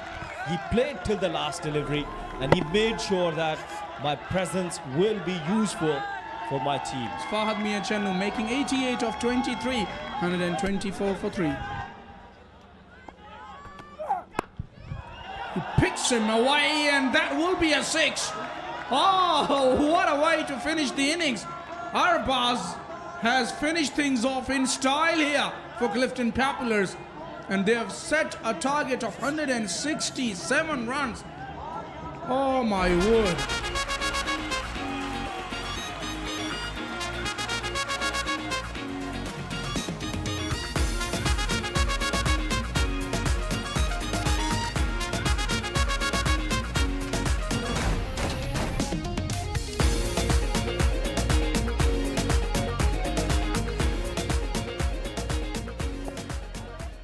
Should be playing for the crowd. They should be playing with the full spirit of sportsmen. And there we see straight away he belted one and it's gone. In fact, he didn't belt one, but he put that away stylishly over covers. And he goes again. Short, yeah. Wow, that was one hell of a shot. He has pulled that and pulled that authoritatively to the boundary for 4. Yeah, he's in very good form, is Umar Bajwa, and he's definitely putting up a fight here. Bajwa! No! Fahad Miachennu, oh dear, oh dear. Fahad Miachennu is everywhere. Yeah, if you hit the ball in the air, then don't hit in that direction. Fahad Miachennu is always safe as a house. 16 for Bajwa. Oh, what a delivery! He's got his man, typical Qadr Kashmiri. Gets through the defenses of Awan there. Absolutely yorked him. And Bales went cartwheeling.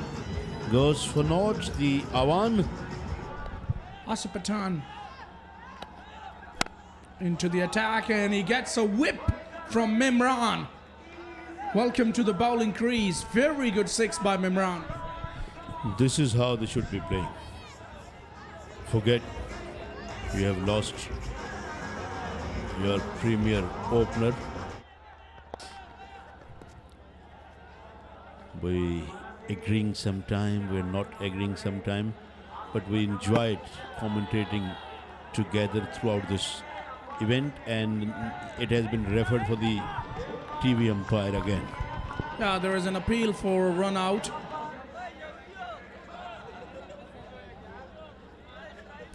What was he doing? What was he doing? What a lethargic approach.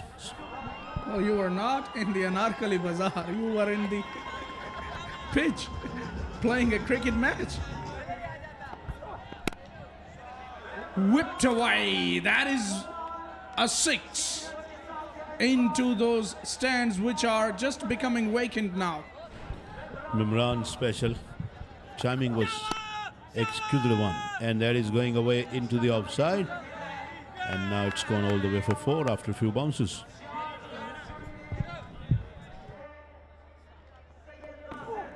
And just in the background, as ever, The naughty boy is still going on about the fact that he predicted this. 4 through the covers. He said he predicted Clifton Popular. K. Asif. Honestly, are we still throwing him in the sea after this? He was the first commentator I met. Oh, over square leg by Mimran. He's had a great tournament, Mimran, but it's too little too late. But as far as as everything else goes, he never spoke in the commentary box.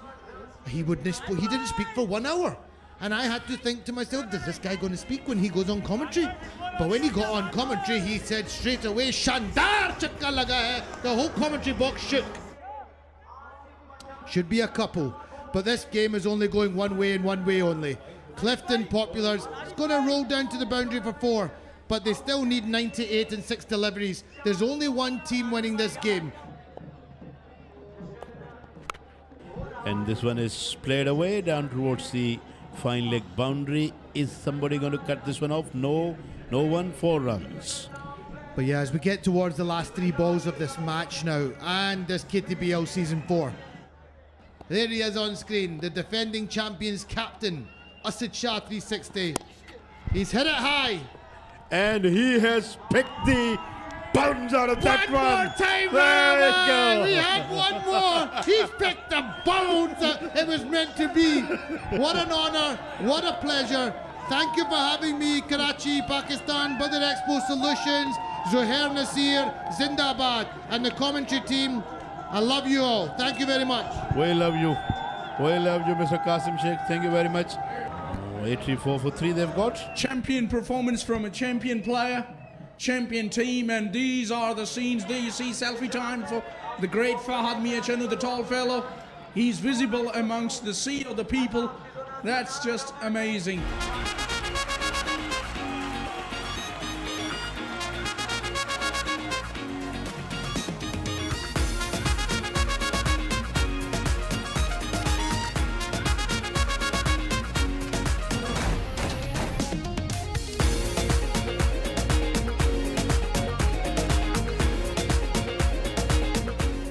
The champion of UBL Amin Karachi Game Ball Premier League Season 4, defending champion Clifton Popular.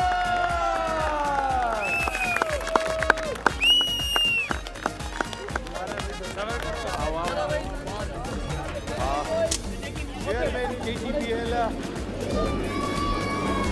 Zohair Nasir, Harun Rashid, Naseeb Ahmad, Sadiq Mohammad, idhar aye na Qasim bhai.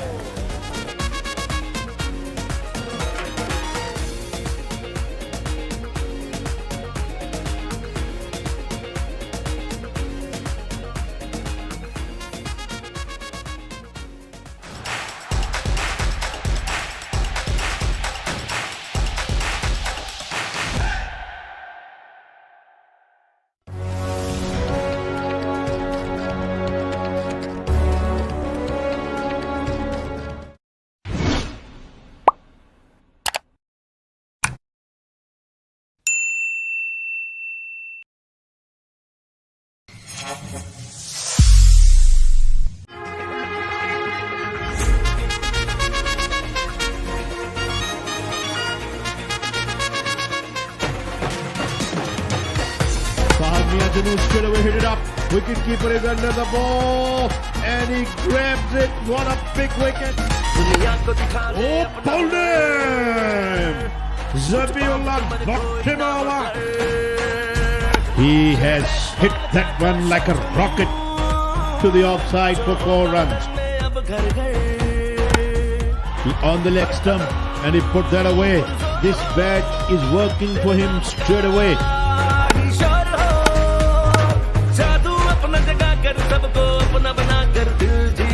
That's in the air and over the boundary. That's a huge one. Hassan Chitta is for 6. Full toss over extra cover for the maximum. Chitta is looking very dangerous. His second 6, and he slices him again, but this time fails. Oh my! What at the 3rd attempt he manages to grab the catch. Shorter one. He's hit it in the air. He's hit it in the air and has it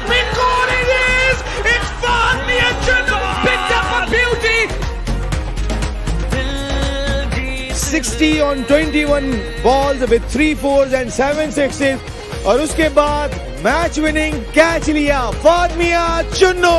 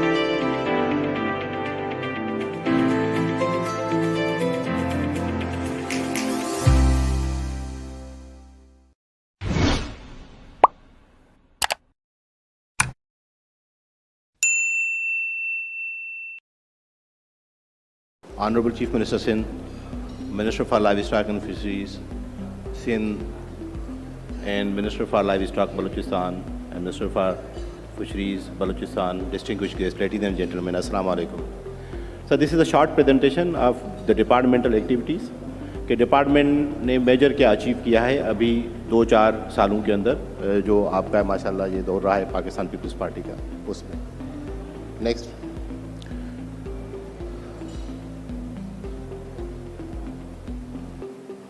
Sir, if you see the livestock is the first largest segment of rural economy. क्योंकि agriculture से ज़्यादा livestock का rural economy contribution है, 60% livestock है, 61%. It's a second largest sector of whole economy. अगर economy as a whole देखा जाए पाकिस्तान की तो सेकंड लार्जेस्ट सेक्टर. और हमारे पास जो लाइवस्टॉक अवेलेबल है वो है 225 मिलियन हेड्स इन पाकिस्तान. तो we become the world's third largest herd of having a livestock. और फिर व्हाट वी प्रोड्यूस मिल्क जो है हमारा दुनिया के अंदर 4 मरतबा यानी we are on the 4th number producer of milk and we are having the whatever we export that's the 5th largest export in out of Pakistan. Next. चलाते जाए. सर हमारे पास तकरीबन 1200 के करीब क्लिनिक्स हॉस्पिटल्स हैं, सीमेंट प्रोडक्शन यूनिट्स हैं, उसके अलावा वैक्सीन प्रोडक्शन यूनिट्स हैं. उस पर क्यों नहीं.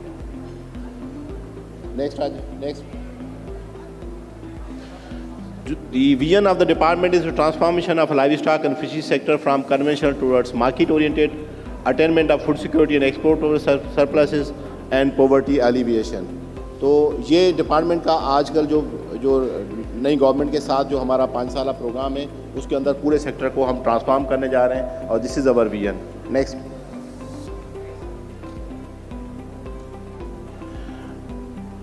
ट्रांसफॉर्मेशन के लिए सर सबसे अहम जो है वो लाइव स्टॉक ब्रीड को इम्प्रूव करना है. तो उस वजह से हमने एक तो ये कि Sindh livestock breeding authority establish की हुई है जिसके यहाँ पे स्टॉल भी है. हाँ. उसके अलावा तकरीबन सर हमने अभी जेवी एग्रीमेंट किया हुआ है that's a 2 million cement doses procurement for live stock ताकि हम हर साल 2 मिलियन के हिसाब से हम 5 साल में कुछ प्रोग्रेस कर सकें. We are also procuring high yielding bulls के जो बुल्स हैं वो हाई यील्डिंग बुल्स जो है वो आ जाएँ. और 3 सीमेंट प्रोडक्शन यूनिट्स हम इसमें इस्टेब्लिश करने जा रहे हैं. नेक्स्ट.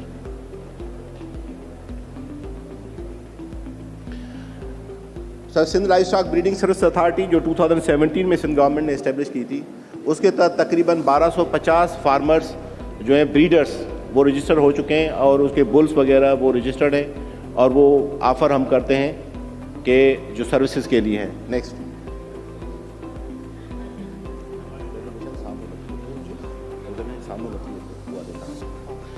सर इसके अलावा जो अभी हमने बात की थी कि Sindh institute of animal health आपने माशाल्लाह संगे बुनियाद रखा था. 2018 में सिंध असेंबली ने बिल पास किया था. उसके तहत तकरीबन 76 जो हैं वो पोल्ट्री वैक्सीन प्रोड्यूस कर रहे हैं, 7 लाइव स्टॉक वैक्सीन कर रहे हैं और आजकल हमें एक नया टास्क मिला हुआ है एंटी स्नेक विनम का. Next.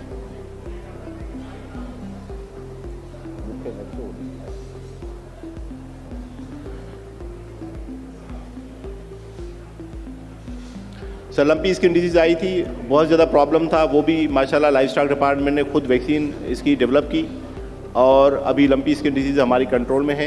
Next.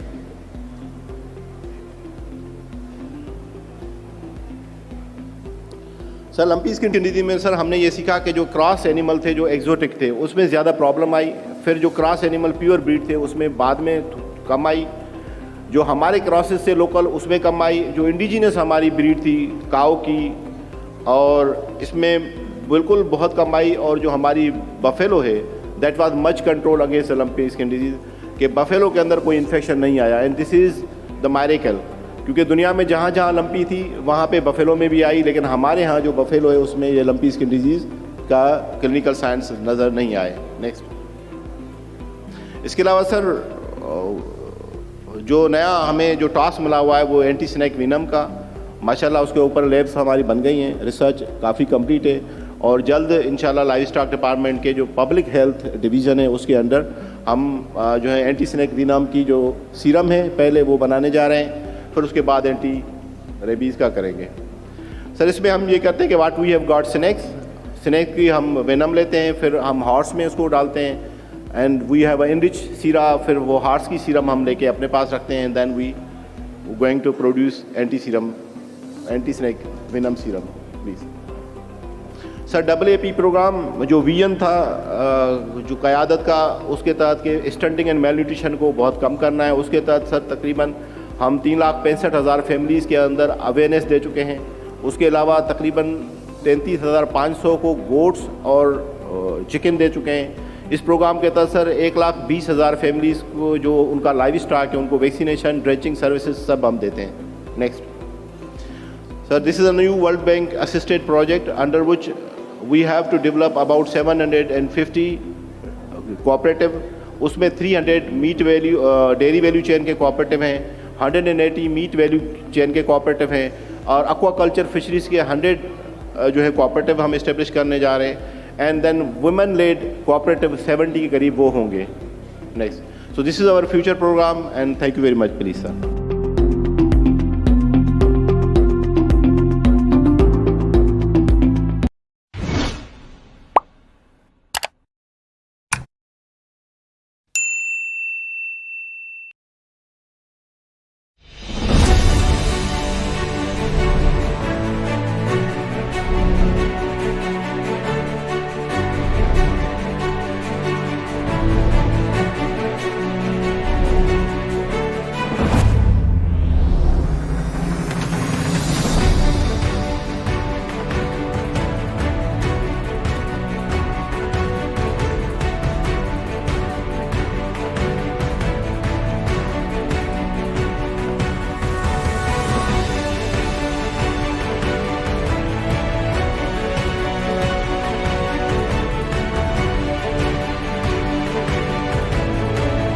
Welcome to WexNet 2025, Pakistan's largest women-exclusive exhibition.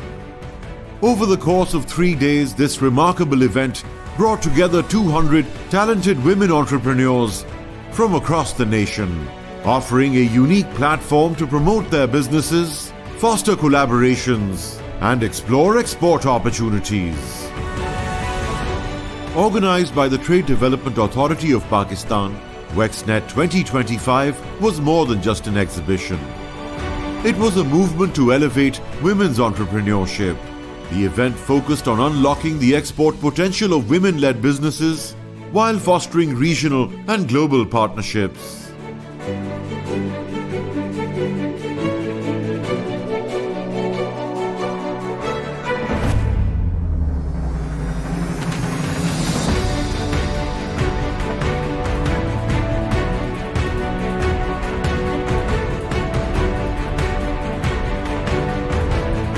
Marking the start of a dynamic 3-day exhibition, Federal Secretary of Commerce Mr. Jawad Paul presided over the grand inauguration.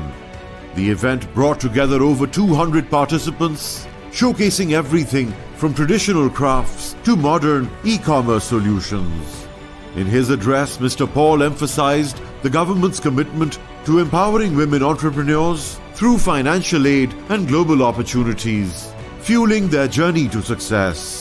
This year's WexNet marks a significant milestone in our ongoing journey to empower women and strengthen their role in trade and commerce. This not only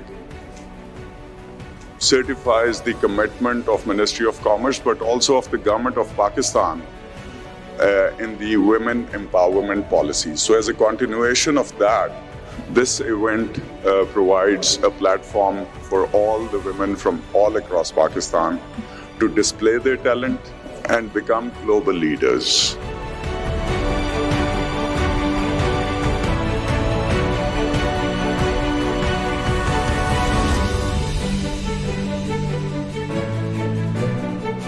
The event also featured a vibrant cultural show celebrating Pakistan's diverse heritage with performances from each province, including Sindh's melodies, Punjab's dances, Balochistan's rhythms, and Khyber Pakhtunkhwa's artistry. Renowned designers as well as government officials and women entrepreneurs attended the event to honor Pakistan's creative legacy. तकरीबन 200 exhibitors participate कर रहे हैं, all from different sectors, almost 15 sectors की representation है। Mostly handicrafts हैं, but इसमें textiles के अलावा हमारे एग्रो प्रोडक्ट्स भी हैं, हमारे इंजीनियरिंग गुड्स भी हैं, फर्नीचर भी है। और सबसे बड़ी बात यह है कि इसमें हमने सिर्फ टॉप एक्सपोर्टर्स को दावत नहीं दी, हमने अक्रॉस पाकिस्तान इन्विटेशन दी है और स्पेशल इन्विटेशन एक्सटेंड की है हमने रिमोट और फार फ्लंग एरियाज़ को, जिसमें अराउंड 40 वुमेन एंटरप्रेन्योर्स आई हैं, हैविंग 40 स्टॉल्स। उसमें गिलगित बल्तिस्तान से लेके Turbat, interior Sindh, south Punjab, KP, तो तमाम पाकिस्तान से पार्टिसिपेशन हुई है और अल्हम्दुलिल्लाह it's been a big success. Indeed, it's a great event organized by TDAP and Ministry of Commerce, and it is showcasing the women entrepreneur from all over Pakistan. And 200 women exhibitors are here, and among them 40 women are from the disadvantaged areas where TDAP has provided the facilitation for them free of cost to participate in this exhibition. Vexnet is a very, very important initiative, I must say, much needed initiative, क्योंकि mail traders तो हमारे यहाँ बहुत हैं, लेकिन female को वो opportunities, वो प्लेटफॉर्म नहीं दिए गए कि वो अपनी पोटेंशियल को जो है टैप कर सकें। एंड विमेन में बहुत पोटेंशियल है, एंड इस तरह के इवेंट्स होने चाहिए, इस तरीके की अवेयरनेस सेशंस होने चाहिए, इस तरीके की अपॉर्चुनिटीज़ फीमेल्स को मिलनी चाहिए, ताकि ज़्यादा से ज़्यादा वो अपने इंडिविजुअल लेवल पे भी प्रोग्रेस करें, बल्कि पाकिस्तान के ओवरऑल एक्सपोर्ट्स को भी इंक्रीज़ कर सकें। It's a great initiative. I think everybody should come and support this initiative because Pakistan really needs to take these people and our own culture and identity internationally and support them as well.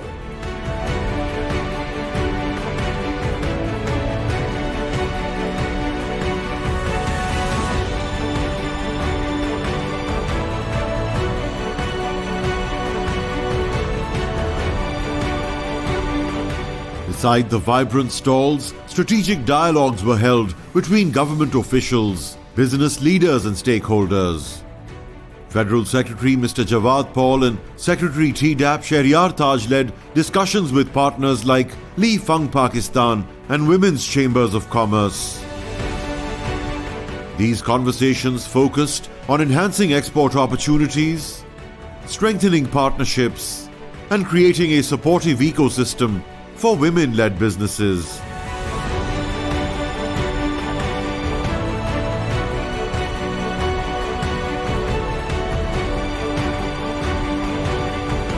A significant highlight of Wexnet 2025 was the National Exporters Training Program. Over 60 women entrepreneurs gained essential skills in export research, documentation, financing and marketing. Experts introduced TDAP's e-commerce platforms designed to turn export inquiries into actionable opportunities, empowering participants to expand their reach.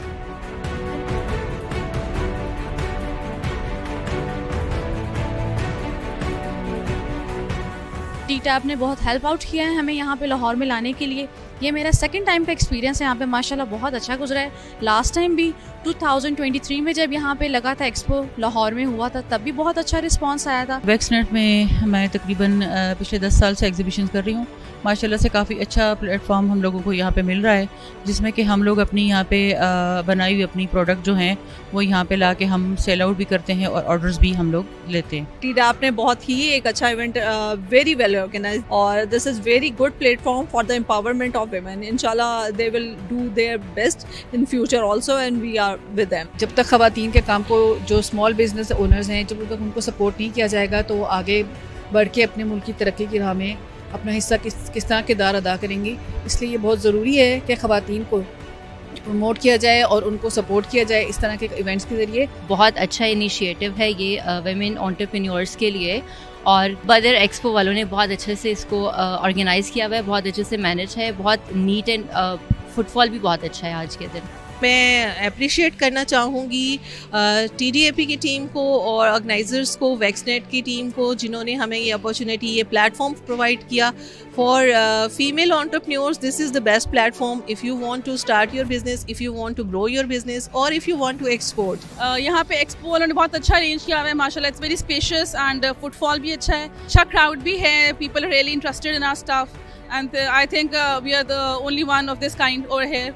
So it's a great opportunity to display or to exhibit what we have, what our craft is. वैक्सनेट ने हमें मौका दिया है कि women entrepreneur के लिए काम कर रही हैं, बहुत शुक्रिया इनका।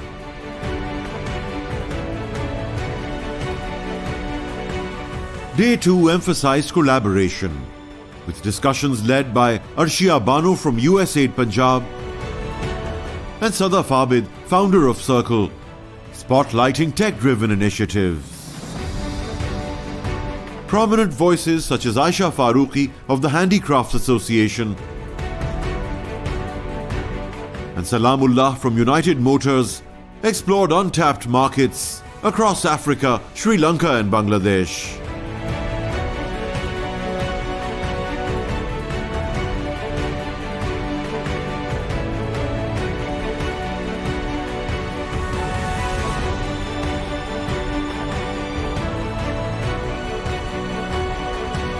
A key session delved into Pakistan's single window, PSW, a groundbreaking platform for streamlining international trade.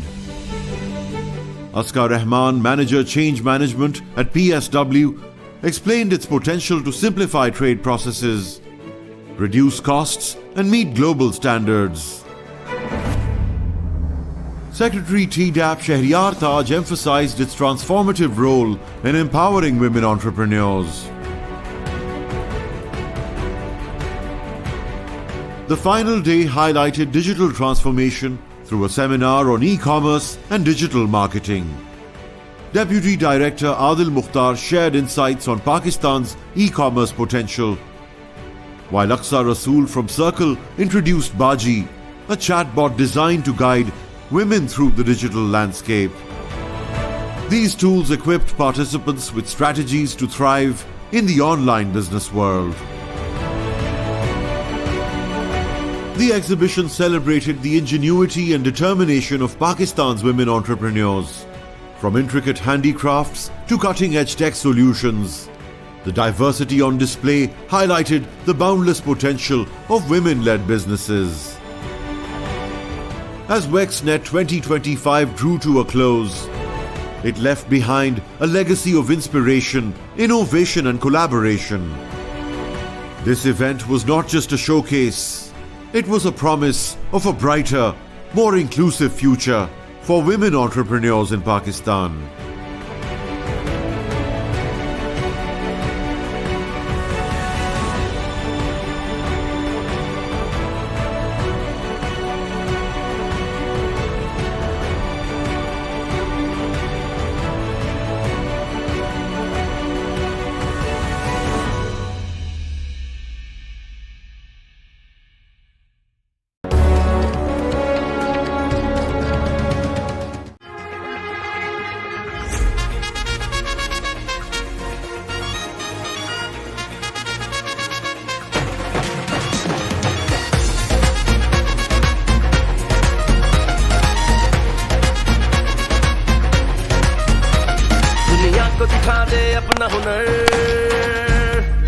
That's more like it. Gets the outside edge and it's a blinder by the keeper.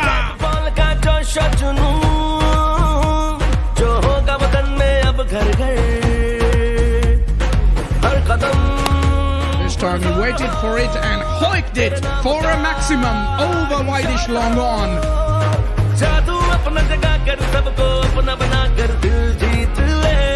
Hammered that away, and here comes the first 100. Here he's doing the sajda to Allah.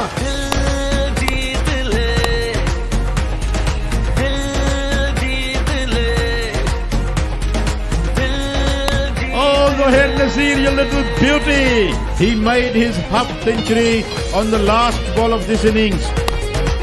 It's going to be Malir Malans, the first team in the season 4 of KTPL to advance to the final. Shorter one, he's hit it in the air. Has it been caught? It is! It's far the engine, picked up a beauty.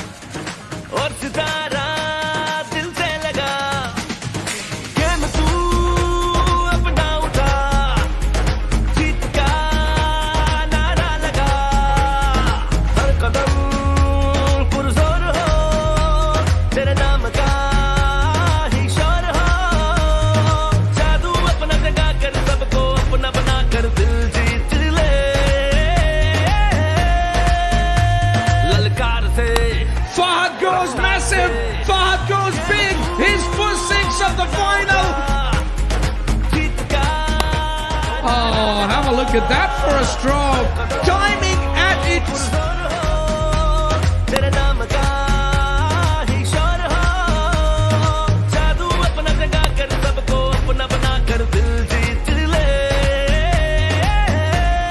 Umar Bajwa, power, flat, and a boundary. Oh, there was swing in the air. That sailed away over the boundary for another maximum. He's hit it high. And he has picked the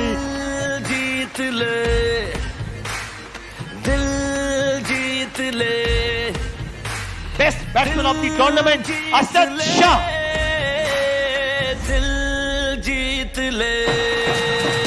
Player of the tournament, Mahania Chunno.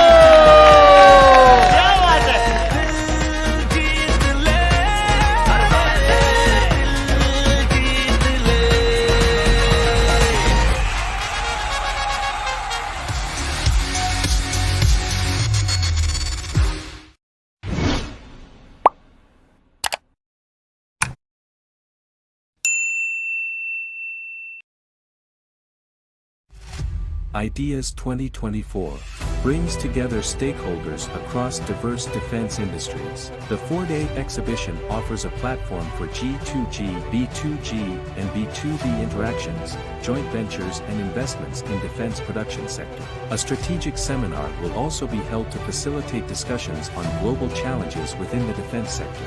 The 12th edition of Ideas will be held from 19 to 22 November 2024 at Karachi Expo Center.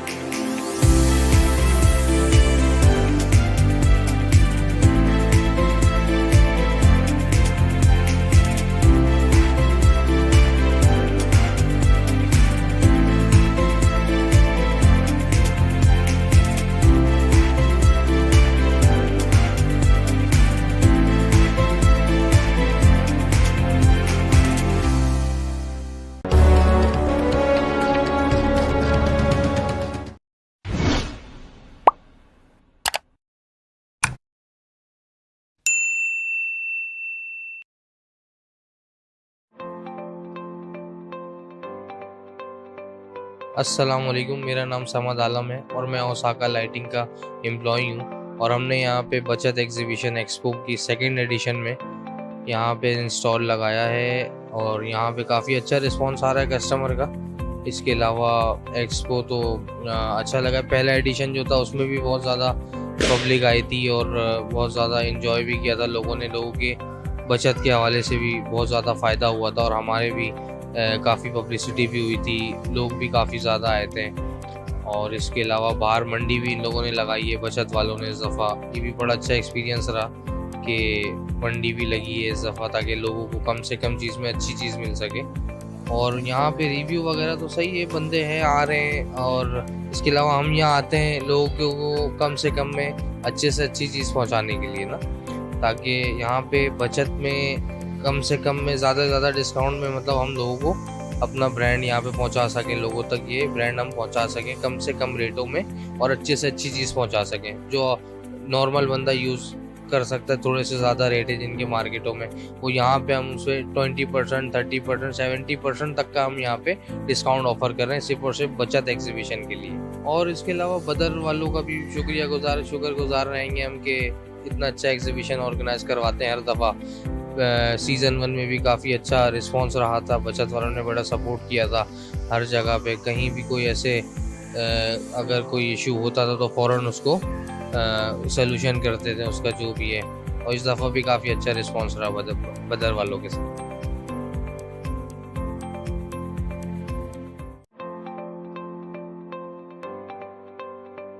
अस्सलाम वालेकुम, मेरा नाम है Syed Rashid Iqbal Tirmidhi.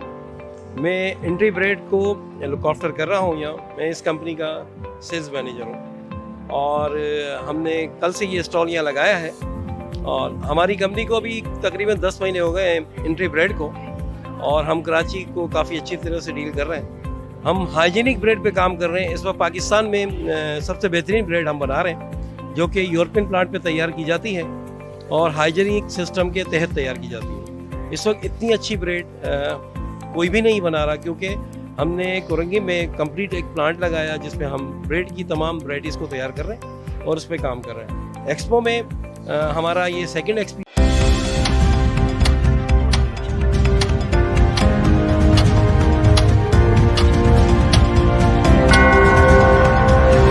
It's 12 a.m.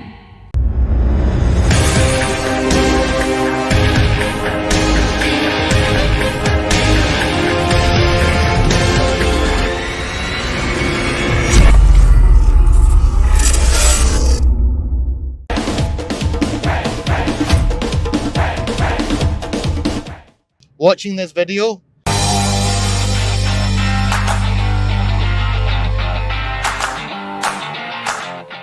PTPL, PTPL, PTPL, PTPL.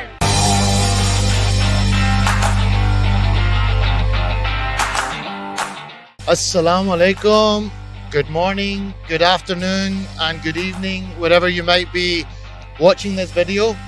This is Qasim Sheikh here right now of BTV. Been kindly invited to attend the Foundation Public School, which has a prize giving ceremony taking place today, and I will be attending there as a special guest.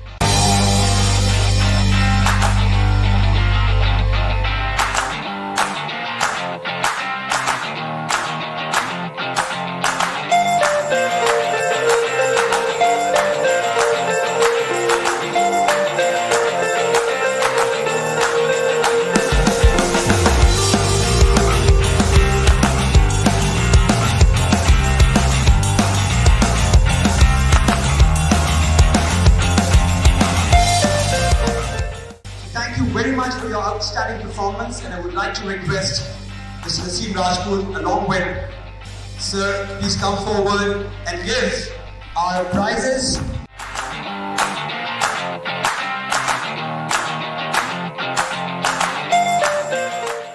Assalamualaikum. First and foremost, it's amazing to come to the Foundation Public School.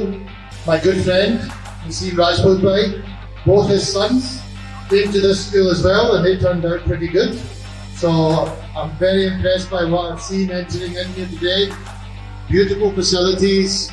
MashaAllah, you all look very well behaved as well. You all look like you're doing some great stuff. But I just want to share with you a short snippet. I was lucky enough to play sport. I've played in 3 World Cups.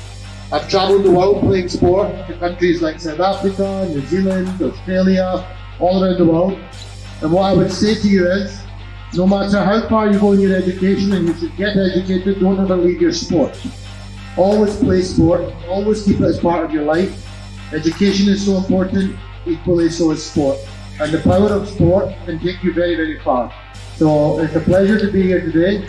I'm looking forward to meeting you all personally and handing out awards to you. But keep up the good work. Well done to all the teachers, all the staff. Well done to the parents as well. And yeah, let's have a really good presentation here. Thank you very much. Thank you so much, Qasim. And how come it's possible without Mr. Naseem Rajput, who's here? बोले क्या बात है? तो start किया अगर ये ना बोले तो फिर मेरे लिए बहुत please sir, Thank you very much, Mr. Murad, and thank you very much. entire management of Foundation Public School मेरे लिए बिल्कुल ही घर की तरह है। मेरे 2 बच्चे यहाँ से पढ़ के गए और आज वो माशाल्लाह मास्टर्स भी कर चुके हैं और at the same time PNSC में बड़ी अच्छी जगह पे काम कर रहे हैं बिकॉज ऑफ स्पोर्ट्स। तो स्कूल में हमें अच्छे से अच्छा डिलीवर करना चाहिए एजुकेशन प्लेटफॉर्म के ऊपर, लेकिन at the same time sports भी बहुत इंपॉर्टेंट है, बहुत अहम है। खून और पसीना दोनों शामिल है। ये एफर्ट मिसेस मिनाज साहिबा की या भी इनके साथजादे रहमान साहब किस तरीके से खूबसूरती के साथ इस पूरे बड़े सिस्टम को लेके चल रहे हैं। Sir thank you very much. इन सब की तरफ से मैं आपका शुक्रिया अदा करता हूँ and thank you very much. रात ज़्यादा हो रही है, अभी रहमान भी देंगे। थैंक यू मुराद भाई।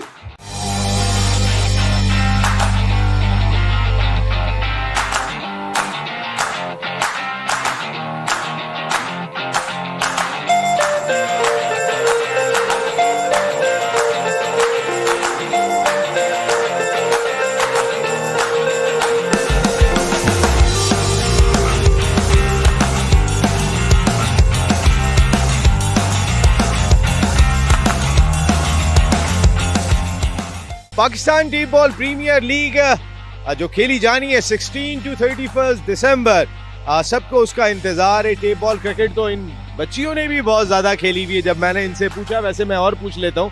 अस्सलाम वालेकुम। बेटा, टेप बॉल क्रिकेट तो खेली है ना? कोर्स खेली है बिल्कुल। और अभी भी खेलती हैं? जी बिल्कुल, हर स्पोर्ट्स फील्ड में खेलती हूँ। तो Pakistan tape ball premiere league आ रही है, तैयार हैं देखने के लिए? आ रही हैं इंशाल्लाह जरूर।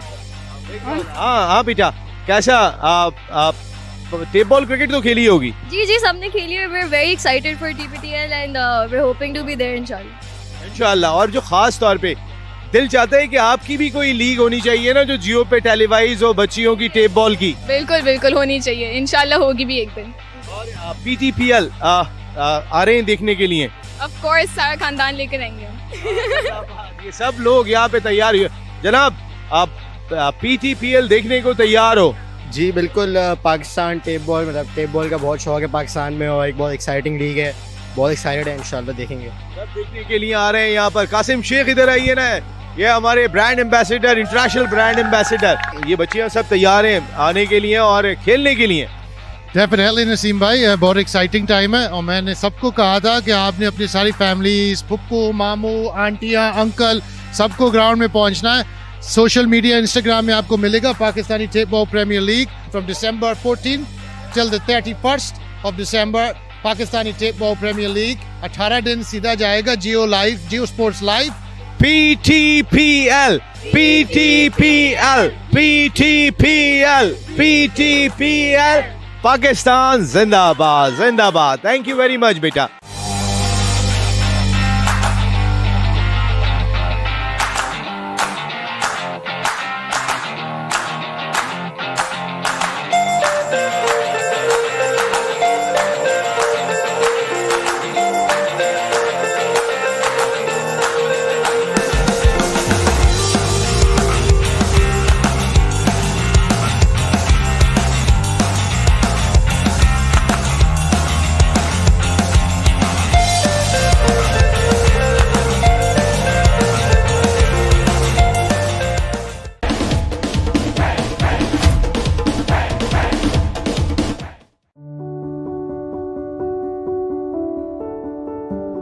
Assalamualaikum everyone. My name is Dr. Tasneem Kausar. I am CEO and founder of Dr. Tasneem's Clinic and Institute of Health.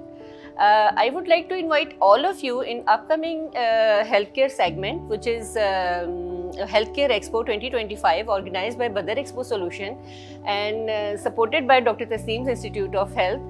और इसके लिए मैं इनवाइट करना चाहती हूँ तमाम मेडिकल स्टूडेंट्स को, मेडिकल फ्रेटर्निटी को और ईस्टर्न मेडिसिन ग्रेजुएट्स को, ब्यूटी इंडस्ट्री से रिलेटेड जो भी मेल फीमेल सैलून्स हैं उनके लिए ये एक बेहतरीन अपॉर्चुनिटी है कि वो आएँ और अपने यहाँ से सीनियर्स और एक्सपर्ट्स के मास्टर क्लासेस अटेंड करें और साइंटिफिक सेशंस अटेंड करें और जो कि नई इनोवेशंस हो रही हैं, न्यू इनोवेशंस हो रही हैं एस्थेटिक एंड हेल्थ केयर में, डर्मेटोलॉजी में, उससे फ़ायदा हासिल करें। क्योंकि यहाँ पे आ रहे हैं सारे फार्मास्यूटिकल्स वाले, यहाँ पे आ रहे हैं ईस्टर्न मेडिसिन के जो लोग काम कर रहे हैं, नेचुरल मेडिसिन पे काम कर रहे हैं, यहाँ पे ब्यूटी सैलून्स के लोग आ रहे हैं और अपनी स्किल्स को एनहेंस करने के लिए आ रहे हैं। तो मेरी आप सबसे रिक्वेस्ट है कि जो भी इस सेक्टर में इस सेगमेंट को हमने नाम दिया है इंटीग्रेटेड डर्मेटोलॉजी एंड एस्थेटिक्स, आप सब लोगों को मैं इन्वाइट करना चाहती हूँ और मैं चाहती हूँ कि आप लोग आएँ और ज्वाइन करें हमें और अपनी नॉलेज को अपग्रेड करें, अपनी स्किल को एनहेंस करें। एक्सपो सेंटर कराची में 20 मई से लेके 22 मई तक जो कि हमारी अपकमिंग इवेंट है, अपकमिंग हमारी कॉन्फ्रेंस है, 2nd edition of health care expo and conference organised by Badar expo solution. Thank you.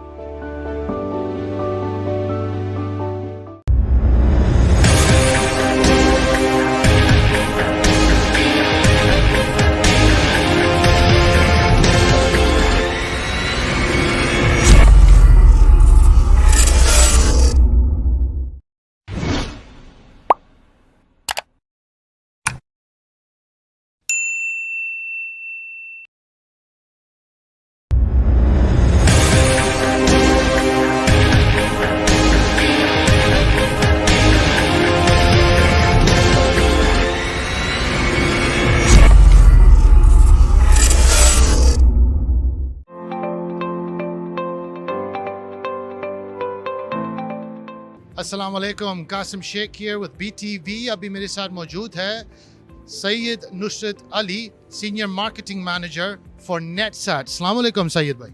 वालेकुम अस्सलाम कासिम साहब, कैसे हैं आप? अल्हम्दुलिल्लाह सैयद भाई, वेरी वेल थैंक यू।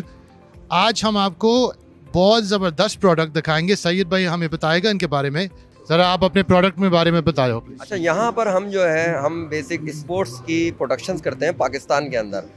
अच्छा, जैसा कि आपको पता है कासिम साहब के स्पोर्ट्स की प्रोडक्शन कुछ इंटरनेशनल रूल्स होते हैं, उनके मुताबिक होती है। और पाकिस्तान में कोई ऐसा प्लेटफॉर्म मौजूद नहीं था कि जो हमारे पीसीबी के या इंटरनेशनल इवेंट्स हैं उसकी प्रोडक्शन कर सके। हमारे सीईओ हैं फैसल रफ़ीउद्दीन साहब, उनका ये विज़न था और वो ट्रैवल करते हैं बाहर, यूरोप में काफ़ी उन्होंने देखा और प्रोडक्शन देखी हैं, तो उनकी बदौलत हम ये करने में यहाँ कामयाब हुए हैं। और एक हमने ओबी ट्रक यहाँ पर इंपोर्ट किया है और कुछ उसको मॉडिफाई किया है अपने एनवायरनमेंट के हिसाब से। तो आइए हम आपको चल के दिखाते हैं कि वो ट्रक हमने ओबी ट्रक किस तरीके से वर्क करता है, किस तरीके से काम करता है, और पाकिस्तान में ये पहला ओबी ट्रक है। आ जाओ हमारे साथ, हम आपको दिखाते हैं। सबसे पहले मैं आपको बताऊं, ये एक वीडियो स्विचर है हमारा 84 इनपुट्स का, यानी कि 84 इसमें हम सोर्सेज डाल सकते हैं, वो चाहे कैमरे की शक्ल में हों, प्लेआउट सर्वर्स हों, मुख्तलिफ़ किस्म की चीज़ें हों। ये फीचर है हमारा जिससे हम तमाम कैमरे कंट्रोल करते हैं। यहाँ पर एक VMD और एक डायरेक्टर बैठता है जो तमाम चीज़ों को कंट्रोल करता है। ये मुख्तलिफ प्रीव्यू आपको नज़र आ रहे होंगे, हर कैमरे का प्रीव्यू है ये सारे। और जो फाइनल हमारा आउटपुट होता है वो डायरेक्टर के थ्रू जो है वो फाइनल स्क्रीन पे चला जाता है। आगे आप आते हैं तो ये हमारा कम्युनिकेशन पैनल है जहाँ डायरेक्टर बैठता है और वो सारा कम्युनिकेट करता है कैमरामैन्स के साथ कि किसका कौन सा फ्रेम बनेगा, क्या होगा, तो वो सारा यहाँ से ऑपरेट होता है। उसके आगे हम आते हैं तो ये आपको लगे हुए नज़र आ रहे हैं, EVS कहलाते हैं ये 1 2 3 4 5। इसका इस्तेमाल इस तरीके से होता है कि जब कोई प्लेयर आउट हो जाता है या कोई बॉल नो बॉल हो या वाइड बॉल हो और उसका डिसीजन अंपायर ना ले सके, ग्राउंड अंपायर की बात कर रहा हूँ मैं, तो वो थर्ड अंपायर को रेफ़र करता है। तो उस वक्त क्या होता है कि डायरेक्टर जो है वो रिप्ले मांगता है कि मुझे रिप्ले दिया जाए कि मैं इसका डिसीजन लूँ कि ये आउट है या नहीं है। तो यहाँ से रिप्ले जो EVS ऑपरेटर है वो डायरेक्टर को प्रोवाइड करता है। ये जॉक सिस्टम लगा हुआ है, इसमें एक फ्रेम पीछे एक फ्रेम आगे हम करने की सहूलत है हमारे पास। ये जब इसको इस्तेमाल करते हैं तो डायरेक्टर को फाइनल व्यू नज़र आता है और वो अंपायर को कहता है कि ये स्क्रीन है, अब इस पर आप अपना फैसला दे दीजिए। तो ये सारे EVS हैं जो रिप्ले दिखाते हैं। इसी तरीके से आप ये राइट साइड पे देखेंगे हमारे, तो ये हमारी जो डेस्क है ग्राफिक्स CG की है। अक्सर आपने मैचेस में या क्रिकेट के स्पोर्ट्स में देखा होगा कि उसमें नेम बैंड, स्कोर, तमाम चीज़ें चलती हैं, तो वो यहाँ से ऑपरेट होती हैं। अब आगे चलते हैं तो मैं आपको ऑडियो सिस्टम और जो हमारे कैमरा है के रिमोट्स हैं वो उसके बारे में मैं बताता हूँ आपको। ये तमाम चीज़ें हमारे रिमोट हैं कैमरों के। एक मैच हमारा डे में स्टार्ट होता है सुबह 9 बजे, तो लाइट डिफरेंट होती है सन की, सूरज की लाइट जो है, और वो 12 बजे डिफरेंट हो जाती है, 3 बजे डिफरेंट हो जाती है। तो इसके थ्रू जो है वो तमाम कैमरे के अपर्चर और लाइट, वो सारी चीज़ें यहाँ से कंट्रोल की जाती हैं। यहाँ लोग बैठे होते हैं जो कंट्रोल कर रहे होते हैं। तो जस्ट अंडरस्टैंड दिस, अगर बाहर थोड़ा सा डल हो जाए जी या थोड़ा सा ज़्यादा ब्राइट हो जाए जी, ये यहाँ से एडजस्ट जी यहाँ से एडजस्टमेंट होगी और वो तमाम कैमरों के टेम्परेचर एडजस्टमेंट होगी, क्योंकि ऐसा नहीं हो सकता कि 2 कैमरे लगे हैं उनके कलर टोन कुछ और आ रही हो, 2 की मुख्तलिफ आ रही हो। वो तमाम चीज़ें यहाँ से कंट्रोल होंगी और यहाँ बैठ के जो CRE होगा वो तमाम चीज़ें कंट्रोल कर रहा होगा। ऑडियो कंसोल नज़र आ रहा है आपको, जहाँ जितने कमेंट्री चल रही होती है या टाइटल के म्यूज़िक चल रहे होते हैं या कि बॉल के जो हिट होती है विकेट को या बैट की उसकी साउंड, वो तमाम की तमाम इस यूनिट से कंट्रोल होती है। ऑडियो, इसको आपने देखा होगा, ये पीछे हमने साउंड प्रूफिंग भी की हुई है ताकि वो प्रॉपर तरीके से सुन सके। तो ये तमाम ऑडियो है जो यहाँ से कंट्रोल करता है किसी भी स्पोर्ट्स के, क्रिकेट मैच का या फुटबॉल का या हॉकी का। तो आप ये मुझे बताइए सैयद भाई, अभी तक कौन से मार्केट्स, इंटरनेशनल मार्केट्स में आपने इसको इंट्रोड्यूस किया है? हम अभी ये लेकर आए हैं पाकिस्तान में। इससे अलावा ये है कि दुबई में हमारे जो स्पोर्ट्स के इवेंट होते हैं, दुबई में हमारी कंपनी काम कर रही है, वहाँ भी हमारे ऑफिस हैं, दुबई में हम इस्तेमाल कर रहे हैं इसको। लेकिन अब हम चाहते हैं कि इसको पाकिस्तान में इस्तेमाल करें। उसकी वजह ये है कि जो इंटरनेशनल ब्रॉडकास्टिंग रूल्स हैं वो यहाँ कोई भी फॉलो नहीं कर सकता। और हमारे जो CEO फैसल रफ़ीउद्दीन साहब, हमने उनसे कहा कि आप पाकिस्तान में ऐसी चीज़ लेकर आइए ताकि हम पाकिस्तानी अपनी ब्रॉडकास्टिंग करें, हम किसी और मुल्क से या किसी और ऐसी कंट्री से जिससे हमारे मामलात अच्छे ना हो, हम वहाँ से क्यों ये चीज़ें मंगवाएं। हम खुद पाकिस्तान में अपने स्पोर्ट्स के जितने भी इवेंट हैं वो हम कवर करेंगे। और सबसे बड़ा इसका बेनिफिट ये है कि हमारे जो यूनिवर्सिटी और कॉलेज में जो मीडिया से रिलेटेड जो स्टूडेंट्स हैं उनके लिए एक बड़ा अच्छा मौका है इस पे ट्रेनिंग करने का। तो वो हम आगे चल के आगाज़ करेंगे, तो हम यहाँ पर ट्रेनिंग भी इसकी देंगे यहाँ पर, कि जो बाहर मुल्कों में जाके लोग ट्रेनिंग लेते हैं वो हम पाकिस्तान में प्रोवाइड करेगा net set. Very good. Syed भाई, you've been second day PIMAC exhibition का international exhibition Pakistan navy and partnership with बदर एक्सपो सॉल्यूशंस। रिस्पांस कैसे अभी रिसीव किया आपने? रिस्पांस हमारे पास बहुत अच्छा है, क्योंकि ये जो हमारा ओबी ट्रैक है ये थोड़ा यूनिक है, तो उसकी वजह से लोग आते हैं, लोग घर पे बैठ के मैच देखते हैं। काफ़ी सारे स्टूडेंट्स भी हैं, प्रोफेशनल लोग भी हैं, वो यहाँ आए। हमारे पास पाकिस्तान टेलीविज़न से टीवी की टीम आई थी और जियो सुपर से भी टीम हमारे पास आई थी। वो उन्होंने देखा है और बड़ा अप्रिशिएट किया है इसको, और उन्होंने कहा कि अब हम ये कह सकते हैं कि पाकिस्तान भी स्पोर्ट्स की ब्रॉडकास्टिंग में सर फहरिस्त है, उसको बाहर जाने के लिए या किसी कंपनी को हायर करने की ज़रूरत नहीं है। तो बहुत अच्छा फीडबैक है हमारा। Wonderful to hear. और मैं होप करता हूँ इंशाल्लाह कि आपका प्रोडक्ट पूरा दुनिया में जाए, क्योंकि मैंने अभी तक इतना लेवल का नहीं देखा है। तो आपको thank you very much for your time. आपने एक्सप्लेन भी बहुत अच्छी तरीके से किया है, और बेस्ट ऑफ लक आपको एक्सिबिशन में, you know, and I hope you have a good success here और आगे भी जाके। बहुत शुक्रिया आपको। Thank you. और एक बार मैं फिर बदर एक्सपो सॉल्यूशन और ज़ुहैर नसीर साहब का शुक्रिया अदा करूंगा कि उन्होंने हमें ये मौका फराहम किया पाईमैक के थ्रू कि हम अपनी प्रोडक्ट को यहाँ पे हाईलाइट कर सकें। तो एक दफ़ा फिर शुक्रिया अदा करूंगा ज़ुहैर नसीर साहब का। Thank you very much.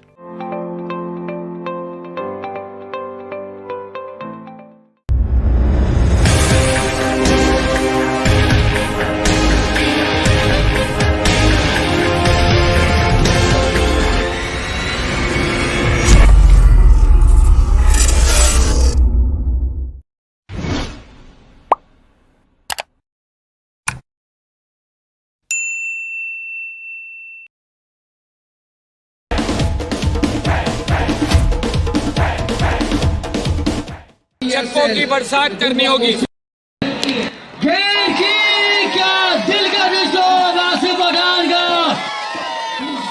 Young talent है, उनके लिए आज बड़ी फख्र की बात है, क्योंकि ऐसी शख्सियत यहाँ पर आई है जिसने टेनिस बॉल क्रिकेट को बहुत बड़ा फ़रोग दिया है।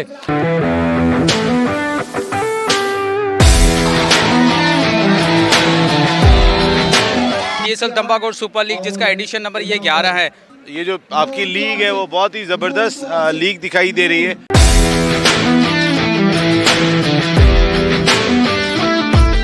अगर डॉट बॉल होती है तो सुपर ओवर होने के चांस है, और अगर रन बन जाता है तो आमिर स्पोर्ट्स चैंपियन बन जाएगी। बॉलर आए, फुल टॉस बॉल और चैंपियन बनी है, चैंपियन बन गई है।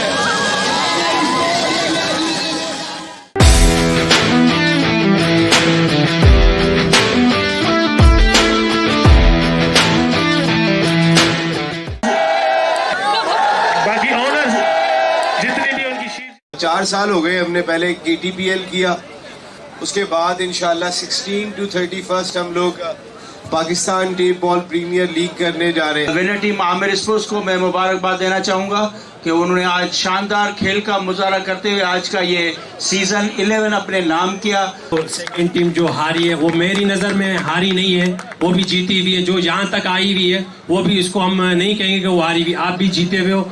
हमारे यहाँ पे जितनी आवाम यहाँ पे आई है, जहाँ इस इलाके के सारे लोग, आप सब लोग का बहुत शुक्रिया। और जो हमारी टीम आज यहाँ पे जीती है आमिर स्पोर्ट्स, इनके लिए जोरदार तालियां होनी चाहिए। बड़ा अच्छा मैच रहा।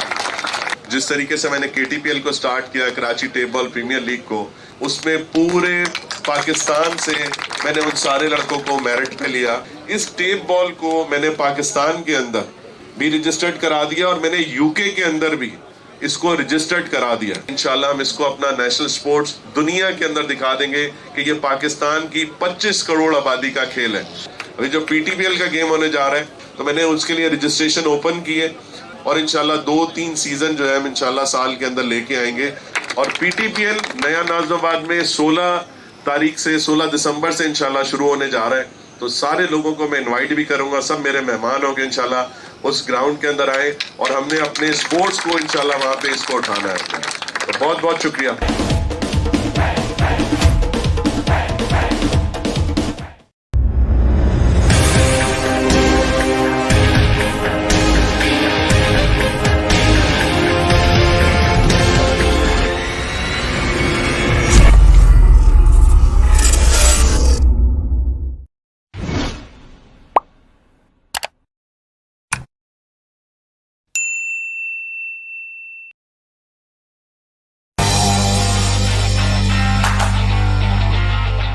Qasim Sheikh here right now of BTV.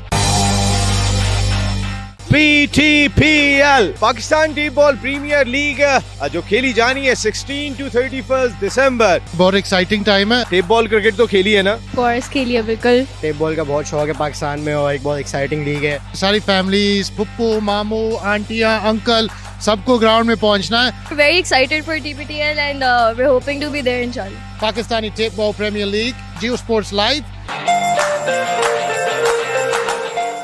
PTPL आ रहे हैं देखने के लिए। Of course सारा खानदान लेकर आएंगे। पाकिस्तान जिंदाबाद जिंदाबाद।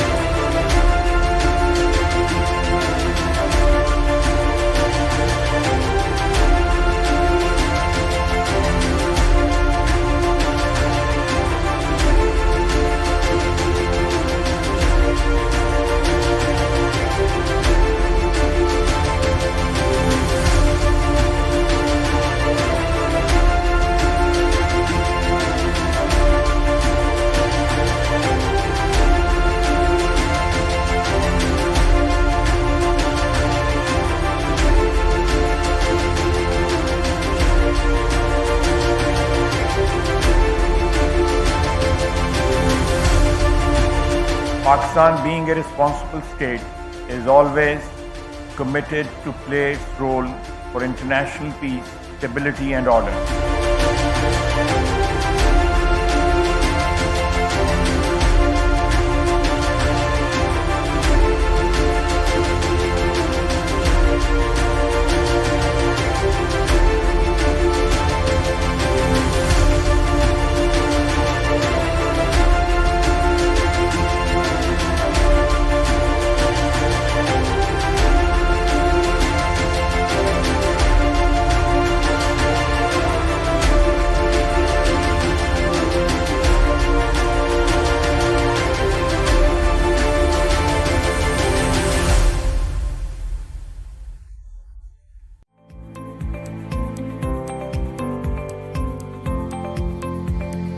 Distinguished guests, ladies and gentlemen, welcome back.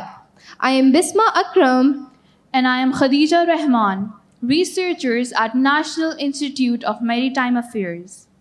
We are delighted to have you rejoin us as we continue with the proceedings of the International Maritime Conference. The session 2 is a panel discussion on the theme Transformation of Maritime Industries to Reap the Dividends of Blue Economy. We are delighted to welcome our honorable chief guest for this session, Vice Admiral Raja Rab Nawaz, Hilal Imtiaz Military, Sitara Basalit, Chief of Staff. We extend a very warm welcome and express our gratitude for gracing this occasion with his presence. Ladies and gentlemen, the Session 2 of International Maritime Conference 2025 is a panel discussion session. Our moderator for this session will be Dr. Hassan Daud Butt, along with 7 esteemed panelists. To guide this vital discussion, we have a distinguished moderator who is the Senior Associate Professor at Bahria University and Senior Advisor, China Energy Corporation. Sir, we invite you to make your opening remarks and introduce the panel. Over to you, sir. Honorable Chief Guest, do I have your permission to start? Bismillahirrahmanirrahim. Ladies and gentlemen, in the past about an hour or so, we have spoken in great details about what blue economy is, how is it transforming the world, how is it connecting the world, whether it's about opportunity or it's about responsibility. How can we harness our own natural endowment? Because a country which does not harnesses or leverages its natural endowment will eventually fail in its quest for economic growth. And I believe that something that is as important in terms of its volume, in terms of what we have, and I said in my earlier speech also, if you hold your breath for just 30 seconds, you would realize the importance of oceans and the oxygen that it creates and the carbon dioxide it consumes.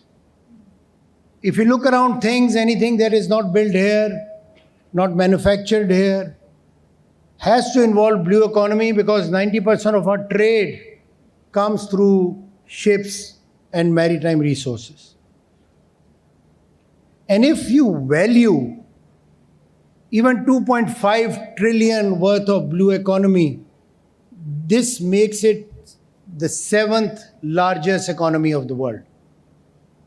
So whether, as I said, whether you protect what is worth such an amount or you just let it to grow on its own natural path.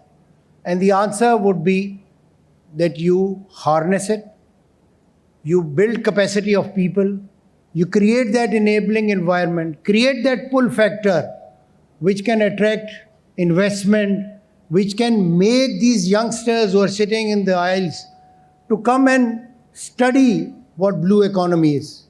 Because unless we show them what is there for them, these speeches might not make any impact on them, especially the youngsters. Because in the first few rows, we have people who have given all their life towards blue economy and protecting blue economy.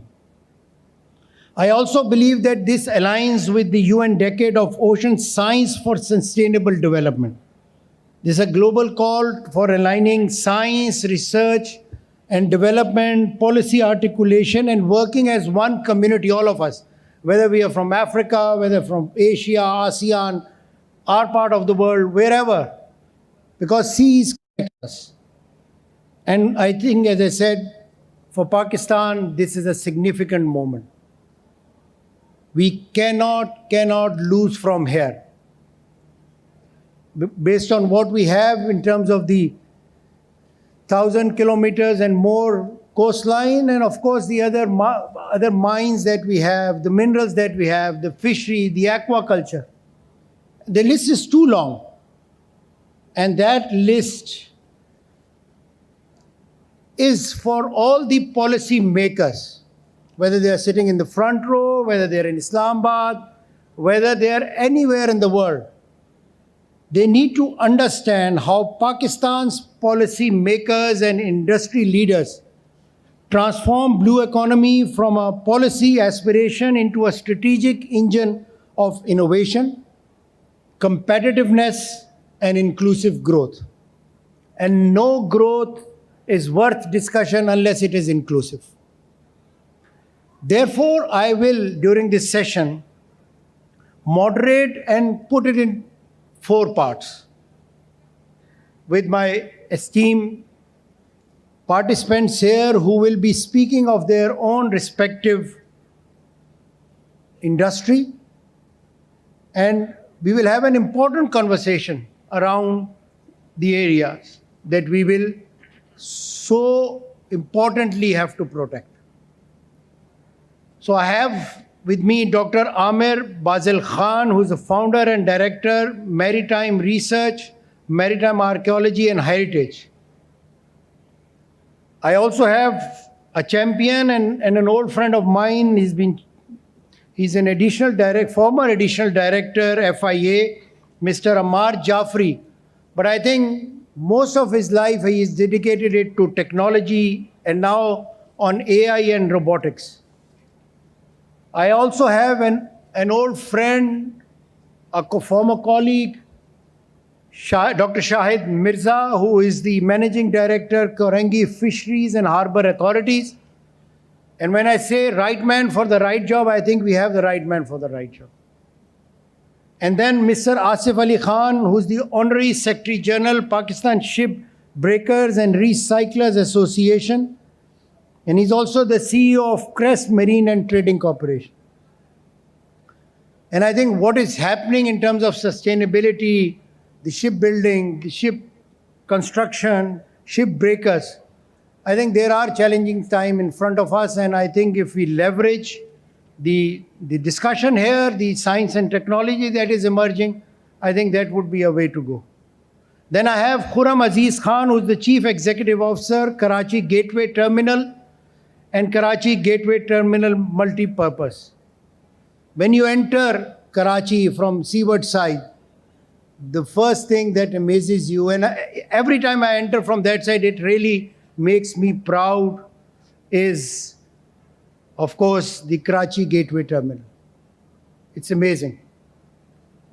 And then, of course, representing Rear Admiral Salman Ilyas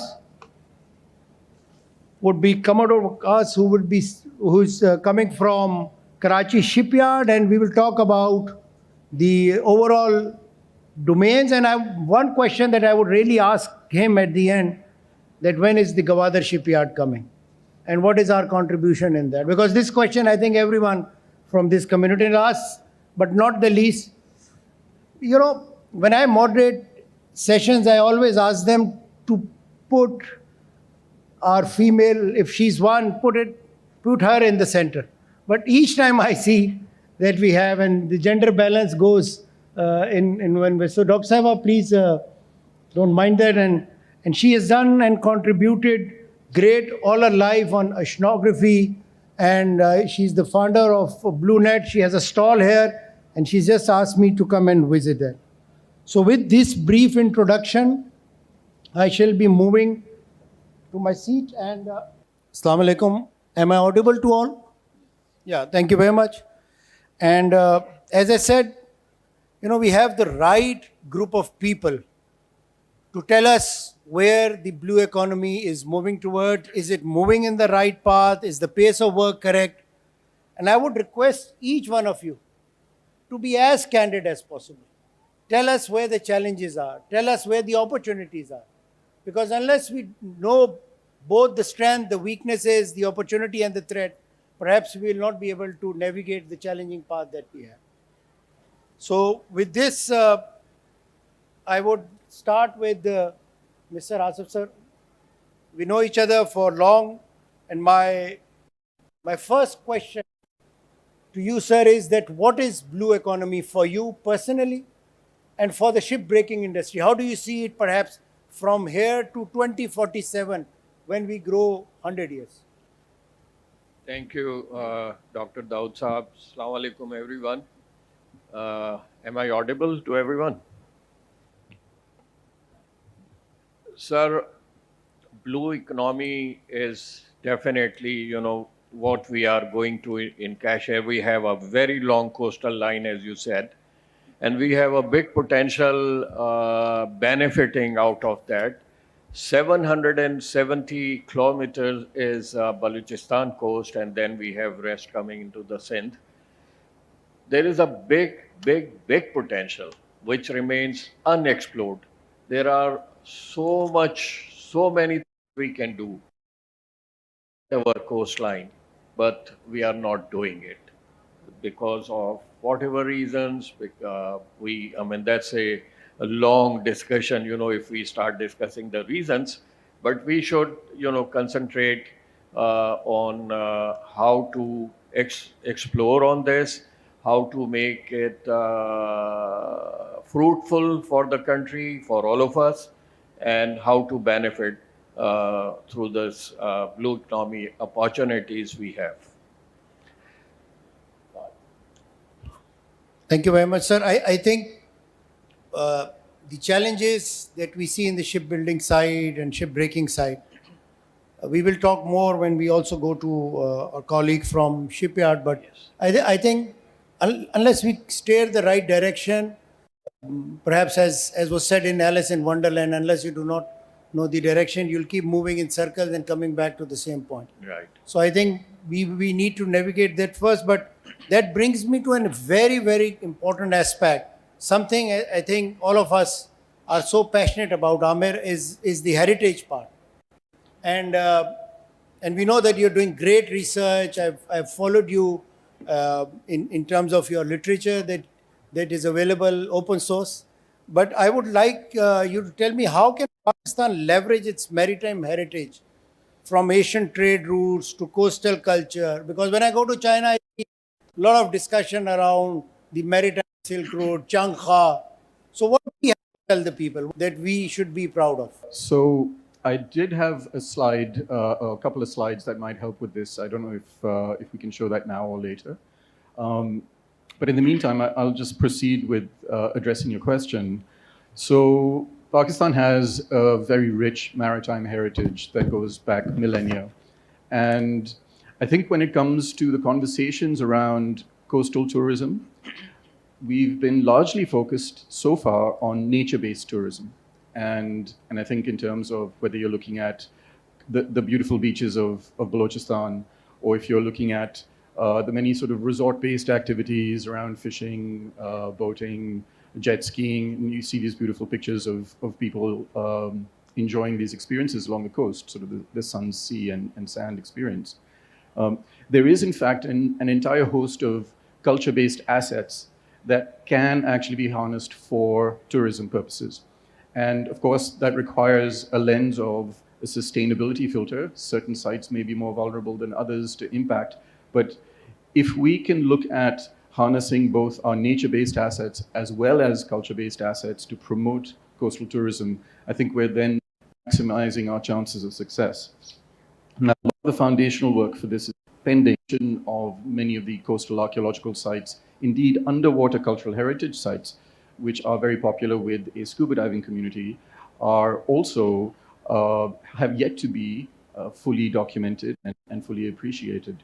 And so there's foundational work that's necessary. There's also a lot of capacity development. I mean, this is a very difficult, let's say, domain to work in without the appropriate skills. So we really have to develop that capacity within Pakistan, within our cultural heritage institutions. And indeed, we need a lot of legislative and policy framing around that allows for the development of a competent authority that has oversight of sites of this nature, that can be involved in and in fact drive the protection of these sites. So I'd say there are a couple of quick go-tos. You can think about destination museums as one way to drive coastal tourism on a culture agenda. You can also look at sustainable interaction and involvement, or where you have public visitation of some of these archaeological sites. And okay, all right. If you'd humor me, I'd just run through a few slides here. So if we can go to the next slide, this is just sort of the opening. This is the Maritimia team, some of whom are here tonight or this afternoon. I'll just move forward to the actual slide don't have a clicker. If you go to the next slide. So I think one of the keys here is the opportunity for coastal tourism.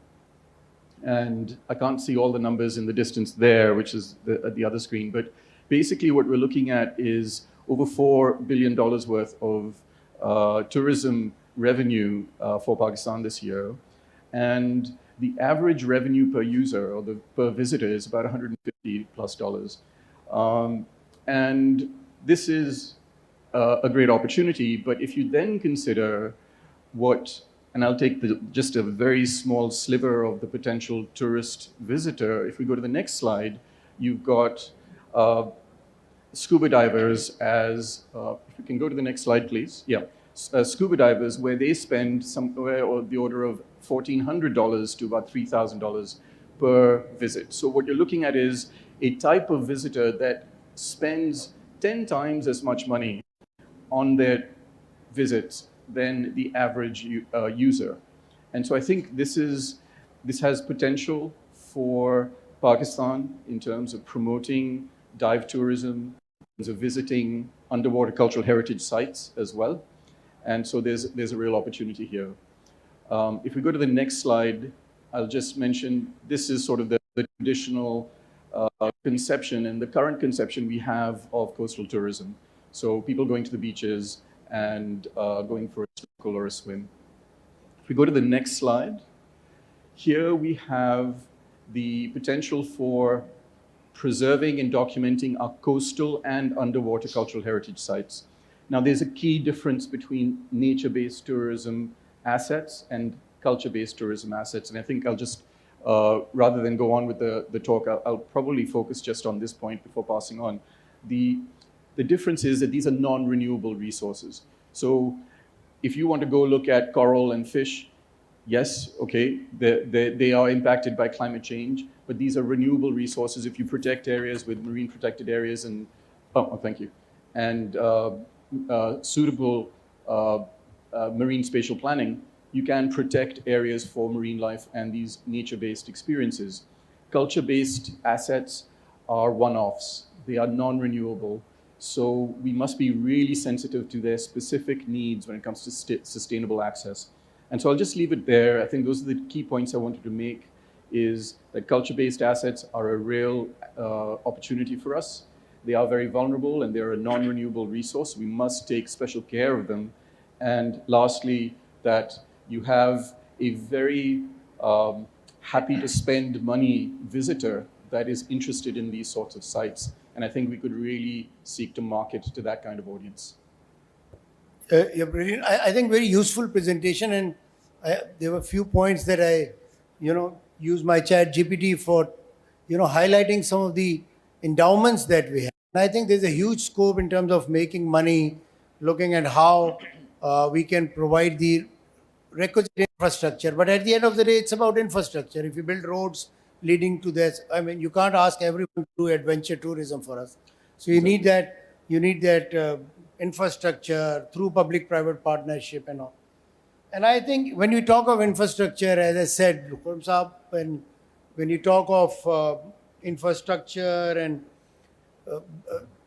your infrastructure at the mouth of harbor, the overall bulk handling capacity at Karachi port, expanding, the challenges around that. So my question again to you is that in blue economy, do you really think we will have the kind of, we can leverage, because for me, sometimes I feel Karachi is choking up, Gwadar is coming well. Do we need, or do you see the requirement for more ports? And also, the most important aspect that I would like you to tell me is that with 80 ports group now taking over the concession of bulk and general cargo operation at Karachi in 2024, how does this transformation in value means to your organization? What difference will it bring to the people of Karachi? And if there's an investor sitting here, what do you tell him that how good the blue economy and the sectors around blue economy, the one that you represent, are attractive? There is enabling environment to attract them. Yes, Assalamu alaikum ji. Can you hear me? Good. Thank you for this question. I will try to give a little background to it first, so for everybody's simple understanding. Basically, one of the key elements what we need to keep in consideration, these assets which are our ports, whether it's Karachi Port, Port Qasim or Gwadar Port. These are the strategic assets we have in the country, and obviously our location is also strategic in the region. Now, the critical aspect for any nation is how effectively and efficiently you utilize these assets. That's basically, in technical terms, is called sweating the assets effectively. Our utilization, when we compare with the regional players, is substantially low with reference to when I talk about per meter utilization of our assets. Basic concept is that turnaround, the efficiency we are utilizing with this particular assets is not up to the par as globally being handled.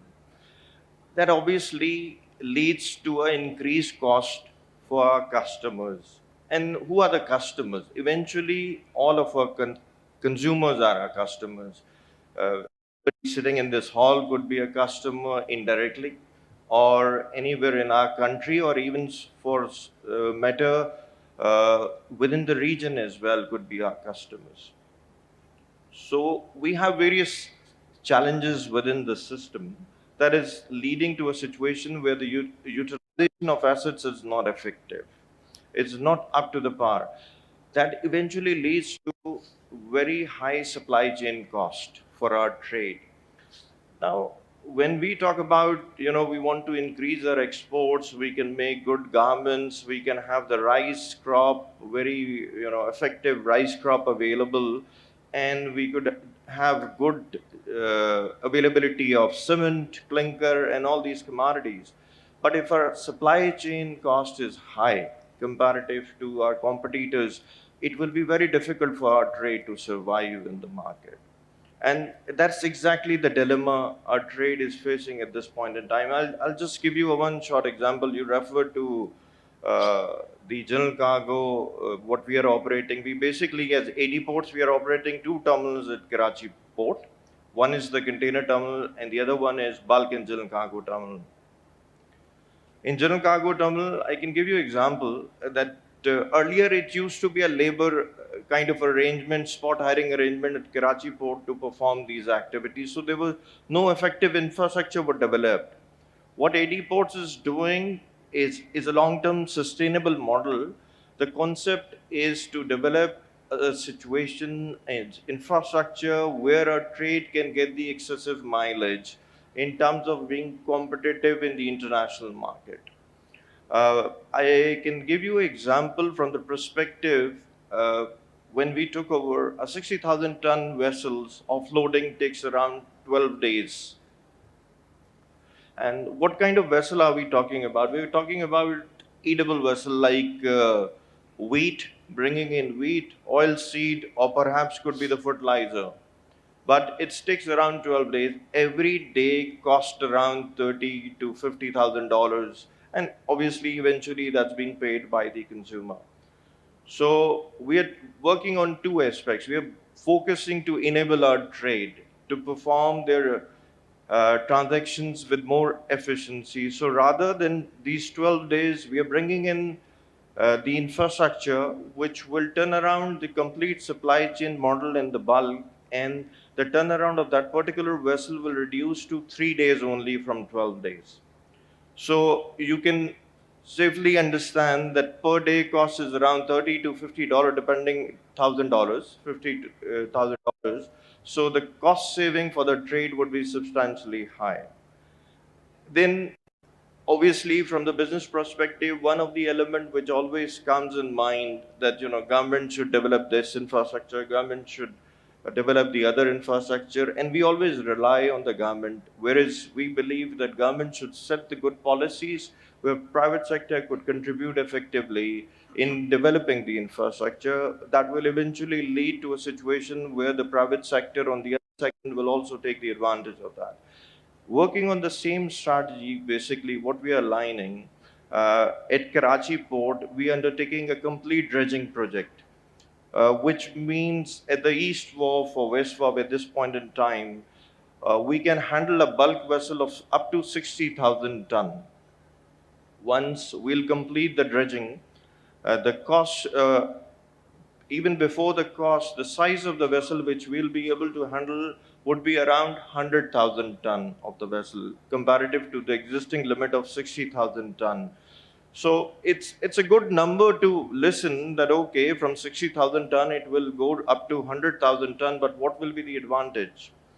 I just explained to you one advantage of quicker turnaround, but when you increase the size of the vessel, if in the market at this point in time, a vessel coming from America is costing us $32 per ton, with the 100,000 ton vessel, which is post-pandemic vessel, if we'll be able to handle that vessel, the cost of hiring that particular vessel per ton will reduce from $32 to $19. That will eventually save a lot of money for the trade. So it means we'll be able to import our wheat, which is a challenge, emerging challenge for us. We'll be able to import oil seed in more far cost-effective way as comparative to what we are doing now.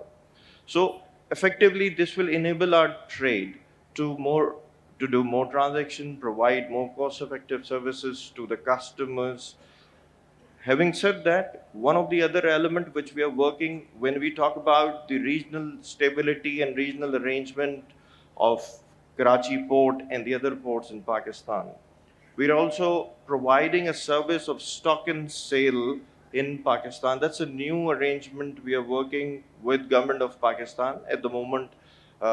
Ministry of Defense, Ministry of Finance is working with us, where we are enabling the shippers, leading shippers across the world to bring in their cargo, the large-scale cargo, to Pakistani ports, and from here they can provide the service directly to their customers. This will eventually reduce a lot of cash flow requirement of our trade and minimize the time turnaround for them. Effectively, basically, as I said initially, what we are targeting is the efficiency and to reduce the supply chain costs.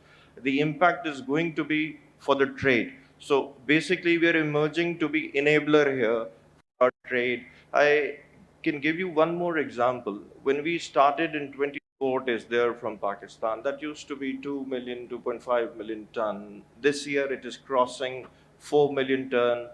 And why? Because we enable them with the efficiency, we reduce their turnaround time, optimize their cost. They've been able to compete even better. Now they are even got the new market share within the Africa market as well. Earlier they were only targeted to the certain subcontinent market.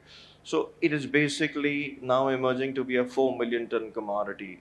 So this is just the beginning. Once our complete construction process, which will be completed in 2 years' time, you'll see a complete turnaround there. Brilliant.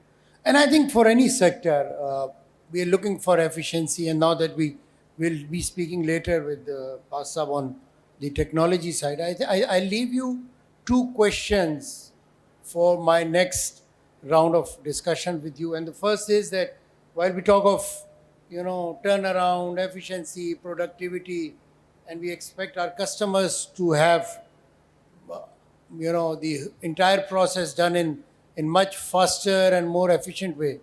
Do we have the human resource and do you have the government support? And is there a enabling environment? And my second question to you will be in my second round. Is AD Port and your company largely is looking for expansion in Pakistan, and are you open to more joint ventures? If there is an investor here and he wants to talk to you in a session over tea. So these are two questions. But now I go to Shahid. Shahid, I'm so happy to see you in where you are as the managing director. And I also believe living in Karachi, close to seas, the governance structure, the overall management was a challenge earlier. So therefore, I would like to heads-on ask you one question, and you can be very candid about this, is that what governance and infrastructure reforms are you bringing? What Shahid is doing in terms of his duties as the MD of the Harbour Authority, and when you leave, in whatever time you leave, what legacy you would like to leave here? Bismillahirrahmanirrahim. So thank you very much for having me here. And I'm really happy to be here representing the arm of blue economy, which people rarely talk about. You'll have people talking about ports, shipping, heritage, coastal tourism, but it's very rare to find opportunities to talk to people about the fishery sector. Just for the understanding of the audience, I represent a department of the Ministry of Maritime Affairs that looks after the deep sea fishing of Pakistan. And this has been a widely neglected sector for a very long time for a number of reasons. You could blame it on our continental mindset, primarily because we've been an agrarian GDP for a very long time. Blame it on the people for not consuming enough fish. Per capita intake of fish around the world is about 22 kilograms. For Pakistan, it's less than 5 kilograms for one individual every year.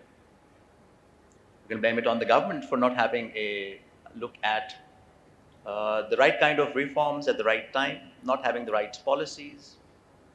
But we can basically all blame ourselves because we're the politicians, we're the administrators, we're the business people.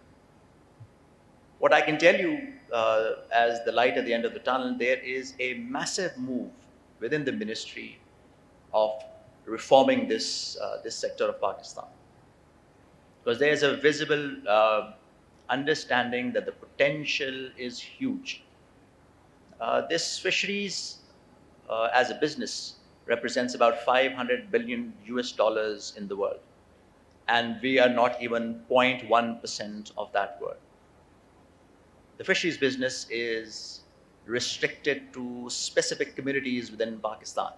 You don't have the Al-Karams of fisheries, or you don't have the Khadis of fishery. Primarily because we don't see that as a mode of business. A lot of business is Karachi-based. You don't find big players in the fisheries industry. So your question, what am I going to do when I am sitting here? A is create awareness. Let people understand the immense potential of this sector. When you talk to business communities, when you talk to people who got money, when you talk to capitalists, I think their first question is, what is my IRR? What is my ROI? How much money am I going to make out of this? So I think one of the biggest challenges that I faced, there's a lack of financial models which can showcase to potential investors and showcase them that there is a business to be had. And who does that? People who are running the administration, or an ecosystem where you have think tanks, where you have universities, who you can use as platforms for creating research that is actionable, research that is business oriented.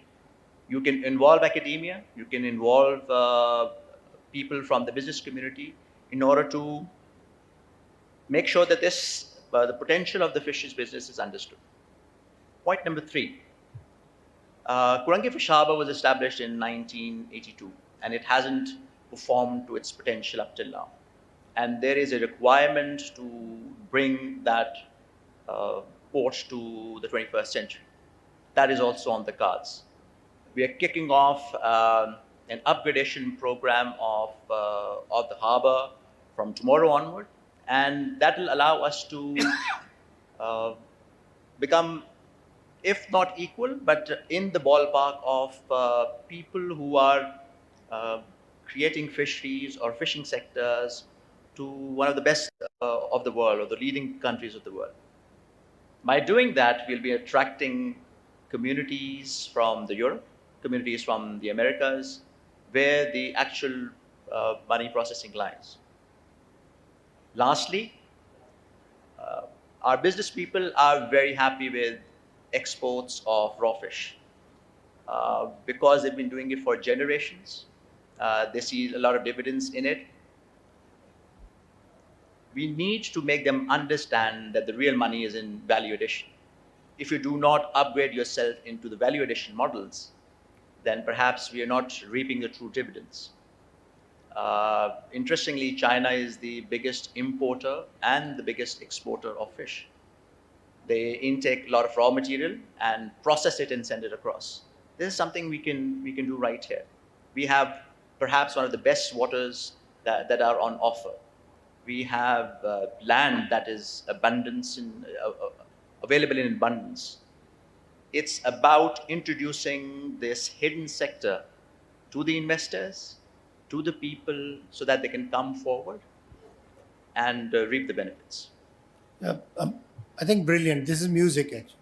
And I guess We need to advocate this perhaps.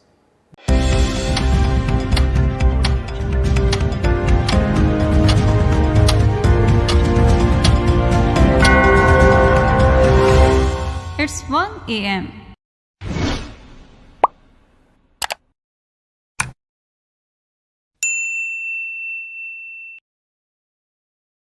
Let's have one or two questions from Dr. Hena from the panelists, and then we can move on to the next. Any comment, any question? जो demographics हैं usually जो हमारे anterior Sindh है या बलूचिस्तान है, वैसे आपने क्या ऑब्जर्व किया है वहाँ पे किस किस्म के ज़्यादातर आपको केसेस रिपोर्ट होते हैं और कितने ट्रीटेबल हैं और जो है कितने वो ट्रीट नहीं हो पाते because of logistic issues? Sir basically most common cause जो है ये जो प्रेजेंटेशन के भी हिसाब से है और हमारे अपने पर्सनल जो एक्सपीरियंसेस है with I was talking about 17-18 secondary hospitals, cataract is the leading cause. Cataract is the leading cause of the blindness and it's a preventable cause of blindness. And ये जितने भी demographics है, ये सब के सब हमारे अपने demographics से भी मैच कर रहा है. अच्छा सर, प्रॉब्लम ये नहीं है, प्रॉब्लम ये होता है कि we are developing a system जहाँ पे even then we are providing the conveyance also. लेकिन जो काउंसलिंग जो लेवल है ना, जो अवेयरनेस लेवल है वो बहुत लो है. अगर आपका लैंग्वेज बैरियर है ना, तो जो पेशेंट की समझने की जो वो है ना, वो बड़ी डिफिकल्ट है. This is our main challenge, specially in cases of glaucoma, in cases of diabetes. बड़ा मुश्किल है पेशेंट को समझाना, बड़ा पेशेंट बहुत. लेकिन still cataract is the leading cause of visual impairment even in all of those areas.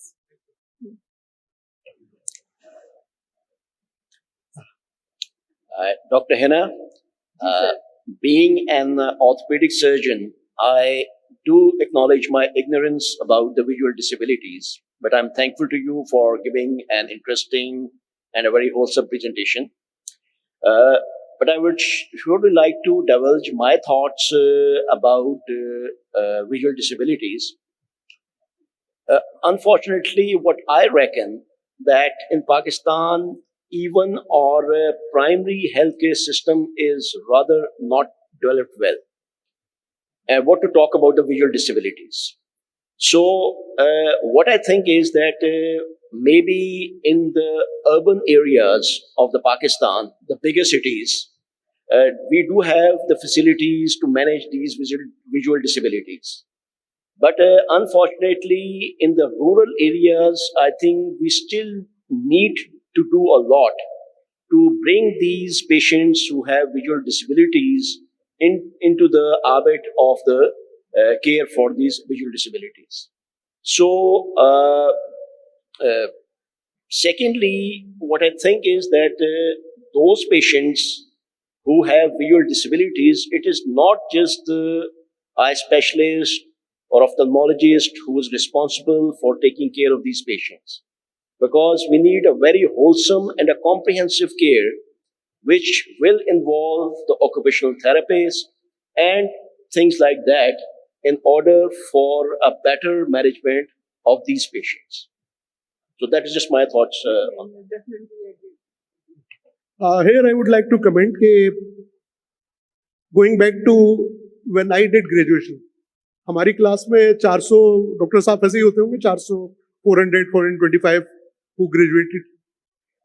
मेरी अपनी क्लास में I can remember only 4 who opted for ophthalmology. Doctor साहब आप बताएं, आपका बैच 1988 का था. That's very true. आपकी क्लास से कितने लोग ऑप्थेल्मोलॉजी पे गए? मेरी बात कर रहे हैं, हाँ बहुत कम होंगे. और मैं अपना एक्सपीरियंस बताता हूँ कि जब हमने आई में पोस्टिंग की, पहली पोस्टिंग की, जैसे ईएनटी में मैंने पोस्टिंग की 3rd ईयर में, तो मैंने उसी वक्त डिसाइड कर लिया कि मुझे ईएनटी करना है.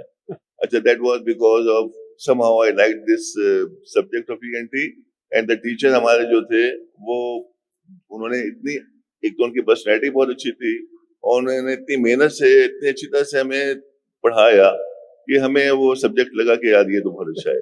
अच्छा, आई में इसका बिल्कुल उलट हुआ. आई में जब हमने पोस्टिंग की तो अनफॉर्चुनेटली क्या वजह थी कि जो हमारे टीचर थे, वहाँ फैकल्टी थी, उन्होंने बिल्कुल इंटरेस्ट नहीं लिया पढ़ाने में। अच्छा, फिर उस जमाने में सिर्फ एक टॉर्च जो जिसमें बीच में एक काला सुराख होता था, काला डब्बा होता था और आधी छोटी सी हल्की सी रोशनी होती थी, उससे सबकी आंखें देखते थे और सब एक जैसी ही लगती थी। लेकिन हमें कोई एक्सेस नहीं थी कि हम कोई अच्छी चीज से आई एग्जामिन कर सकें। तो मुझे एकदम से एहसास हुआ, मैं कहा यार ये तो कैसी अजीब सी फील्ड है कि इसके अंदर तो ना कुछ नजर आ रहा है, ना कुछ समझ में आ रहा है, ना कोई पढ़ा रहा है, ना कोई इंटरेस्ट ले रहा है। एग्जाम में भी फाइनल ईयर के एग्जाम में हुआ था, हाँ, उन्होंने सिर्फ एक सवाल पूछा और उन्होंने कहा कि जाओ।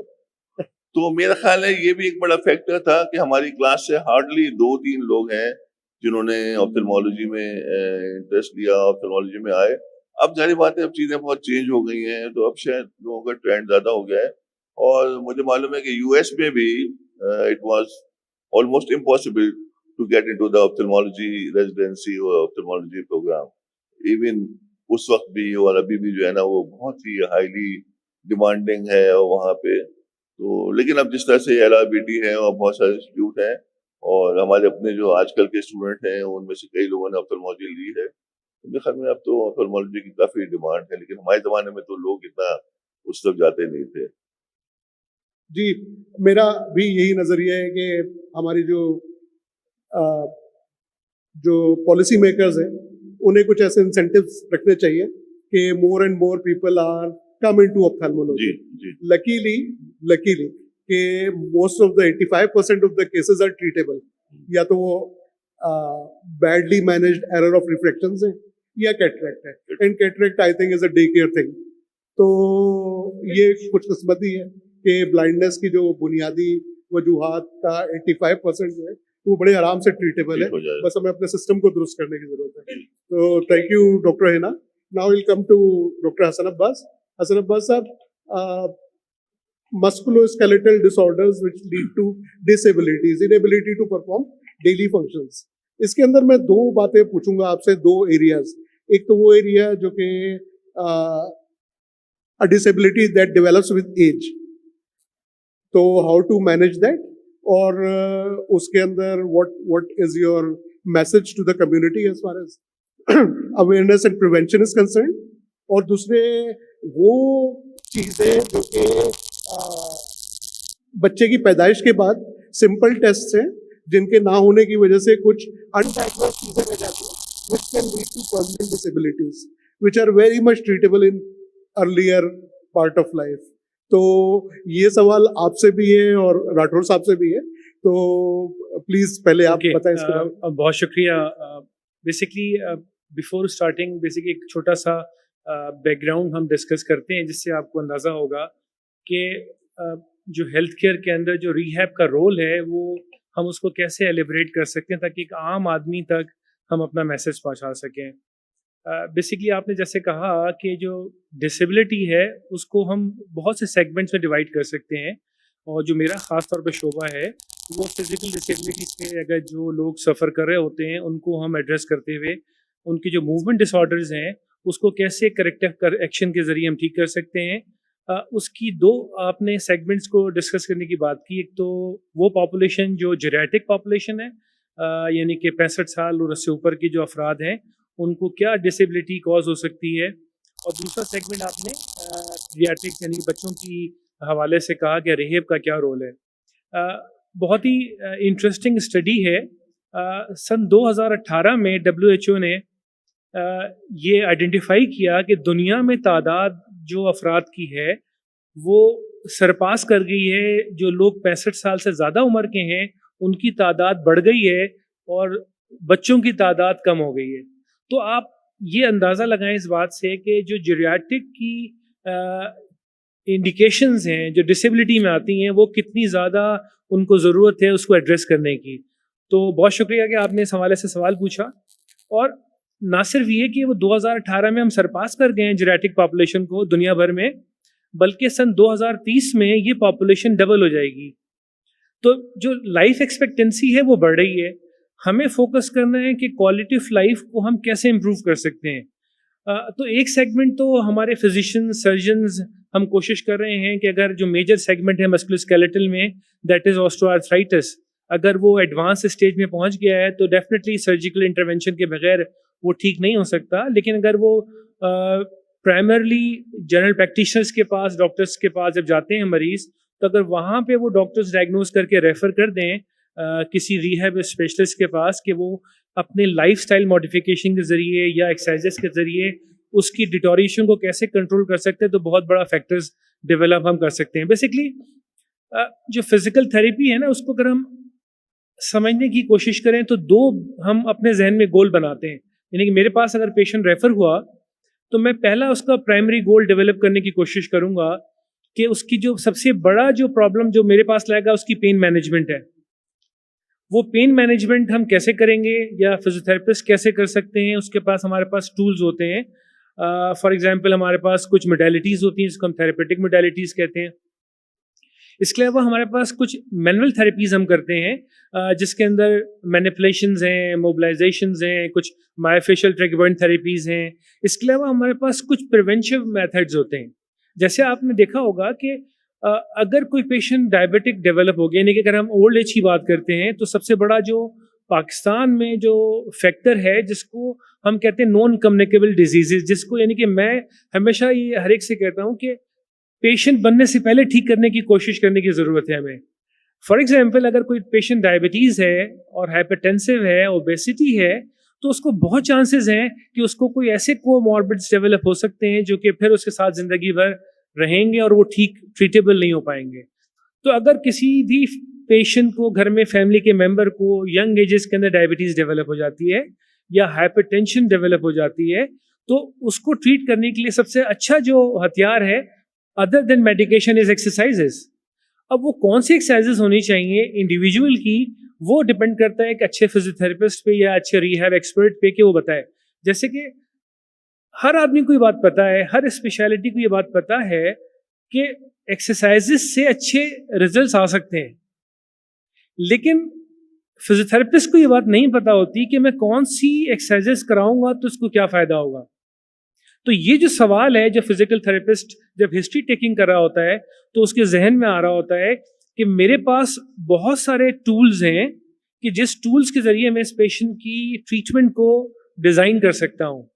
फॉर एग्जाम्पल, जो सबसे आसान आजकल मेथड है दैट इज़ कोल्ड, आपके पास बहुत अच्छे क्लिनिकल ट्रायल्स की स्टडीज़ मौजूद हैं, आप ये फैसला कर सकते हैं। जैसे मैं कुछ आपसे एग्जाम्पल शेयर करता हूँ।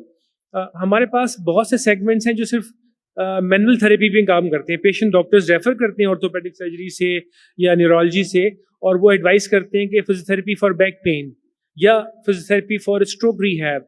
सो हमारे पास जो मेथड्स हैं, या तो हम उसको थेरेपेटिक मोडालिटीज के जरिए ट्रीट करेंगे या मैनुअल थेरेपी के थ्रू ट्रीट करेंगे। तो डिपेंड ही करता है कि फिजिकल थेरेपिस्ट क्या एक्सरसाइजेस प्लान को डिज़ाइन कर रहा है जो कि उसके लिए फ्यूचर में हेल्पफुल हो सकती है। तो one of the major segment is the, जो हर फिजियोथेरेपिस्ट को पता होनी चाहिए, that is that what is the need of the patient. मेरे पास एक मरीज आया है, चाहे वो पढ़ा लिखा है या नहीं है, चाहे वो उसका ताल्लुक लेबर क्लास से है या वो बहुत बड़ा एकेडमिशियंस है, लेकिन मैं उससे पूछूंगा कि आपकी रिक्वायरमेंट बेसिक है क्या। यानी कि अगर किसी पेशेंट को मैं ट्रीट करना शुरू कर रहा हूँ जो कि बैक पेन सफ़र कर रहा है, तो मैं उससे पूछूंगा कि आपकी कौन सा पैरामीटर है क्वालिटी ऑफ लाइफ का वो सफ़र कर रहा है। तो पहले आइडेंटिफिकेशन ऑफ द नीड, फिर उसके बाद उसकी असेसमेंट, फिर उसके बाद उसकी मेथड ऑफ ट्रीटमेंट हमारे पास क्या है, और फिर उसके प्रिवेंटिव मेथड्स कि हमारे पास कि हम उसको होम प्रोग्राम्स क्या देते हैं कि घर पे जाके क्या करना है। क्योंकि सबसे बड़ा जो ड्रॉबैक है, यानी कि हमारे पास जब पेशेंट रेफर होके आता है और जब हम डॉक्टर के पास वो वापस जाता है, तो ये जो सेगमेंट है between integration between the physicians and the physiotherapist, इसको ब्रिज को कम होने की ज़रूरत है। वो कैसे हो सकता है? जब फिजियोथेरेपिस्ट फीडबैक देगा कि 5 दिन के बाद, मेरे सेशन के बाद पेशेंट में क्या इंप्रूवमेंट आ रही है, तो वो फिर डॉक्टर तक बात पहुंचेगी और पता चलेगा कि क्या हम सही डायरेक्शन में जा रहे हैं या नहीं जा रहे हैं। सो बेसिकली कुछ फैक्टर्स हैं जिसको हमें डेवलप करने की ज़रूरत है। That is basically genetic population के हवाले से हम जो इम्प्रूवमेंट ला सकते हैं, अगर हम कंक्लूड करें इस गुफ्तगू को, तो सबसे ज़्यादा प्रॉब्लम हमें क्या होता है? बैलेंस के जो फैक्टर्स हैं ओल्ड एज के अंदर, वीकनेस ऑफ द मसल्स है, फ्रेलिटी है, मसल लॉस हम डेवलप हो जाता है पेशेंट्स के अंदर। तो फिजियोथेरेपिस्ट डेफिनेटली इसमें काम करता है। यानी जब भी किसी पेशेंट को कोई मूवमेंट डिसऑर्डर्स होते हैं ड्यू टू एनी इंडिकेशन, कोई इंजरी है, कोई उसको डिफॉर्मिटीज़ डेवलप हो गई हैं, तो फिजियोथेरेपिस्ट का रोल वहाँ डेवलप होता है। और फिजियोथेरेपिस्ट को डेफिनेटली उसकी स्ट्रेंथिंग पे काम करना चाहिए, उसकी पेन मैनेजमेंट पे काम करना चाहिए, उसकी बैलेंस पे काम करना चाहिए। उसके बहुत से मेथड्स हैं, वो इंडिविजुअली हम डिज़ाइन कर लेते हैं और उसको ट्रीट कर लेते हैं। थैंक यू जी, बहुत thank you very much, you have explained it very well. एक इसके ऊपर मैं बात ये पूछना चाहूँगा आपसे कि well we talk about patients, why what is your advice for young population and population who is in their midlife and moving onward, what one or two things they should continuously do, indulge themselves so that they can have better years, मतलब quality of life को बेहतर करते चले जाए? तो आप क्या दो बातें एडवाइस करेंगे as far as physical management is concerned? So basically, one of the basic advice that is called walking. So if anybody who is regarding their age, but it is a myth कि अगर मेरी उम्र 60 साल हो गई है तो मैं वेट ट्रेनिंग नहीं कर सकता या मेरे मसल्स डेवलप नहीं हो सकते। So ये जो मसल डेवलपमेंट है यंग एजेस का काम नहीं है, बल्कि हर एज ग्रुप में होता है। तो यंग पॉपुलेशन में, खासतौर पे वो पॉपुलेशन जो 30 प्लस हो रही है, वो उसको डेफिनेटली सबसे पहला काम तो ये करना चाहिए कि उसको अपने जो लाइफस्टाइल की मॉडिफिकेशंस हैं, यानी कि अपने पोस्चर को देखना चाहिए कि उसका जो वो काम कर रहा है वो क्या करता है। उसमें उसकी जो बॉडी के स्ट्रेन्स हैं, फॉर एग्जांपल अगर लॉन्ग सिटिंग करेगा तो डेफिनेटली उसके स्पाइन के बैक पेन्स डेवलप हो सकते हैं, उसके मसल स्पैज़म हो सकता है, मसल्स वीक हो सकते हैं। अगर उसका नेचर ऑफ वर्क नीचे बैठ के काम करने का, तो नी आर्थराइटिस डेवलप हो सकता है। अगर उसकी मूवमेंट के अंदर उसके फुटवेयर्स अच्छे नहीं है तो उसके फुट बायोमैकेनिक्स पे काम हम कर सकते हैं। अगर उसकी ऐसी एक्टिविटी है जिसके अंदर बिलो द शोल्डर एक्टिविटीज कर रहा है तो हो सकता है स्टिफ शोल्डर डेवलप हो सकता है। सो पहली चीज़ तो ये, जिसमें कोई रॉकेट साइंस नहीं है, आपको कोई बहुत ज़्यादा मशीनरी खरीदने की ज़रूरत नहीं है। अगर आप 45 मिनट्स ब्रिस्क वॉक करते हैं डेली, तो ये आपको एविडेंस बेस कहती है कि आप 30% लाइफ में आप कैंसर्स को अवॉइड कर सकते हैं, मेटाबॉलिक डिसऑर्डर्स को अवॉइड कर सकते हैं, सिर्फ just walking for just 40 minutes in a day. और अगर आप 150 मिनट्स से लेकर 250 मिनट्स पर वीक कर सकते हैं, अगर आप चाहते हैं रेस्ट भी करना, तो आप उसके जरिए आप एक बहुत बड़ी चीज़ अचीव कर सकते हैं। डेफिनेटली आप अगर अपने मसल्स को डेवलप करना चाहते हैं तो फिर आपको वेट ट्रेनिंग की तरफ जाना पड़ेगा। अगर आपको कार्डियक एंड्योरेंस की तरफ जाना पड़ता है तो आपको स्विमिंग है, रोइंग मशीन्स हैं। So you can develop and consult with any good physical therapist और स्पोर्ट ट्रेनर्स, जो आपको एक खास टेलर करके एक्सरसाइज प्रोग्राम बता देगा, ताकि आपको ये आसानी होगी कि आप उनको परफॉर्म करें। लेकिन एक सबसे अहम चीज़ ये है कि यूजुअली क्या होता है, हमने देखा है कि हम यूजुअली घर में बैठे होते हैं, लेकिन हमें एकदम से जोश चढ़ता है कि हम एक्सरसाइज की तरफ आना शुरू हो जाते हैं। हमें ये नहीं पता होता है कि हमारा जो हार्ट फंक्शन है वो कैसा है, वो कॉम्प्रोमाइज तो नहीं है, कि हम क्या टारगेट हार्ट रेट जो हम डिसाइड करते हैं बिफोर द प्रोसीजर्स, क्या वो कितने देर में अचीव हो रहा है। तो बात सबसे क्या होता है, हम ना सिर्फ मसल को इंजेक्ट कर लेते हैं प्रोलॉन्ग ट्रेडमिल से या प्रोलॉन्ग वेट लिफ्टिंग से, तो हमें ये पता होना चाहिए कि बिफोर स्टार्टिंग ए जिम एक्टिविटी और एक्सरसाइज प्लानिंग एक एक्सपर्ट से ओपिनियन जरूर लें कि मेरा जो बेसिकली असेसमेंट है और मैं किस टारगेट को हिट करना चाहता हूँ, किस तरह से अपनी एक्सरसाइजेस को प्लान करूंगा, तो वो बहुत जरूरी है before starting any exercises after the age of 40 years. जी, थैंक यू वेरी मच। आपने तो बहुत आसान कर दिया बात को कि just 40 minutes walk every day is almost a total body workout. ये अच्छा मौका है डॉक्टर साहब से बात करने का। एक चीज मैं अक्सर सोचता हूँ और उसके बारे में आपने काफी चीजें अपने डिस्कशन में बता भी दी, कि हमारी जो पाकिस्तानी पॉपुलेशन है और पाकिस्तानों का जो लाइफ स्टाइल है, उसको आप अगर कंपेयर करें वेस्ट से या डेवलप सिटी कंट्रीज से, तो हम लोगों के यहाँ जो एजिंग का फिनोमेना है वो बहुत जल्दी हो जाता है, और हम लोग 55-60s के अंदर इतने ज्यादा डिसेबल हो जाते हैं, अपने आप को समझने लगते हैं, जो वहाँ पे लोग 70s में भी नहीं होते हैं। यानी मेरा अपना ऑब्जर्वेशन है कि मैंने अर्ली 70s या मिड 70s के लोगों को देखा है जो फिजिकली इतने एक्टिव होते हैं और काम कर रहे होते हैं, जो हमारे यहाँ एक 55 वाला कहता है कि बस अब मैंने बहुत काम कर लिया, मैं 60 साल का हो गया हूँ, तो अब मुझे अपनी लाइफस्टाइल चेंज करनी चाहिए और बिस्तर पे बैठ जाना चाहिए। तो मेरे ख्याल में इसमें डॉक्टर साहब ने जो कुछ चीजें बताई हैं वो ये हैं, लेकिन और क्या फैक्टर हैं जो इस चीज के लिए रिस्पॉन्सिबल हैं कि हमारे यहाँ वो लाइफ स्टाइल पैटर्न नहीं रहता आफ्टर सर्टेन एज जो दूसरे डेवलप कंट्रीज के अंदर है? बेसिकली हमारे यहाँ आपको हमें कोविड ने बहुत कुछ सिखाया। जब हम कोविड की वैक्सीनेशन कर रहे थे तो उसके प्रोसीजर में एक चीज़ हमें मिली कि हाइपरटेंशन पेशेंट को वैक्सीन दे सकते नहीं दे सकते। हम ब्लड प्रेशर चेक करते थे पूरे पाकिस्तान में जहाँ भी कोविड वैक्सीन थी। तो आप यकीन कीजिए स्क्रीनिंग में ऐसे ऐसे लोगों को पता चला कि उनको हाइपरटेंशन है, जिनको ये पता नहीं था, लाइफ गुजार रहे थे और उनको ये अंदाज़ा नहीं था कि उनके जो प्रेशर्स हैं वो कहाँ पे खड़े हुए हैं। तो जैसे आपको जिक्र किया कि हमारे पास जो सबसे बड़ी जो नॉन कम्युनिकेबल डिजीजेज हैं वो पाकिस्तान में प्रिवेल कर रही हैं, हाइपरटेंशन और डायबिटीज़। ये क्या करती हैं, सबसे पहले जो लीडिंग कॉज ऑफ डेथ है वेस्टर्न कंट्रीज में और पाकिस्तान में भी होगा, वो non alcoholic fatty liver diseases हैं, यानी FLDs। ये क्या करती हैं कि हमारा जो बॉडी में जो लाइफ की जो अर्ली एजिंग का प्रोसेस है उसमें सबसे बड़ा फैक्टर है डायबिटीज़। और आजकल जो डायबिटीज़ है वो सिर्फ ओल्ड एज का फिनोमेना नहीं है, बल्कि किसका फिनोमेना है, बच्चों के अंदर भी डायबिटीज़ पाकिस्तान में रिपोर्ट हो रही है। पाकिस्तान के बच्चों के अंदर obesity is one of the major reasons हैं, जो कि पहले वेस्टर्न मुल्कों में प्रॉब्लम था, पाकिस्तान के बच्चों में भी डेवलप हो गया। तो definitely lack of exercises, lifestyle आपका कैसा है, आप स्ट्रेसेस लाइफ में कितने लेते हैं। यानी कि मैं अपने हॉस्पिटल जब आ रहा होता हूँ तो मैं परेशान होता हूँ कि मैं टाइम पे कैसे पहुँचूंगा, चाहे 15 मिनट ही पहले निकलूँ, क्योंकि जो रोड का हाल है कि मुझे ये फील होता है कि मैं वक्त पे कैसे पहुँचूँ। तो फैक्टर्स बहुत सारे हैं। तो जो स्ट्रेस फैक्टर्स हैं, मैं स्ट्रेस को कैसे कम करूँगा, मैं स्ट्रेस को फैक्टर कम करूँगा फैमिली के साथ बैठने के अंदर। फैमिली इंटीग्रेशन, फैमिली बॉन्डिंग ख़त्म हो चुकी है। फीमेल्स का रुझान बाहर निकल नहीं सकती हैं, हम अपने घर के बाहर पार्क्स की अवेलेबिलिटी कम है।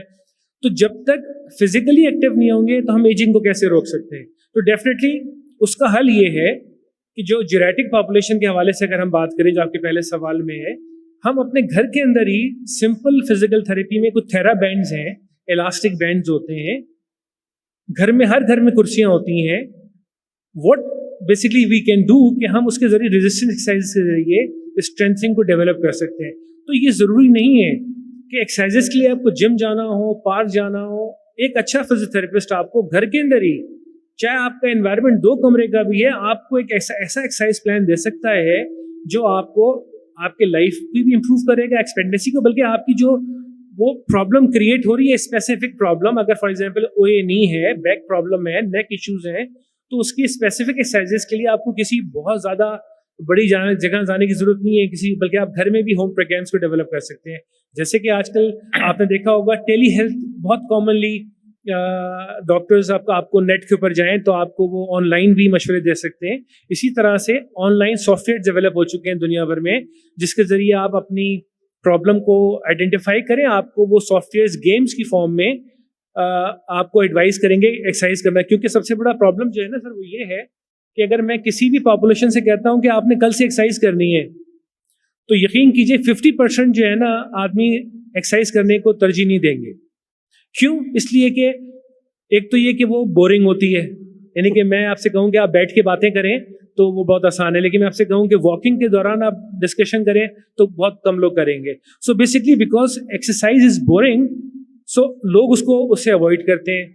इसीलिए बच्चों को हम ये एडवाइस करते हैं कि उनको माँ बाप अगर सफ़र कर रहे हैं, जैसे ऑटिज्म है या हाइपर एक्टिविटी है, तो उनको आप ज़बरदस्ती एक्सरसाइज में न लेके आए, बल्कि उनको इन्वॉल्व करें गेम्स की फॉर्म में, टॉयज़ की फॉर्म में, ताकि वो जिस चीज़ से अट्रैक्ट होंगे वो उस चीज़ को अडॉप्ट करेंगे। तो जो साइकोलॉजिकल बैरियर्स है ना, वो भी काम है रिहैब स्पेशलिस्ट का, कि वो ना सिर्फ नीड को आइडेंटिफाई करे और उन फैक्टर्स को जो उसके दिल में है, खौफ, फॉर एग्जाम्पल मैं ये काम करूँगा तो मेरा पेन बढ़ जाएगा, उसको वो आइडेंटिफाई करके उसको ट्रीट करे और उसको समझाए कि ये आपको लॉन्ग टर्म में फ़ायदा देगा, ताकि वो इस बात को समझे और उसको इनकॉर्पोरेट करे। तो क्योंकि पेशेंट की कॉपरेशन नहीं होगी तो आप यकीन कीजिए रिहैब का जो रोल है वो 50% कम हो जाता है। Thank you very much. Just 1440 minute होते हैं एक दिन में, 40 मिनट का मतलब 3% ऑफ द टाइम। तो it's very easy, just use 3% of your time in walking and you will avoid a lot of medical bills in 10 years time. Doctor Asaf, आपका शोबा है ऑडियो, कान से रिलेटेड, हियरिंग से रिलेटेड, तो specially मैं आपसे ये पूछना चाहूँगा कि हियरिंग की मद में 3 बातें। एक तो ये कि बच्चे पैदाइश के वक्त वो क्या टेस्ट हैं जो कि ज़रूरी हैं, जो कि न्यूनेटोलॉजिस्ट को करने चाहिए ताकि अर्ली डिटेक्शन हो जाए। दूसरी बात ये है कि वो कौन सी मेडिसिन्स हैं जो कि मार्केट में हैं which are ototoxic and they cause a lot of damage to your ear and hearing. और तीसरी बात ये है कि noise is a big thing which affects our hearing. तो मैं चाहूंगा आप जल्दी से इन तीनों चीजों को समअप करें प्लीज। जी ठीक है, थैंक यू। देखिए, सबसे पहले तो हमें ये इस चीज़ का एहसास होना चाहिए कि जिस तरह से विजुअल इम्पेयरमेंट है, जिस तरह से फिजिकल इम्पेयरमेंट है, इसी तरह से हियरिंग इम्पेयरमेंट भी एक बड़ा इंपॉर्टेंट इशू है। और शायद बहुत से लोग हियरिंग इम्पेयरमेंट को उतनी अहमियत नहीं देते जितनी विजुअल इम्पेयरमेंट को देते हैं या फिजिकल इम्पेयरमेंट को देते हैं, कि नजर नहीं आ रहा है या चला नहीं जा रहा है या कमर में दर्द है, तब तो they will seek medical advice as early as possible. लेकिन अगर सुनाई कम दे रहा है तो वो कहेंगे बस ठीक है, चलो सुनाई कम दे रहा है, कोई मसला नहीं है, थोड़ा बहुत सुनाई कम दे रहा है, अगर एक से सुनाई कम दे रहा है तो उसकी कोई इतनी अहमियत नहीं है। या हियरिंग इम्पेयरमेंट को इवेलुएट करने के लिए, डायग्नोसिस करने के लिए वो इतने एंथुसियास्टिक नहीं होते हैं जितनी अदर इम्पेयरमेंट्स के लिए हैं। तो इसलिए जो हियरिंग इम्पेयरमेंट है, इसको फ्रॉम द वेरी बिगनिंग, जैसे आपने कहा कि बिल्कुल at the time of birth उसको आइडेंटिफाई करना या सून आफ्टर बर्थ आइडेंटिफाई करना जरूरी है। जितना जल्दी आप आइडेंटिफाई करेंगे उतना ही जल्दी आप इंटरवेंशन कर सकते हैं और उतनी जल्दी रिहेबिलिटेशन और एक नॉर्मल लाइफ या नियर नॉर्मल लाइफ जो गुजार सकते हैं। फॉर्चुनेटली अब ऐसे टेस्ट अवेलेबल हैं, अगरचे ये बहुत सालों से हैं अवेलेबल, लेकिन पहले एक्सपेरिमेंटल बेसिस पे थे। अब ऐसे टेस्ट अवेलेबल हैं जो आप फॉरन न्यू बॉर्न के अंदर 1-2 दिन के अंदर कर सकते हैं, और उस टेस्ट को कहते हैं auto acoustic emission. Auto acoustic emission एक छोटी सी, बिल्कुल एक स्मॉल, एक लैपटॉप जैसे साइज की गैजेट है जिसके 2 प्रोब होते हैं, वो आप दोनों कानों में लगाते हैं और वो हमारे कान से जो साउंड वेव्स जनरेट हो रही होती हैं। अच्छा, ये भी एक बड़ा इंटरेस्टिंग फिनोमेना है कि हम समझते हैं कि हमारा कान जो है ना वो सिर्फ साउंड वेव्स को रिसीव करता है या उनको एक्सेप्ट करता है। इसके बनिस्बत हमारे जो हेयर सेल्स हैं इनर ईयर के, उनसे बाकायदा साउंड वेव जनरेट होती है और वो साउंड वेव जनरेट होके फिर वो हमारी जो बाहर एक्सटर्नल कैनाल है उस तक आती हैं और वहां पर एक प्रोब रख के उन साउंड वेव्स को पिक किया जाता है। तो अगर वो साउंड वेव पिक करने में नॉर्मल है, जिसको हम कहते हैं कि पास हो गया ये, तो इसका मतलब है कि ये न्यू बॉर्न की हियरिंग नॉर्मल है। तो इस टेस्ट को करने के लिए बहुत सारे मुल्कों में एक universal new born hearing screening programme है, जहाँ पे वो मैंडेटरी है from their government. At least I know 1 or 2 Middle East countries जहाँ पर मैंडेटरी है कि जैसे बच्चे को वैक्सीनेशन लगेगी पोलियो की और डिप्थीरिया की और इन सब चीजों की, उसी तरह से उनकी न्यू बॉर्न हियरिंग स्क्रीनिंग जरूरी होगी है। हमारे यहाँ अनफॉर्चुनेटली इस तरह का प्रॉब्लम नहीं है, इसलिए बहुत सारे लोग जो है ना वो अनआइडेंटिफाइड रहते हैं। फिर जब साल, 1.5 साल, 2 साल का हो, बल्कि इस दौरान जो बच्चे के रिस्पॉन्सेज होते हैं, जिस तरह से उसका बिहेवियर होता है टुवर्ड्स द मदर साउंड या टुवर्ड्स डिफरेंट ऑब्जेक्ट, वो अगर पेरेंट्स उसकी इंटेलिजेंट हैं तो वो बहुत जल्दी डिटेक्ट कर लेते हैं कि जी 1 साल का है, ये हमारी बात को उस तरफ सर नहीं हिलाता या जो डिफरेंट काइंड ऑफ रिफ्लेक्सेस हैं वो जनरेट नहीं होते। तो अगर वो 6 महीने, साल, 1.5 साल में वो चीज आइडेंटिफाई हो जाए तो उसके लिए अगेन एक नॉन इन्वेजिव टेस्ट होता है जिसको brain stem evoke response audiometry कहते हैं। वो टेस्ट बहुत वाइडली अवेलेबल है, कहीं पे सस्ता है, कहीं महंगा है, लेकिन आराम से हो जाता है और वो बहुत रिलायबल टेस्ट है जिससे मालूम हो जाता है कि हियरिंग लॉस है या नहीं है। इस एज के ऊपर अगर 1-1.5 साल के ऊपर हियरिंग लॉस आइडेंटिफाई हो जाए तो फिर आप उनको सर्जिकल इंटरवेंशन करके, कॉक्लियर इम्प्लांट सर्जरी करके आप उनकी हियरिंग रिस्टोर कर सकते हैं just like a normal human being. अच्छा, और लेकिन फिर जैसे जैसे देर होती जाती है या और इश्यूज होते हैं तो then you can go for hearing aid and speech therapy, all these things. तो आपने कहा कि कौन सी एंटीबायोटिक्स हैं ऐसी, सबसे इंपॉर्टेंट अमाइनोग्लाइकोसाइड्स हैं या और डिफरेंट एंटीबायोटिक्स हैं जो फर्ज कीजिए कि 6 महीने, साल, 1.5 साल की उम्र में कोई इन्फेक्शन हुआ, टाइफाइड हुआ, मलेरिया हुआ या कोई और पल्मोनरी इन्फेक्शन हुआ, उसके लिए आपने एंटीबायोटिक ऐसी दे दी जिससे इसकी हियरिंग इम्पेयरमेंट हो गई। And unfortunately we see this very often कि बच्चा बिल्कुल नॉर्मल था 1 साल तक, किसी वजह से बुखार हुआ, उसको बीमार हुआ, हॉस्पिटल में दाखिल हुआ, 3-4 दिन एंटीबायोटिक दी, उसके बाद से उसकी हियरिंग बिल्कुल खत्म हो गई। तो यहाँ पर जो हेल्थ केयर प्रोवाइडर हैं उनकी बड़ी इंपॉर्टेंट जिम्मेदारी है कि वो ये देखें कि इस तरह की कोई दवा तो नहीं दे रहे हैं जिससे ये प्रॉब्लम हो रही है। अगेन कुछ हॉस्पिटल के अंदर ये होता है कि अगर आप कोई ऐसी एंटीबायोटिक देते हैं तो उनके आप पीक एंड ट्रफ लेवल जो है ना वो मॉनिटर करते हैं कि आपने जो ड्रग दी है वो कहीं उसकी डोज बहुत ज्यादा तो नहीं हो गई है, अगर बहुत ज्यादा हो गई है या बहुत कम तो नहीं है, कम है तो वो इनइफेक्टिव है, अगर ज्यादा हो गई है तो उसका और सिस्टम्स के ऊपर इफेक्ट होगा। तीसरी आपने तो ये चीजें हैं जो इसमें health care not only ENT बल्कि बाकी जो हेल्थ केयर प्रोवाइडर हैं उनका इन्वॉल्वमेंट इसमें ज्यादा इम्पोर्टेंट है। तीसरा आपने जो कहा कि मोबाइल फोन का ज्यादा इस्तेमाल या नॉइज, तो नॉइज जिसको हम कहते हैं नॉइज इंड्यूस हियरिंग लॉस, ये एक बड़ा इंपॉर्टेंट फैक्टर है जिसको बहुत से लोग रियलाइज नहीं करते और उसकी इम्पोर्टेंस नहीं जानते। But if you are permanently using your headphone और any form of gadget inside your canal and you are hearing a sound which is above 85 decibel of sound level for a prolonged period of time, आप पूरी रात सोने से पहले आपने headphone लगा दिए, आप म्यूजिक सुन रहे हैं या तिलावत सुन रहे हैं या कोई भी चीज कुछ भी सुन रहे हैं, लेकिन 2 घंटे 2.5 घंटे 3 घंटे आपकी कार में हेडफोन लगे हुए हैं तो उससे डेफिनेटली फौरन तो नहीं लेकिन आहिस्ता आहिस्ता आपकी हियरिंग इम्पेयरमेंट होती है।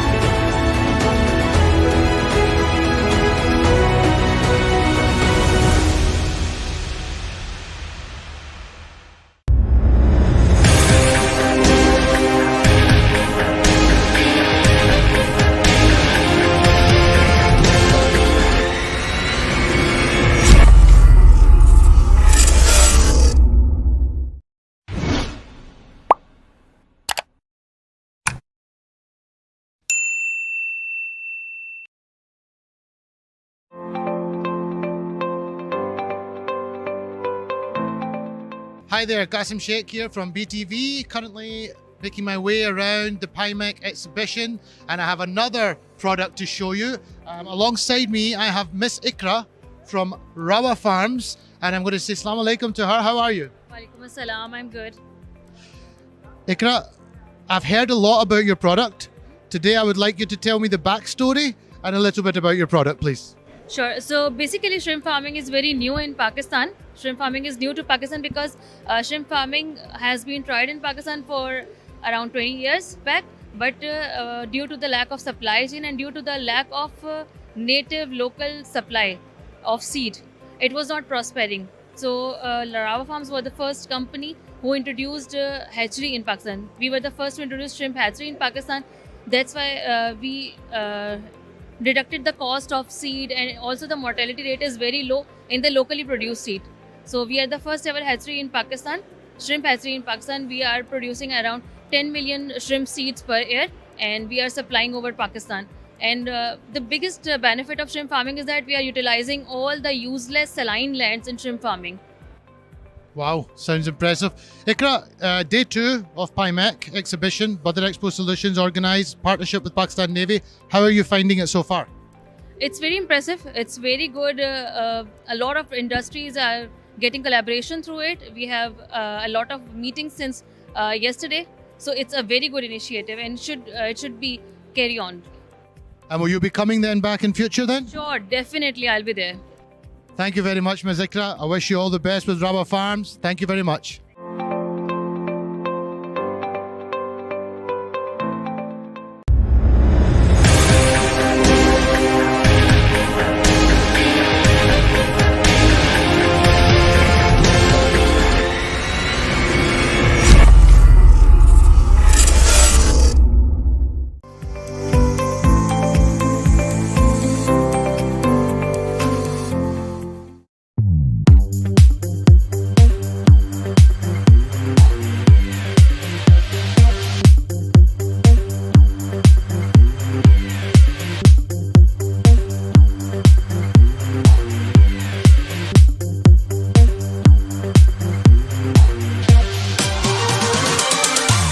अस्सलाम वालेकुम। एक्सपो सेंटर कराची से Naseem Rajput पाइमेक Pakistan international maritime expo and conference 2025 के शो के साथ आपसे मुखातिब है। पाइमेक हमारे मुल्क का इंतहाई अहम इवेंट के जिसका ये सेकंड सीज़न है और शानदार अंदाज से तरक्की करता हुआ दिखाई दिया जब हमने देखा कि 44 से ज़्यादा ममालिक के स्टॉल्स यहाँ पर हैं। इसके अलावा 165 से ज़्यादा इंटरनेशनल डेलीगेट्स ने यहाँ पर आके हिस्सा लिया। बिज़नेस के लिहाज से, तरक्की के लिहाज से एक नया संग मील जिसमें ministry of maritime affairs, Pakistan navy और बदर एक्सपो सॉल्यूशंस हमारे मुल्क की लीडिंग इवेंट ऑर्गेनाइजेशन साथ खड़े हुए दिखाई दिए। लेकिन जितने शानदार अंदाज से इस इवेंट को मुनक्किद किया गया वो हम आपको ज़रूर दिखाएंगे ताकि हमारी सारी दुनिया से जो लोग आ रहे हैं उनको एक ज़बरदस्त पैगाम जाए, एक ऐसा पैगाम जाए कि उन्होंने किसी एक बड़े इवेंट में आके पार्टिसिपेट किया। पाकिस्तान नेवी और जो लोग भी शानदार अंदाज से काम करते हुए दिखाई दे रहे हैं, हैट्स ऑफ टू देम।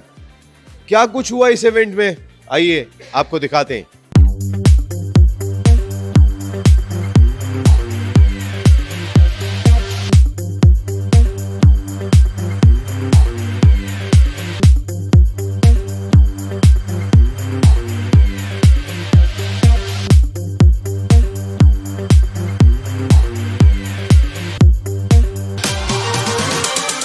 काफ़ी अच्छा एक्सपीरियंस रहा। हम अल्लाह का शुक्र है हम आइडियाज़ में हर साल आते हैं। पाइमेक में हमारा फर्स्ट टाइम था। There are many commodities which can be exported, which can be imported. So this is perhaps the first step which will pave the way for larger cooperation and coordination between both the countries.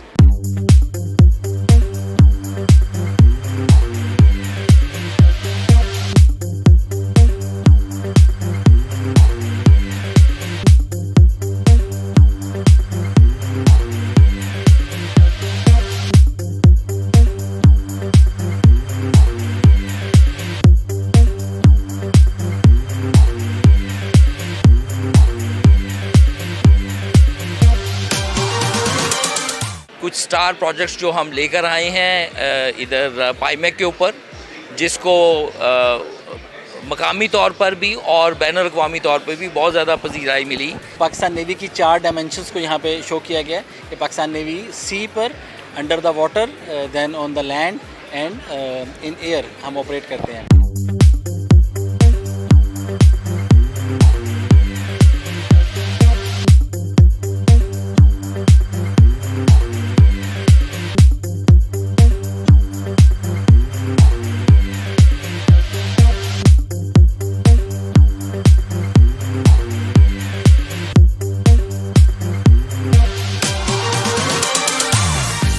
Pakistan international maritime expo and conference 2025। Business business business, एक ही मकसद इस वक्त सारी दुनिया का दिखाई देता है, एक अच्छा पॉजिटिव पैगाम, मईशत को बेहतर बनाना। और इस सिलसिले में बड़ा इंपॉर्टेंट रोल दिखाई दिया। आपने देखा होगा एक्सपो सेंटर कराची में हर जगह आपको ब्लू दिखाई दे रहा है, क्योंकि असल चीज़ है ब्लू इकॉनमी, जिसको हमने दरियाफ्त करना है। Ministry of maritime affairs, Pakistan navy और उनके साथ बदर एक्सपो सोल्यूशन साथ साथ खड़े हुए दिखाई दिए। सबका एक ही मकसद था, सबका एक ही मोटिव था, पाकिस्तान की तरक्की में अपना किरदार अदा करना है। क्या कुछ बिजनेस हुआ, क्या कुछ हमारे मुल्क को हासिल हुआ, इसकी डिटेल तो आपको आती रहेगी, लेकिन पाइमेक आज ख़त्म हो गया, इसकी तैयारियां जारी थी। 3rd एडिशन में एक मरतबा फिर नसीम राजपूत अपनी पूरी प्रोडक्शन टीम के साथ आपके साथ मौजूद होगा इंशाअल्लाह।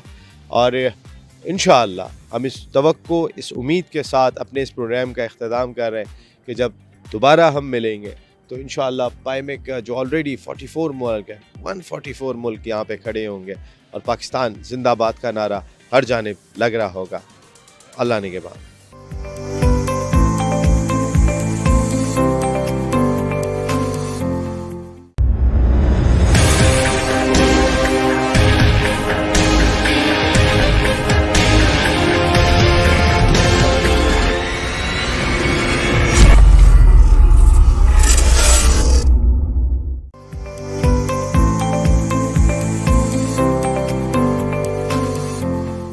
पाइमेक 2025 आप देख रहे हैं एक्सपो सेंटर कराची में जारी है। और ब्लू इकॉनमी के ज़रिए हमारे मुल्क की तरक्की में जो कुछ हो सकता है वो करने के लिए यहाँ सारे स्टेक होल्डर जमा हैं। उनमें एक हेल्म्समैन, आपने देखा होगा जो शिप चलाते हैं तो वो एक बहुत बड़ा सा एक वो होता है, स्टीयरिंग हम उसको कहते हैं। वो स्टीयरिंग नहीं होता, वो बहुत ही बड़ी एक चीज़ होती है जिसको कंट्रोल करना पड़ता है, वो कहलाता है हेल्म्समैन। और इसी नाम से ये कंपनी है जो इस वक्त पाकिस्तान के नौजवानों को रोज़गार फराहम करने में बड़ा इंपॉर्टेंट रोल प्ले कर रही है। जी अस्सलाम वालेकुम उसामा साहब। वालेकुम अस्सलाम, नाइस मीटिंग यू। सर मुझे भी बहुत खुशी हुई आपसे मिलने के बाद। और जब मैंने ये तमाम आदाद शुमार देखे कि 1385 लोग आप भिजवा चुके हैं, उनको नौकरियाँ मिल चुकी हैं और उससे पाकिस्तान को $30 मिलियन का ज़र मुबादला हासिल हुआ, और वो भी सिर्फ 3 साल में। जी हम रिलेटिवली एक न्यू कंपनी थे, क्योंकि we all are young and पिछले 3 सालों में हमने ये जो टारगेट अचीव कर पाए उसमें 2 चीज़ें हैं जो बहुत ज़्यादा रोल प्ले किया। एक, हम लोग ख़ुद पाकिस्तान मरीन एकेडमी के कैडेट्स थे, जो पाकिस्तान की वाहिद एकेडमी है जहाँ से सीफेयरर्स ट्रेन होके गवर्नमेंट के इदारे के थ्रू निकलते हैं। और हमें वो कैपेबिलिटी और वो विज़न दिया गया जिसकी वजह से हम लोगों ने जस्ट पर्सनल टारगेट्स को पीछे रख के कि कप्तान और चीफ इंजीनियर नहीं बनना है, पर्सनल वेल्थ नहीं बनानी है, बल्कि मरीन फ्रेटर्निटी को सर्व करने के लिए हम लोगों ने किनारे जाने का सोचा। जब आप किनारे पे आते हैं तो आप एक मैनेजमेंट रोल में you have the power to make the decision that okay I want to choose Pakistani seafarers for my company because I am a Pakistani, I know how they get trained and that's what exactly we did and we started a company 3 years ago on our own. People start calling us as a startup. We had 3 ships. We started and in last 3 years we reached to the 40 number. जो सीमेन का हमारा active number है at the moment are around 25,000. So 25,000 seafarers, as you see this number, 1,300 seafarers can do 30 million remittances to their home. So ये जब number increase होगा तो जैसे कि फ़िलिपींस है, Philippine is a seafaring nation, so $6 billion remittances में उनके monthly annual आते हैं उनके मुल्क में। सो हमारे पास रिसोर्सेज हैं, हमारे पास मैन पावर है, बट ये नहीं अचीव कर पा रहे नंबर। रीज़न बीइंग 1, पासपोर्ट की वजह से हमारे पास इश्यूज़ हैं। इस्तांबुल में वीज़ा ऑन अराइवल नहीं है जहाँ पे मेनली शिपिंग हो रही है, या यूरोप में शिपिंग जो हो रही है उसमें आपके पास वीज़ा ऑन अराइवल नहीं है, whereas Indian seafarer, Filipino seafarer, they have this seaman book and seaman ID card, which we also have, but it doesn't hold that value now because of the passport. Before, basis that seaman book and seaman ID card, यही लोग visa on arrival facility available करते थे, utilize करते थे, और अब हमारी ministries को इसी पे काम करना है कि एटलीस्ट सी फेयरर्स को who hold seaman book, seaman ID card, give them at least visa on arrival status. Not all the Pakistanis if they cannot. Best would be कि हमारे पासपोर्ट की वैल्यू इतनी बढ़ जाए कि हमारी हर जगह वीज़ा ऑन अराइवल हो. But at the moment, at least for seafarers, if we can do that, that will really help to increase this number. Now, current Minister साहब is very active as well.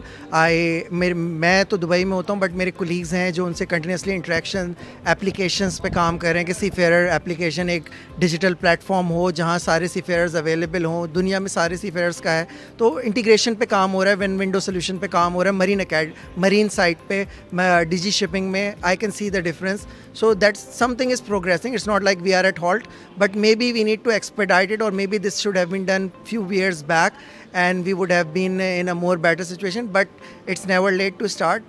Things are moving and we are happy that we are part of it and we are at least contributing something. हेल्पमैन वो जो है चलाने की कोशिश कर रहे हैं. अपने जो सी मैन्स हैं जो इस प्रोफेशन से वाबस्ता हैं, उनके रोज़गार के लिए ये हमारे पाकिस्तानी दुबई में बैठ के काम कर रहे हैं. इनसे इंटरेक्ट ज़रूर होना चाहिए और टॉप लेवल का इंटरेक्ट होना चाहिए, ताकि ज़्यादा से ज़्यादा हमारे लोग जो स्किल्स में कोई कमी नहीं रखते लेकिन छोटी छोटे मसाइल की वजह से, वीज़ा नहीं मिल रहा जी और दीगर मसाइल की वजह से, वो ना तो अपने बच्चों को उस तरीके से या अपने मुल्क को उस तरीके से सर्व कर सकते हैं जैसा वो करने की कैपेबिलिटी रखते हैं. तो अगर ये मसले हल होंगे तो फिर उसामा भाई यहाँ पर बैठे हैं, हेल्पमैन बैठे में, इनकी बहुत हेल्प हो जाएगी. फिर हेल्पमैन भी जो है वो खासा ऊपर दिखाई देगा.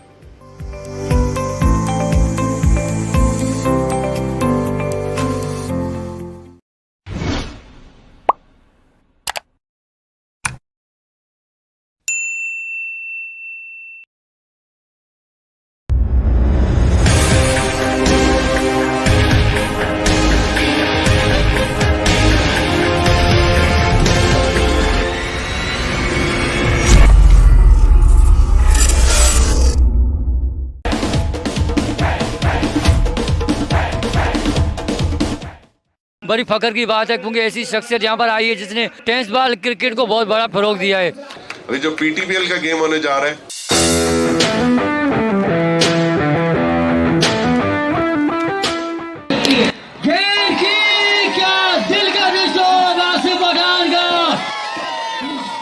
पाकिस्तान टेबल प्रीमियर लीग के सीईओ ज़ोहैर नसीर साहब के हम थैंक्स से शुक्रिया अदा करते हैं कि उन्होंने हमेशा क्रिकेट के लिए फ़रोग दिया. इससे पहले केपीएल चलाई, फिर केपीएल के बाद अभी पाकिस्तान की सबसे बड़ी लीग ऑर्गेनाइज करवा रहे हैं.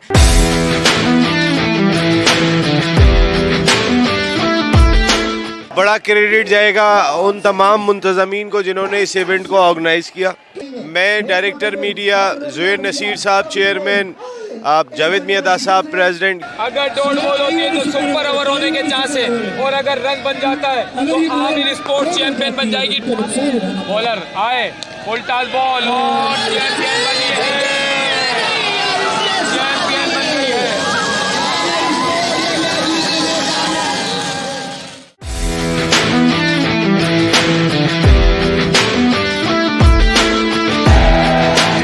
मुझे बड़ी खुशी हुई कि यहाँ पे आज सारा मैच देख के, और जो हमारी टीम आज यहाँ पे जीती है आमिर स्पोर्ट्स, इनके लिए ज़ोरदार तालियां होनी चाहिए. बड़ा अच्छा मैच रहा और इसी तरीके से जो आज हमारी टीम रनर अप रही है, इन सब के लिए भी बड़ी तालियां होनी चाहिए.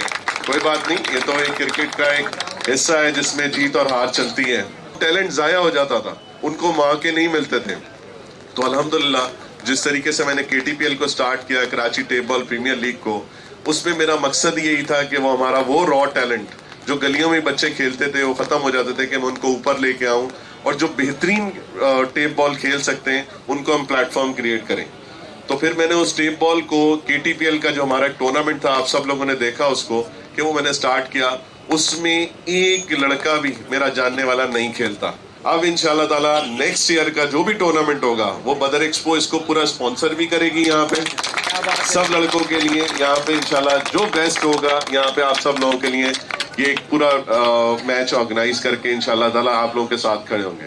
और आज जीतने वाली टीम के लिए मैं 50,000 का अपनी तरफ से ऐलान करता हूँ और रनर अप टीम के लिए मैं 25,000 रुपये का ऐलान करता हूँ अपनी तरफ से कि ये, और मैनेजमेंट के लिए जिस सारे लोगों ने यहाँ पे काम किया है मैं इनके लिए भी आज 1 लाख रुपए का इनाम करता हूँ सारी टीम के, ठीक है। और PTPL नया नाजिमाबाद में 16 तारीख से 16 दिसंबर से इंशाल्लाह शुरू होने जा रहा है, तो सारे लोगों को मैं इनवाइट भी करूंगा, सब मेरे मेहमान होंगे इंशाल्लाह। और टेप बॉल को इंशाल्लाह हम एक ऐसे लेवल के ऊपर लेके जाएंगे कि जहाँ पे इंशाल्लाह हम इसको अपना नेशनल स्पोर्ट्स दुनिया के अंदर दिखा देंगे कि ये पाकिस्तान की 25 करोड़ आबादी का खेल है।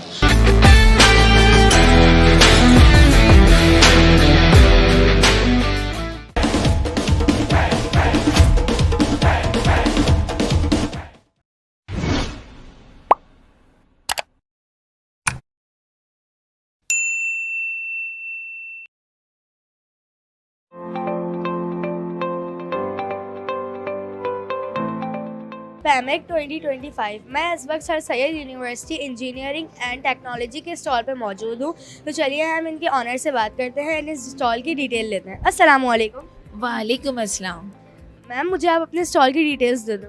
जी मैं बिल्कुल, मेरा नाम है सरवत जुल्फ़कार। हमारी है sir Syed university of engineering and technology. हमारे पास हमारे स्टूडेंट्स ने कुछ प्रोजेक्ट्स यहाँ पे रेडी किए हैं, जिसके हवाले से हमारी डिटेल जो है वो हमारी बिस्मा बताएंगी। हमारी स्टूडेंट मौजूद हैं। अस्सलाम वालेकुम। वालेकुम सलाम। Myself Bisma Asif and I am a final year student of engineering technology. Basically हमारे एक प्रोजेक्ट था फ्लड और जितनी भी चीज़ों को देखता है वो इंसान, मतलब आपके पास एक चीज़ ऐसी हो जाएगी जो कि ना मोस्टली बहुत से फ्लड्स आते हैं ड्यू टू रेनिंग या फिर कोई सैलाब आ गया, तो उस हवाले से हमने एक मॉडल तैयार किया है जो कि आप लोगों को रेजिस्टेंस देगा, और इन केस अगर आप लोगों को इन्फॉर्मेशन आगे से मिलती है कि कुछ आ रहा है, कुछ मसले मसाइल आ रहे हैं, तो वो आपको टेक ओवर कर देगा बहुत ही आराम से। फर्दर मोर हमारे पास सोल प्योर है एंड देन वो आपको बताएंगे। अस्सलाम वालेकुम। वालेकुम अस्सलाम। मुझे आपके स्टॉल में जो आपने प्रोजेक्ट बनाया है उसकी डिटेल्स दे दें। जी सबसे पहले तो I M Raza Siddiqui from business administration department, और मैंने एक स्मार्ट सिक्योरिटी लॉक तैयार किया है जो कि अगर आप कहीं पे अपने दरवाजे पे लगाते हैं, अपनी प्रॉपर्टी पे, आपके घर है, व्हीकल है, कहीं पे भी आप लगा लेते हैं, तो सिंपली हमको इस तरह लगा के प्रेस कर लेना है तो ये लॉक हो जाएगा। फिर कोई भी बंदा आगे से खोलने की कोशिश करेगा तो ये बीप करेगा। फिर सेकंड अटैम्प्ट कोई बंदा करता है तो इसी तरह कोई काटने की कोशिश करेगा, खोलने की कोशिश करेगा, तो सिंपली कोई बंदा इस तरह मारेगा तो ये इस तरह बजने लगेगा। इसमें नई चीज़ हम ये लेके आ रहे हैं कि ये आपके मोबाइल एप्लीकेशन से भी कनेक्ट होगा, और जब भी कोई बंदा खोलने की कोशिश करेगा, आप घर पे नहीं है, तो ये नोटिफिकेशन आपके फ़ोन पे भी आएगी, पॉपअप आएगा कि भाई आपका दरवाज़ा कोई खोलने की कोशिश कर रहा है, आपका व्हीकल कोई खोलने की कोशिश कर रहा है। तो इसका ये फ़ायदा है कि आपका एसेट प्रोटेक्ट हो जाएगा। आप लोगों ने ये पैमेक के अंदर अपना प्रोजेक्ट इंस्टॉल किया है, तो आप लोगों को कैसी फीलिंग आ रही, कैसा लग रहा है? बहुत अच्छी फीलिंग्स हैं। यहाँ पे बहुत ज़्यादा एक्सपोजर है, बहुत सारे लोगों को शोकेस करने का मौका मिल रहा है यहाँ पे हमें अपने प्रोजेक्ट को, और मतलब एक अच्छा प्लेटफॉर्म है अपने प्रोजेक्ट शोकेस करने का और अपॉर्चुनिटी हासिल करने का।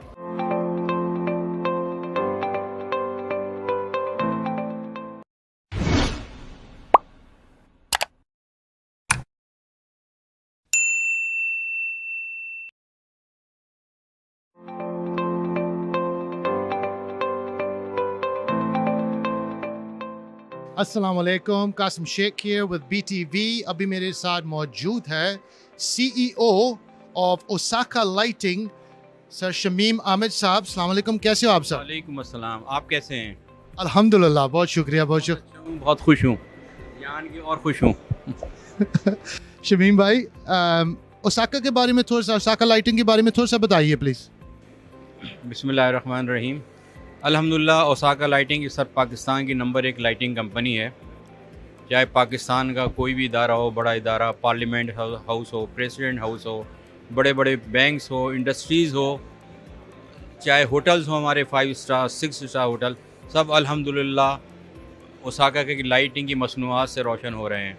और ये हमारा अज़म है कि पाकिस्तान के जो अंधेरे हैं हमने वहाँ उजाला करना है, हमने उनको रोशन करना है। और बदर एक्सपो से हमारा ताल्लुक़ बहुत पुराना ताल्लुक़ है।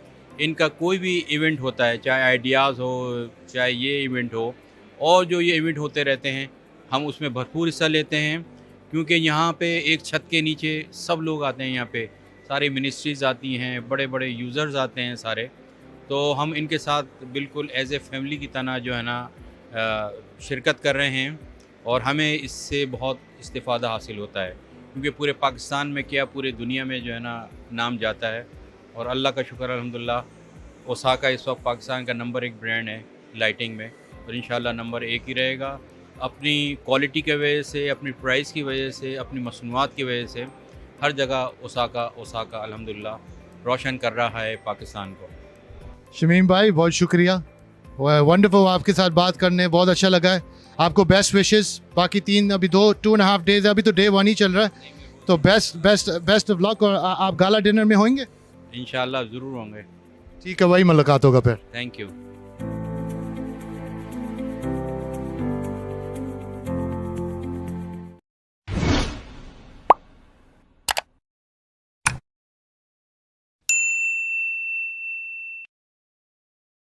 माशाल्लाह ख़रीदारी करके आ रही हैं। कैसा रहा हमारा ये बचत एक्सपो, पहला एक्सपीरियंस है जी, कैसा रहा? जी नहीं अच्छा है। कुछ फ़ायदा हुआ? हाँ फ़ायदा तो हुआ, प्याज आलू वगैरह सब्जी में, फल फ्रूट में बहुत अच्छा फ़ायदा हुआ। अच्छा, इन तमाम चीज़ों में आपको फ़ायदा हुआ है, तो ये आप चाहेंगी कि ये होना चाहिए बार बार? होना चाहिए बार बार। और जो खासकर एक चीज़ का ख्याल रखा गया कि जो वाइट कॉलर लोग हैं उनकी इज्जत नफ्स मजरू ना हो, तो ये हमने जो कोशिश की है आपको पसंद आई? जी बहुत अच्छा है, बहुत अच्छा है।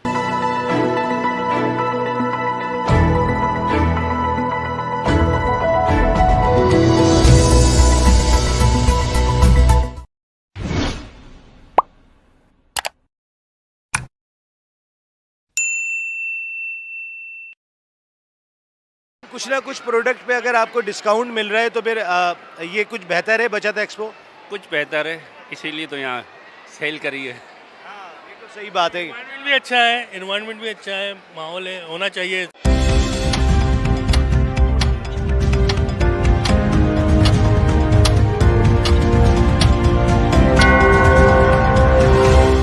It's 2 a.m.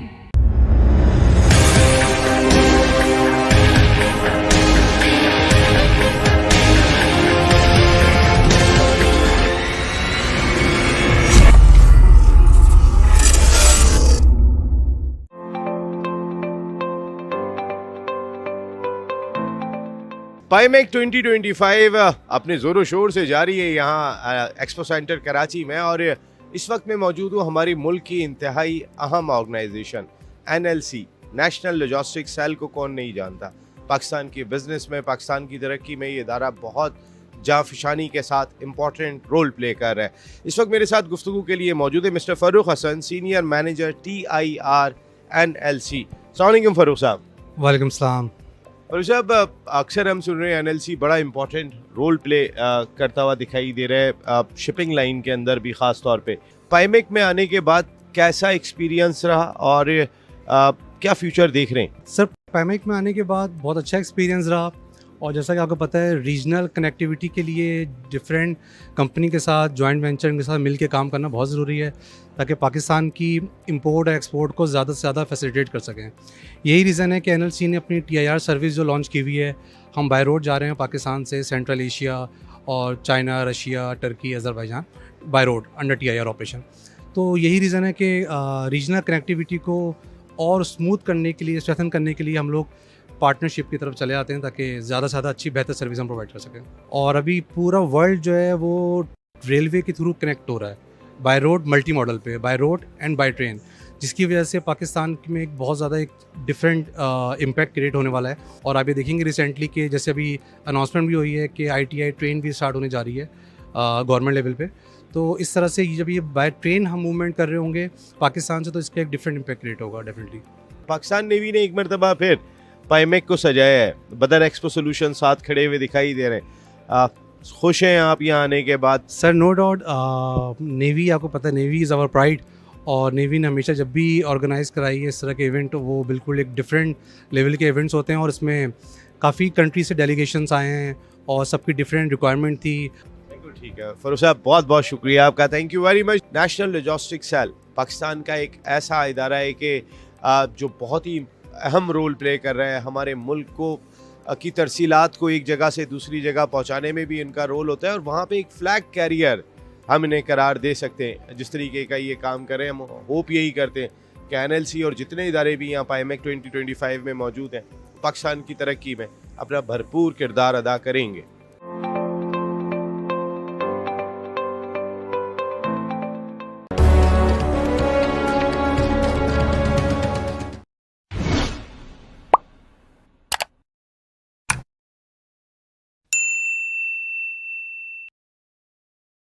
हमारे प्यारे भाई जनाब नवीद अंसारी साहब, मैं उस तरफ आता हूँ। नवीद जो हैं वो ही इज़ वेरी ब्रिलियंट, हमारी क्लास फेलो थे। और नवीद इतने सुलझे हुए और इतने ज़बरदस्त दोस्त थे हमारे कि हम इनके साथ बदतमीज़ी भी नहीं कर सकते थे। सबसे बड़ा दुख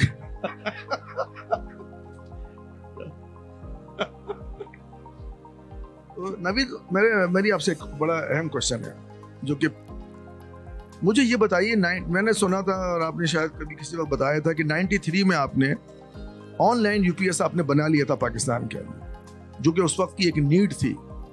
फिर शायद आप बांग्लादेश भी गए थे जहाँ डेमोन्स्ट्रेशन आपने वहाँ दी थी। मुझे ये बताइए कि वो सफ़र रुक कहाँ गया और क्यों रुक गया? आज तो आप पाकिस्तान की सबसे बड़ी, क्या बल्कि दुनिया की, साउथ एशिया की सबसे बड़ी कंपनी आपकी होनी चाहिए थी। वो रीज़न क्या है, वो राज क्या चीज़ है, वो बताइए। शुक्रिया असगर। कुछ बातें तो ऐसी हैं कि जो मेरे शुरका यहाँ दोस्त हैं इन्होंने बता दिया कि जो हमारे यहाँ का इकोसिस्टम है वो ऐसा नहीं है, कंड्यूसिव नहीं है कि यहाँ पर जो है ना R&D की जा सके और खातिर खा R&D की जा सके। अपने तई बहुत सी कंपनियों ने बहुत कोशिश की है, कुछ को कामयाबी हुई, कुछ को नाकामी हुई, कुछ को कामयाबी धीरे धीरे हुई, लेकिन जिस तरह से हम चाहते हैं कि हमारे यहाँ मेक इन पाकिस्तान हो, जिस रफ्तार से हो ना, वो नहीं हो पा रहा है। और उसकी जो वजूहात थी, जिस तरह से हमारे केस के अंदर भी हमने शुरू के अंदर बहुत जोश और जज्बा के साथ हमने इलेक्ट्रॉनिक्स की प्रोडक्ट जो हैं हमने ख़ासतौर पे ये UPS सिस्टम्स वगैरह हमने बनाने शुरू किए थे। और जो 90 की दहाई का पीरियड था, तो उसके बाद उस ज़माने में निस्बतन कंपटीशन चाइनीज़ प्रोडक्ट्स का कम था, टेक्नोलॉजी नई थी और हमें वो एडवांटेज था टेक्नोलॉजी का। और हमने जब शुरू भी किया तो मेरे और मेरे जो रफ़क़ात हैं उन्होंने डिज़ाइन फ़िलासफ़ी ये रखी थी कि हम जो हैं वो इसको ना मटेरियल एक्सटेंसिव नहीं रखेंगे इस इलेक्ट्रॉनिक प्रोडक्ट को, और कोशिश करेंगे कि जो फर्मवेयर है उससे जितनी चीज़ें हो सकें वो हम करें। क्योंकि अगर हम इसको बहुत ज़्यादा कंपोनेंट्स पे मुहित रखेंगे तो मसला ये है कि रॉ मटेरियल हम इलेक्ट्रॉनिक्स में बनाते नहीं, हमारे यहाँ है नहीं, वो नापैद है, और वो सारा रॉ मटेरियल इंपोर्ट होता है। और जितना रॉ मटेरियल इंपोर्ट होता है उसके ऊपर फिर जो टैक्सेस और ड्यूटी का स्ट्रक्चर है वो ऐसा नहीं है कि आप उसके ऊपर फिर वैल्यू एडिशन करें और आप कंपेटिटिव हो जाएं। तो ये चीज़ जो है इसमें बतदरीज चाइनीज़ कंपनीज आती गई, कंपटीशन बढ़ता गया, उनका इकोनॉमीज़ ऑफ स्केल ज़्यादा था, हमारा इकोनॉमीज़ ऑफ स्केल कम था। गवर्नमेंट की पैटर्नेज नहीं होती थी कि जी प्रोडक्ट्स जो हैं ली जाएं, चाहे कि हमारा सफ़र भी अब देखिए 30-35 साल 33 साल का होने वाला है, और जो हमारी प्रोडक्ट है वो उसकी जो लाइफ है वो हम कहते हैं इट्स 15 ईयर्स। तो 15 साल पुराने UPS हमारे पास आते हैं, आज भी आते हैं रिपेयरिंग के लिए। लेकिन हो ये रहा है वक्त के साथ कि अब हमारी जो प्रोडक्ट्स हैं उनकी जो टोटल प्रोडक्ट कॉस्ट है वो बढ़ती जा रही है, इसलिए कि इकोनॉमीज ऑफ उस वॉल्यूम, हमें मार्केट में वो वॉल्यूम नहीं मिलता। जो पब्लिक सेक्टर है वो किसी किस्म की पैटर्नेज नहीं देता कि जी आप पाकिस्तानी गुड्स लीजिए, तो पहले हम प्रेफर करेंगे कि अच्छी पाकिस्तानी गुड्स मिले तो हम पहले उनको लेंगे और फिर उसके बाद हम इम्पोर्टेड को देखेंगे। अगर हमारे यहाँ पाकिस्तान में वो चीज़ नहीं बनती तो ऐसी कोई चीज़ नहीं है। तो जब रॉ मटेरियल भी महंगा हो, कन्वर्शन कॉस्ट भी आपको पता है, जो बिजली की सूरत हाल है वो भी ज़्यादा हो, तो फिर जो लैंडेड कॉस्ट, जो टोटल कॉस्ट पड़ती है प्रोडक्ट की, वो फिर कम्पेटिटिव नहीं रहती। तो जब हमने ऑनलाइन बनाया था उसके अंदर जो कंपोनेंट्स थे वो एक लाइन इंटरैक्टिव यूपीएस की निस्बत बहुत ज़्यादा थी, तो उस वजह से वो प्रोडक्ट तो नहीं बहरहाल हम कंटिन्यू कर सके, लेकिन लाइन इंटरैक्टिव के अंदर हम आज भी बनाते हैं, मसाइल अपनी जगह पर हैं। और इसमें अगर बतदरीज बात होगी तो आपको बताएंगे कि इसके अंदर जो हमारा इंजीनियरिंग डेवलपमेंट बोर्ड है उसका कलीदी रोल है। उसको मेरे हिसाब से तो इलेक्ट्रॉनिक पार्ट्स जो हैं वो हमारी इंडस्ट्री में कितने यूज़ हो जाते हैं, मेंटेनेंस में, रिपेयर में हम कितनी जो है उसके अंदर मैन्युफैक्चरिंग करते हैं इलेक्ट्रॉनिक्स के अंदर कि हमने उसके ऊपर टैक्सेस और ड्यूटीज़ रखे हैं। अगर हम ख़त्म भी कर देंगे तो गवर्नमेंट को क्या नुकसान होगा उसके ऊपर टैक्सेस या ड्यूटीज़ ख़त्म करने से, लेकिन चूंकि रॉ मटेरियल हमारे यहाँ बनता नहीं है उससे इंडस्ट्री को तो फ़ायदा होगा। तो हम वैल्यू एडेड गुड्स जो बाहर से मंगाए ना, जो कि CBU फॉर्म में, उस पर तो टैक्स आप लगाएं, लेकिन जो रॉ मटेरियल है उस पर टैक्स लगाना जो है ना, वो फिर जो आप मैन्युफैक्चरिंग चाह रहे हैं वो नहीं होगी, इस मुल्क में नहीं होगी। मुझे इसमें मुश्किलात काफ़ी आ रही हैं। मैं सारे सवाल इनसे आप इसका सवाल मना किया हुआ था, आप इसमें सवाल नहीं कर सकते। नहीं सर, मैं अभी माइलार मंगवा रहा हूँ बाइट से, तो मैंने बड़ा कस्टमर वालों को समझाया, भाई ये माइलार है, मेरी प्रोडक्ट में यूज़ होती है, और कि नहीं ये प्लास्टिक शीट है, ये पाइए रहते तेरे को 20% टैक्स लाना ही लाना। तो ये आप ठीक कह रहे थे, हमें ये बहुत ज़्यादा प्रॉब्लम है। लेकिन नवीद ये जो बात कर रहे हैं असलम, इन्होंने हिम्मत नहीं आ रही। मैं समझता हूँ कि इन्होंने शायद हिम्मत नहीं आ रही, सारी चीज़ों को अबूर करते हुए आगे बढ़ते चले गए, फाइनली उनकी एक सक्सेसफुल एक बेहतरीन प्रोडक्ट सामने आ गई। तो मुझे बताएं कि क्या आपकी इस जवाब की वजह से जो रीजनिंग आपने दी है, इसके बेसिस पे तो फिर किसी को कुछ करना नहीं चाहिए? देखिए ऐसा नहीं है। हमने अभी ये बात की थी कि ये जो आज इस फोरम में, इस बैठक में बैठे बात कर रहे हैं ना, इसमें कुछ ऐसे गवर्नमेंट के एंड से भी स्टेक होल्डर्स हैं, जैसे मैंने अभी ड्यूटी टैक्सेस की बात की। हम इंजीनियरिंग डेवलपमेंट बोर्ड को IEEE के प्लेटफॉर्म से क्यों नहीं एंगेज कर सकते और क्यों नहीं बता सकते भाई ये चीज़ है, आप इसके ऊपर टैक्सेस मत रखें, इन चीज़ों पर रॉ मटेरियल पे मत रखें, कि रॉ मटेरियल आप अपने मुल्क में इलेक्ट्रॉनिक पार्ट्स नहीं बना सकते, इसलिए आपकी मार्केट इतनी बड़ी नहीं है, और अगर आप बनाएंगे तो आपको एक्सपोर्ट करना पड़ेगा।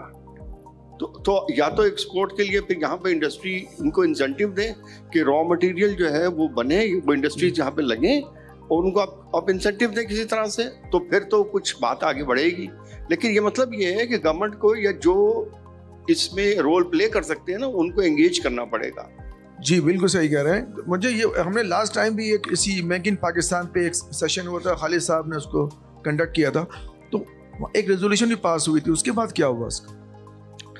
देखिए जो भी हमारे सिम्पोजिया या जो इस किस्म के पैनल डिस्कशंस होते हैं, उसके बाद जो भी इसकी जो हम रिकमेंडेशंस बनाते हैं वो हम अपने रेलेवेंट ऑफिशियल सीनियर ऑफिशियल्स के थ्रू हम एंगेज करते हैं, हुकूमत को एंगेज करते हैं। Ministry of science and technology को हमने एंगेज किया है किसी लेवल पर, इंजीनियरिंग डेवलपमेंट बोर्ड को भी एंगेज किया है किसी लेवल पर, लेकिन हम उनको रिकमेंड कर सकते हैं, फिर उसके बाद उसको परसू करना और उनसे उसको इम्प्लीमेंट करवाना या उस नहज तक लेके जाना, वो एक लंबा सफ़र है। वो हुकूमत ज़रूरी नहीं कि आपकी सारी बातें जो है उससे इत्तफाक करें। मेरा आपसे अगेन एक क्वेश्चन है, वो ये है कि आप अपने बिजनेस के बेसिस पर, जो कि आप लोकली माशाल्लाह आप तो इंपोर्ट एक्सपोर्ट भी कर रहे हैं, कुछ एक्सपोर्ट किए आपने, तो मुझे बताएंगे कि वो जो एक्सपोर्ट करने में जो प्रॉब्लम्स आपके पास सामने आए, आपने फेस किए, लेकिन फिर भी आपने एक्सपोर्ट कर दिया, तो वो कौन से फैक्टर्स थे, क्या थे, जिसमें अगर कोई एक्सपोर्ट ओरिएंटेड कोई फर्म बनती है तो उन्हें क्या मसाइल सामने आ सकते हैं और किस तरह उसको ओवरकम करेंगे? कोई राज की बात तो ना बताइए, कोई मसला नहीं है। All fellow engineers. इससे पहले कि मैं आपका इस सवाल का जवाब दूं, मैं अंसारी साहब की एक दो बात पे अगर मुझे इफ आई में, अंसारी साहब ने बिल्कुल दुरुस्त बात की अबाउट, क्योंकि इनके प्रॉब्लम्स बिल्कुल आइडेंटिकल हैं टू जो हम फेस करते हैं। अब आप बिल्कुल दुरुस्त कह रहे हैं जी, पेट्रनेज फ्रॉम गवर्नमेंट नहीं है टू प्रमोट लोकल इंडस्ट्री। मैं रिसेंटली हमारा कुछ वास्ता पड़ा है इन KSA में, सऊदी अरेबिया में। सऊदी अरेबिया में मेड इन KSA की एक शदीद अहमियत है, जिस तरह मेक इन इंडिया की एक शदीद अहमियत है। तो सऊदी में तो आंखें बंद करके अगर कोई गवर्नमेंट का प्रोजेक्ट होता है या कोई प्रिंसली प्रोजेक्ट होता है, वो डेफिनेटली जाता ही किसी मेड इन KSA प्रोडक्ट को है। और ये this is not just in ये पेपर पे नहीं है, ये प्रैक्टिकल है, ये एक्चुअली होता है। हमारे यहाँ ये चीज़ें काफ़ी सारी पेपर पे हैं, पेपर के अंदर ये सारे रूल्स लिखे हुए होते हैं कि जी ये प्रेफरेंशियल प्राइस ट्रीटमेंट मिलेगी वगैरह, बट ऐसा होता नहीं है। तो एक तो ये डेफिनेट चैलेंज है। दूसरा सर, आपने ड्यूटीज़ का फरमाया, बिल्कुल दुरुस्त बात है कि देखिए डे वन से we will not be importing, we will not be 100% manufacturing locally. कुछ इसका एक CKD या SKD या नॉकडाउन कंपोनेंट ज़रूर इम्पोर्ट होगा जिस पे हम यहाँ वैल्यू ऐड करेंगे।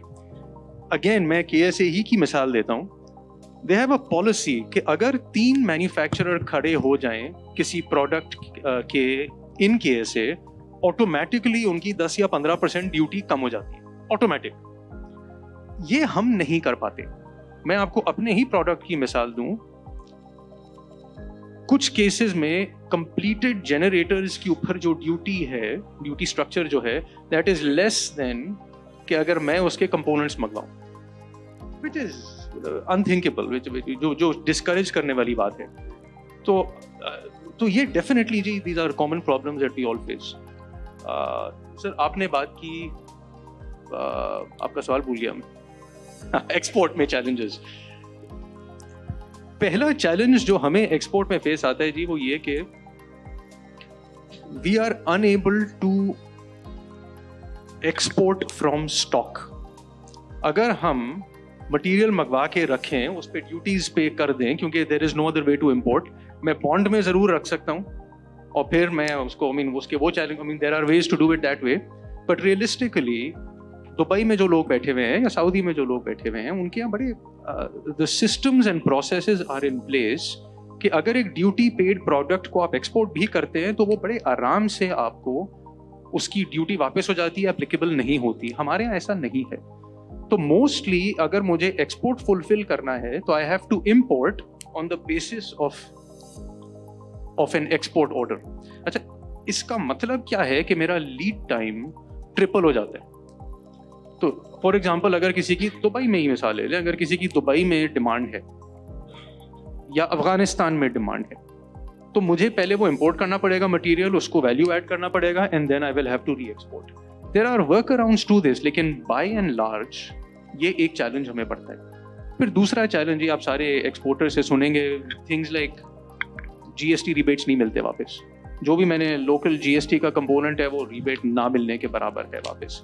तो एक्सपोर्ट के चैलेंजेस हैं जी, and again there is a perception with Pakistani quality and everything, तो एक वो भी चैलेंज है एक्सपोर्ट के हवाले से। तो रिबेट वगैरह आपके केस में एक्सपोर्ट पर पॉलिसी कहती है कि GST, जो भी मैंने GST पे की है लोकली, वो GST मुझे वापस मिल जाती है on any product that I export. वो मिलती है नहीं मिलती है, that is a debatable question. Javed साहब, आपसे जो अगेन जो आपने अपनी स्टोरी सुनाई और आपने जो बताया और जो भी प्रॉब्लम थे, मुझे ये बताइए कि अब हम क्या करें यार। आपकी जो पूरा जर्नी था उसमें वापस हाई जाने के बाद वापस पहुंच गए, हमें क्या काम नहीं करना चाहिए? नहीं, बिल्कुल करना चाहिए, बिल्कुल करना चाहिए। आप अपने सजेशन दें, कोई टिप्स दें, हमें कोई टिप्स ऐसी दे दें कि हमें आगे बढ़ने का मौका मिले बस। हाँ, दूसरों की गलतियों से, अपनी गलतियों से सीखना चाहिए। ये भी मतलब पार्ट ऑफ लर्निंग होता है, बहुत इंपॉर्टेंट होता है। सक्सेस स्टोरीज पे तो सीखना आसान हो जाता है, लेकिन गलतियों का उससे आपको केयरफुल रहना चाहिए। जैसे मैंने आपको बताया, don't put all your eggs into one basket, वो कभी नहीं होना चाहिए। और दूसरे जो एवेन्यूज बिजनेस में आपको मिलते हैं उसको आपको ओपन रखना चाहिए। ये नहीं कि यार छोड़ो इसको रहने दो, ये नहीं करना। अब इसको करने के लिए जो आप बात कर रहे हैं, मतलब जो मैं समझता हूँ, मतलब कहते हैं, मैं फ्रॉम एन एंटरप्रेन्योर मतलब पॉइंट ऑफ व्यू से बात करूँगा कि बिजनेस करने के लिए आपको बिजनेस की नॉलेज आनी भी बहुत ज़रूरी है। तो मतलब जो भी कोई बिजनेस करना चाहता है तो उसको मतलब बिजनेस मैनेजमेंट उसको ज़रूर पढ़नी चाहिए। कुछ शॉर्ट कोर्सेज कर लो, फाइनेंशियल मैनेजमेंट के कुछ शॉर्ट कोर्सेज कर लो, कि these things are very important. उससे ये है कि आपका जो काम है बहुत डिसिप्लिन हो जाता है। आपकी प्रायोरिटीज़ जो हैं, मतलब कहते हैं जैसे आपके पास जैसे फाइनेंशियल प्रायोरिटीज़ जो आपके पास हैं, वो आपको कहाँ इन्वेस्ट करना है, कब करना है, वो काफ़ी चीज़ें डिसिप्लिन हो जाती हैं। तो उससे मिसमैनेजमेंट के चांसेस है ना कम से कम हो जाते हैं। तो ये this is also very important thing. Actually आप ये बताना चाह रहे हैं हमें कि आपकी जो भी एक ग्रोथ हुई और फिर थोड़ा सा वापस रिवर्स बैक किया आपने, तो उसमें जो सबसे बड़ी वजह ये थी कि आपके पास फाइनेंसिस के लिए कोई फाइनेंशियल मैनेजमेंट का कोई पार्ट नहीं था आपके पास जो कि उसको लुक आफ्टर करता। हाँ, मेरे पास मतलब financial management and business management both, मैं दोनों चीज़ों की बात कर रहा हूँ। वो हमारे पास इतनी स्ट्रांग नहीं थी। ठीक है जी, अब आपके पास ऑर्डर्स आ रहे हैं, आप उसको बना रहे हैं, दिए जा रहे हैं, ये सब चीज़ें तो बहुत अच्छी बात है। लेकिन जो आपके ऑर्डर्स आ रहे हैं, जब आपका अच्छा टाइम चल रहा है, तो आपको और भी एवेन्यूज को मतलब एक्सप्लोर करना चाहिए। लेकिन देखिए हमारे यहाँ जो पाकिस्तान की जो सूरत हाल है इस वक्त, उसमें तो ये है कि जो स्मॉल इंडस्ट्री है वहीं से वो ग्रेजुअली बढ़ते हुए आगे बड़ी बनती है। बिल्कुल, वो जो स्मॉल इंडस्ट्री चलाने वाले हैं जो कि बेचारे लोअर मिडिल क्लास के लोग होते हैं, हम इनको देखें, मैं आपको लोअर मिडिल क्लास नहीं कह रहा हूँ वैसे, मतलब इनकी बात मैं बताऊँ आपको, इन्होंने मैनेजमेंट नहीं की हुई, लेकिन फाइनली एक पॉइंट पर पहुंच चुके हैं। तो हमारे यहाँ से तो पॉसिबल नहीं है कि हर कोई पहले मैनेजमेंट नहीं मैनेजमेंट, मैं ये नहीं कह रहा बिजनेस आप MBA करके आए, ये मैं नहीं कह रहा, लेकिन आपको मतलब अगर आप एक स्टेज पे आप आने के बाद जब देखिए जब बिजनेस स्मॉल बिजनेस होता है ना, जब इन चीज़ों की इतनी ज़रूरत नहीं होती, व्हेन इट गोज बिग, तो उस वक्त ये है कि मतलब छोटी सी गलती बहुत बड़ा ब्लंडर करा देती है आपसे। तो ये है, तो उसलिए आपको मतलब ये चीज़ें आनी चाहिए, या आपको मतलब प्रोफेशनल्स हायर करने चाहिए इस टाइप के, जो कि आपके लिए ये काम कर सकते हैं। When you go big, उस वक्त ये करना चाहिए। You can hire services, outsource कर सकते हैं, आप कर लीजिए। अच्छा, एक चीज़ और मैं बताना, अभी नवेश से बात हो रही थी और दूसरे भी कहते हैं मतलब रिगार्डिंग कहते हैं गवर्नमेंट ड्यूटीज एंड स्ट्रक्चर। इसमें एक चीज़ जो है, सबसे बड़ी ड्यूटीज तो चले काफ़ी कम हो गई इलेक्ट्रॉनिक कंपोनेंट, लेकिन जो सेल्स टैक्स है ना, उसने बहुत बुरी तरह मारा हुआ है। चले पार्ट्स कंपोनेंट्स के ऊपर तो होता है, लेकिन अब एक जो नई चीज़ शुरू हो गई, मुझे याद है 2008 में हमने एक SMT लाइन पूरी की पूरी असेंबली लाइन हमने मंगवाई थी। उस वक्त उसमें कोई सेल टैक्स नहीं लगा था, ओनली मेरे ख्याल 5% ड्यूटी थी, समथिंग लाइक दैट, बड़े आराम से आ गई थी, कुछ नहीं होता। अब जो आज अगर मैं इंपोर्ट करने जाऊँ उस चीज़ को, तो शायद ड्यूटी तो उस पर नहीं होगी या उतनी ही होगी, लेकिन सेल टैक्स सबसे बड़ा एक बहुत बड़ा फैक्टर आ जाता है।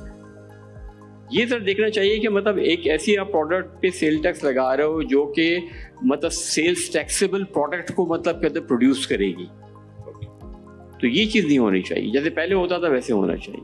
Thank you very much. Doctor साहब, आपसे मेरा क्वेश्चन ये है कि what is your opinion on the challenges of make in Pakistan and how your organisation can help in it? जी, थैंक यू सो मच। अच्छा, बिफोर गोइंग इनटू प्रॉब्लम्स, तो वही बातें बहुत डिस्कस कर रहे हैं, और आपने का क्वेश्चन भी है कि जी सॉल्यूशंस क्या हो सकते हैं, how we can help each other ना।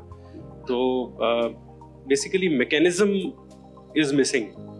हम इंटेंशंस तो हैं, वो मैकेनिज्म नहीं है, और मैकेनिज्म में हमारे वो डॉट्स कनेक्टेड नहीं है कि एक्चुअली पॉलिसी मेकर की अगर हम बात करें, पॉलिसी मेकिंग की, इंजीनियरिंग डेवलपमेंट बोर्ड की बात करें, या टैक्सेशन की बात करें, FBR की बात करें, तो हम इस फोरम पे उनको इनवाइट कर सकते हैं at certain point of time, कि ताकि यहाँ बैठ के एक पॉइंट ऑफ व्यू वो भी आए, अगर पॉलिसी मेकिंग की क्यों दूर हमें जाना हो। तो मेरा ख्याल है कि यहीं पे ओपिनियन सुन भी लिया जाए और सजेस्ट भी कर दिया जाए। तो ये फोरम्स ऐसे बेस्ट मैकेनिज्म है जिसमें इन चीज़ों को कम्युनिकेट होना चाहिए, नंबर 1। नंबर 2 ये कि उस मैकेनिज्म के अंदर रहते हुए ना आपको स्ट्रेंथ एंड वीकनेसेस का आइडिया होना चाहिए, जिसका भी सर ने भी बात की कि मेरी क्या स्ट्रेंथ है, और जो मेरी स्ट्रेंथ है वो मेरी स्ट्रेंथ है, मुझे उसी स्ट्रेंथ को एनहांस करना है। अगर मेरी एक खास इक्विपमेंट में एक चीज़ में स्ट्रेंथ है, तो मुझे उसी को एनहांस करें। जो दूसरे की स्ट्रेंथ है, मुझे उस स्ट्रेंथ पे उस पर रिलाय करना है। हम क्या करते हैं कि हम ये कहते हैं कि सब कुछ मैं ही ले लूँ, ऐसा नहीं होता मेरा ख्याल है। मतलब ऐसे जनरल बात कर रहा हूँ, मतलब कोई इंडिविजुअल बात नहीं, लेकिन कहने का मतलब ये है कि जब तक हम रियलाइज नहीं करेंगे, एज अ टीम काम नहीं होगी ना। जो टीम में हर बंदे की अपनी डिफरेंट स्किल सेट है और उसके साथ वो कंट्रीब्यूट कर रहा है, तो इम्पैक्ट तभी आएगा। तो वरना इम्पैक्ट ऐसे नहीं होगा कि चैलेंजेस की तो हम हमेशा बात करते रहेंगे, बड़े बड़े सीधे लिख दिए जाएंगे चैलेंजेस पे। चैलेंजेस हैं, लेकिन अब अगर सोशल मीडिया की आजकल के दौर में बात करें, तो सोशल मीडिया पे कोई एक्ट होता है, कोई न्यूज़ होती है, तो सोशल मीडिया को यूज़ करते हुए वो सबको पता चल जाती है। ऐसा ही है अब आजकल, तो वो कोई कम्युनिकेशन का कोई इशू नहीं है।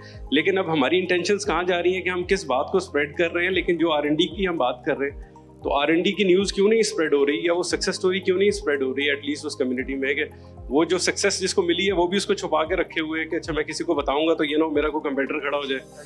दूसरा किसी को चैलेंज आ रहा है तो वो इसलिए नहीं बता रहा कि मैं चैलेंज बताऊंगा तो लोगों को पता चलेगा मेरी वीकनेस है कि मेरा ये चैलेंज है। जब तक हम उस कल्चर को बिल्ड नहीं करेंगे ना, उस वक्त तक चीज़ें ठीक नहीं होंगी। जैसे हम वेट लूज करने की बात करते हैं कि हम कॉन्शियस है, हेल्थ कॉन्शियस है, या हम शुगर है किसी को खुदा ना खासा तो why are not we R&D conscious?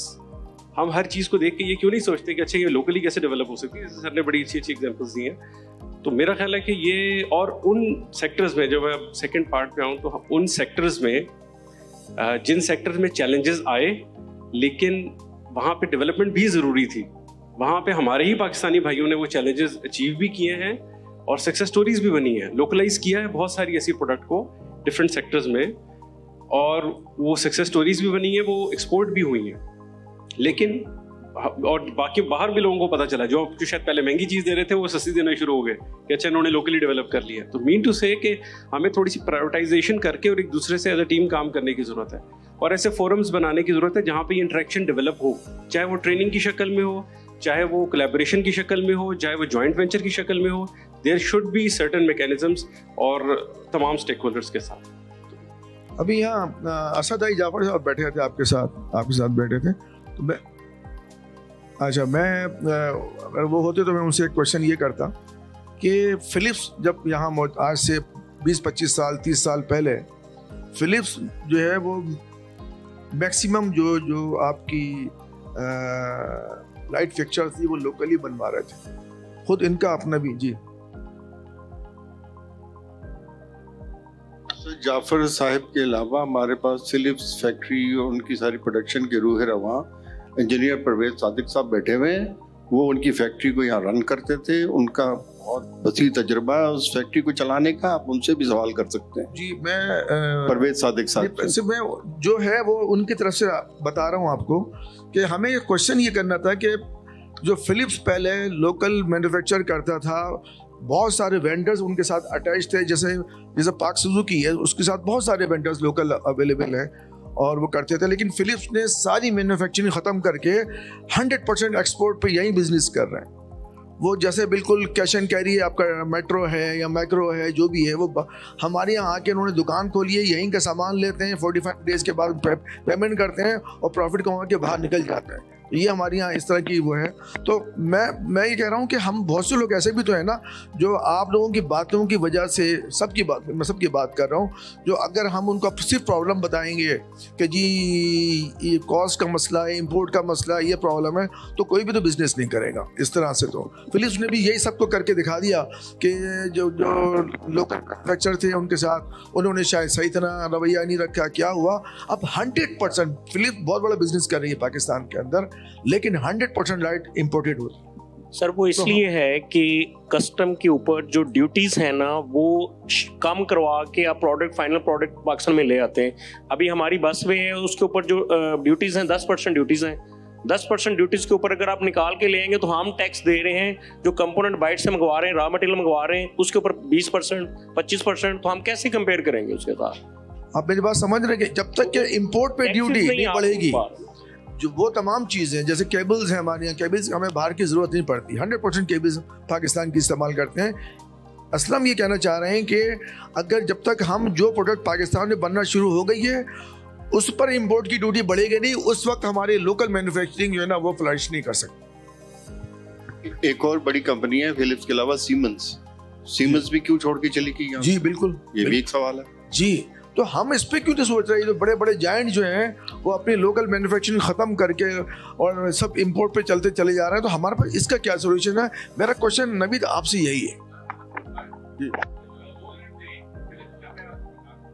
बस मैं आखिरी 3-4 क्वेश्चन, मेरे पास टाइम है अभी 20 मिनट है, खालिद साहब से या परवेज सादिक साहब से भी और आपसे भी मैं बात करूँगा।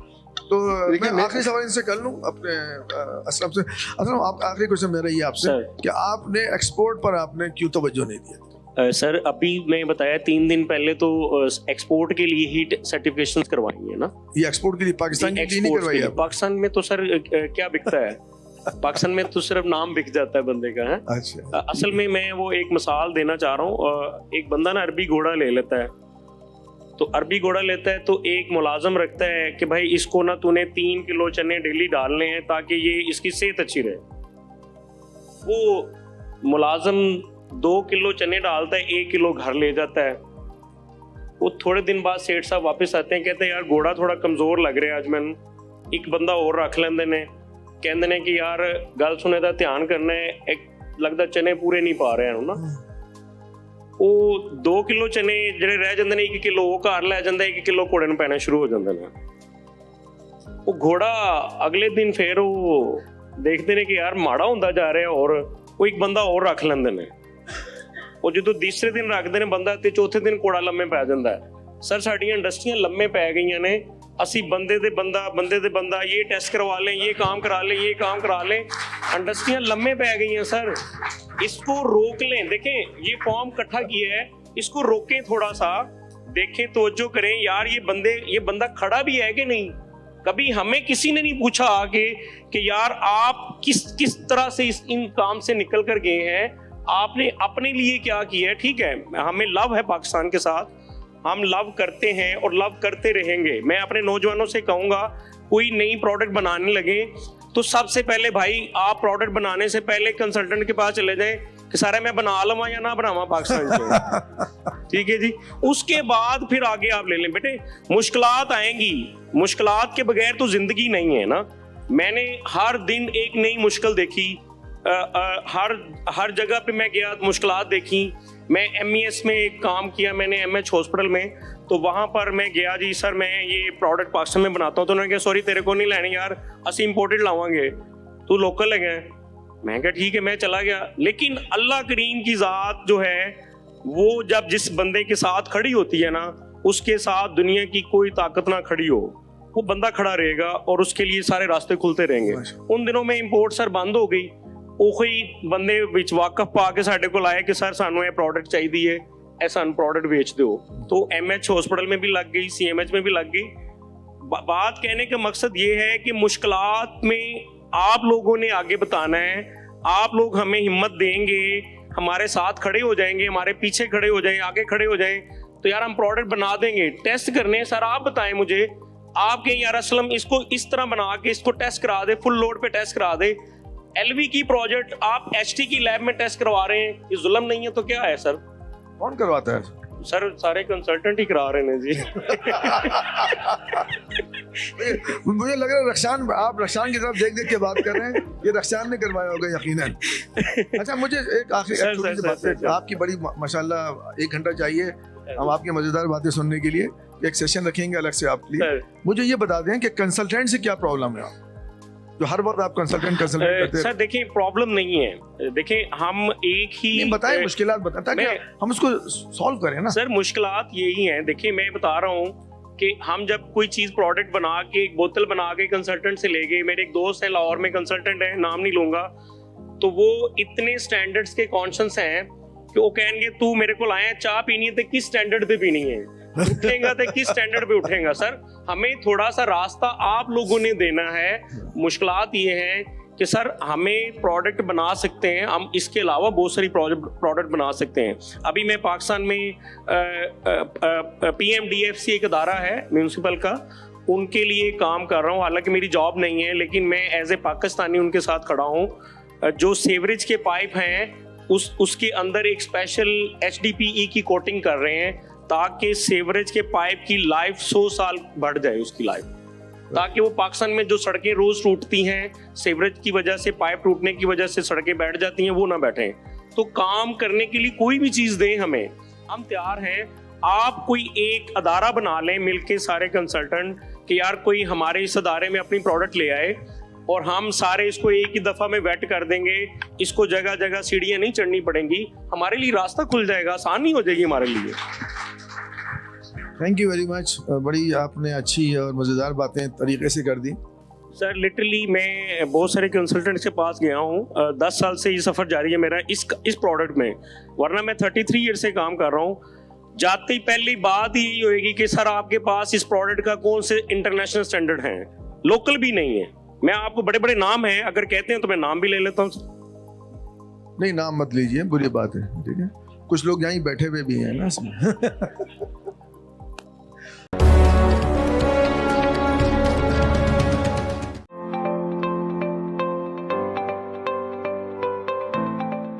पाईमेक 2025 अपने ज़ोरों शोर से जारी है यहाँ एक्सपो सेंटर कराची में, और इस वक्त मैं मौजूद हूँ हमारी मुल्क की इंतहाई अहम organisation NLC, National Logistic Cell को कौन नहीं जानता। पाकिस्तान की बिजनेस में, पाकिस्तान की तरक्की में ये इदारा बहुत जाफिशानी के साथ इम्पॉर्टेंट रोल प्ले कर रहा है। इस वक्त मेरे साथ गुफ्तगू के लिए मौजूद है mister Farooq Hasan, senior manager TIR NLC। अस्सलाम वालेकुम फ़ारूक साहब। वालेकुम सलाम।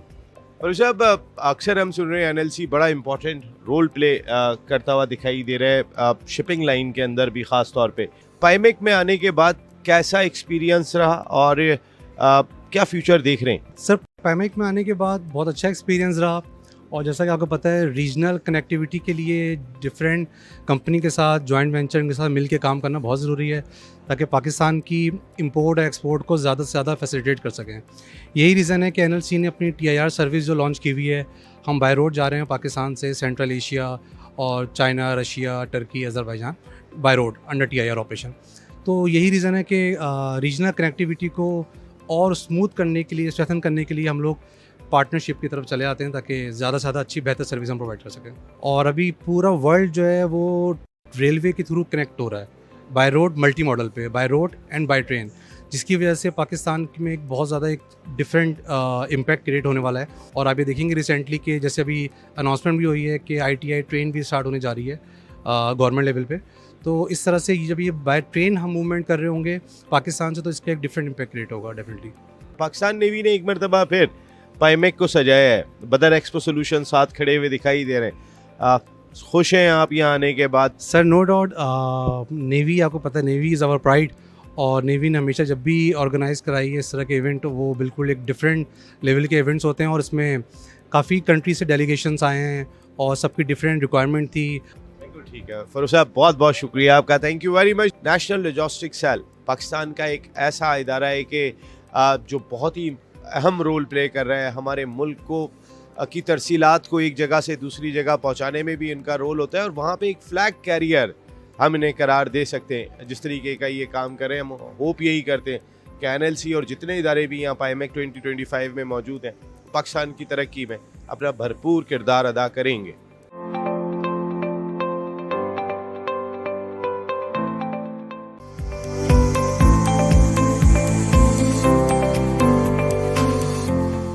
पाईमेक 2025 इस वक्त हम मौजूद हैं स्टिंग्री टैग के स्टॉल के ऊपर। कैसा रहा आपका एक्सपीरियंस पाईमेक सेकंड एडिशन के अंदर? जिस तरीके का फुटफॉल रहा, इंटरनेशनल 44 कंट्रीज़ यहाँ पर हैं। जी थैंक यू जी, बहुत शुक्रिया जी आपका। तो माशाल्लाह बड़ा अच्छा एक्सपीरियंस रहा, और जैसे हमारी प्राइवेट कंपनी है स्टिंग्री टैग, उसको एक अच्छा एक्सपोजर मिलता है इस तरह के फोरम्स के ऊपर, और हम अपनी प्रोडक्ट को डिस्प्ले करते हैं, इंटरनेशनल डेलीगेशन आते हैं, इससे हमारी प्रोडक्ट भी यानी उनकी भी वैल्यू बढ़ती है, उनकी भी पजीराई मिलती है, और बहुत सी अच्छी बात यह कि ऑर्डर्स भी आते हैं, जिससे हमारी इकोनॉमी में भी फ़ायदा होता है इंशाल्लाह। पाकिस्तान की सबसे पहली जो हमारी डेवलप करदा रिमोट कंट्रोल वेपन स्टेशन है, बेसिकली ये एक एंटी एयरक्राफ्ट गन है, इसको हम एंटी ड्रोन गन भी कहते हैं। ये ड्रोन को तकरीबन 6 किलोमीटर दूर से डिटेक्ट करके और उसको न्यूट्रलाइज़ करने की सलाहियत रखती है। मिलिट्री के लिहाज से और नेवी के लिहाज से, ख़ासतौर पर नेवल प्लेटफॉर्म के लिहाज से बहुत अच्छी प्रोडक्ट डेवलप्स किए हैं, जिसके अंदर हमारा अपना फायर कंट्रोल सोल्यूशन है जो हमारी सबमरीन्स के अंदर लगता है, शिप्स के अंदर लगता है, नेवल कॉम्बैट मैनेजमेंट सिस्टम है। फिर कुछ हम जो है ना अनमैन्ड व्हीकल्स के ऊपर भी काम कर रहे हैं, हम ड्रोन्स भी बना रहे हैं जो कि वेपन्स को लेके जा सकता है। ड्रोन जो हथियार लेकर जाता है, जो असला लेके जा सकता है, वो थोड़ा हमें डिफ़ाइन कीजिएगा। ये ड्रोन है हमारा, ये आप देख सकते हैं इधर लगा हुआ है, ये देखें जी, ये अभी 20 किलो का इसके ऊपर पेलोड हम लगा सकते हैं, इसको हम फ्यूचर में इसको एक्सटेंड भी कर सकते हैं। इसके ऊपर आप एमुनिशन मल्टीपल टाइप्स के जो है ना ये कैरी करके और दुश्मन की हदूद में जाके जो है ना उसके ऊपर गिरा सकता है। तो और रिमोट कंट्रोल है, बंदे की ज़रूरत नहीं है, दूर से जाके इसको लेके जाएगा और गिरा के वापस आ जाएगा। ये तकरीबन जो है ना 1 घंटे के अंदर 30 किलोमीटर तक जाके वापस आ सकता है इंशाल्लाह। 1 किलोमीटर इन अ मिनट? जी बिल्कुल है, क्योंकि अपना इंडिजिनस डेवलप सिस्टम है, तो जो रिक्वायरमेंट हमें कोई भी कंपनी देगी, कोई भी नेवी देती है, आर्मी देती है, तो हम इसकी हमारे हाथ में, हम स्पीड को भी बढ़ा सकते हैं, पेलोड को भी बढ़ा सकते हैं। तो अब तो यानी यूज़र रिक्वायरमेंट है, जैसे आप बोलेंगे उतनी बढ़ जाएगी, मसला नहीं हमें। पाईमेक 2025 का मकसद बिजनेस है। आप कोई सजेशन देना चाहते हैं कि south Asian countries, central Asian countries, वहाँ पे अपनी इस तिजारत को बढ़ाने के लिए क्या कुछ इक़दामात हम और कर सकते हैं और क्या कुछ इंफ्रास्ट्रक्चर आपको दरकार होगा? ट्रेन सर्विस होती है और बहुत सारी चीज़ें। बस इसमें यह है कि हम गवर्नमेंट से एक रिक्वेस्ट करेंगे कि जिस तरह की हमारी प्राइवेट कंपनीज हैं और जो अच्छी प्रोडक्ट्स पे काम कर रही हैं, इनको प्रमोट करें, इनको फैसिलिटेट करें और जो हमारी जो एक्सपोर्ट्स के अंदर हमारी हेल्प करें, ताकि हम बाहर की दुनिया में भी जाके हम चीज़ों को यानी उनको प्रेजेंट कर सकें, इनको बेच सकें, ताकि जो है ना कीमती ज़र मुबादला और जो है हमारे मुल्क के अंदर हम लेकर आ सकें। तो उससे हमारे मुल्क की तरक्की में इंशाल्लाह बड़ा फ़ायदा होगा। Thank you very much Farhan साहब, आपका बहुत बहुत शुक्रिया। तो फिर ये सब हमारी अपनी प्रोडक्ट्स हैं, पाकिस्तान की प्रोडक्ट्स हैं और हम वो कुछ बना रहे हैं कि जो सारी दुनिया को दिखाने के काबिल है और जो इनकी मसाइल हैं, अगर सरकारी सतह के ऊपर जो भी ज़रूरत दिखाई देती है उसको फौरी तौर पे दूर करना चाहिए, ताकि हमारी ये कंपनीज, ये इदारे और बेहतर अंदाज से काम कर सकें।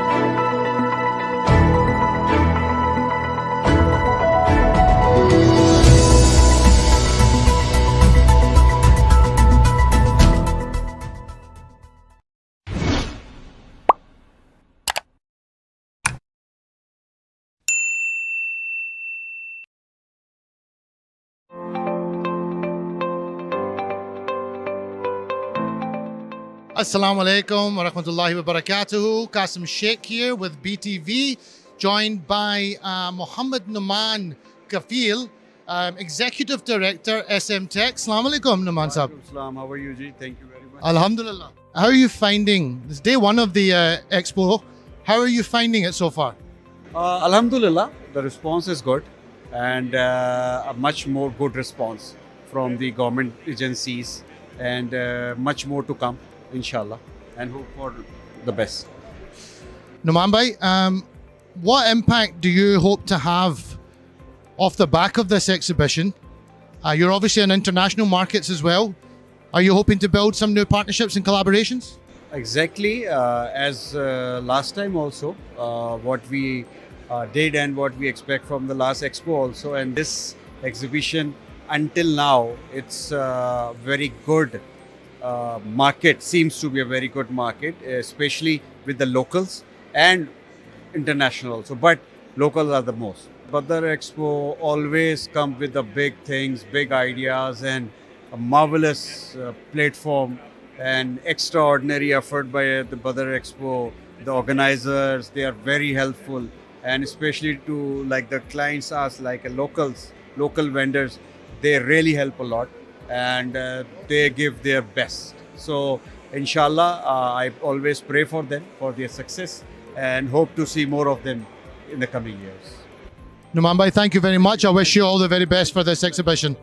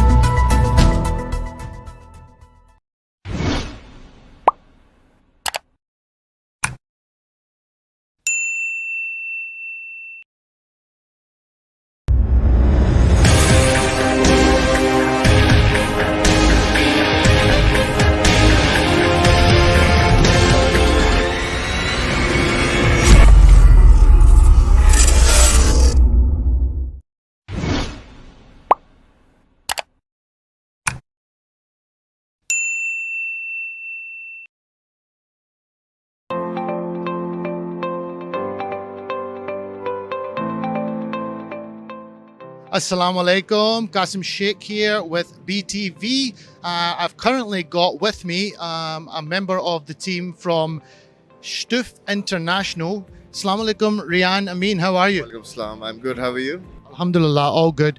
Rian, can you please start by telling me a little bit more about Stuf International, please? Of course.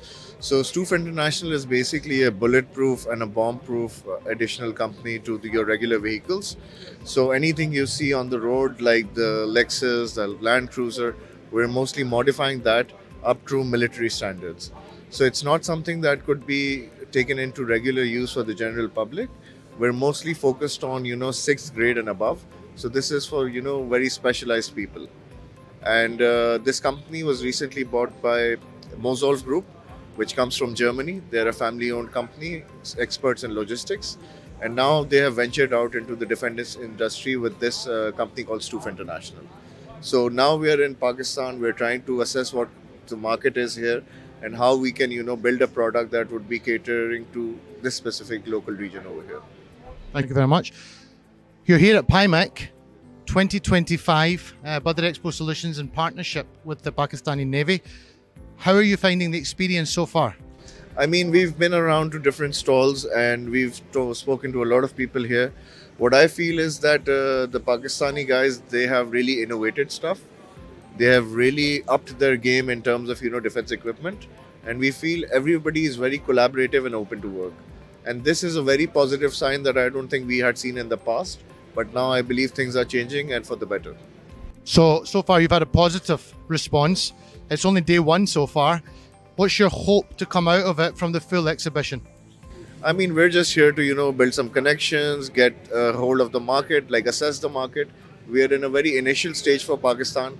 We don't plan to step in completely. We're just assessing the market right now. But so far it's been positive. So let's hope for the best. Thank you very much for your time, Rian. I wish you all the best at the exhibition. Thank you.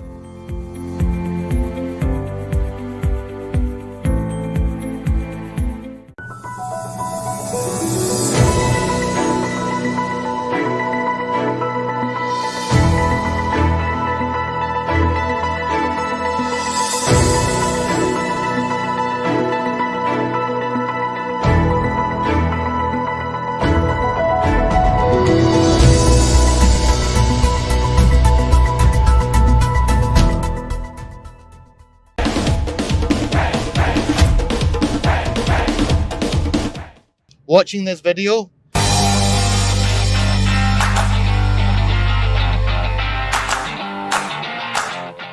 PTPL, PTPL, PTPL, PTPL.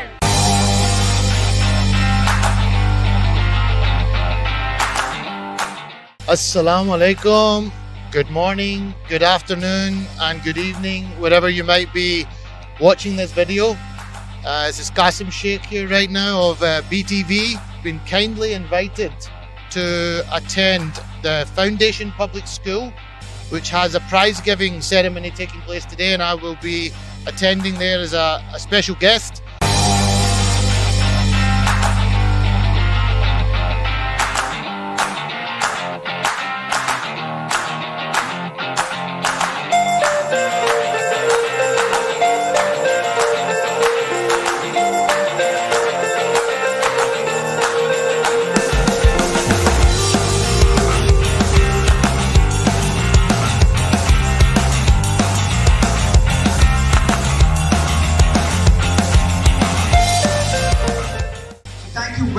Outstanding performance, and I would like to request Mr. Naseem Rajput along with Sir, please come forward and give our prizes.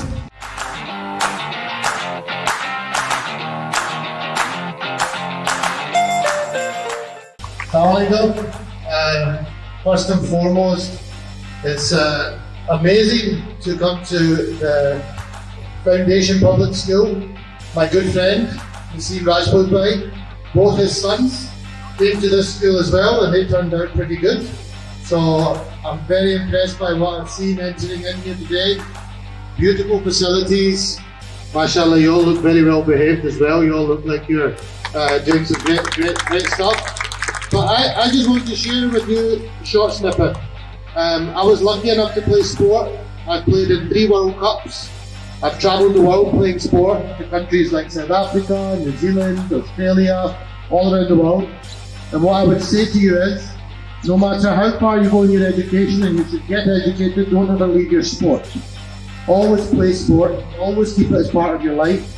Education is so important, equally so is sport. And the power of sport can take you very, very far.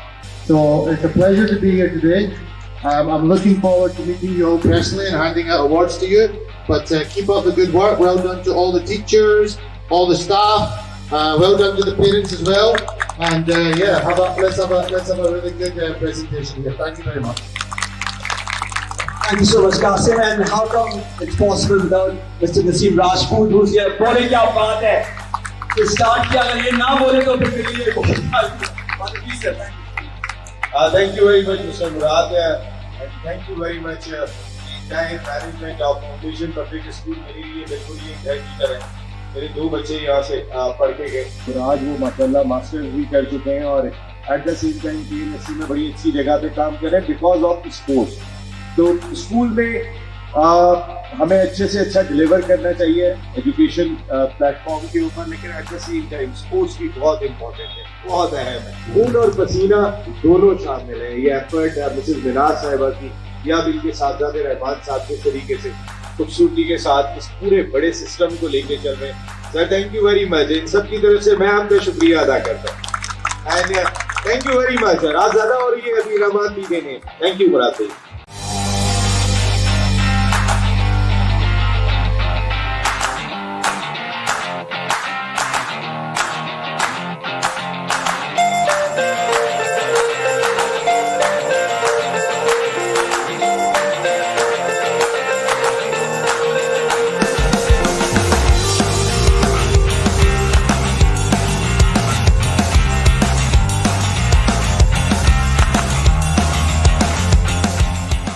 Pakistan T ball premiere league जो खेली जानी है 16 to 31 दिसंबर, सबको उसका इंतजार है. Tape ball cricket तो इन बच्चियों ने भी बहुत ज्यादा खेली हुई है. जब मैंने इनसे पूछा, वैसे मैं और पूछ लेता हूँ. अस्सलाम वालेकुम. बेटा टेप बॉल क्रिकेट तो खेली है ना? कोर्स खेली है बिल्कुल. और अभी भी खेलती हैं? जी बिल्कुल, हर स्पोर्ट्स फील्ड में खेलती हूँ. तो Pakistan tape ball premiere league आ रही है, तैयार हैं देखने के लिए? आ रही हैं इंशाल्लाह जरूर.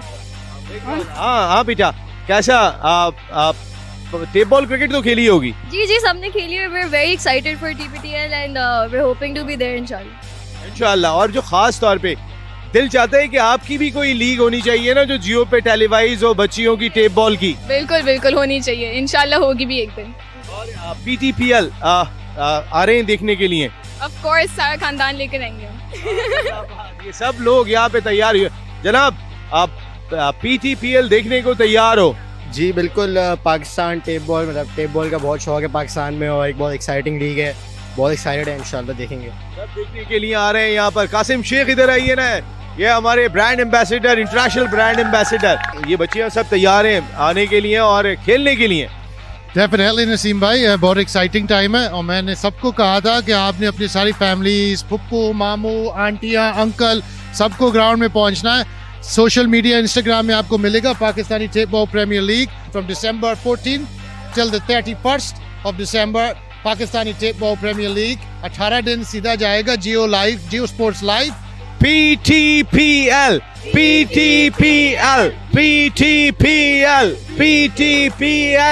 पाकिस्तान जिंदाबाद. थैंक यू वेरी मच बेटा.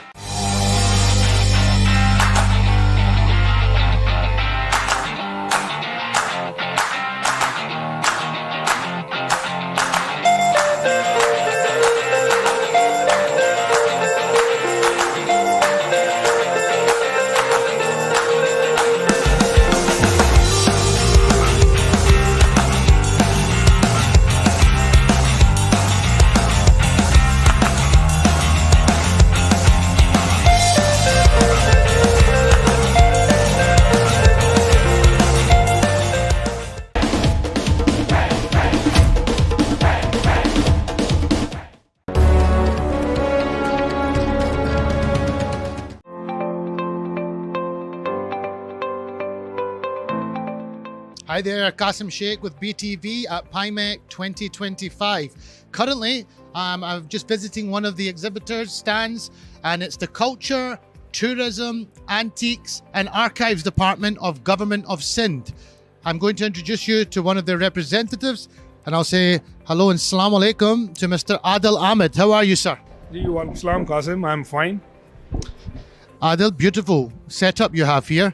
Can you start by telling me a little bit about the work that you're doing and how you're finding the exhibition so far as well? Qasim, we are here to present Culture and Tourism Department, Government of Sindh, and we've installed 5 different artisans and craftsmanship stalls, small stalls, which you can witness here. And beside it, we have 3 stalls representing Tourism Department, which is highlighting the beauty of Sindh and asking people to explore this beautiful Sindh. PIMEC 2025. Is this your first time here or is this your second time here? This is our second time here in PIMEC. PIMEC 2025, the second edition, as you know. And we are here and we are pitching 4 projects here for foreign investors and tourism department. One at the Hawke's Bay, second one is at the Tharparkar, a very beautiful region. And third one is near the sea. The fourth one is at Sakha. So we are expecting a good results. So the fact that you've come back second time round, does that mean that Badar Expo Solutions are doing a good job and you're happy with what you're experiencing here? Although exactly Badar is doing a great job, as you can witness it. Badar have decorated a whole of this expo like New Year Eve. Adil, it's been lovely to talk to you. I wish you all the very best for the rest of PIMEC, and hopefully we will talk again soon, maybe next year. Yes, hopefully we will talk again, Qasim, next year. Thank you, Badar Expo, for organizing such a beautiful event. Thank you very much.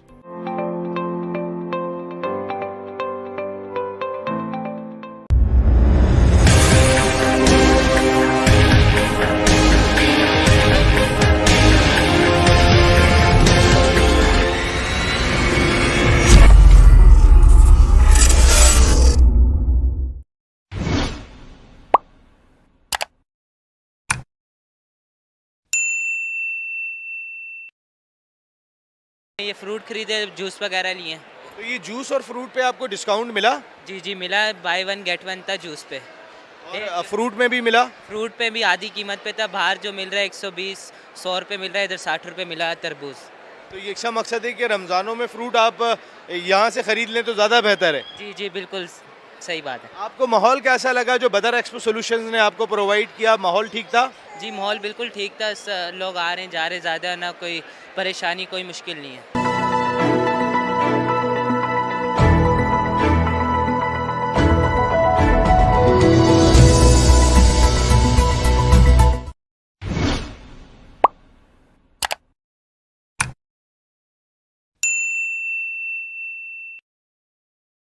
अच्छा लगा, काफ़ी जो है फ़र्क है चीज़ों में, जो अपनी चीज़ें परचेज़ की हैं, तो अच्छा है कि इनिशिएटिव लिया है, अच्छी चीज़ है होना तो इस तरीके के एक्सपो जो लगी।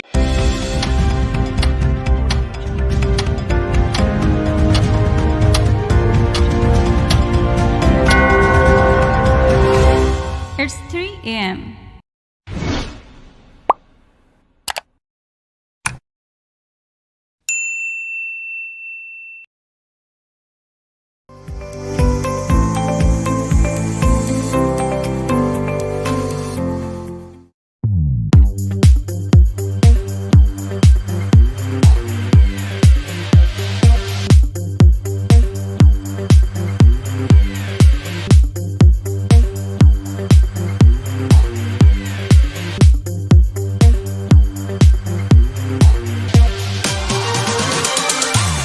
अस्सलाम वालेकुम। एक्सपो सेंटर कराची से Naseem Rajput पाइमेक Pakistan international maritime expo and conference 2025 के शो के साथ आपसे मुखातिब है। पाइमेक हमारे मुल्क का इंतहाई अहम इवेंट के जिसका ये सेकंड सीज़न है और शानदार अंदाज से तरक्की करता हुआ दिखाई दिया जब हमने देखा कि 44 से ज़्यादा ममालिक के स्टॉल्स यहाँ पर हैं। इसके अलावा 165 से ज़्यादा इंटरनेशनल डेलीगेट्स ने यहाँ पर आके हिस्सा लिया। बिज़नेस के लिहाज से, तरक्की के लिहाज से एक नया संग मील जिसमें ministry of maritime affairs Pakistan navy और बदर एक्सपो सॉल्यूशंस हमारे मुल्क की लीडिंग इवेंट ऑर्गेनाइजेशन साथ खड़े हुए दिखाई दिए, लेकिन जितने शानदार अंदाज से इस इवेंट को मुनक्किद किया गया वो हम आपको ज़रूर दिखाएंगे, ताकि हमारी सारी दुनिया से जो लोग आ रहे हैं उनको एक ज़बरदस्त पैगाम जाए, एक ऐसा पैगाम जाए कि उन्होंने किसी एक बड़े इवेंट में आके पार्टिसिपेट किया है। पाकिस्तान नेवी और जो लोग भी शानदार अंदाज से काम करते हुए दिखाई दे रहे हैं, हैट्स ऑफ टू देम। क्या कुछ हुआ इस इवेंट में, आइए आपको दिखाते हैं।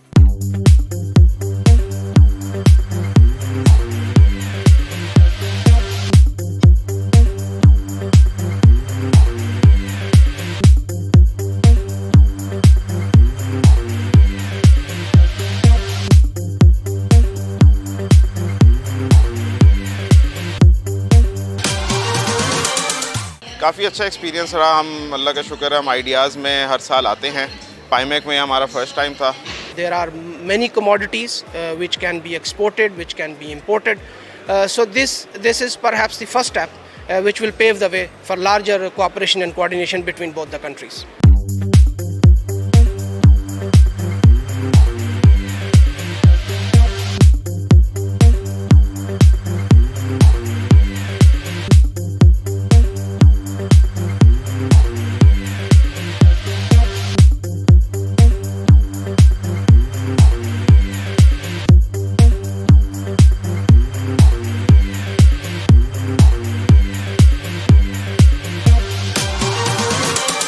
कुछ स्टार प्रोजेक्ट्स जो हम लेकर आए हैं इधर पाइमेक के ऊपर, जिसको मकामी तौर पर भी और बैन अवी तौर पर भी बहुत ज़्यादा पजीराई मिली। पाकिस्तान नेवी की 4 डायमेंशंस को यहाँ पे शो किया गया है कि पाकिस्तान नेवी सी पर, under the water, then on the land and in air हम ऑपरेट करते हैं।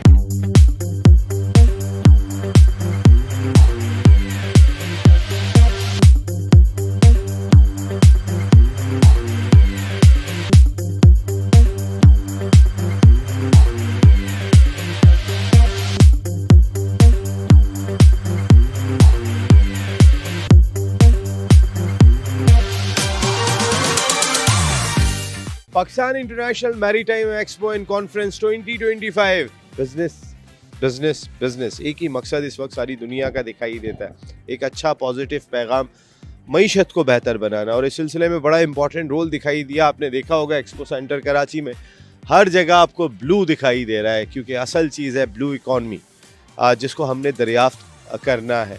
Ministry of maritime affairs, Pakistan navy और उनके साथ बदर एक्सपो सॉल्यूशन साथ साथ खड़े हुए दिखाई दिए। सबका एक ही मकसद था, सबका एक ही मोटिव था, पाकिस्तान की तरक्की में अपना किरदार अदा करना है। क्या कुछ बिज़नेस हुआ, क्या कुछ हमारे मुल्क को हासिल हुआ, इसकी डिटेल तो आपको आती रहेगी, लेकिन पाइमेक आज ख़त्म हो गया, इसकी तैयारियां जारी थी। 3rd एडिशन में एक मरतबा फिर नसीम राजपूत अपनी पूरी प्रोडक्शन टीम के साथ आपके साथ मौजूद होगा इंशाअल्लाह। और इंशाअल्लाह हम इस तवक्को, इस उम्मीद के साथ अपने इस प्रोग्राम का इख्तिताम कर रहे हैं कि जब दोबारा हम मिलेंगे तो इंशाअल्लाह पाइमेक का जो ऑलरेडी 44 मुल्क है, 144 मुल्क यहाँ पे खड़े होंगे और पाकिस्तान जिंदाबाद का नारा हर जानिब लग रहा होगा। अल्लाह ने के बाद।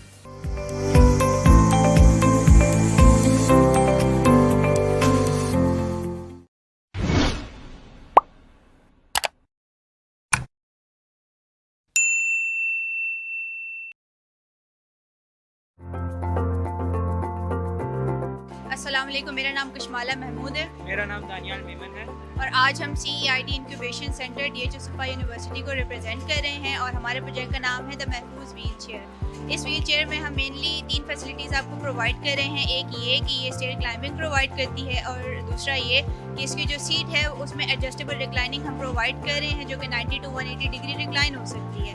और तीसरा ये कि करंटली अभी 120 kg का बॉडी वेट ये हमारी व्हील चेयर जो है ये सपोर्ट कर पा रही है। और इसमें मैं शुक्रिया अदा करना चाहूँगी हमारी HEC सिंध का और FPCCI का, जिन्होंने हमें एक बेहतरीन प्लेटफॉर्म प्रोवाइड किया है और एक अपॉर्चुनिटी प्रोवाइड की है इस एग्जीबिशन के थ्रू, कि हम ना सिर्फ अपना प्रोजेक्ट शोकेस कर सकें बल्कि हम अपने पोटेंशियल इन्वेस्टर्स के साथ मिल सकें। और एक डाइवर्स माहौल हमें यहाँ पे प्रोवाइड किया गया है कि हम अपने प्रोजेक्ट को कैसे बेहतर मज़ीद कर सकें, और हमें बहुत सारे कमेंट्स और डेटा भी मिला है कि हम कैसे अपने प्रोजेक्ट पर मज़ीद काम कर सकते हैं। सो बहुत शुक्रिया GC सिंध और FBCCI।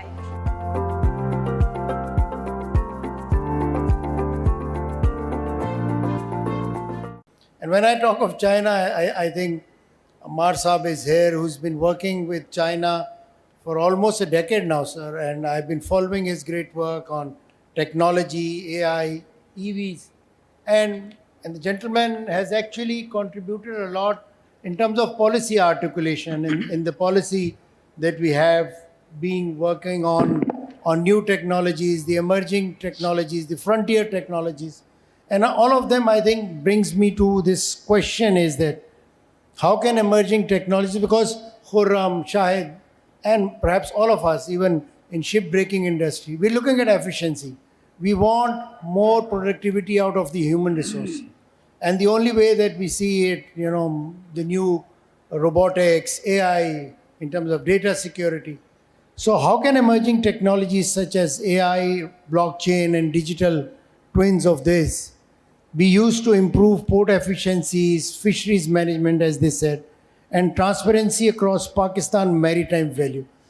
When I was doing my research, sir, for technology and for the entire maritime sector, the biggest challenge that I had for this seminar even was data. I mean, the data was so skewed that, from 2.5 trillion to 25 trillion, the data would jump almost in one script. So I think I would like to know from you, and I would also like, for my own personal reason, like to know, what are you doing with China in terms of the blue economy and the AI and the robotics things? Thank you much. Firstly, I'd like to congratulate the chief guest for organizing such an amazing conference. I'm coming to Karachi for the last 2 decades, and I never seen this like this. And my great hopes are from here. What I'm doing with China, the bottom line is that they have selected me as one of their team members out of 25 team members from the entire world. And there are 13 Nobel laureates into that. And I'm working with them on AI, artificial intelligence. I think after 2 days, I'm going to China again. I would like to respond to your question about data, importance of data. And this is very important. People take AI as a technology. It's not a technology. It's the enabler.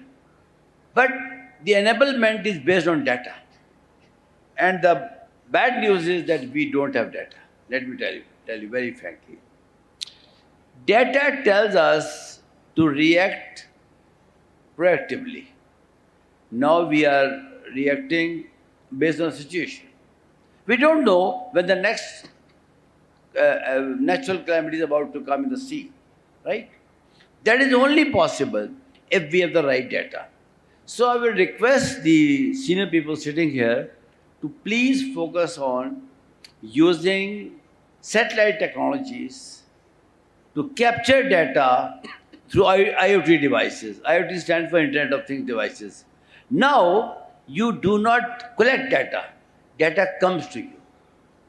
Now it matters how do you orchestrate it, how do you present it to the right organizations. And I offer my services as a volunteer, right? And this is very important. If we are not part of solution, we are part of problem. Urdu में एक शेर है कि इधर उधर की बात ना कर, ये बता काफिला क्यों लौटा, मुझे रहजनों से गर्ज नहीं, तेरी रहबरी का सवाल है. और ये शेर हम सब के लिए यहाँ बैठे हैं. The very important question is that investors are sitting here, foreign countries are sitting here. Why they would invest in Pakistan when they'll feel that we are not working together? You allowed me to talk candidly, and I'll talk candidly here. I served for 40 years in the federal government. I served as a grade 17 officer in Nadra. I was the first grade 17 officer in my 20s, and I was posted to Nadra. I served in a number of organizations, and I finally retired from FIE as Additional Director General. The airport systems, definitely I started as scratch. There's cyber wing there. But that is my past. I now want to see the future. I don't know anybody sitting here who would be interested in my past. What I intend to do now is the future of Pakistan. I was born here, it's my responsibility, right? So this is very important unless we will not understand the emerging technologies. There are 10 emerging technologies. I can speak 10 hours on each emerging technology. But in 1 minute, I will tell you, unless we will not understand the emerging technologies, we are going nowhere. Because the quantum computing is coming very soon. The technical people sitting here, and we do not even discuss quantum computing. It's going to disrupt everything what we are doing right now. I'm telling it to everybody sitting here, please try to understand. We understood quantum physics, but we need to understand quantum computing now, because the basis of data collection, its articulation, its understanding, its dissemination to the right person, to the right organization will become very easy after 1 year in quantum computing. But the infrastructure right now which I see, be it physical infrastructure, be it data centers, be it cloud computing, I don't think it's going to work with the present level of understanding. So since you have taken your mic, so I'll like to stop here. I have been moderating. Yeah, I understand, sir. And like any great entrepreneur or businessman, you have also skipped the answer on what you're doing with China. Okay, yeah, fine, so fine. I will still come back to you on that question. Just in 30 seconds. With China, I'm working for the last 25 years. When I was working for the government, I was communicating with them on CPAC. The project CPAC was conceived, designed, everything was done under a process. And I was part of that process back in early 90s, and even I am today. I think CPAC is the biggest opportunity ever came to Pakistan. It's part of BRI, and I think the shortest route, the only consideration is security there, and they are very much sensitive about it. Chinese are very sensitive about it, and they should be. They said it is a red line. If you kill our one person, I said, I don't kill. The people who are killing you are killing us also. I'll be very frank with you. So I think it's a matter of great concern, and I will strongly recommend that the policies should be continued. Once I see the zones on CPAC, so due to some policy shift, all of you sitting here knows it's no more there now. Either it is delayed, it's a very dangerous delay. We are doing it at a very, very high cost. The CPAC is coming from Khajrab, from Udmachi to Gwadar, and this is a road. On both sides of the road, again you have taken the mic. I'll have to be careful, right? So on both sides of the road, we should establish technology centers, which I call CIT. So all people sitting here, I am here, can contact me, and I can help you without zero investment by establishing Center of Information Technology, because it has no more era of infrastructures. The infrastructure era is gone. It is the era of infrastructures. We should need to build infrastructure on both sides of CPAC. It will make us secure also, and it will improve us economically also. Thank you. I think, thank you very much, sir. And I believe we have the Chief of Staff here from the Navy. Navy is building a maritime science and technology park. And I think your contribution would be of great value to them, because we want, as you said, we want to have, these science and technology parks, maritime sector, mushrooming across the coastline. And I think very rightly pointed out, I was last year or a year back, I was in China, and instantly my hotel was right in front of the building which had deep sea. So at night there was a lot of shouting there, and I asked one of the Chinese colleagues what is happening. They said there's some revolution that they have introduced. And by say 2 hours, the markets in US crash. So that's what China is doing, and I think this is a great way that we can work with them. And I think Karachi Shipyard and Engineering Works, they have great experience, Kamar Wakar, on working with the Chinese, and of course, you're looking at more sustainability and perhaps expansion to Gwadar. So my question to you, sir, is that how is KSEW positioning itself to extend from defense-centric operation to a dual-use industrial model supporting Pakistan's commercial shipbuilding, repair and offshore energy sector? Because, sustainability of state-owned enterprises becoming a challenge. We need to look at models where we can self-finance and perhaps look at expansion of shipyards. So, sir.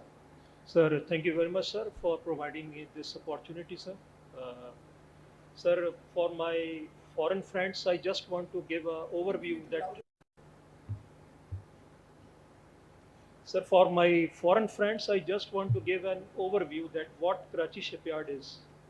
Sir, Karachi Shipyard was established in 1956, and it was a project of Pakistan Industrial Development Corporation, and it is the only heavy industry which caters the needs of the country for shipbuilding,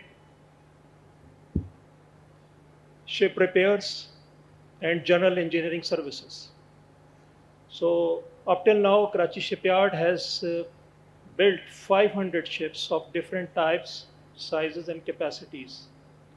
And it has repaired around 5,000 ships having number of foreign flag carriers. So, sir, now coming towards your question, sir. You are very right that Karachi Shipyard has focused on the defense projects, and the Karachi Shipyard is the only organization which is catering the defense maritime needs of Pakistan. And our strategy is, but at the same time, we are expanding our capacity, our infrastructure, our manpower, just to focus on the commercial and other projects. Sir, the example of the commercial project is we have recently signed a contract with Pakistan National Shipping Corporation for constructing 1100 TEUs container ship. So it's a great achievement, and it happened after decades. And if you focus on the name of Karachi Shipyard, it is Karachi Shipyard and Engineering Works. So half of the business we can get from the engineering works. So for engineering works, many people must have know that we have built the Sakhar barrage gates. We have built and installed the Sakhar barrage gates, and one of the gate which was washed out during the floods, it was done in a record time of 3 months. It was fabricated and then installed.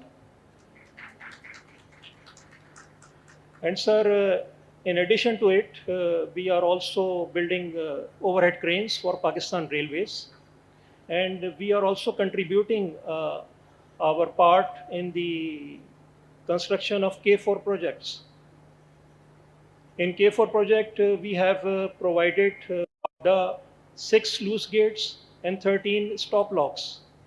So we have our contribution in this big national project. So, sir, we understand the need of this shipyard technology, and we are focusing it just to get the defense projects and to focus on the commercial and general engineering projects also. So there is also a good news that we have recently signed a contract with our brotherly nation for repair of their fleet tanker. So it is happening first time that apart from Pakistan Navy, we are bringing a ship to Karachi for repair of our brotherly nation, sir. So we are not just focusing the military projects. We have a focus also on the general engineering projects. Brilliant, sir. And I would do some free marketing for them. So for my friends coming from Middle East and Africa, if you're building football stadiums, they can build light towers for you. If you're building bridges across rivers and oceans, I think they can provide you the right kind of structure. And even if you're building dams and mega structure around water, I think they also have the capacity. It's just about building capacity, working together. So any investor here, He's available after this, and perhaps you can contact him for any order that they want to place. Thank you. So, Dr. Nusrat, I'm glad that you are at the end, and the reason for that is that, almost all of them, I'm not sure whether it's a cliche or it's very fashionable to talk about ESG and, sustainability, because everyone, for any good reason, except for Donald Trump, I guess, everyone speaks about sustainability and perhaps working on a model which can also work on CSR, like the industries that we have. So my question to you is that how can Pakistan design a blue economy model? Because we keep talking about this policy. We're very good in making policy. It's the implementation part which is the challenge. So how can we make a model that drives growth without deepening ecological stress on its coasts and fisheries? Assalamu alaikum ji, this is Dr. Nusrat Khan. This fraternity is not new at all for me. I born with these all oceans, and I'm the former Director General for National Institute of Oceanography. And thereafter, I joined World Bank as a consultant of Blue Economy. And then I have my own consultancy firm in the name of BlueNet.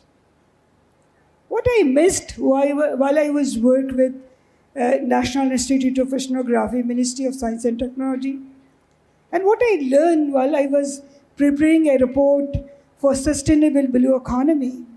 My task was sustainable fishing and coastal tourism for sustainability. And very interestingly, now I developed my own consultancy, learning the missing and the opportunities while working with the World Bank in the name of BlueNet. And you said there's sustainability, and if you look at the definition of blue economy, what is the difference between normal economy and blue economy? It's just a one word, it's sustainability. If you're doing business, sustainability of ocean, sustainability of the planet, and sustainability of the businesses. This is all about blue economy. So what was missing is discuss among us with everybody during the PAMEC, during the conferences. I think we must discuss about how to resolve these businesses, especially the blue economy, what we learn.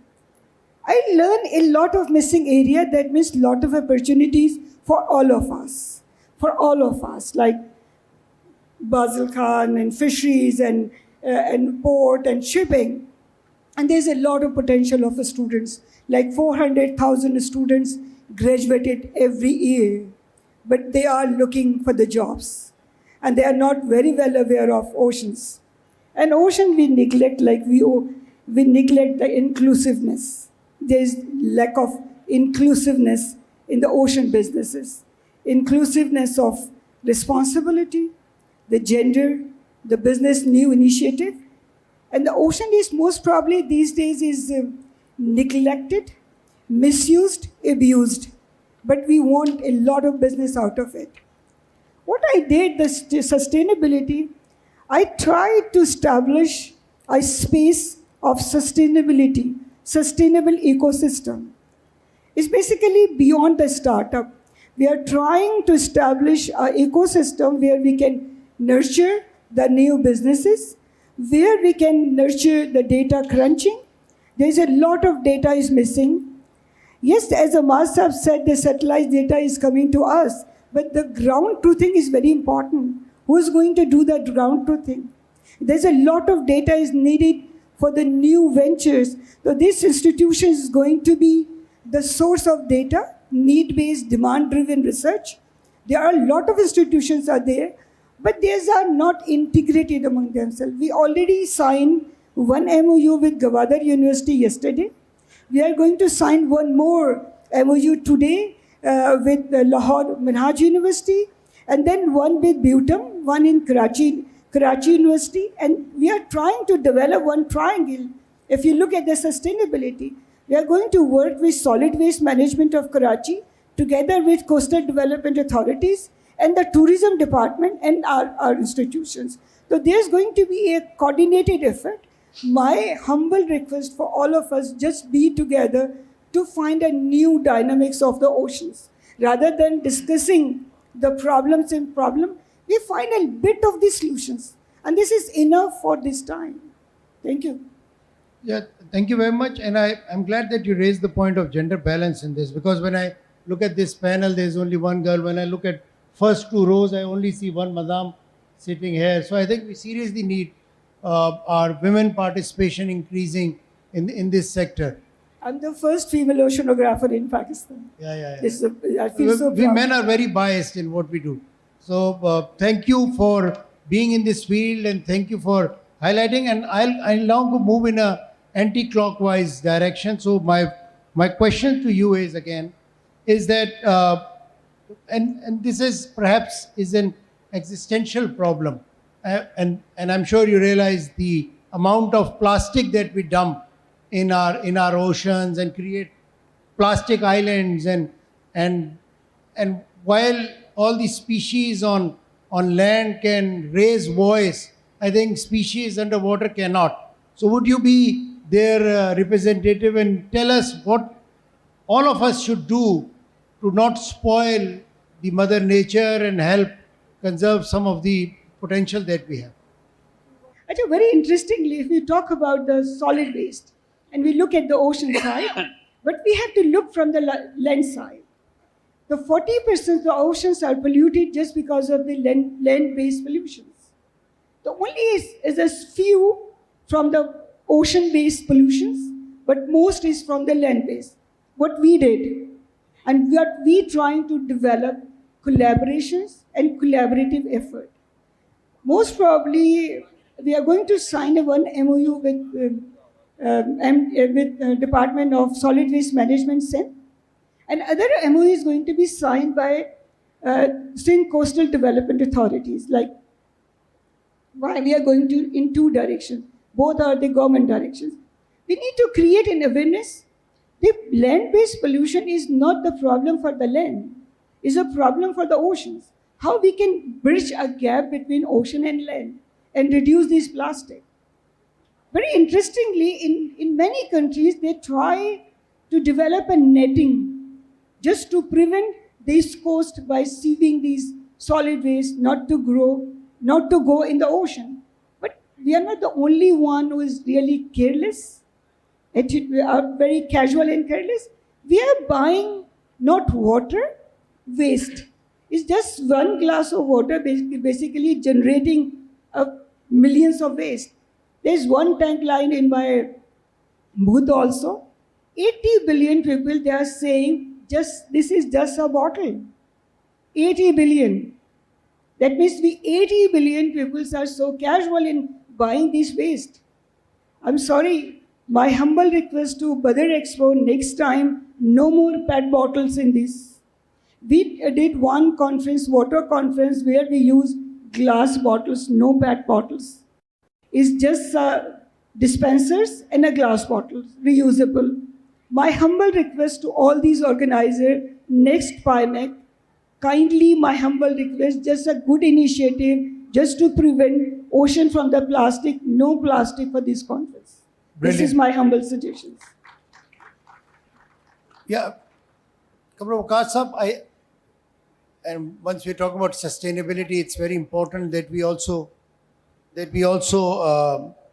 understand, because shipbuilding is an important industry and there's a huge scope around that. You highlighted that also. But say if I envision 2047, when we are going to be 100 years old, how do you see KSEW positioning its role in Pakistan low carbon maritime future, say through hybrid vessel constructions, through the technologies that we have got? Do you really think we're moving in that direction? One, and if you could share your vision, the vision of your leadership towards navigating towards 2047 in terms of responsible shipbuilding, and would you also need support of our friends from afar coming and doing joint ventures with you? Because I know ship construction, shipbuilding is an area which is moving in the right direction. It may not be as fast as we would like, but globally it's moving in the right direction. So how is KCW looking at it? Actually, if you have a vision of going into 2030 or 2040, you must be at par with the technology, what we have. Likewise, the automation, the digital tools, and the robotics. We are systematically adopting these AI tools and robotics and digital tools. And because there is a gap in skill set in Pakistan, and we need to fill this gap through reskilling or upskilling of the manpower. And in this way, we can leverage to go into the new technology, new technological techniques, so that we can have a vision of landing into 2030 or 2047. So if you see the way how we build the ship, we order a kit of material for any type of the ship. So if you are talking about hybrid ship, we have the capability, we have the capacity to build a hybrid ship. If we have a customer, if we have an order, we can go for the hybrid ship, we can make it. Yes. Yes. So just I think prepare the right kind of pitch, reach out to them and tell them what you can build. And I think, Amar Saab, although I've been asked in a pink pen written, kindly start the question answer session, but quickly from each one of you, I would ask you, and you can answer in your own respective manner, because gender balance, and we talk of technology, we talk of AI, robotics, and I'll give you my own example. When COVID had happened, I was teaching in a university in Peshawar. So we announced that from tomorrow, the classes will be online. So the students from newly merged district, they came to us and they said, there's hardly any internet in newly merged district. So what sort of online classes are you talking? So they all came to Peshawar so from that standpoint, I would like to ask that how can inclusive digital training bridge the digital divide amongst the Pakistan coast? Because I know there's a huge divide when, going from Karachi, moving all the way to Las Vegas. My humble opinion is that we are increasing the digital divide rather than decreasing it. Because everything is centered now in Innovistas, in big hotels and big conferences where government cannot come. You know very well I am working at the grassroots level, at the union council level. And for the benefit of the participants, Mr. Daud knows it, daily is so difficult. Daily, wherever I am in the world, I have a webinar at 8 a.m. in the morning and 8 p.m. in the evening. And I teach free, that is where. Intensive certification I teach free. This is the only way. Only way. Because people are charging so high, the people at grassroots doesn't have the money. Right? But the real problem is we need a very solid awareness through TV channels. Recently, ARY has contacted us and we are with them also. So we need to include everyone. When, again I'll repeat, if you're not part of solution, you are part of problem. At times we talk so much about problems that we negate everything. It's not a. I think Digital Pakistan Vision 2037, I claim to be its founder because I started it some time back. Now everybody is talking about it. Here also people are talking about 47. And we should too, because we as a responsible nation would be answerable on 14th August 2047. Some countries will say, we have done this, our GDP is this, where is your GDP? Then some other countries will stand up and say, our GDP is this, where is your GDP?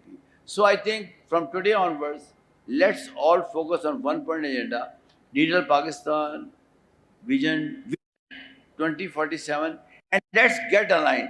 And in one sentence, the best way to get aligned is use AI for SDGs. Because SDGs are defining the global agenda in terms of the problems. They have indicators, they have targets, we don't need to reinvent the wheel. And if we embed or club AI into it, it solves the problem. This is a short answer I can give it to you. Thank you. My apologies that we are running short of time, but I cannot skip this question. From each one of you, starting from Shahid, in your respective field, which you command right now in a leadership role, all of you, sir, how do you see sustainability? And just give me in bullet points 3 priorities that each one of you have before we close this session. All right, I think before I answer that, I need to throw this comment out for everybody who's sitting here. This being as a student of research and student of business, West is no more the land of opportunities. It was 200 years ago, maybe 100 years ago. The true land of resources, true land of opportunities is Pakistan. Just take the maritime domain on its own. Need to understand things in perspective, otherwise the complete understanding of things is left behind. We keep saying that we have a 1,000 kilometer long coastline. But what does this bring in perspective? Singapore has a coastline of about 190 kilometers. And they contribute, the maritime economy contributes 7% to their GDP. We having a coastline of 1,000 contribute less than 0.5% to our GDP. So immense opportunities exist here. Don't miss out on my question on your topic.